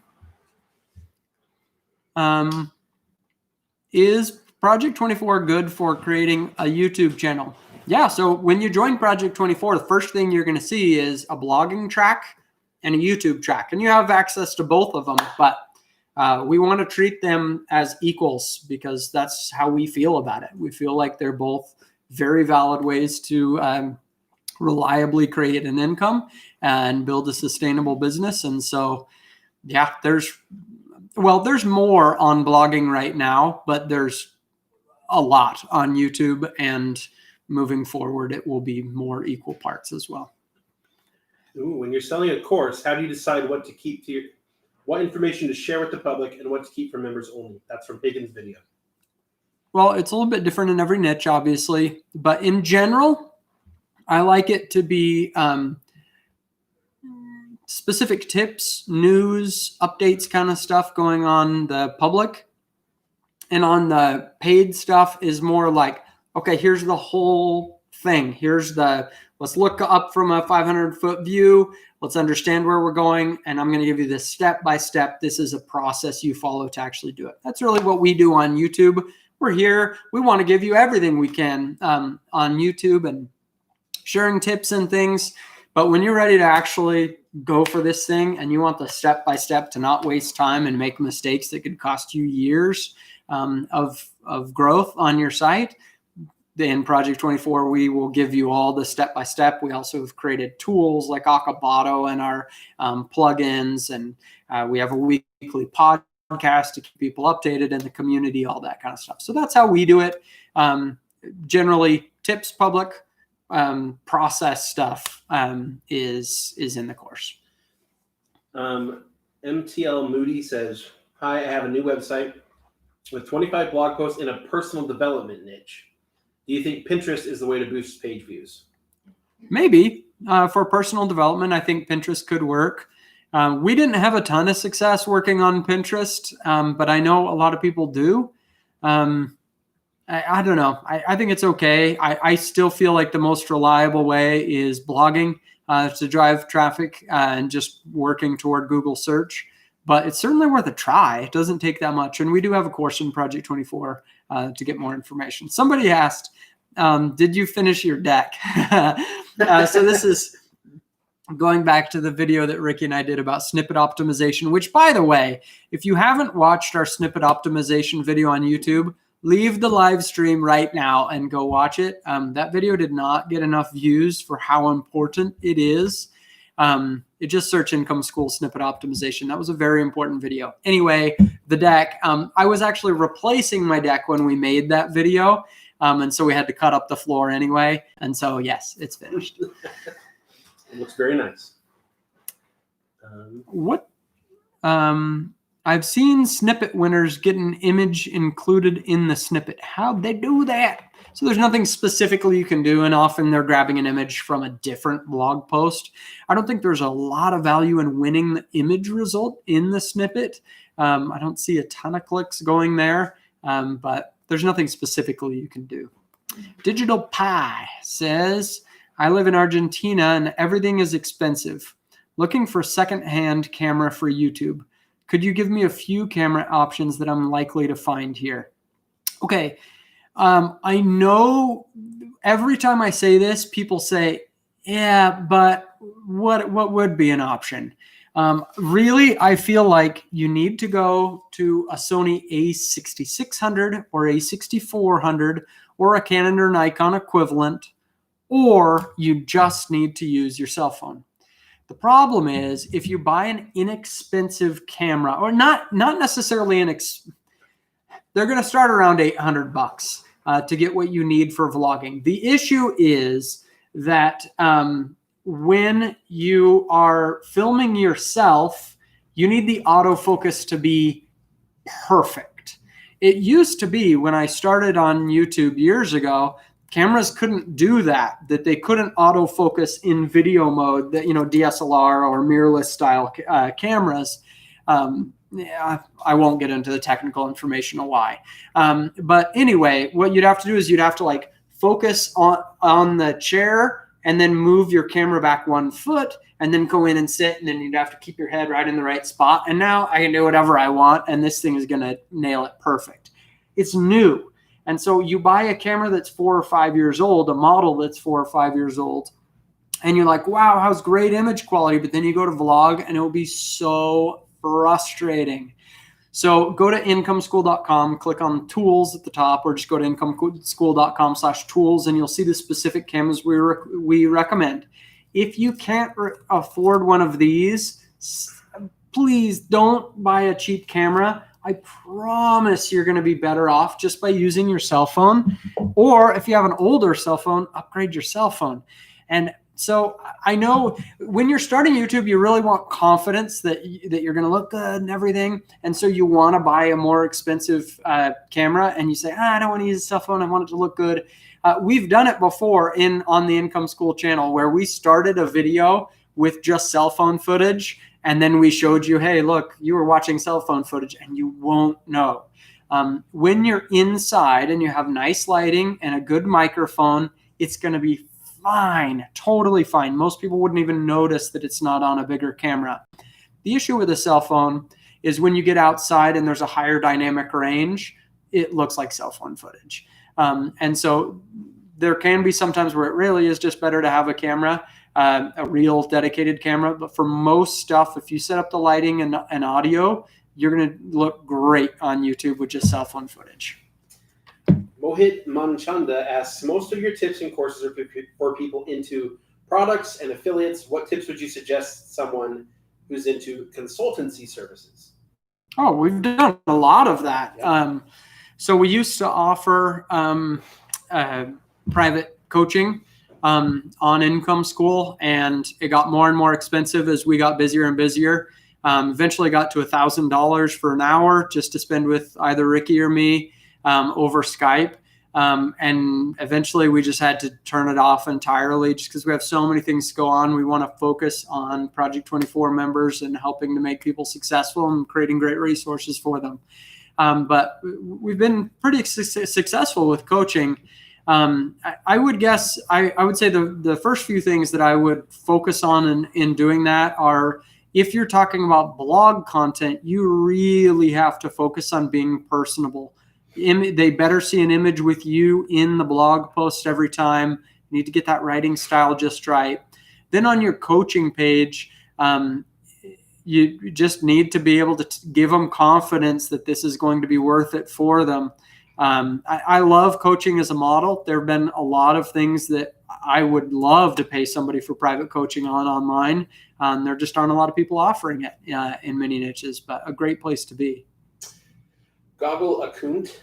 It's supposed to look like Google account, and it actually does. But anyway, does that mean I can have a successful niche site without having an about page? They said they've been struggling with the about page for a while. Sure. We've done lots of niche sites without an about page. With today's SEO, you're going to get a nice benefit by being more open and talking and establishing the EAT that way, but you'll be just fine in many niches, not a problem. Nelson Javier Barboza Fuentes says, is it possible to outrank Amazon on a SERP with buyer's intent? Pretty tough. Yeah. So it used to be that really we deserve what we got there. Google is making the Amazon page rank well because, frankly, if I were to Google right now, best dishwashers, best home lamps, best car jack, I'm going to get crap reviews of people who have never even touched the product, don't know anything about it, and it's just going to be a top 10 list. And so Google's like, this is junk content. If why don't we just send people to the Amazon listing that they're probably going to end up on anyway? And so now it's harder and harder to beat that result. And so, yeah, it's going to be hard to win. But if you are going to win, you're going to have to make something that isn't crap review. It's going to have to be really good. If you want an example of that, go to the Backfire YouTube channel and look at the video we just did of best rifles under $750. It's not perfect, but that's the kind of content that anybody looking for something with that kind of buyer's intent is going to be really, really happy to have that resource. That kind of stuff is what we need to be making more of. Alan Lamb asks, I have a .co.uk domain for my Greek travel site. Should I migrate it to .com to get more international traffic? It gets 30,000 page views, so I don't want to jeopardize that. Yeah, 30,000 page views, I might not touch it. If your content is mostly about travel for UK people in the UK or to the UK, you have an ideal domain name. If you're writing about things for people outside the UK and traveling to countries outside the UK, it's not ideal. For an American, when I see .co.uk, it just instantly makes me feel like, oh, this isn't as relevant to me. I'm going to get to one that's more relevant to me. And so people in the UK can certainly produce very relevant content for me, but when it's the .co.uk domain name, it just makes me think, oh, maybe it's not. Maybe it's just specific to them. I lost it. There was one from Project 24 member, and I lost it. Oh, yeah. Brian Mullenix. Can you mess up a niche site by going too broad in terms of topic matter? No, I wouldn't say you can mess it up. What I would say is you may not get the benefit of being in a smaller niche. That's really all. 2Motion, should I delete bad content? Sometimes. Go watch our video on Battleship Method or the course if you're in Project 24. Kuzvis says, any idea when your new timer is up and running for Project 24 members? We're probably 2 months out, but development projects, we're working on Akabato, Project 24 3.0, the affiliate plugin. I can't even remember what else, but it's backed up months. The company we work with is amazing, and they have multiple employees just working on our projects, but it just takes time. So we're waiting. Zach Kahn asks, any tips for sustaining a daily writing routine? For sustaining that. Give yourself, so when I did this for years, writing daily, one thing that really gave me confidence, because when it's just every day and you sit down to write another one, if you start with a cursor on a blank screen, it's hard. So we've talked lots of times about a hit list, but more than that, when you have 10 minutes here and there, go write out your subtitles for that post, or go write an answer paragraph. And then when you sit down the next day to write, you're like, okay, I got at least a good start on this post. Or, if you're writing, you finish your post, you don't have time for a whole new one. Go at least wireframe, write your subheadings for another post. Just give it a little bit of a start, and it just feels much more approachable. Higgins Video asks, what was the process for creating your course? There's a lot of resources in there. Did you just shoot everything over a week? No. For like 2.5 years. Yes.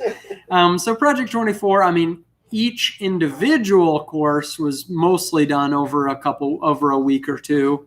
But it's one course here, another month, another course, another month, another course. There's no way you could produce what's in Project 24 in just a week.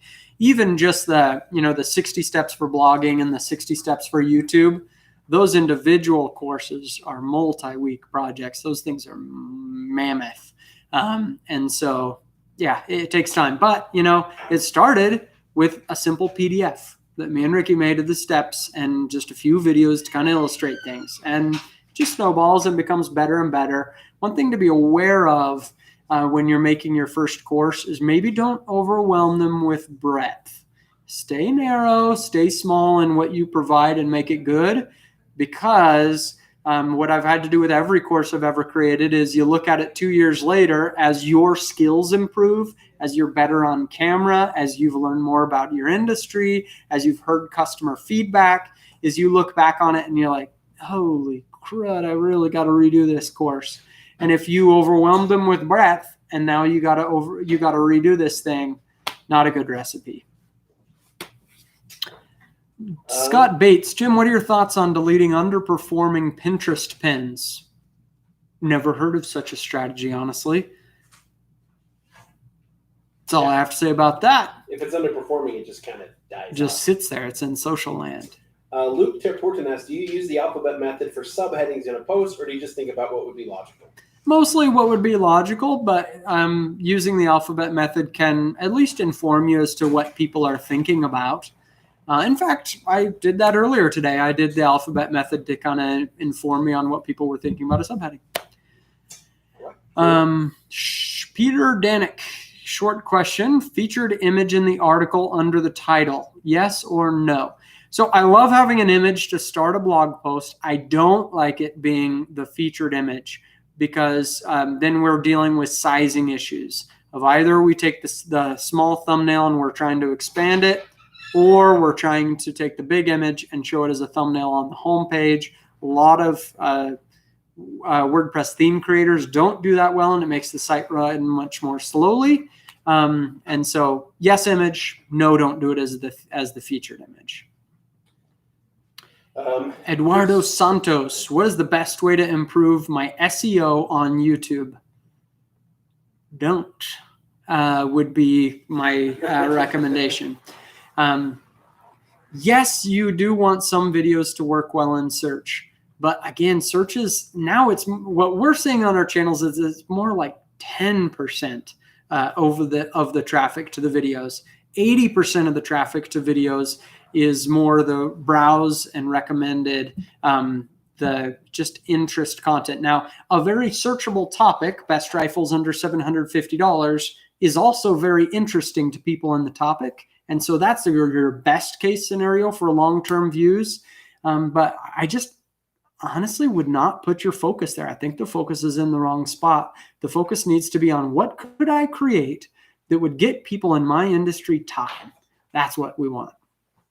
Dante Cyrus. I changed my blog posts from a subdomain, but even after 2 months, organic traffic isn't back yet. What can I do to bring it back? Man, I'm sorry that happened, but moving domain names is it's a risky thing to do. We've had moves from domain names, and actually I've done from a subdomain where it worked flawlessly. I mean, not one page view was lost. We've also done more than one transfer of a domain name where the traffic was gone and just didn't ever recover. And we do it the same way every time. You know, we're redirecting it. We're going in Search Console and telling Google about the change. And sometimes I don't understand because we always follow the same process. So every time I tell people they're moving domain names, I'm like, roll the dice. Welcome back to Nathan. All right. Let's jump in here.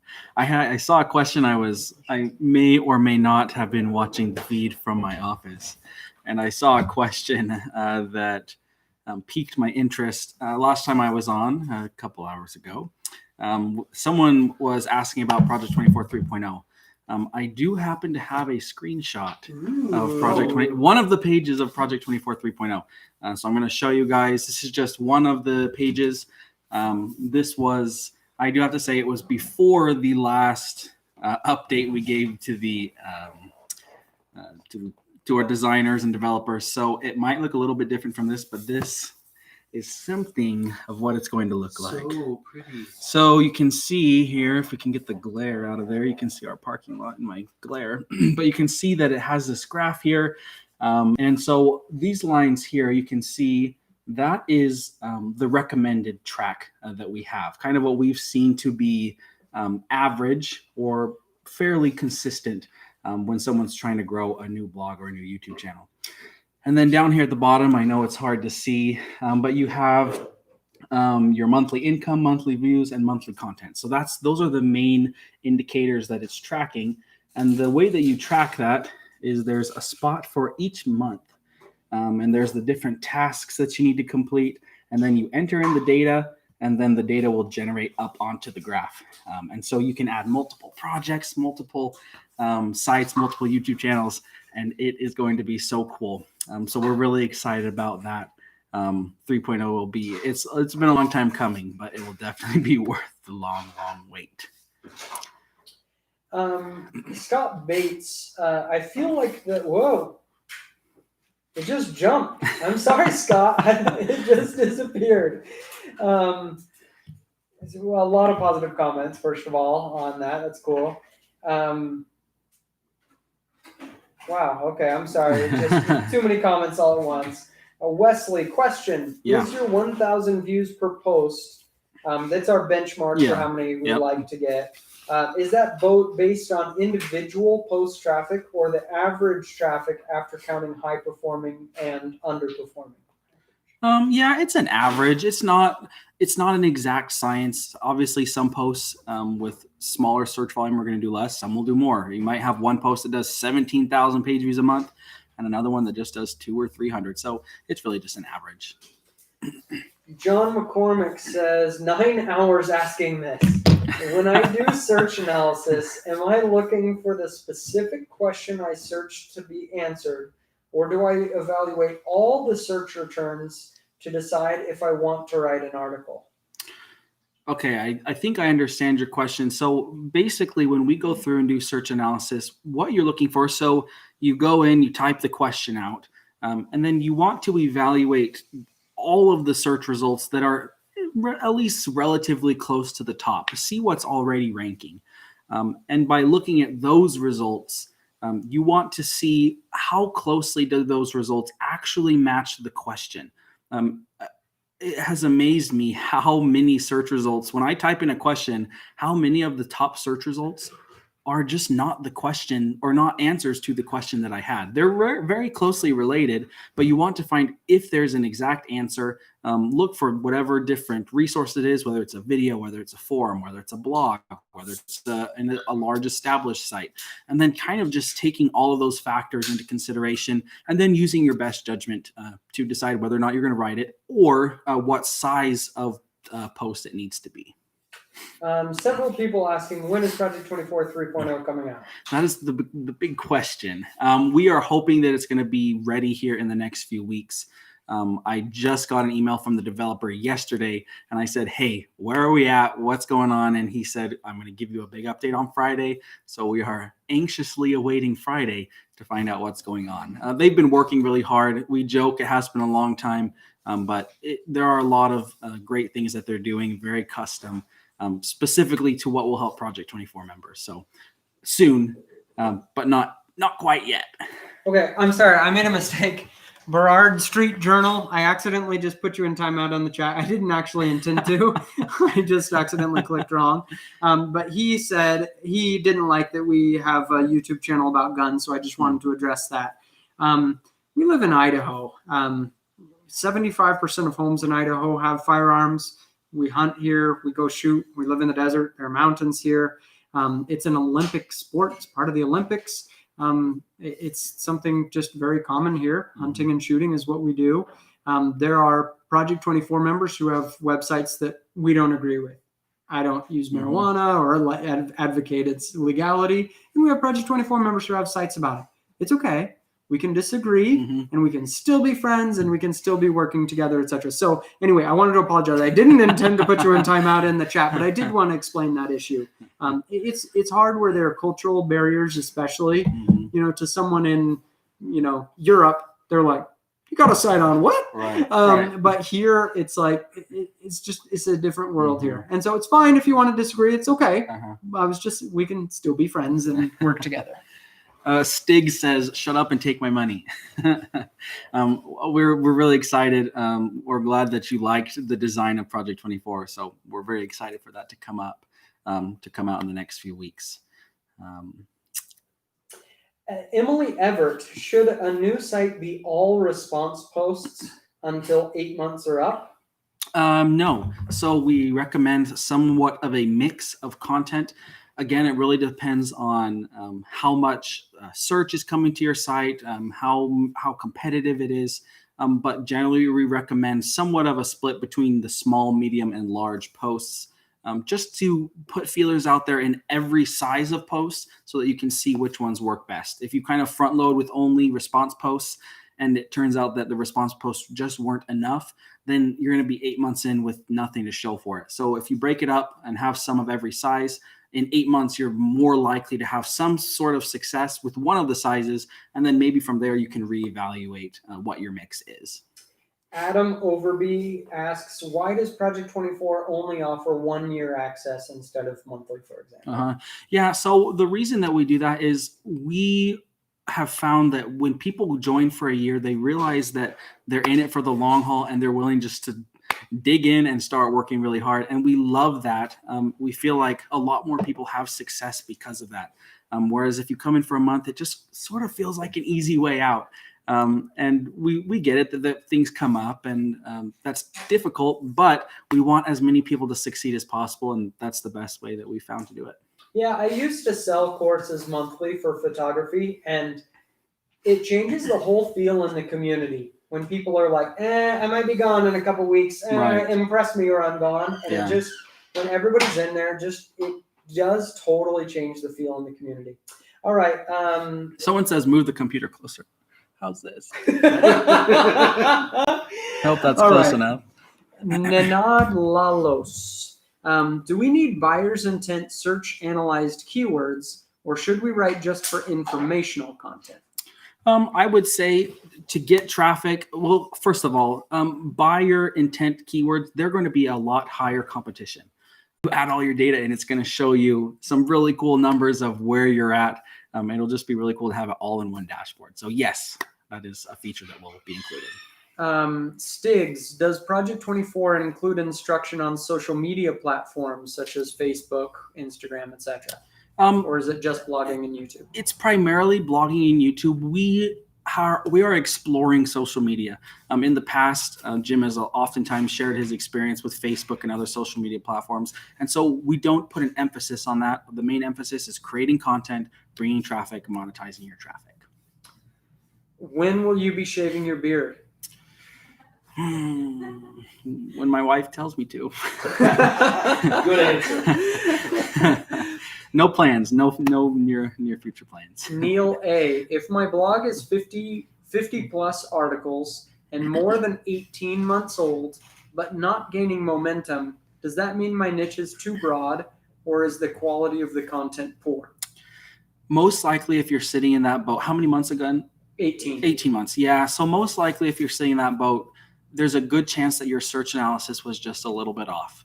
If you're just not seeing it pick up, there's a good chance that you will just have to go in, reevaluate your search analysis, and then just try more posts, try different categories in the same topic. And eventually you'll get it. The search analysis is such a key part, and it's a hard part, but if you hit that on the head, you're going to see growth. But probably it's a good chance that, and it might not even be that your content's not good quality. It might just be the wrong topic, the wrong search query.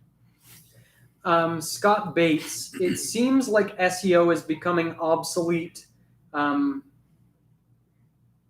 becoming search algorithm optimization. I think it always has been. Mm-hmm. Do you agree? Yeah, I think that definitely you want to, well, we're all playing the game of the search engine.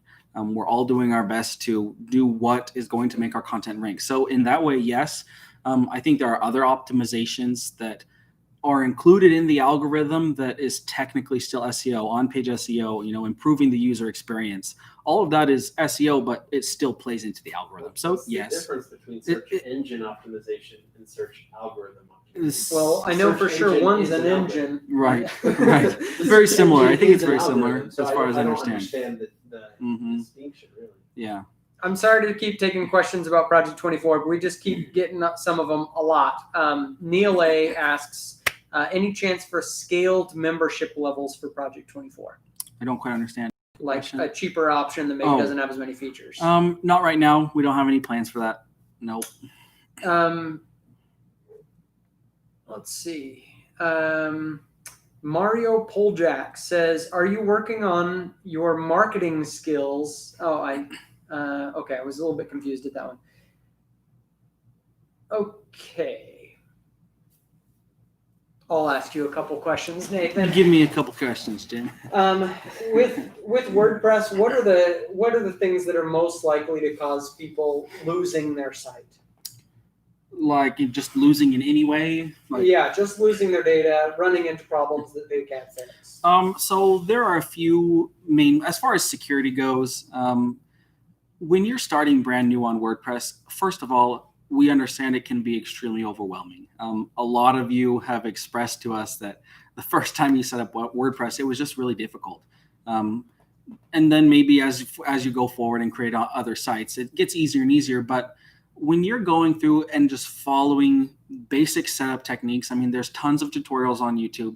You're really not going to run into any issues there that's going to ruin you. First of all, because you don't have any content.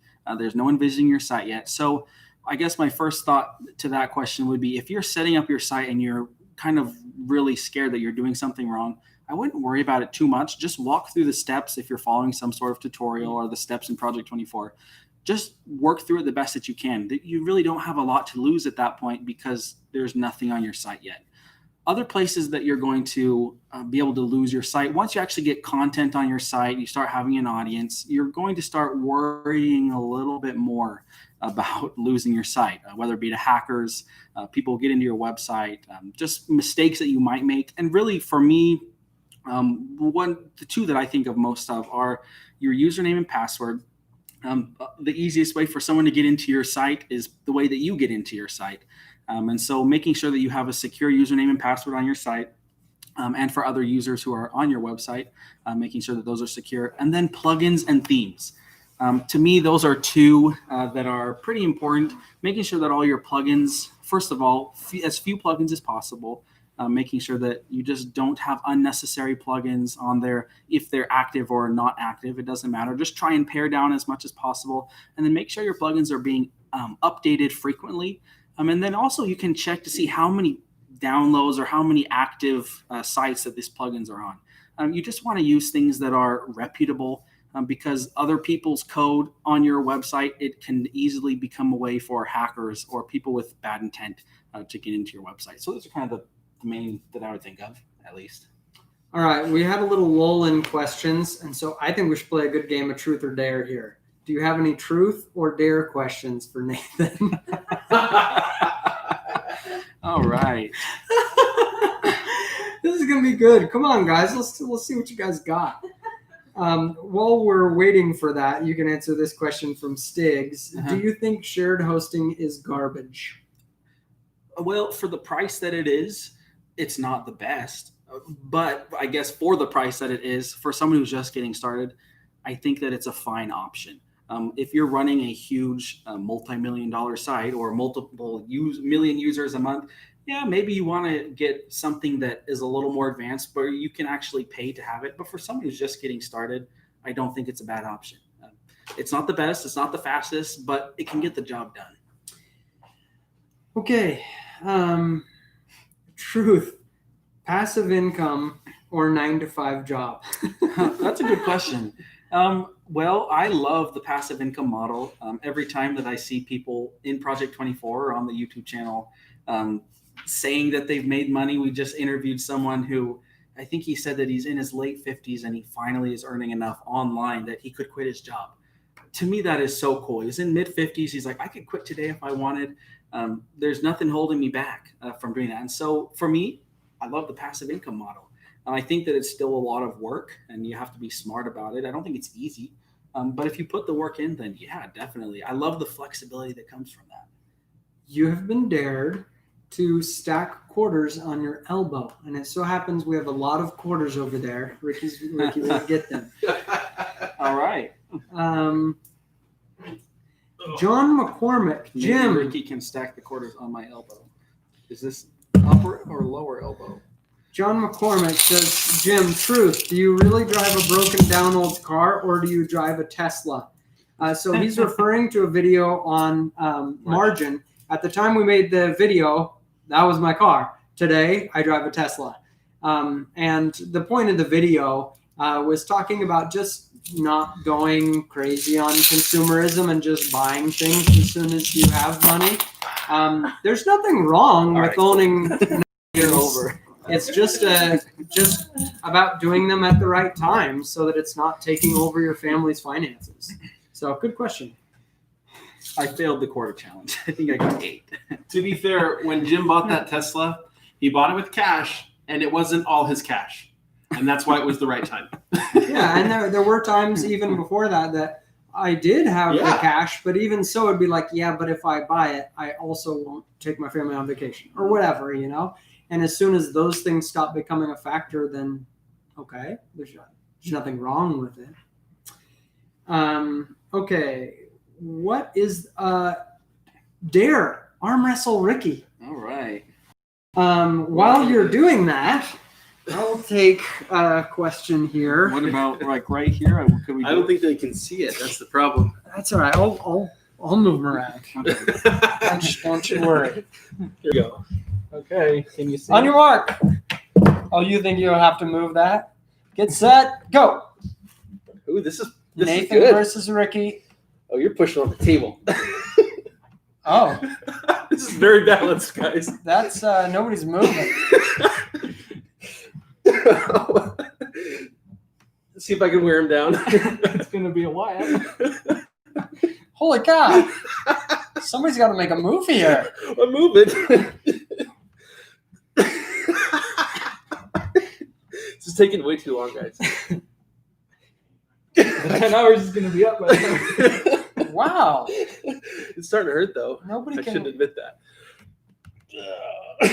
Oh, he's going to get him. Every time I get anywhere close.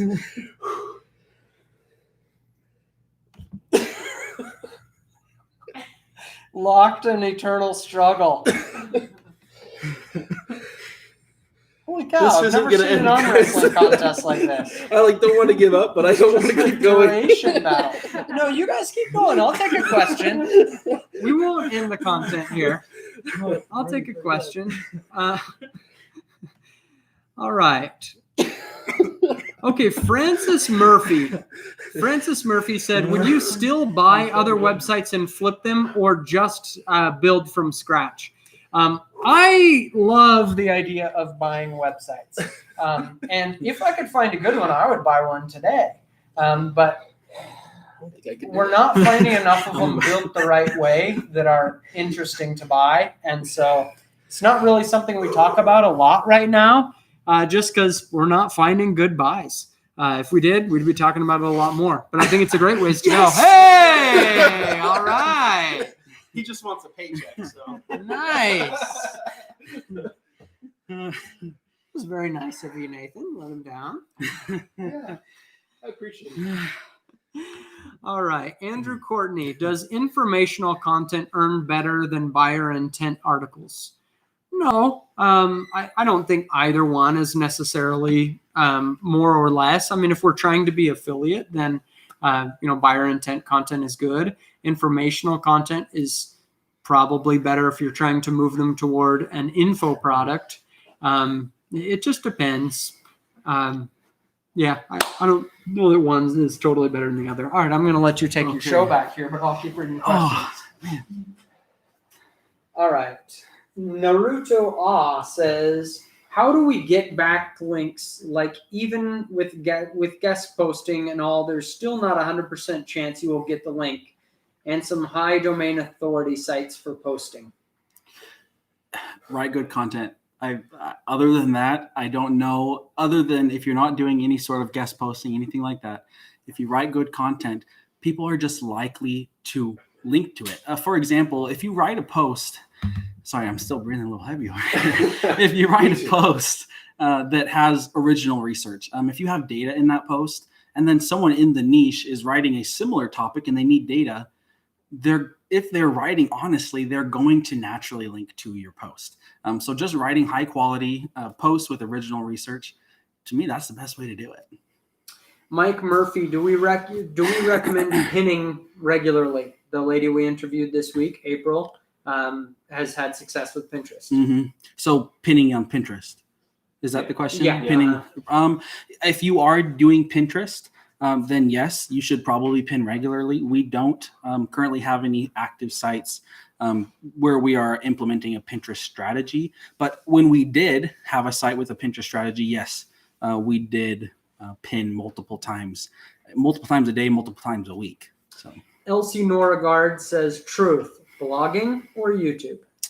Oh, that's a tough one. Right now for me, YouTube, I think. I love the blog, and I have a couple new blog ideas for myself up my sleeve, but right now I think I would love to start another YouTube channel. How do you know when you've found a good website to buy? Oh, there's a lot of things that you could probably do. If you're looking on a website or a place like kind of like a buying and selling a website place, really what you want to look for is on their analytics, you want something that's been fairly consistent. Or if there is growth, that it follows kind of a natural growth curve. I think I'm on the right track here, but if you see a site and you're looking at the analytics and in the last 3 months, traffic has quadrupled, that might make you excited, say, wow, this site's going to grow. It's going to be fantastic. Think again. There's a good chance that there's something a little bit fishy with that. So for me, if I was looking to buy a website, I would look at the quality of the content see if there was just steady traffic and steady income. River Martin, how many views should a blog get at 3, 6, and 12 months? At 3 months, I would still say 0. Under that 8-month period, I wouldn't assume that I'm going to see any traffic. Maybe some bot traffic, a little bit of traffic from when I look at my own posts or if I show my mom my posts. But other than that, probably no traffic. After the 8-month mark, you should start seeing some traffic. I don't have an exact number here in front of me. We have that in Project 24, kind of a recommended, but I don't have it off the top of my head. So, Wesley, truth. Do you like Jim or Ricky better? That's a good question. Something about Jim and Ricky is they're both very different. Jim has, whenever I'm thinking of like a brand new kind of idea, something that I need to figure something out, I think Jim's my guy. If I need something where I can just talk with somebody and kind of figure out a solution to a problem or help with IT or anything financial, anything like that, Ricky's definitely my guy. So both equally in different ways. Very diplomatic. Of course. Does adding hundreds of articles a month mess up the Google algorithm, and does it cause it to take longer than 8 months for them to rank? I don't think so necessarily. Adding hundreds and hundreds of blog posts every month, I don't see why that would hurt the Google algorithm. That's a lot of posts to write. But other than that, no, I don't think so. Jim Nelson, do you have any updates on the rise of Google Web Stories? We're just testing out a few. If you watched Income School's YouTube video about Google Web Stories, you saw that we built a few and are just testing them out. Not really any updates. We still aren't seeing a ton of them on the SERP. But eventually, I think that we will start to see them more as Google has kind of more data and more submissions of the Google Web Stories. Aspire Fitness, is it okay to use Squarespace for a blogging platform? If you're just starting brand new, I would say go with WordPress. It's going to allow you to expand into the future where Squarespace, Wix, those type of sites, there's a chance that it might just reach a level where you can't really progress any further on that platform. And then you're going to be dealing with the question, should I move? Should I stay? What's it going to do to my traffic? What's it going to do to my monetization? So if you haven't started yet, I would just say go with WordPress. Interesting. Sorry, somebody's asking another person in the chat out on a date. Very interesting. Cool. Cynthia Barrow says, "Is homesteading YouTube niche too crowded?" I haven't looked into it, but I would say that currently there are very few niches that are too overcrowded. The beauty of YouTube is that if you start something, you start with searchable content, and people will find you and people will like you. And then they're going to watch your content because of you. You're not commodity content anymore. People actually see you and they want to see your updates. And so while a YouTube channel doesn't start there, you want to start with searchable topics. Eventually your audience will want to watch you because of you, whether or not there's 1 or 1,000 homesteading niches. So I'd say if you're interested in it and passionate about it, yeah, go for it. Just please, everybody, don't spam in the chat. Naruto, sorry, I had to put you in timeout for a few minutes. When you post that many times, it's hard for us to read everybody else's messages. All right. Molukululush says, I want to start a YouTube channel, but the niche I'm interested in doesn't require real-life footage. The downside to this is that it requires high editing skills. How do I go about this? I would say learn how to edit would probably be the best way to go about that. If you don't have to go out into the field and actually video a lot of like B-roll style things, but if you need to know how to program or do editing, then probably I would start there. Just learn how to edit, see if that's something that you want to invest. I know that there's one guy we know. What's the one who does all the animation? Oh, Jared, yeah. Jared. His channel, he does some really, really cool animation things, and I'm sure a lot of editing goes into that, but he spends a lot of time editing on every single video. So if you've learned that you don't like the editing process, that might not be the place for you. Levi Bath says, what's an example of an overcrowded niche on YouTube? Makeup and gaming. John W. says, should I put popular posts on the homepage or just recent posts? I'd say it's up to you. Yeah, I mean, on a lot of websites, the homepage does get a lot of traffic. And so, yeah, if you want to build kind of a custom homepage and put highlight some popular posts on it, sure. I mean, I don't know. I haven't tried it a whole lot, but sure, why not? Emma Cruz has said, have you seen any benefit from YouTube adding in these mid-roll ads? We got a lot of people complaining when we didn't realize that they were on. YouTube put them in automatically if you didn't opt out. And so that was annoying. I hate mid-roll ads in a YouTube video. I am leaving the video almost every time. And so I don't like them. And so I went through our most recent videos and our top videos and I removed them. There was a little bit of a revenue benefit, not enough for me to feel like I wanted to keep them. Yeah. Blogger Launch here asked $449 for one time or yearly or monthly. Currently, our current pricing is $449 for Project 24 for the first year and then $199 every year thereafter. Yep. You can check out our sales page for current pricing. Once you're in, as long as you stay in, your renewal price will never go up. The renewal price may change here before too long, but not for existing members, only for new subscribers. Stick Handling Pro, which do you prefer? Empire Flippers, Flippa, Quiet Light, Brokerage, or FE International? I've only used the first two, and my answer is neither. We used to, and you've probably seen, so maybe this is a good time to kind of update that. You may have seen in the past, we've said good things about Empire Flippers. We had him on the old school podcast we had someone from Empire Flippers on there. In recent times, we've had very bad experiences with Empire Flippers. And with them just not taking care of it and certainly not earning their 15% commission. So I would absolutely not recommend that. I would recommend putting in the sidebar or maybe across the top a little banner that says, this website is for sale. And then make a sales page for it. And seriously, not to sound self-serving, but join Project 24 and post it in the community. There are a lot of people willing to buy sites in there. The $449 it costs to get into Project 24 will save you thousands of dollars listing it somewhere else. We've had lots of Project 24 members sell to each other. Good point. All right. Nadalos just said, dare do push-ups, all of you. So I'm out. I'm seeing you guys later. Actually, it's Nathan's turn to leave.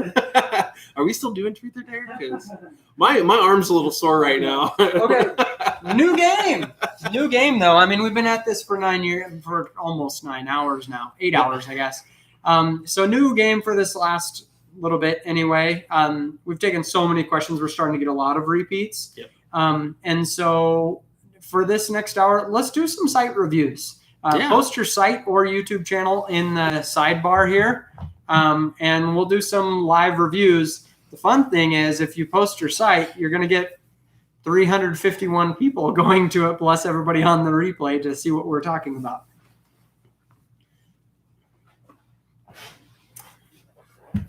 I guess I'll sit here.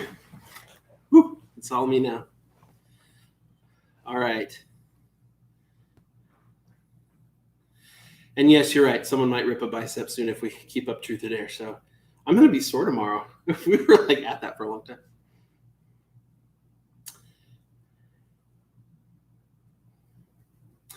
While we're waiting for people to post their sites, questions coming in. How do you conduct your interview segments? Is there a lot of editing involved? Yeah, not a ton. What we do, we have the questions that we have. We look at it ahead of time. We know what the site's about. We usually ask for information about, the person ahead of time. Look at what information that we can get, and then so we know kind of the avenue we want to go down, and then we just have a conversation with them. We'll usually have a little bit of a conversation before we actually hit record, and then we'll end it, and then we'll actually kind of have a little bit of follow up at the end and just a chat. But then the part that's recorded, usually I would say like a 30-minute interview gets cut down into 15 minutes. And so you are just getting the best parts, but I wouldn't say we're talking to someone for an hour to cut it down to 15 minutes. It's probably at least half the content of the conversation ends up in the final video. I slacked your link. All right, sweet. The first site is codewithmukesh.com. Mukesh is Mukesh. Codewithmukesh.com. Mukesh. So everybody go over there so they can see what we're talking about. So this is it appears to be a website just, about coding, which kind of makes sense. I'm here on the homepage. You got a cool homepage layout. It's a little, it's different from the traditional blog roll. The newsletter is right at the top. I don't yet really have a reason to subscribe to the newsletter, but if I came to the homepage, I guess after reading a post, that might do it. I'm going to go over to the blog and just kind of look through some posts here. Once you look at it, you could show your screen to the. Yeah, good point. Okay, so on the blog here, there's this across the top. This is a big search bar. It takes up an awful lot of space. I would like to see the content higher up a little bit more. That's just a design thing. I know, not a big deal. Your logo and stuff looks very nice. I like the layout here. It's nice and clean. As I look at your topics here, RabbitMQ with ASP.NET Core microservice communication with mass transit. I don't know what that means, and that might be an issue. Now, if it's really a specific group of people who are going to be searching this kind of stuff, then maybe it's okay that you have a very technical and specific headline. But for me, I don't know why I would click on that if I saw that on the SERP. So that may be just something to think about. How do I make my headlines so that they're easily understandable to whoever my target audience is? Maybe this is, and then give somebody a reason to want to click on that. Logging with nlog in ASP.NET Core, best logging framework. Maybe that is a good topic, and I don't know enough about it to be able to say whether or not the search analysis is really good. These do seem pretty specific and pretty targeted, which is good for ranking, but it also might mean that search volume would be fairly low. Sorry, just kind of looking through, and I'm seeing a lot of that type of blog post. So here I am just on the blog scrolling through, and I'm just seeing a lot of just very technical. And again, it really just depends on who your target audience is. And if your target audience is a very technical audience, I think that's okay. All right, next website for review is detailingportal.com. Detailingportal.com. All right, I am on detailingportal.com. There it is. Got a nice pretty slider up at the top. The slider way on the left kind of looks out of place. I feel like it should be full width. Here we go. Other than that, overall your design looks fine.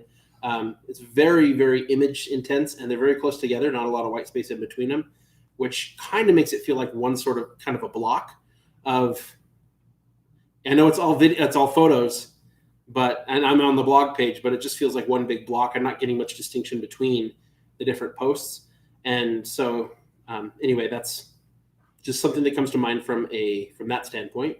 Let's see. Auto Glim Super Resin Polish Review.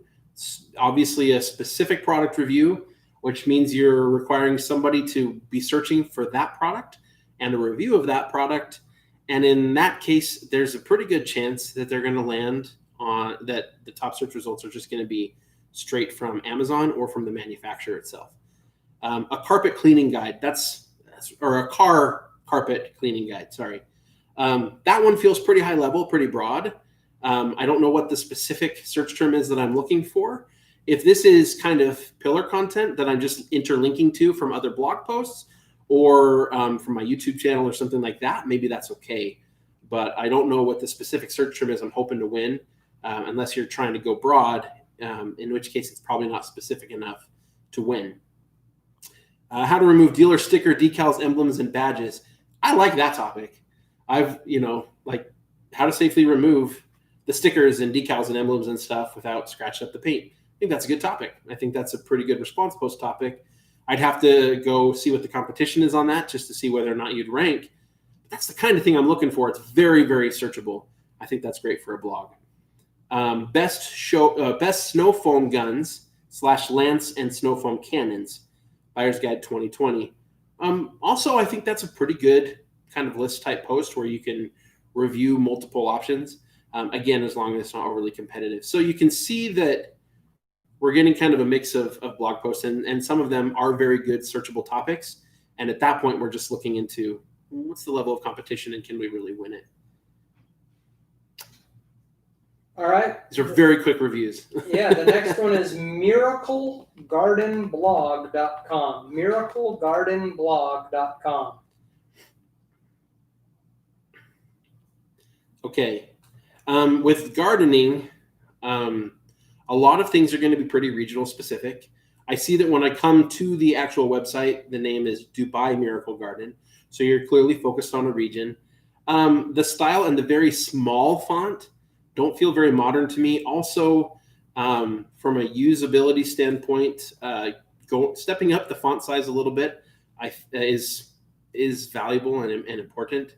The home page, I'm assuming I'm on the home page, Dubai Miracle Garden. I'm kind of a little confused about just navigation from here. So on the right side, I've got Explore Miracle Garden, Dubai Miracle Garden. And are these specific blog posts? Then on the home page, you kind of got this big table. Basics Dubai Miracle Garden. I'm not quite sure what we're going for there. You know what I mean? Oh, I see. It's a specific miracle, the Dubai Miracle Garden located in Dubai. It's the basics of that specific garden. If I scroll down, oh, the Dubai Miracle Garden is a specific place. I didn't know that. So that makes a little bit more sense. It's almost like a travel site for that garden. Anyway, I'm not entirely sure kind of what the purpose of your site is other than to provide your information about this garden. If this was a site that's kind of like if you were associated with the garden, I think it makes sense. It's an informational site. This navigation on the right, that just Explore Dubai Miracle Garden, that style, I'm not loving that. But you've got a heck of a lot of great information here about the Dubai Miracle Garden. So I suspect you'd probably be ranking for quite a few of these search terms. I just on the homepage, I'm not loving the internal navigation and the way it's laid out. Automatic Poker asks, could you give some tips on ways to target an audience and find YouTube topics that attract better qualified people to an email list, meaning people more likely to buy an info product? So how do we get people, the kind of people who will subscribe and buy an info product? Yeah, I think we do that through the type of content that we create. I think if we create content that's intended just to bring in viewers for viewers' sake, really entertaining content and stuff, you might get a lot of subscribers, you might get a lot of views that way, but your product is not going to be relevant to a lot of those people. And so, like on the Income School YouTube channel, we don't go crazy talking about other topics. We focus pretty intently and pretty intensely on what we do on blogging and on internet marketing, on SEO. And we found that by focusing on those things, and again, if you look at kind of the types of videos we make and the headlines of those videos, you can see that someone who's not qualified as, someone who wouldn't be a potential buyer isn't really going to find any value in our videos, and they're just not going to come. And so I think that's it. It's just your content strategy. Will an abandoned website do well when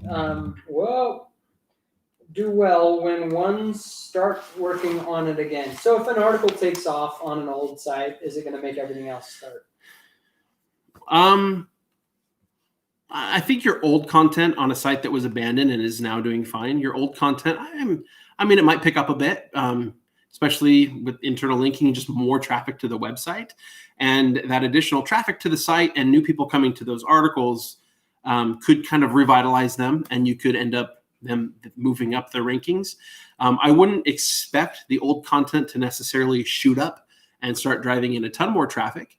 But could it help? Yeah. But I also think that an abandoned site that you're picking up later on, I don't have any problems with doing that. I'm just not going to rely on the old content contributing a whole lot to its growth going forward. It might, and if it does, great. But I don't see any problem with picking up that old site and growing it from there. Aaron Smith, I'm in the gaming niche. I was wondering if there are any trademark or legal issues with creating info products on a specific game and then selling the info product? So I'm thinking something like, just a guide to, how to Fortnite. Yeah, something for Fortnite. I'm not a lawyer at all, and I'm certainly not your lawyer. I don't think so, but I think you do need to be a little bit careful just with how you use their trademark. And that makes it a little bit tough. Do you name your product something like, Fortnite Success Guide? Like, I could see that being a potential issue. I don't know if Jim, if you have any additional input there. Yeah, same.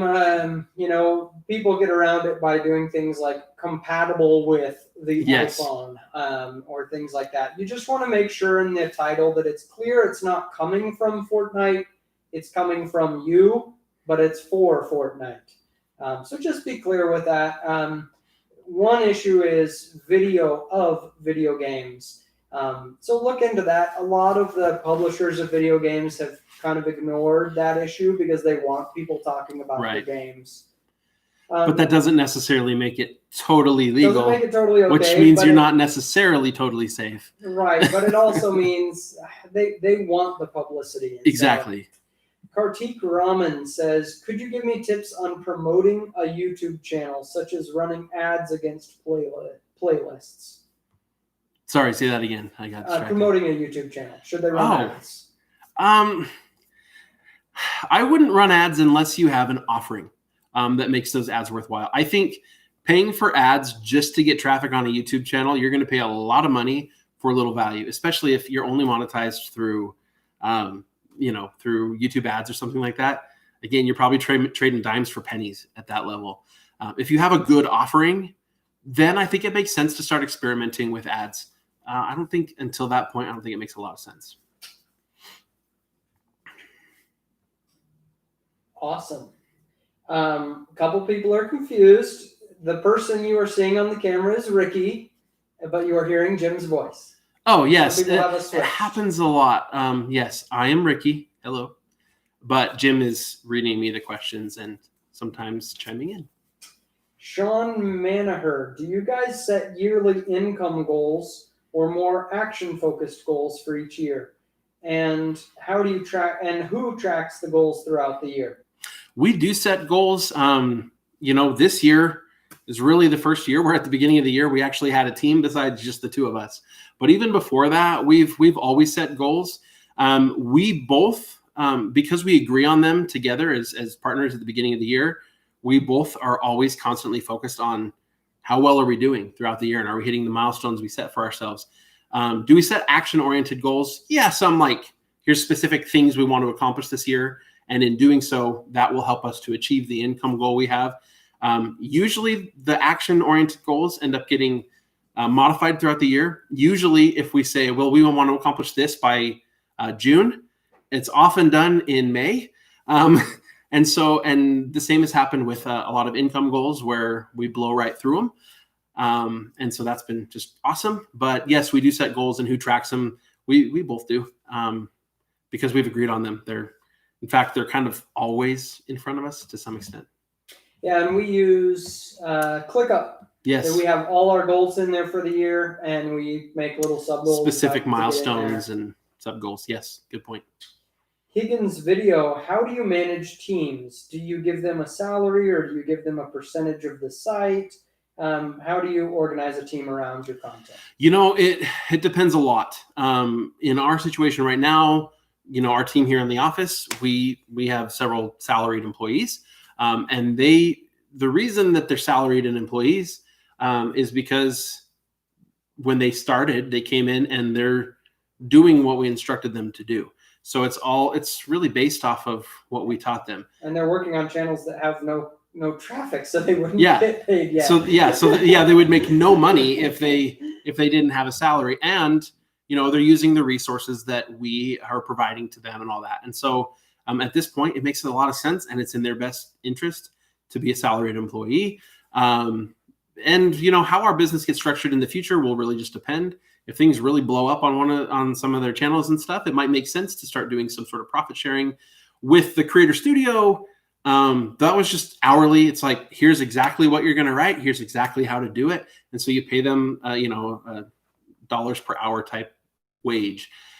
So it really just kind of depends. If somebody were coming in and they were sort of the creative force behind it and we wanted to partner with them, then it would be different. It would be more of a profit sharing agreement. A.T. Williams and Online Visually both asked about Project Rexburg, where we had a writing center where we had a lot of people writing content for blogs, and asking if we would ever bring that back and what changes we would make. Yeah, would we ever bring it back? Yes, in a couple weeks. We're working on opening that right back up to create content for our own websites. There was a lot that changed over the time and we talked about this actually a lot earlier in the day, a long time ago. So I'm happy to talk about it a little bit again.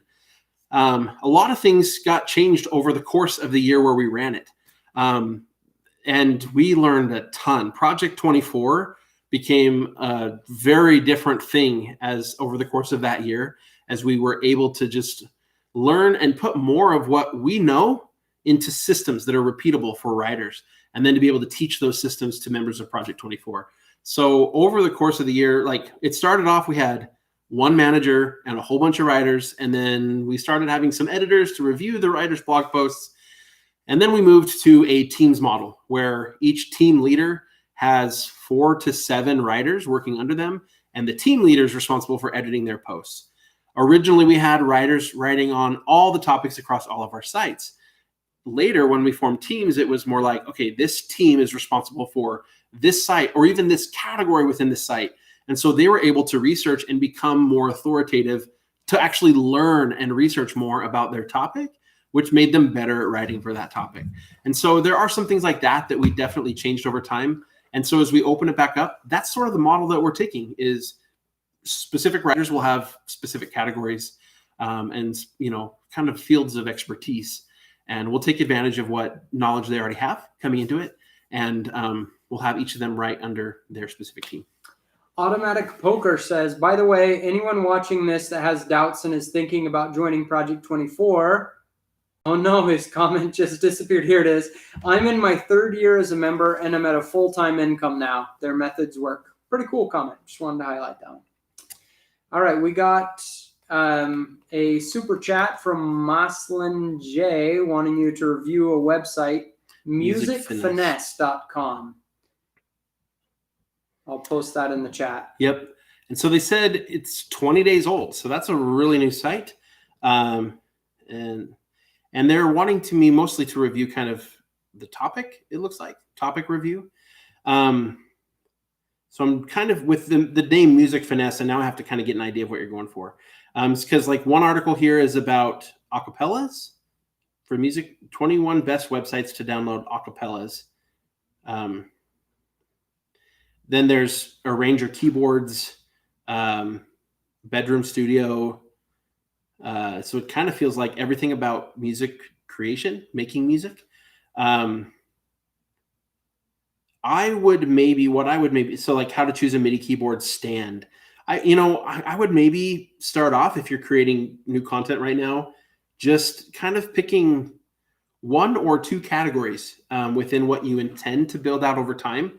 And let's try to create more content in just a couple of specific areas. So like if we're doing a lot here with keyboards, okay, let's talk, and not just keyboards, but if we're talking about like setup, setting up your studio, your keyboard, headphones, and all that kind of stuff. Maybe let's focus on that and write some content around that and just see how that does. If you only have 1 or 2 articles in various different areas, you're not going to get an idea for which ones of those actually worked. And so I would probably do that. You've got a fair amount of content considering that it's 20 days old. I think you're doing fine there, but I don't know. It just doesn't quite feel focused enough. Emma Cruises, at what point would you be happy quitting a day job to go full-time with blogging in terms of money saved and earnings compared to the day job? For me, I'll tell you exactly what because Jim had this like one day he's like, you guys want to come over for breakfast? We need to have a talk. And the waffle meeting. It was the waffle meeting. And it was totally like, it wasn't an ultimatum, but it was like, okay, we do need to talk about this. At what point are we going to make this our full-time gig? Because I still had a day job. And we talked through some of the options, and then I went home. My wife and I talked about it. And we came back. Jim wasn't actually super happy with this at first, but it happened so much faster than we planned that it worked out. But we said, I took my existing budget, how much money that we made and spent, how much was going to savings.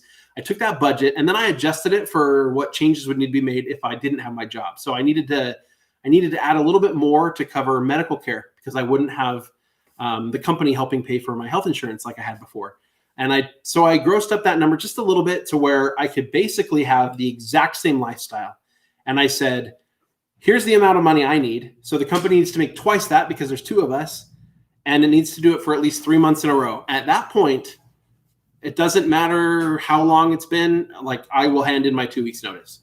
And that's what we said. So for me, I wasn't comfortable doing it till I could comfortably step across, not stepping down. And now I didn't expect to be stepping up a ton in income. I just wanted to be able to step across.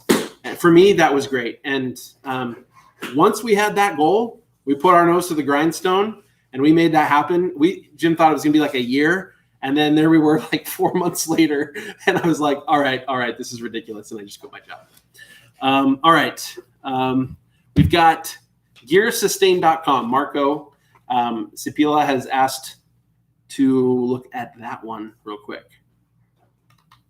While you're looking that one up, I agree with everything you said. I think most people should definitely do that. Just another thought for how I don't know, if your life situation is right for it.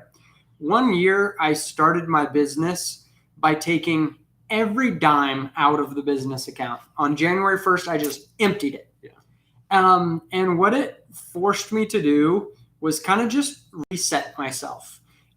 Where I had fixed a lot of problems that popped up in the business with money that I could pay for a solution, I was forced to be frugal. I was also forced to see like, hey, how much is the bank account really growing every month? And are there problems we need to be kind of facing here? And so sometimes, the Power of Broke book, if you haven't read that, it's worth a read.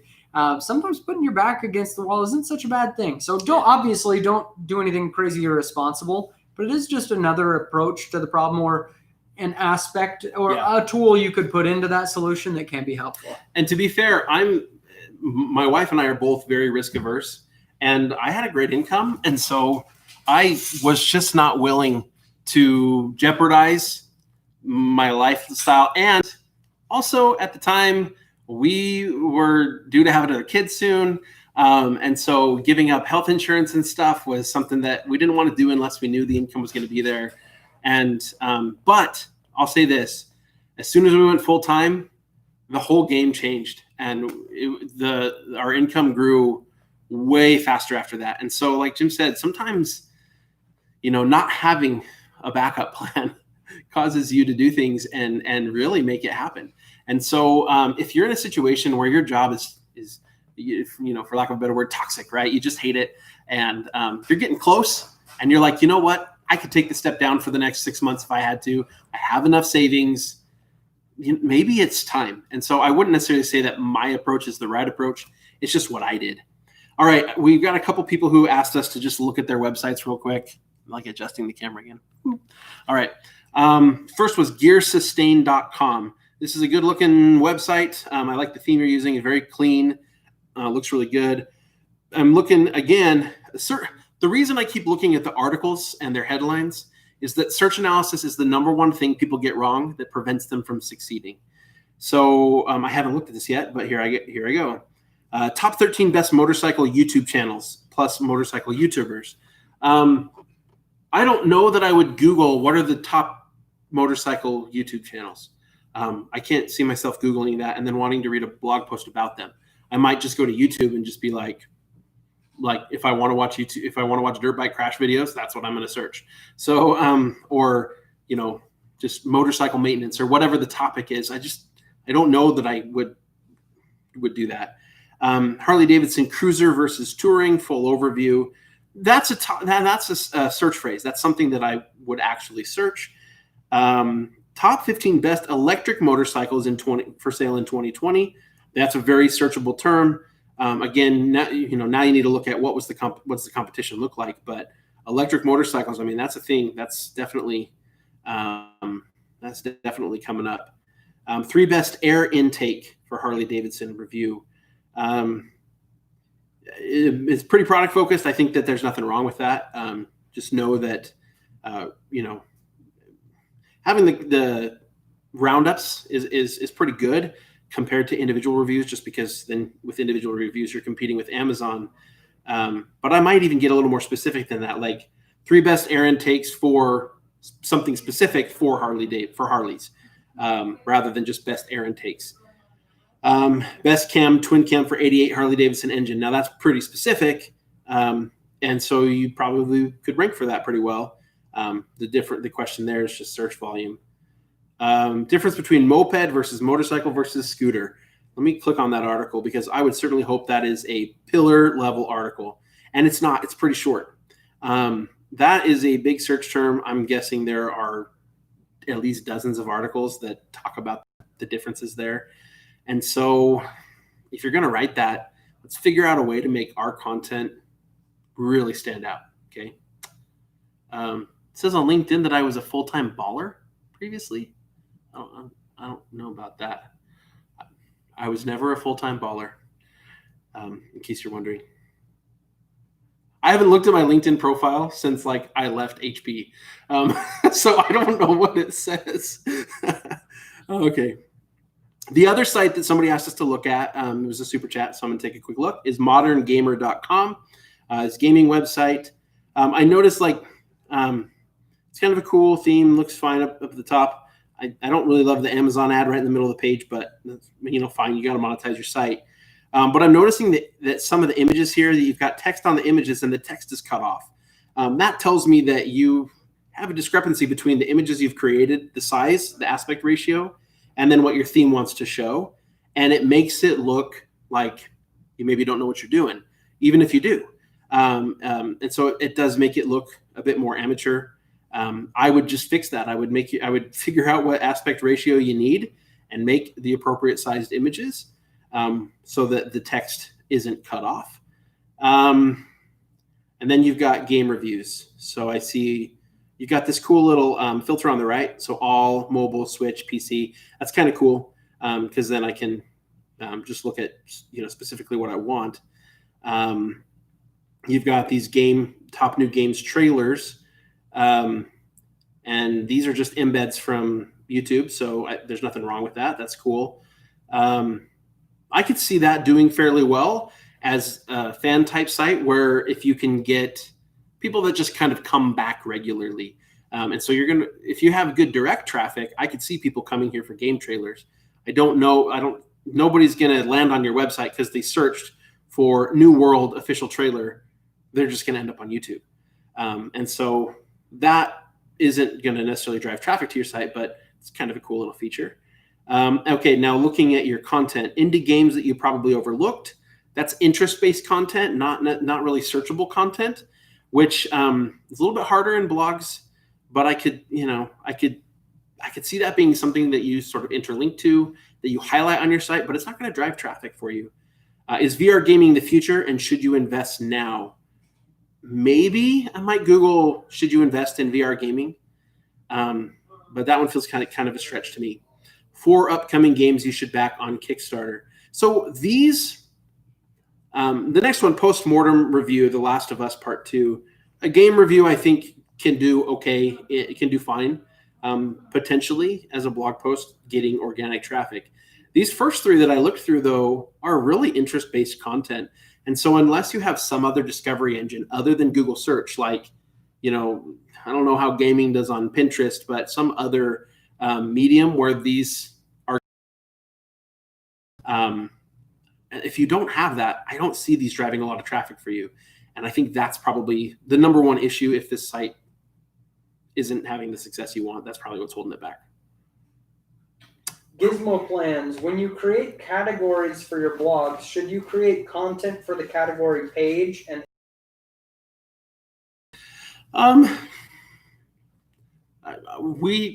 don't worry about that. Creating specific content for a category page. I do think that there's potential value in there. I also don't worry too much about either indexing or de-indexing category pages. Some people will tell you should de-index the category pages because it uses up your Google indexing budget, your crawl budget. And so maybe on a big website or on a big e-commerce site, that matters. For most sites, I don't think it really matters that much. Your category page is probably not going to show up in the rankings, and not a lot of people are going to look at it.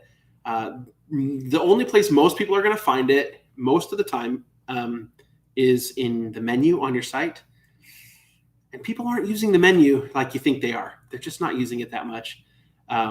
But, if you did have content on the category page, then maybe it would rank. And so for something, I'm not sure exactly what, but something. So, Mark Cug, what do you think about keyword stuffing in 2020? I think you should leave it back in 2012 where it belongs. Keyword stuffing isn't going to help you. It might even hurt you. Google has moved so far past this that forget keywords, guys. It's all about semantics. It's all about what your content means, not the specific words that you use. So we need to move past the keyword game at all. There's a lull. There's another lull. Did you review Modern Gamer? Yeah, I did. Yeah. Okay. There's several people kind of talking to each other in the chat, but what ad formats do you suggest for YouTube videos? How about the non-skippable ads and mid-roll ads? I'm happy to talk briefly about that. I don't like mid-roll ads. I personally hate them. This is interesting. If you look in your YouTube analytics, you can see at what points in your video people drop off. People drop off if you breathe too long between sentences sometimes. Okay, because it becomes a nice stopping point where people feel like, they can just leave. So a mid-roll ad, you're just inviting people to leave the video. Why would you do that? Especially with how important watch time is. And if you haven't had your call to action before that mid-roll ad, there's no way. So no, I don't like mid-roll ads. I don't like them in my videos. I don't put them in there. Non-skippable ads. I think we probably still have those on some of our videos, on some of our channels. I don't know. I don't love that. To me, that bothers me a little bit more, but it doesn't seem to be as big of an issue. People are kind of used to having to watch an ad, and usually non-skippable ads are short. The rest of the ad layouts in YouTube, I'm perfectly fine with. We got a super chat for a website review. The site is alphabutix.com. Looks like that. alphabutix.com. All right. First article I looked at was called Tips for Total Spine Health. That is a YMYL topic, obviously. It's medical. It's also extremely broad, just spine health. And we're talking about a new website having that article. It's not going to rank. Yeah. It just won't. We need to start with things that are smaller and do that competition analysis before we get bigger.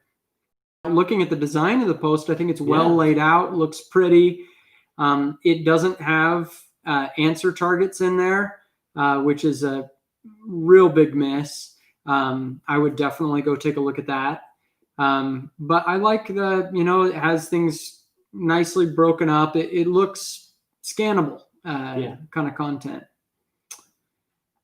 Hey mom, where's your cell phone? I don't know what search is going to lead to that. And I think this is we're seeing this happen over and over again on these sites we're looking at. People are writing interest content that it's like they expect it to just go viral, or they share Blog it on posts social just media. don't go viral anymore. It doesn't happen. So, hey mom, where's your cell phone? It's just maybe if you spam it around Reddit and Facebook, maybe you get a tiny little boost, but it will be very short-lived.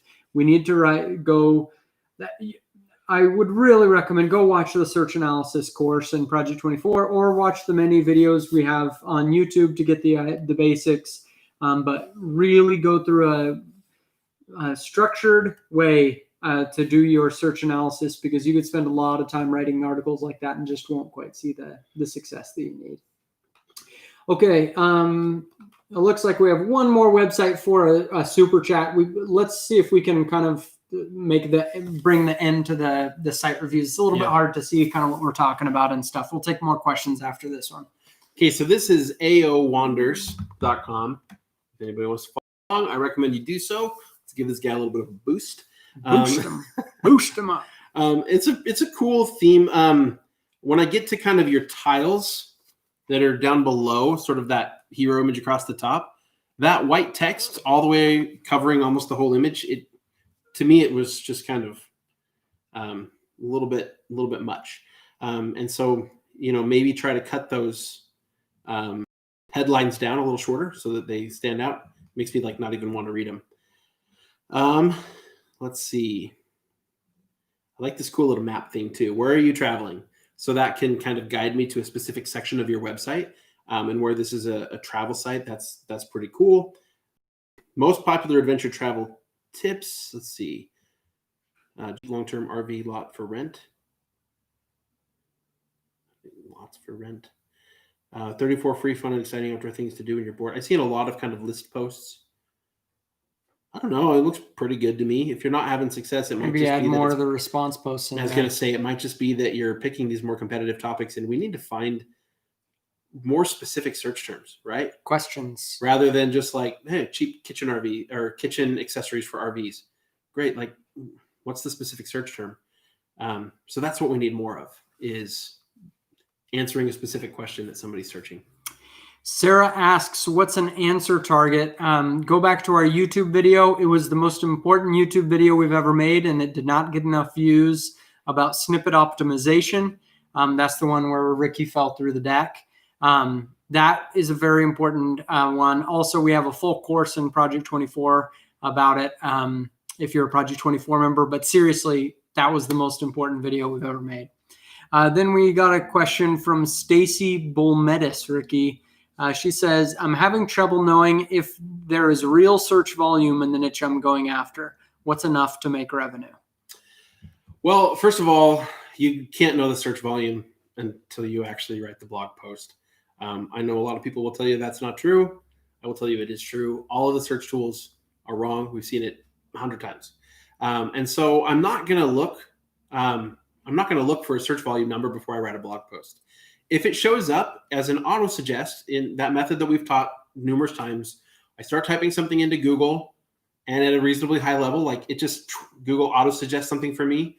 To me, that's enough of an indicator that people are searching this topic that I find it worth writing the blog post. And so that's enough for me. I'm going to take the time to write it at that point. Okay, very last site review we'll do, purely postpartum. The site is purely postpartum. ihope.com. Yeah, most of them have been. Yeah, from birth to 6 months. Okay, 1-year-old site abandoned after 11 articles, but has 600 page views a month. That's good. I don't mind that. To get 600 page views a month from just 11 articles in a YMYL niche, I'm all right with that. Yeah. I like your on the About Me on the side right away. Lisa Johnson, RN, BSN, RNC, maternal newborn nursing. Lots of acronyms. No question that you're qualified and that you work in this field. Yeah, absolutely. You should jump back in. Yeah. I mean, I know 600 page views a month is small, but in a YMYL niche where it didn't have much content to take off, I think I don't know if it's quite proved the concept, but it's shown a very strong signal that we may be in the right place, somewhere that you can succeed. So yeah, get back in there. I think it's looking good. Oh, we pronounced it correct. Nice. I didn't know there was a wrong way. That's all right. Thank you. Pooping after birth. I love that. That's a great title. Cool. All right. A couple of questions here. If I purchase Akabato. Do I get a discount when joining Project 24? Yeah, sometimes that happens. Just email us at info@incomeschool.com and just say, I purchased Akabato, because Akabato is included in Project 24. And so if you've already paid for it, you can get that money off. Yeah, usually, and actually the way it ends up working out is it's a lot easier for us to just refund you for Akabato, and then you just buy Project 24. Yeah. Cool.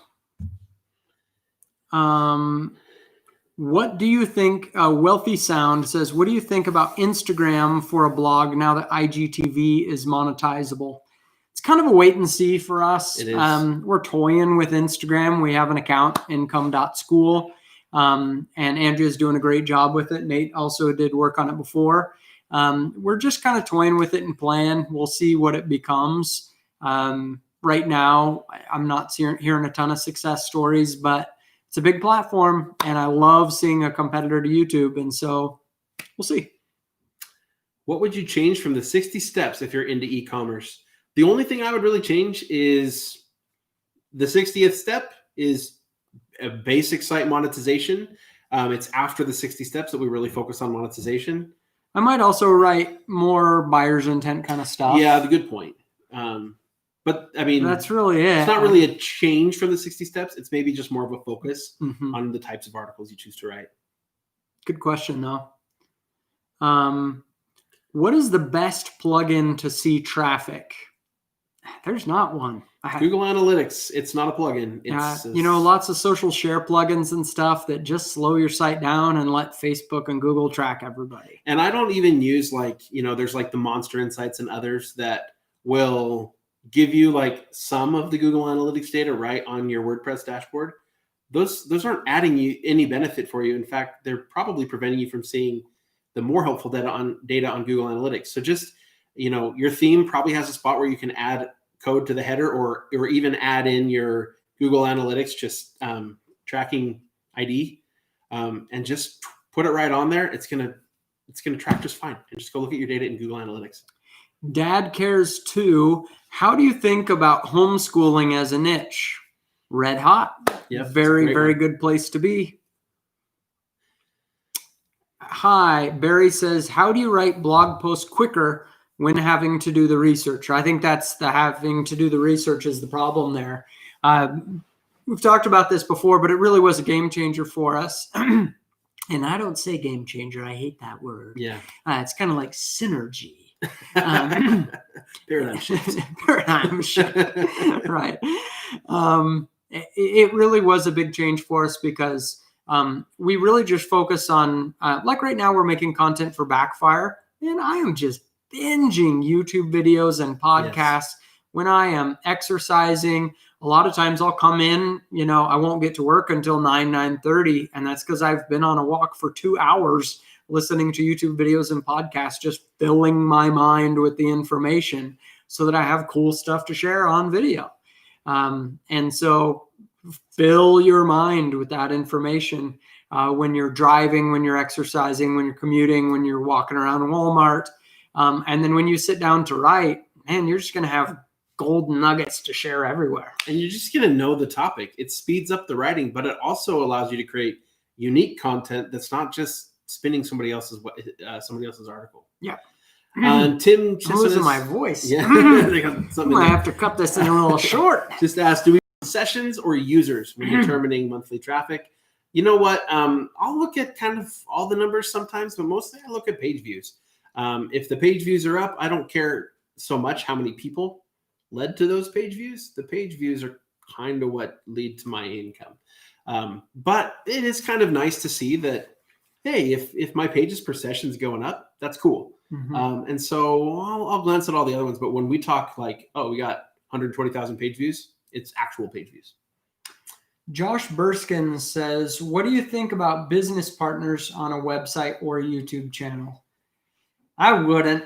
I mean, I know it's ironic because we're here, and I'm extremely glad to be working with Ricky. He has wonderful talents, and Income School wouldn't be what it is without him.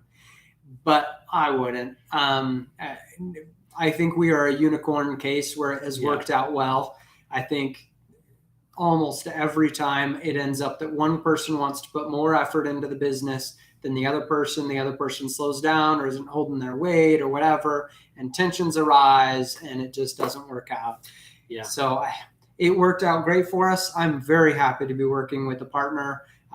More than anything else, it gives me incredible confidence.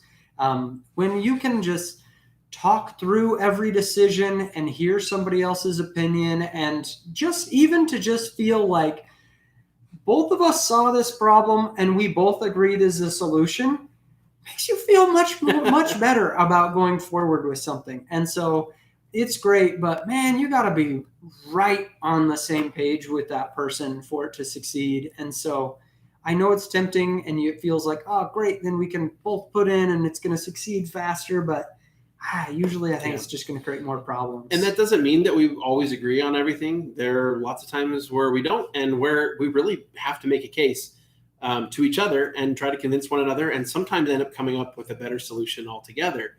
But I think one of the things that makes it work, because it goes back to what you said about how, one wants to put in more than the other. Jim and I have both been very sensitive to feeling like the other person's doing so much and not wanting to be the one that doesn't put in their share. So both of us are like constantly working our butts off to make sure that we're not the ones slowing things down. Mm-hmm. And we go through phases. There are times when I'm out a little bit more for family needs, and there's times when Jim needs a little bit more leeway. But overall, we both feel 100% commitment to our business and to each other. And because of that, it just hasn't been an issue. And so when other issues do arise, it's never a question of, well, you're just not as invested as I am. Yeah, it's a good problem to have. It's a lot better than the opposite problem where where people are trying to think, can I get away with not doing this? It's not like that. It's usually the stress of being not pushed by each other, being pushed by ourselves, not wanting to let the team down and each other down. And so it works great. It can cause stress though when one of us does need to slow down and we feel like, they're going to be upset at me. And then one of us will come in and be like, no, we've got to slow down. And it's like, no, wait, no, everything's okay. You just slow down. Yeah. It's fine. It's fine. Yeah. Just do it. Anyway. Coach Edu asked a minute ago, I think it disappeared, but I did see it before, about which of the ad brokers is the best for non-US traffic. This one I could definitely answer, because really AdThrive and Mediavine both are pretty US centric. And they want usually at least 50% US traffic. And the more non-US traffic you have, the lower your ad revenue is. Ezoic doesn't seem to mind as much. Sure, your income will go down if your traffic is more from lots of other countries, but they're willing to work with you and will place ads on your site, and certainly a lot better than AdSense. So there you go. Bike Bianca, my teacher/lifestyle blog is just a little over 2 years old. 65 published posts, 10,000 page views in the second month. Qualified for Mediavine in a year ago. Would Income School be right for my blog? Okay. I can't answer this question and have it not sound self-serving. There's just no way to answer this. But what I would say is I think Project 24 is right for anyone with a blog of any size. And the reason I say that is, if you're a beginner, 60 steps 1 through 8, it's going to show you how to step-by-step set up WordPress. And if you are more advanced, skip steps 1 through 8. You're set, right?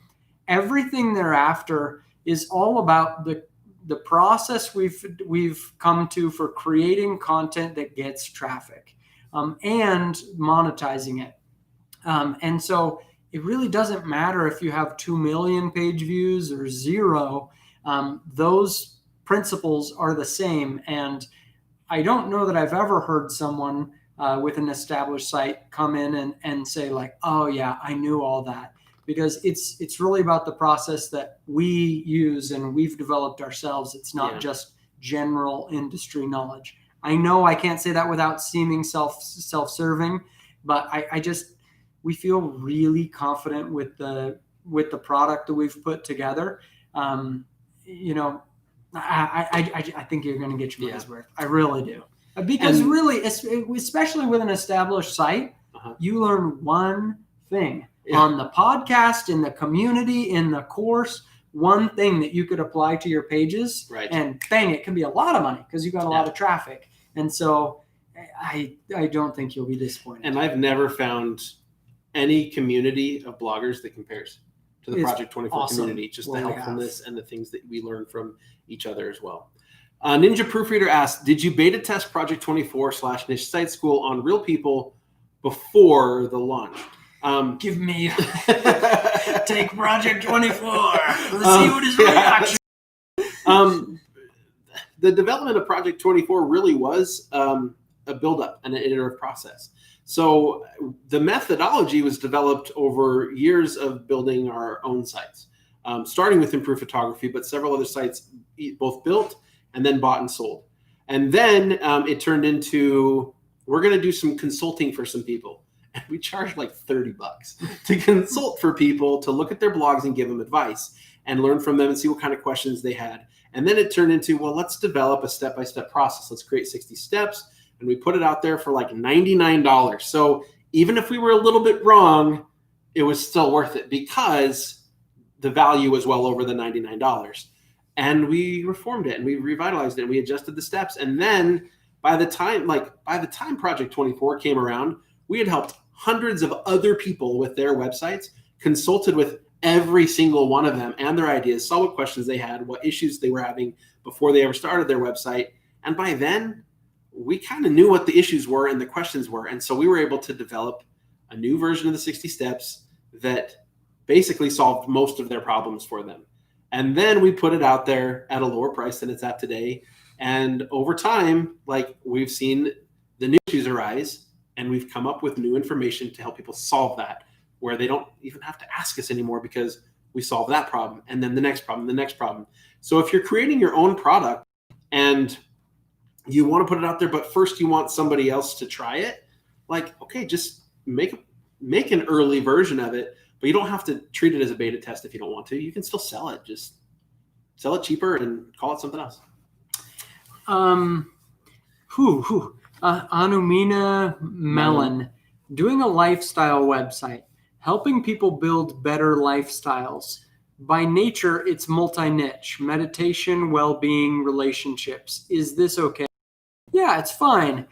So what you will miss out on if you don't build the content in the right way is the relevancy. For Google to see site-wide relevancy to a particular search topic, you can combat that pretty easily. Write a bunch of articles in the meditation niche, write a bunch of articles in the relationship niche, and just kind of do it in clumps as you're building out the site so that you can have other relevant content about the topic. Let's see. Rua Badfish 2O. Do you recommend any platform to sell your own digital products like ClickBank or something like that? If you just want to create a digital product and put it out there, then sure, put it on ClickBank. Maybe someday we'll even have our own sort of affiliate connection system where people can maybe that might be something we're thinking about.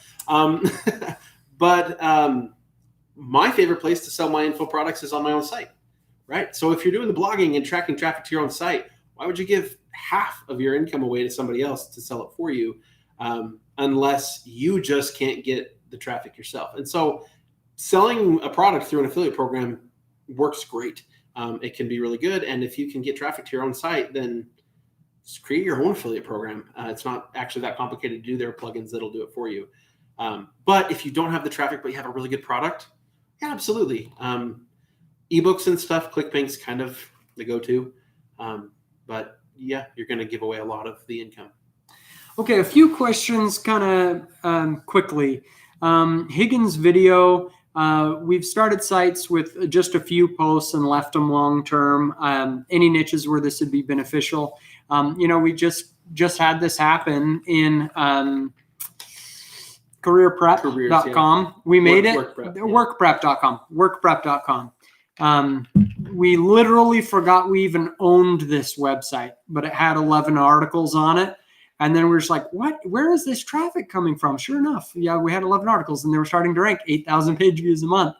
And really the recipe there is evergreen. just write content that'll last a few years. And I don't know that there's any like specific topics where this works better than others, but because workprep.com, that's competitive. It's a competitive industry, and still it's pretty cool. Alex Nicoli, are you guys tired yet? Man, I'm wiped. Yeah. I'm actually really enjoying this. My throat's like getting there though. I don't know if I'll be able to talk tomorrow. Kind of cut this thing. Give us a couple minutes You know short, what? but we'll give a couple of rapid fire minutes. How Yeah, about we got this. I mean, it's only 4:30. I'll stick around. I got this. We're getting close, guys. All right. Recommended ratio for YouTube videos versus articles. You have to take each platform seriously. Yeah. Don't do.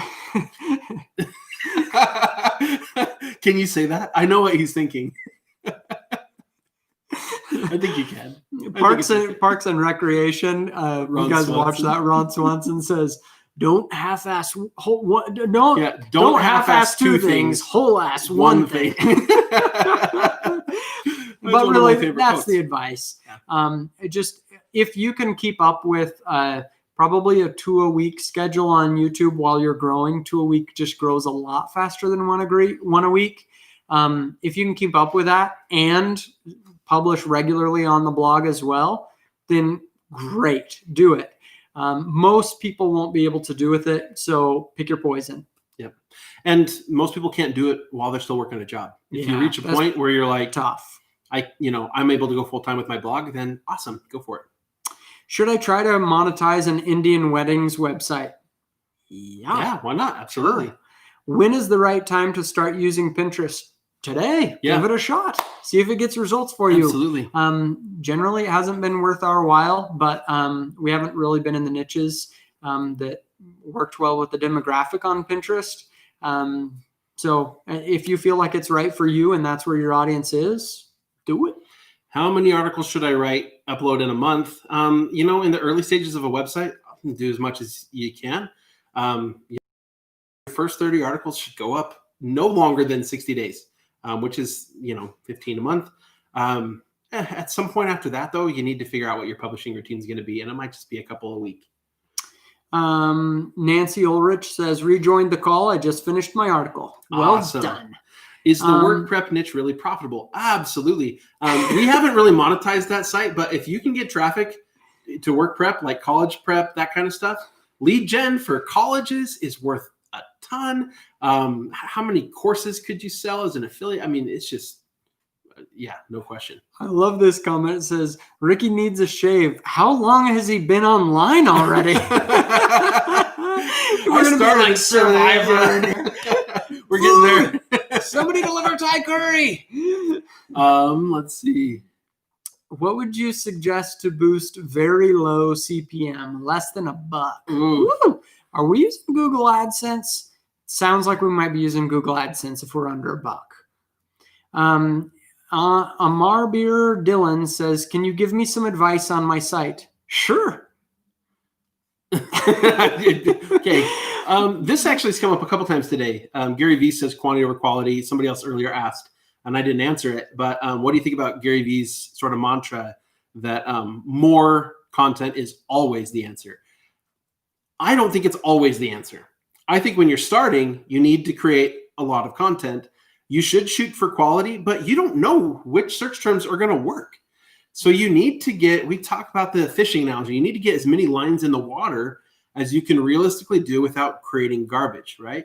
And once you get those lines in the water, if you do a reasonably good job so that your articles actually rank near the top in Google search, you're going to have a pretty good idea of which ones could bring in a lot of traffic and which ones won't. And at that point, you use the battleship method, you improve the content substantially more.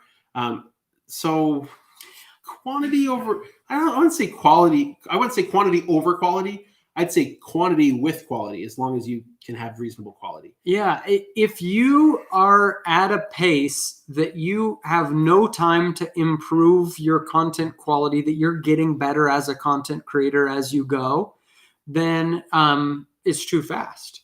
But you should publish as fast as you can, as long as you're still progressing as a creator. So for example, on videos, if I were to just go live every day, 8 hours, yeah, maybe I learn how to speak a little bit better on camera, whatever, but I'm not learning how to tell a story better on video, that kind of stuff.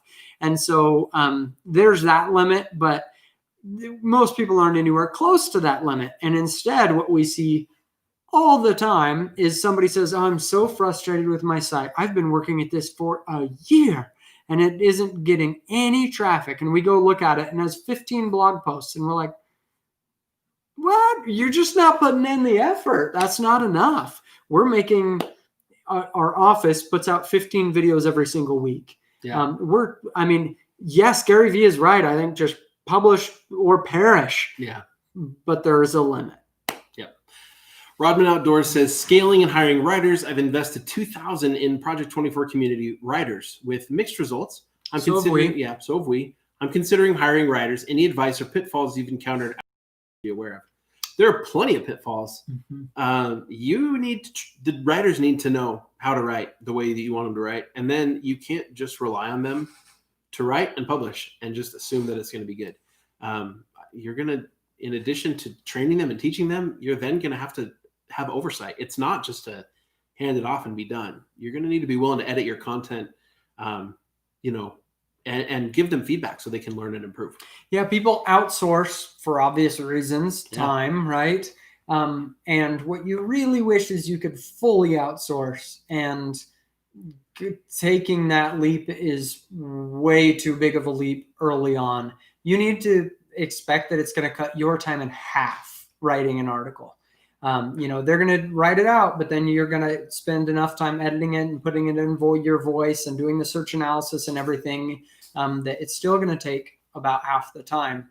Now, eventually you could have editors and have a full process, and you could actually off, but take steps in order to slowly get there. Also, the best writers are the ones you hire from your own website who are already in your audience. Steve Magwick has asked a couple questions. One, are we up for Euro Boise 2021, like a European meetup in Boise next year? Oh, I think I would do that. Fun. No question. I'm up for a meeting in the EU next year. That sounds too. Fun too. And then as soon as we can travel, I'll go anywhere. I know, right? Send me to Mongolia. He asked also, is there a length of YouTube live, or is there a limit to the length of YouTube live events? What would Gary Vee do? We haven't hit it yet. It's 24 hours. They limited 4 hours. All right. We were talking about an idea this week. Actually, I haven't told you about it. On the Project 24 sales page, it has the buy now, and then there's an I'm unsure, give me more information. We were just reviewing our sales page and the homepage design. Our homepage looks so dated. Oh my goodness. We're working on a new design. Yeah. Anyway, we were thinking me, Nate, and Nathan were meeting, and we're talking about what could we do on the I'm unsure page that would just be cool. Yeah. And so what we want to do, we're going to try this one day without telling anybody it's up there. We're going to just start a live stream and have a chat box. So when you click I'm unsure and you go to the page with more info on Project 24, it just has a live video of somebody there and a chat box. And they'll just say, oh, hey, I just saw somebody come into the page. Yeah, type your question in on the chat and I'll answer your question about Project 24. Just to do that sometimes, that'd be awesome. You would have to have a sign behind you that has written today's date and yes, I'm really live. Type in the chat box and I will respond to you as a human being. I think it'd be really cool. That's a cool idea. Someone asked, it disappeared, but are the bushes in the back fake? Yes. We couldn't keep a Are plant you alive kidding me? for I a week. couldn't water that thing. All right.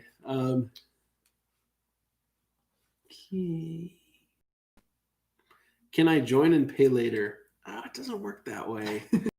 This isn't a furniture store.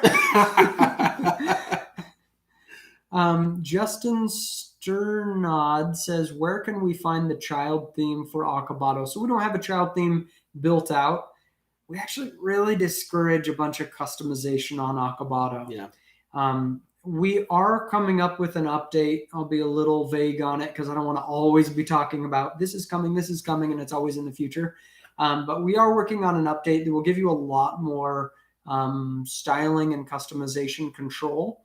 Issue with child themes is 9 times out of 10 when we get something into customer service, a question come in, once we look into it, it's like, it's because you customized this or that, and eventually it broke something when we updated. So it's easy to make a child theme. We don't have one available. I would probably not recommend it. If you need to customize, if you like a sales page or something you really want to dial in, totally understand that. Get a page builder, Elementor or Divi probably, and use the page builder as a plugin just on that one page. So you can have Akabato be your theme, but then on your sales page, design that one page with Divi. Great solution to customize some things, including you could do it with your homepage. But then you still get all the benefits of the speed and simplicity and functionality that Akabato gives. But if you do need to just customize everything, Akabato is probably not the theme you want. My instant search, how long should a post be, or how long is too long, how short is too short? We have our kind of general guidelines. A response post is about 1350, staple post is about 2000 to 2500, and pillar post is about 3500. Those are numbers we set kind of based on what we've seen over the many years. They're not a hard and fast rule, and we're even experimenting with that. We've on a site that we've been building, we've tried some 700 word blog posts where we just try to have really good content that's 700 words long just to see how it would do. The jury's still out on that. I wouldn't go a heck of a lot shorter than that. 300 word blog post, I have a hard time believing that's going to be that valuable content. Also, I think that if you're writing blog posts that are over about 4,500, maybe 5,000 words, maybe we could find a better way to display that information. That's not just words. There are exceptions. There are reasons why you might go super long, and I don't think it's really harming SEO, but I don't know how many people are actually sticking around and reading the whole thing. 16 more minutes. I'm beat. We got this. Let's see.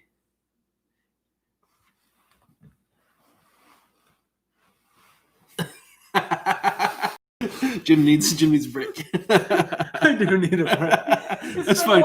Get some water. It's been a good live stream. Can I add WooCommerce talk about it?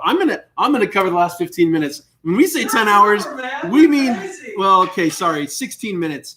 When we say 10 hours, we mean 10 hours. All right. WooCommerce does work with Akabato. I have tested it. It does work just fine. What is the first thing to put attention on to improve SEO? Your content. I am headed out. That's we'll fine. see you guys. Thank you, Ricky. I'll finish it out. We got this. He's got to go to the last minute. That's good. I told my wife I was staying until 5, and so it's totally okay. Good for you. All right. We'll see you. See you guys. See you, Jim. No, it's content relevance. So we looked at several websites just half an hour ago or so. And the number one thing that I mentioned on all of those pretty much was a lot of the topics were not necessarily relevant to a search. That is the number one ranking factor, is how relevant the content is to what the person actually searched. If you can improve your SEO through one thing, I would say it's creating content that there's an actual search for that people are likely to be searching. Well, thank you, Ariane Sharma. I like to think I rock, but I don't know. I like to get that kind of feedback sometimes. Let's see. Is it a good idea to write an article about yourself?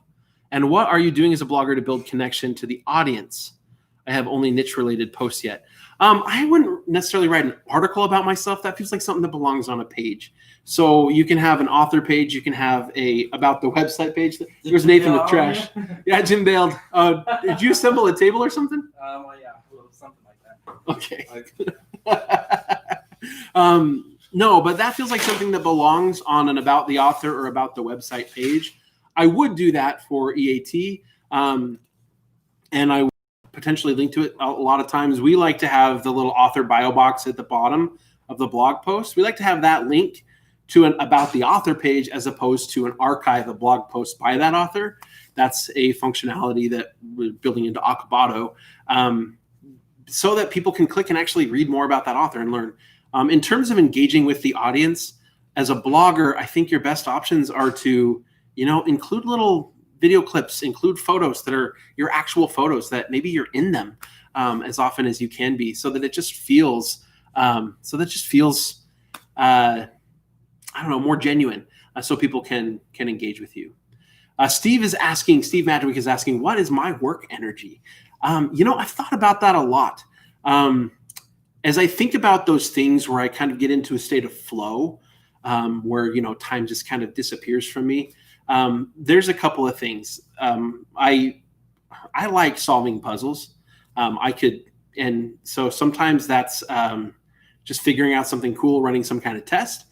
Sometimes that's like, figuring out how to do something with code. I'm not like an intense coder programmer, but I like to do some. Sometimes it's, just any kind of problem solving. I really get a kick out of that, especially if it feels kind of like a puzzle. The other thing that I really like is teaching and mentoring, which is why 9 hours and 47 minutes in, I'm still here. It's because I get a lot out of mentoring, teaching, and helping other people.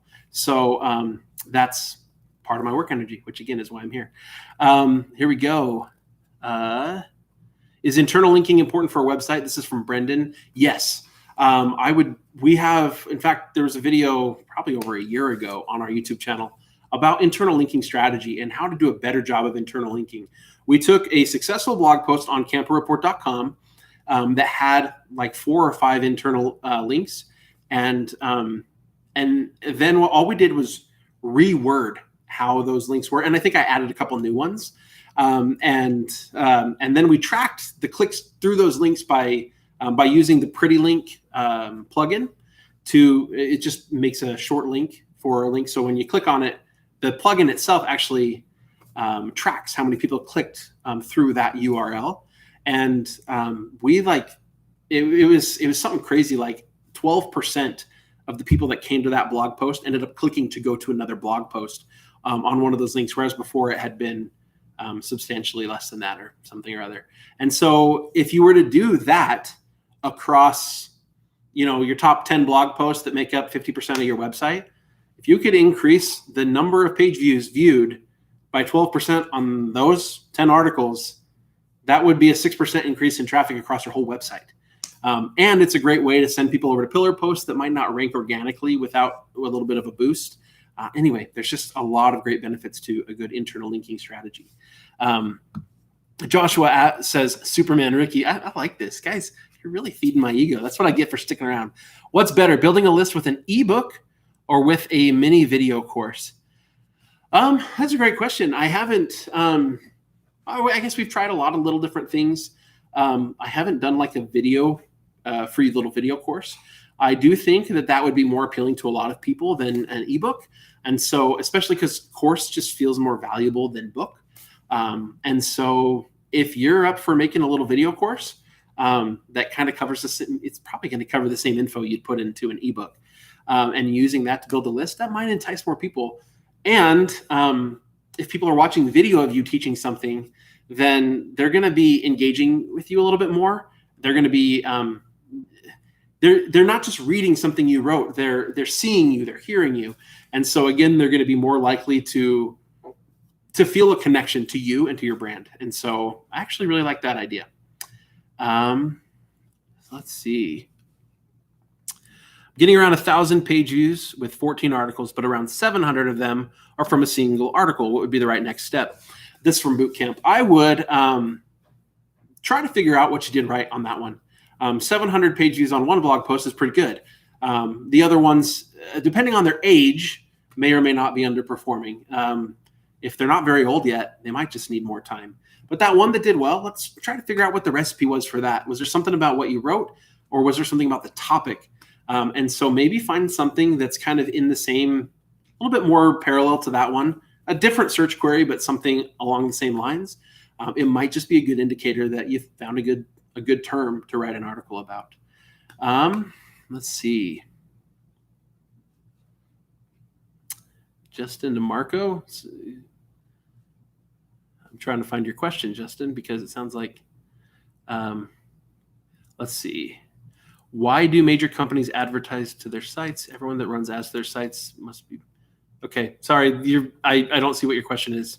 So, thank you.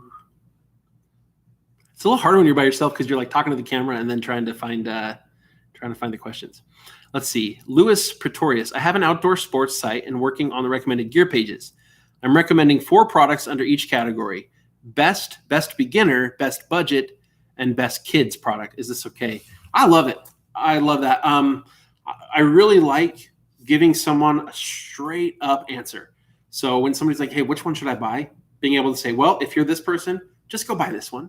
That's what they're there for. They want someone to tell them what to do. That might sound a little bit overly simplistic, but they're coming to you because they don't have the expertise. They assume you do. And so if you can provide them with that and say, here's the one you should get and here's why, it's just awesome, just go get it. That's fantastic. I love it. Very good.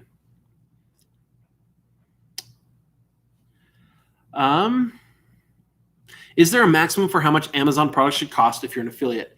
Not necessarily. We've generally recommended, like on the low end, $50 to $70, although not necessarily. It's just really cheap products are not going to earn you very much commission.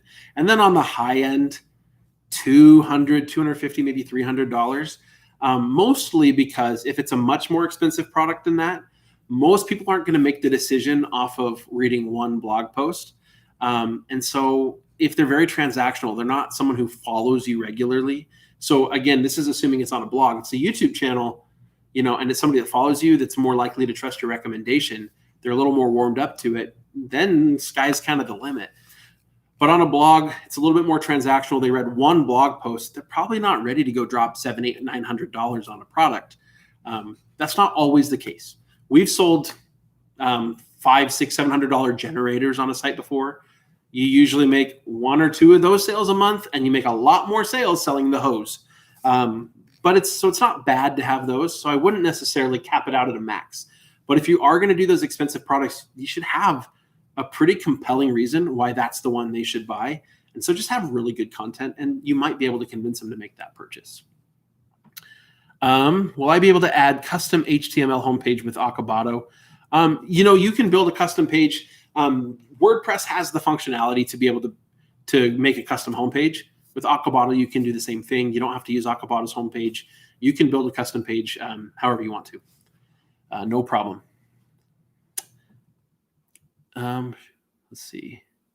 Do you tell people you are a blogger or a YouTuber? Great question, Stigs.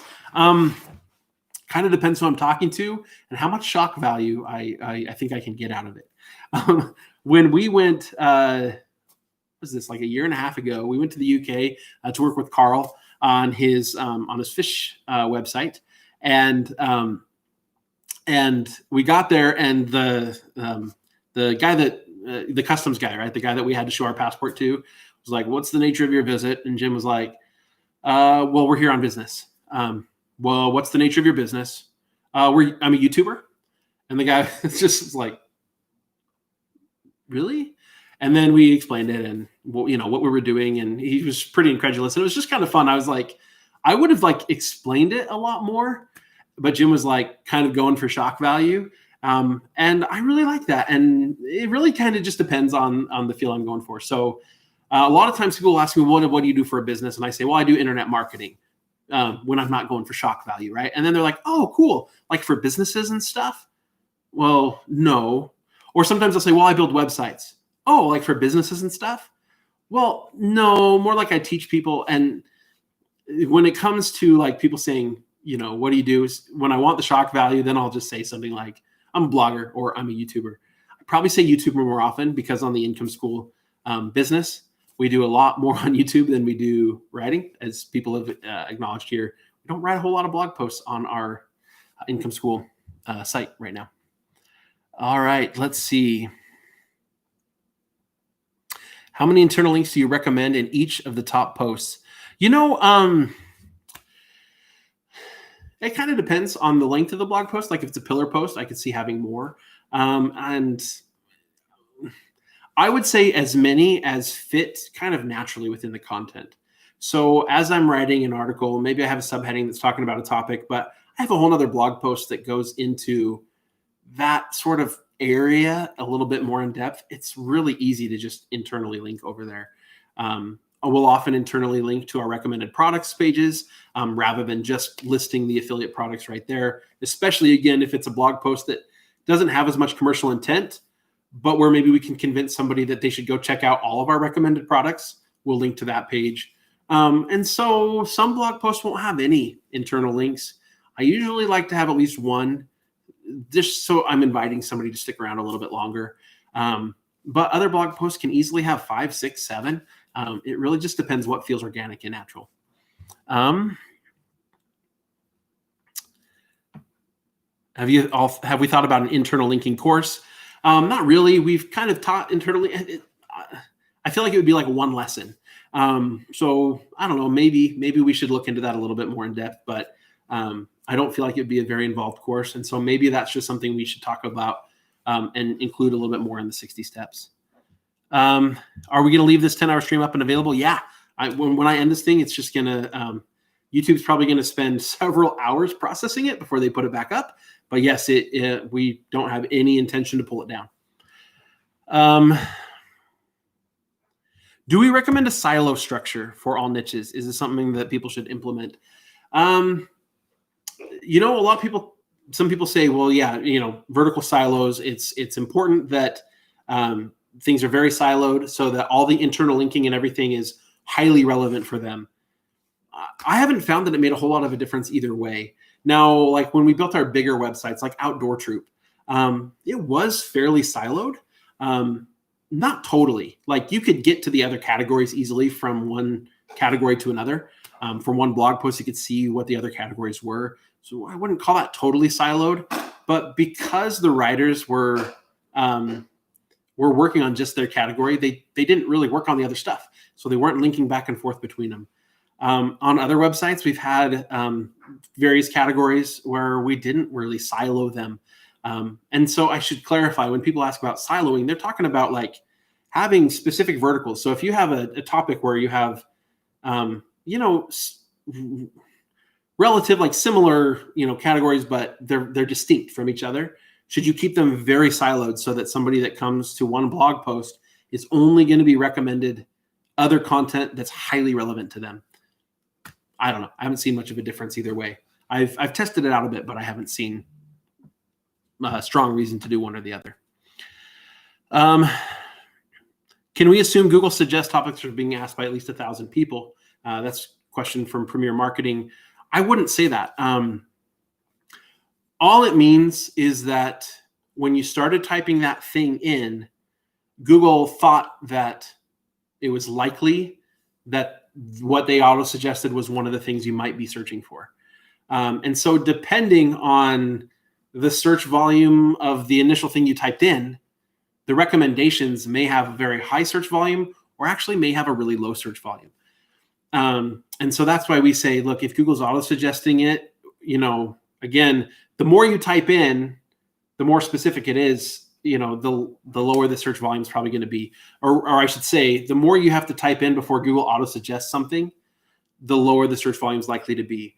And so if I can type something in that only required a couple of words and I get a good auto-suggest, it's probably worth writing the blog post. I can't guarantee that the search volume is at least 1,000, but I have just as good of a guess that it's good as if I were to use a keyword research tool.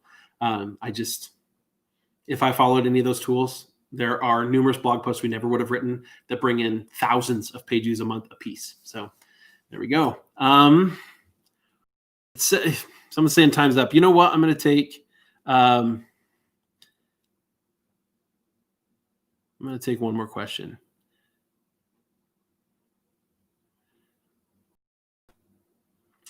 Is it a good idea to write articles in a logical progression? From A.T. Williams. I would treat every individual almost kind of as a separate thing. They should be relevant to each other, but writing them in like, oh, I wrote this one, and then logically it makes sense the next one would be that. I don't know that it really makes a lot of difference. On the early stages of your website, nobody's following your blog. In the more advanced stages of your website, still probably nobody's following your blog and coming back every day to read the next installment. So I don't know that it adds a lot of value. If you want to do it that way, that's fine. It's not going to hurt anything. All right, I'm going to take one more. Monopuri. Do you think snippets will be used for voice results, i.e. Alexa? And could you discuss the topic of voice on future Project 24 podcast? I think that there's some value in discussing that in the podcast. We've talked about this a little bit before with just the AIs, Alexa, Google Home, those kinds of things. And I do think this is maybe a good question to end on. There's Brad. See ya. I do think that's a good one. So yes, I do think Google Snippets are likely to be used, especially obviously by the Google AI. That's where they're getting a lot of their information. So do I think that they'll be used? Yeah. And so, what's the impact of that on blogging? The more people use those, the less they're going to be on the blog. But frankly, I don't get a lot of value from a view unless somebody comes to actually read a blog post. So if you think about it, it used to be that you didn't have snippets. You didn't have these AIs with these personal digital assistants. And so somebody might come to your blog post with a very simple question, looking for a very simple answer. They get the very simple answer and they bounce. That person didn't add a lot of value to your website. So the fact that because of the snippet or because of the digital assistants, we're losing those people, well, they're the people that spent the least amount of time on the page. They're the people that would never buy a product. By spending the least amount of time on a page, they're also earning us the least amount in ad revenue. It's just the lowest value things that we're losing first. Now, over time, is Google going to start eating in a little bit more and more and more? Yeah, I think people that have thin content should be really, really worried. But those of us that are creating more rich content, more valuable, more in-depth content, I think we have a lot of years ahead of us where we don't have to be super worried about it. All right, I've stayed an extra 3.5 minutes, guys. This has been a lot of fun. It's very tiring, and I don't know if I'll be able to talk tomorrow. But man, I love talking to you guys. And Nancy, maybe I will go out and get some Thai food. That sounds really good right now. But thank you all, and we'll hopefully get this live stream up for you guys as soon as YouTube can do it. Thanks, and we'll see you guys soon.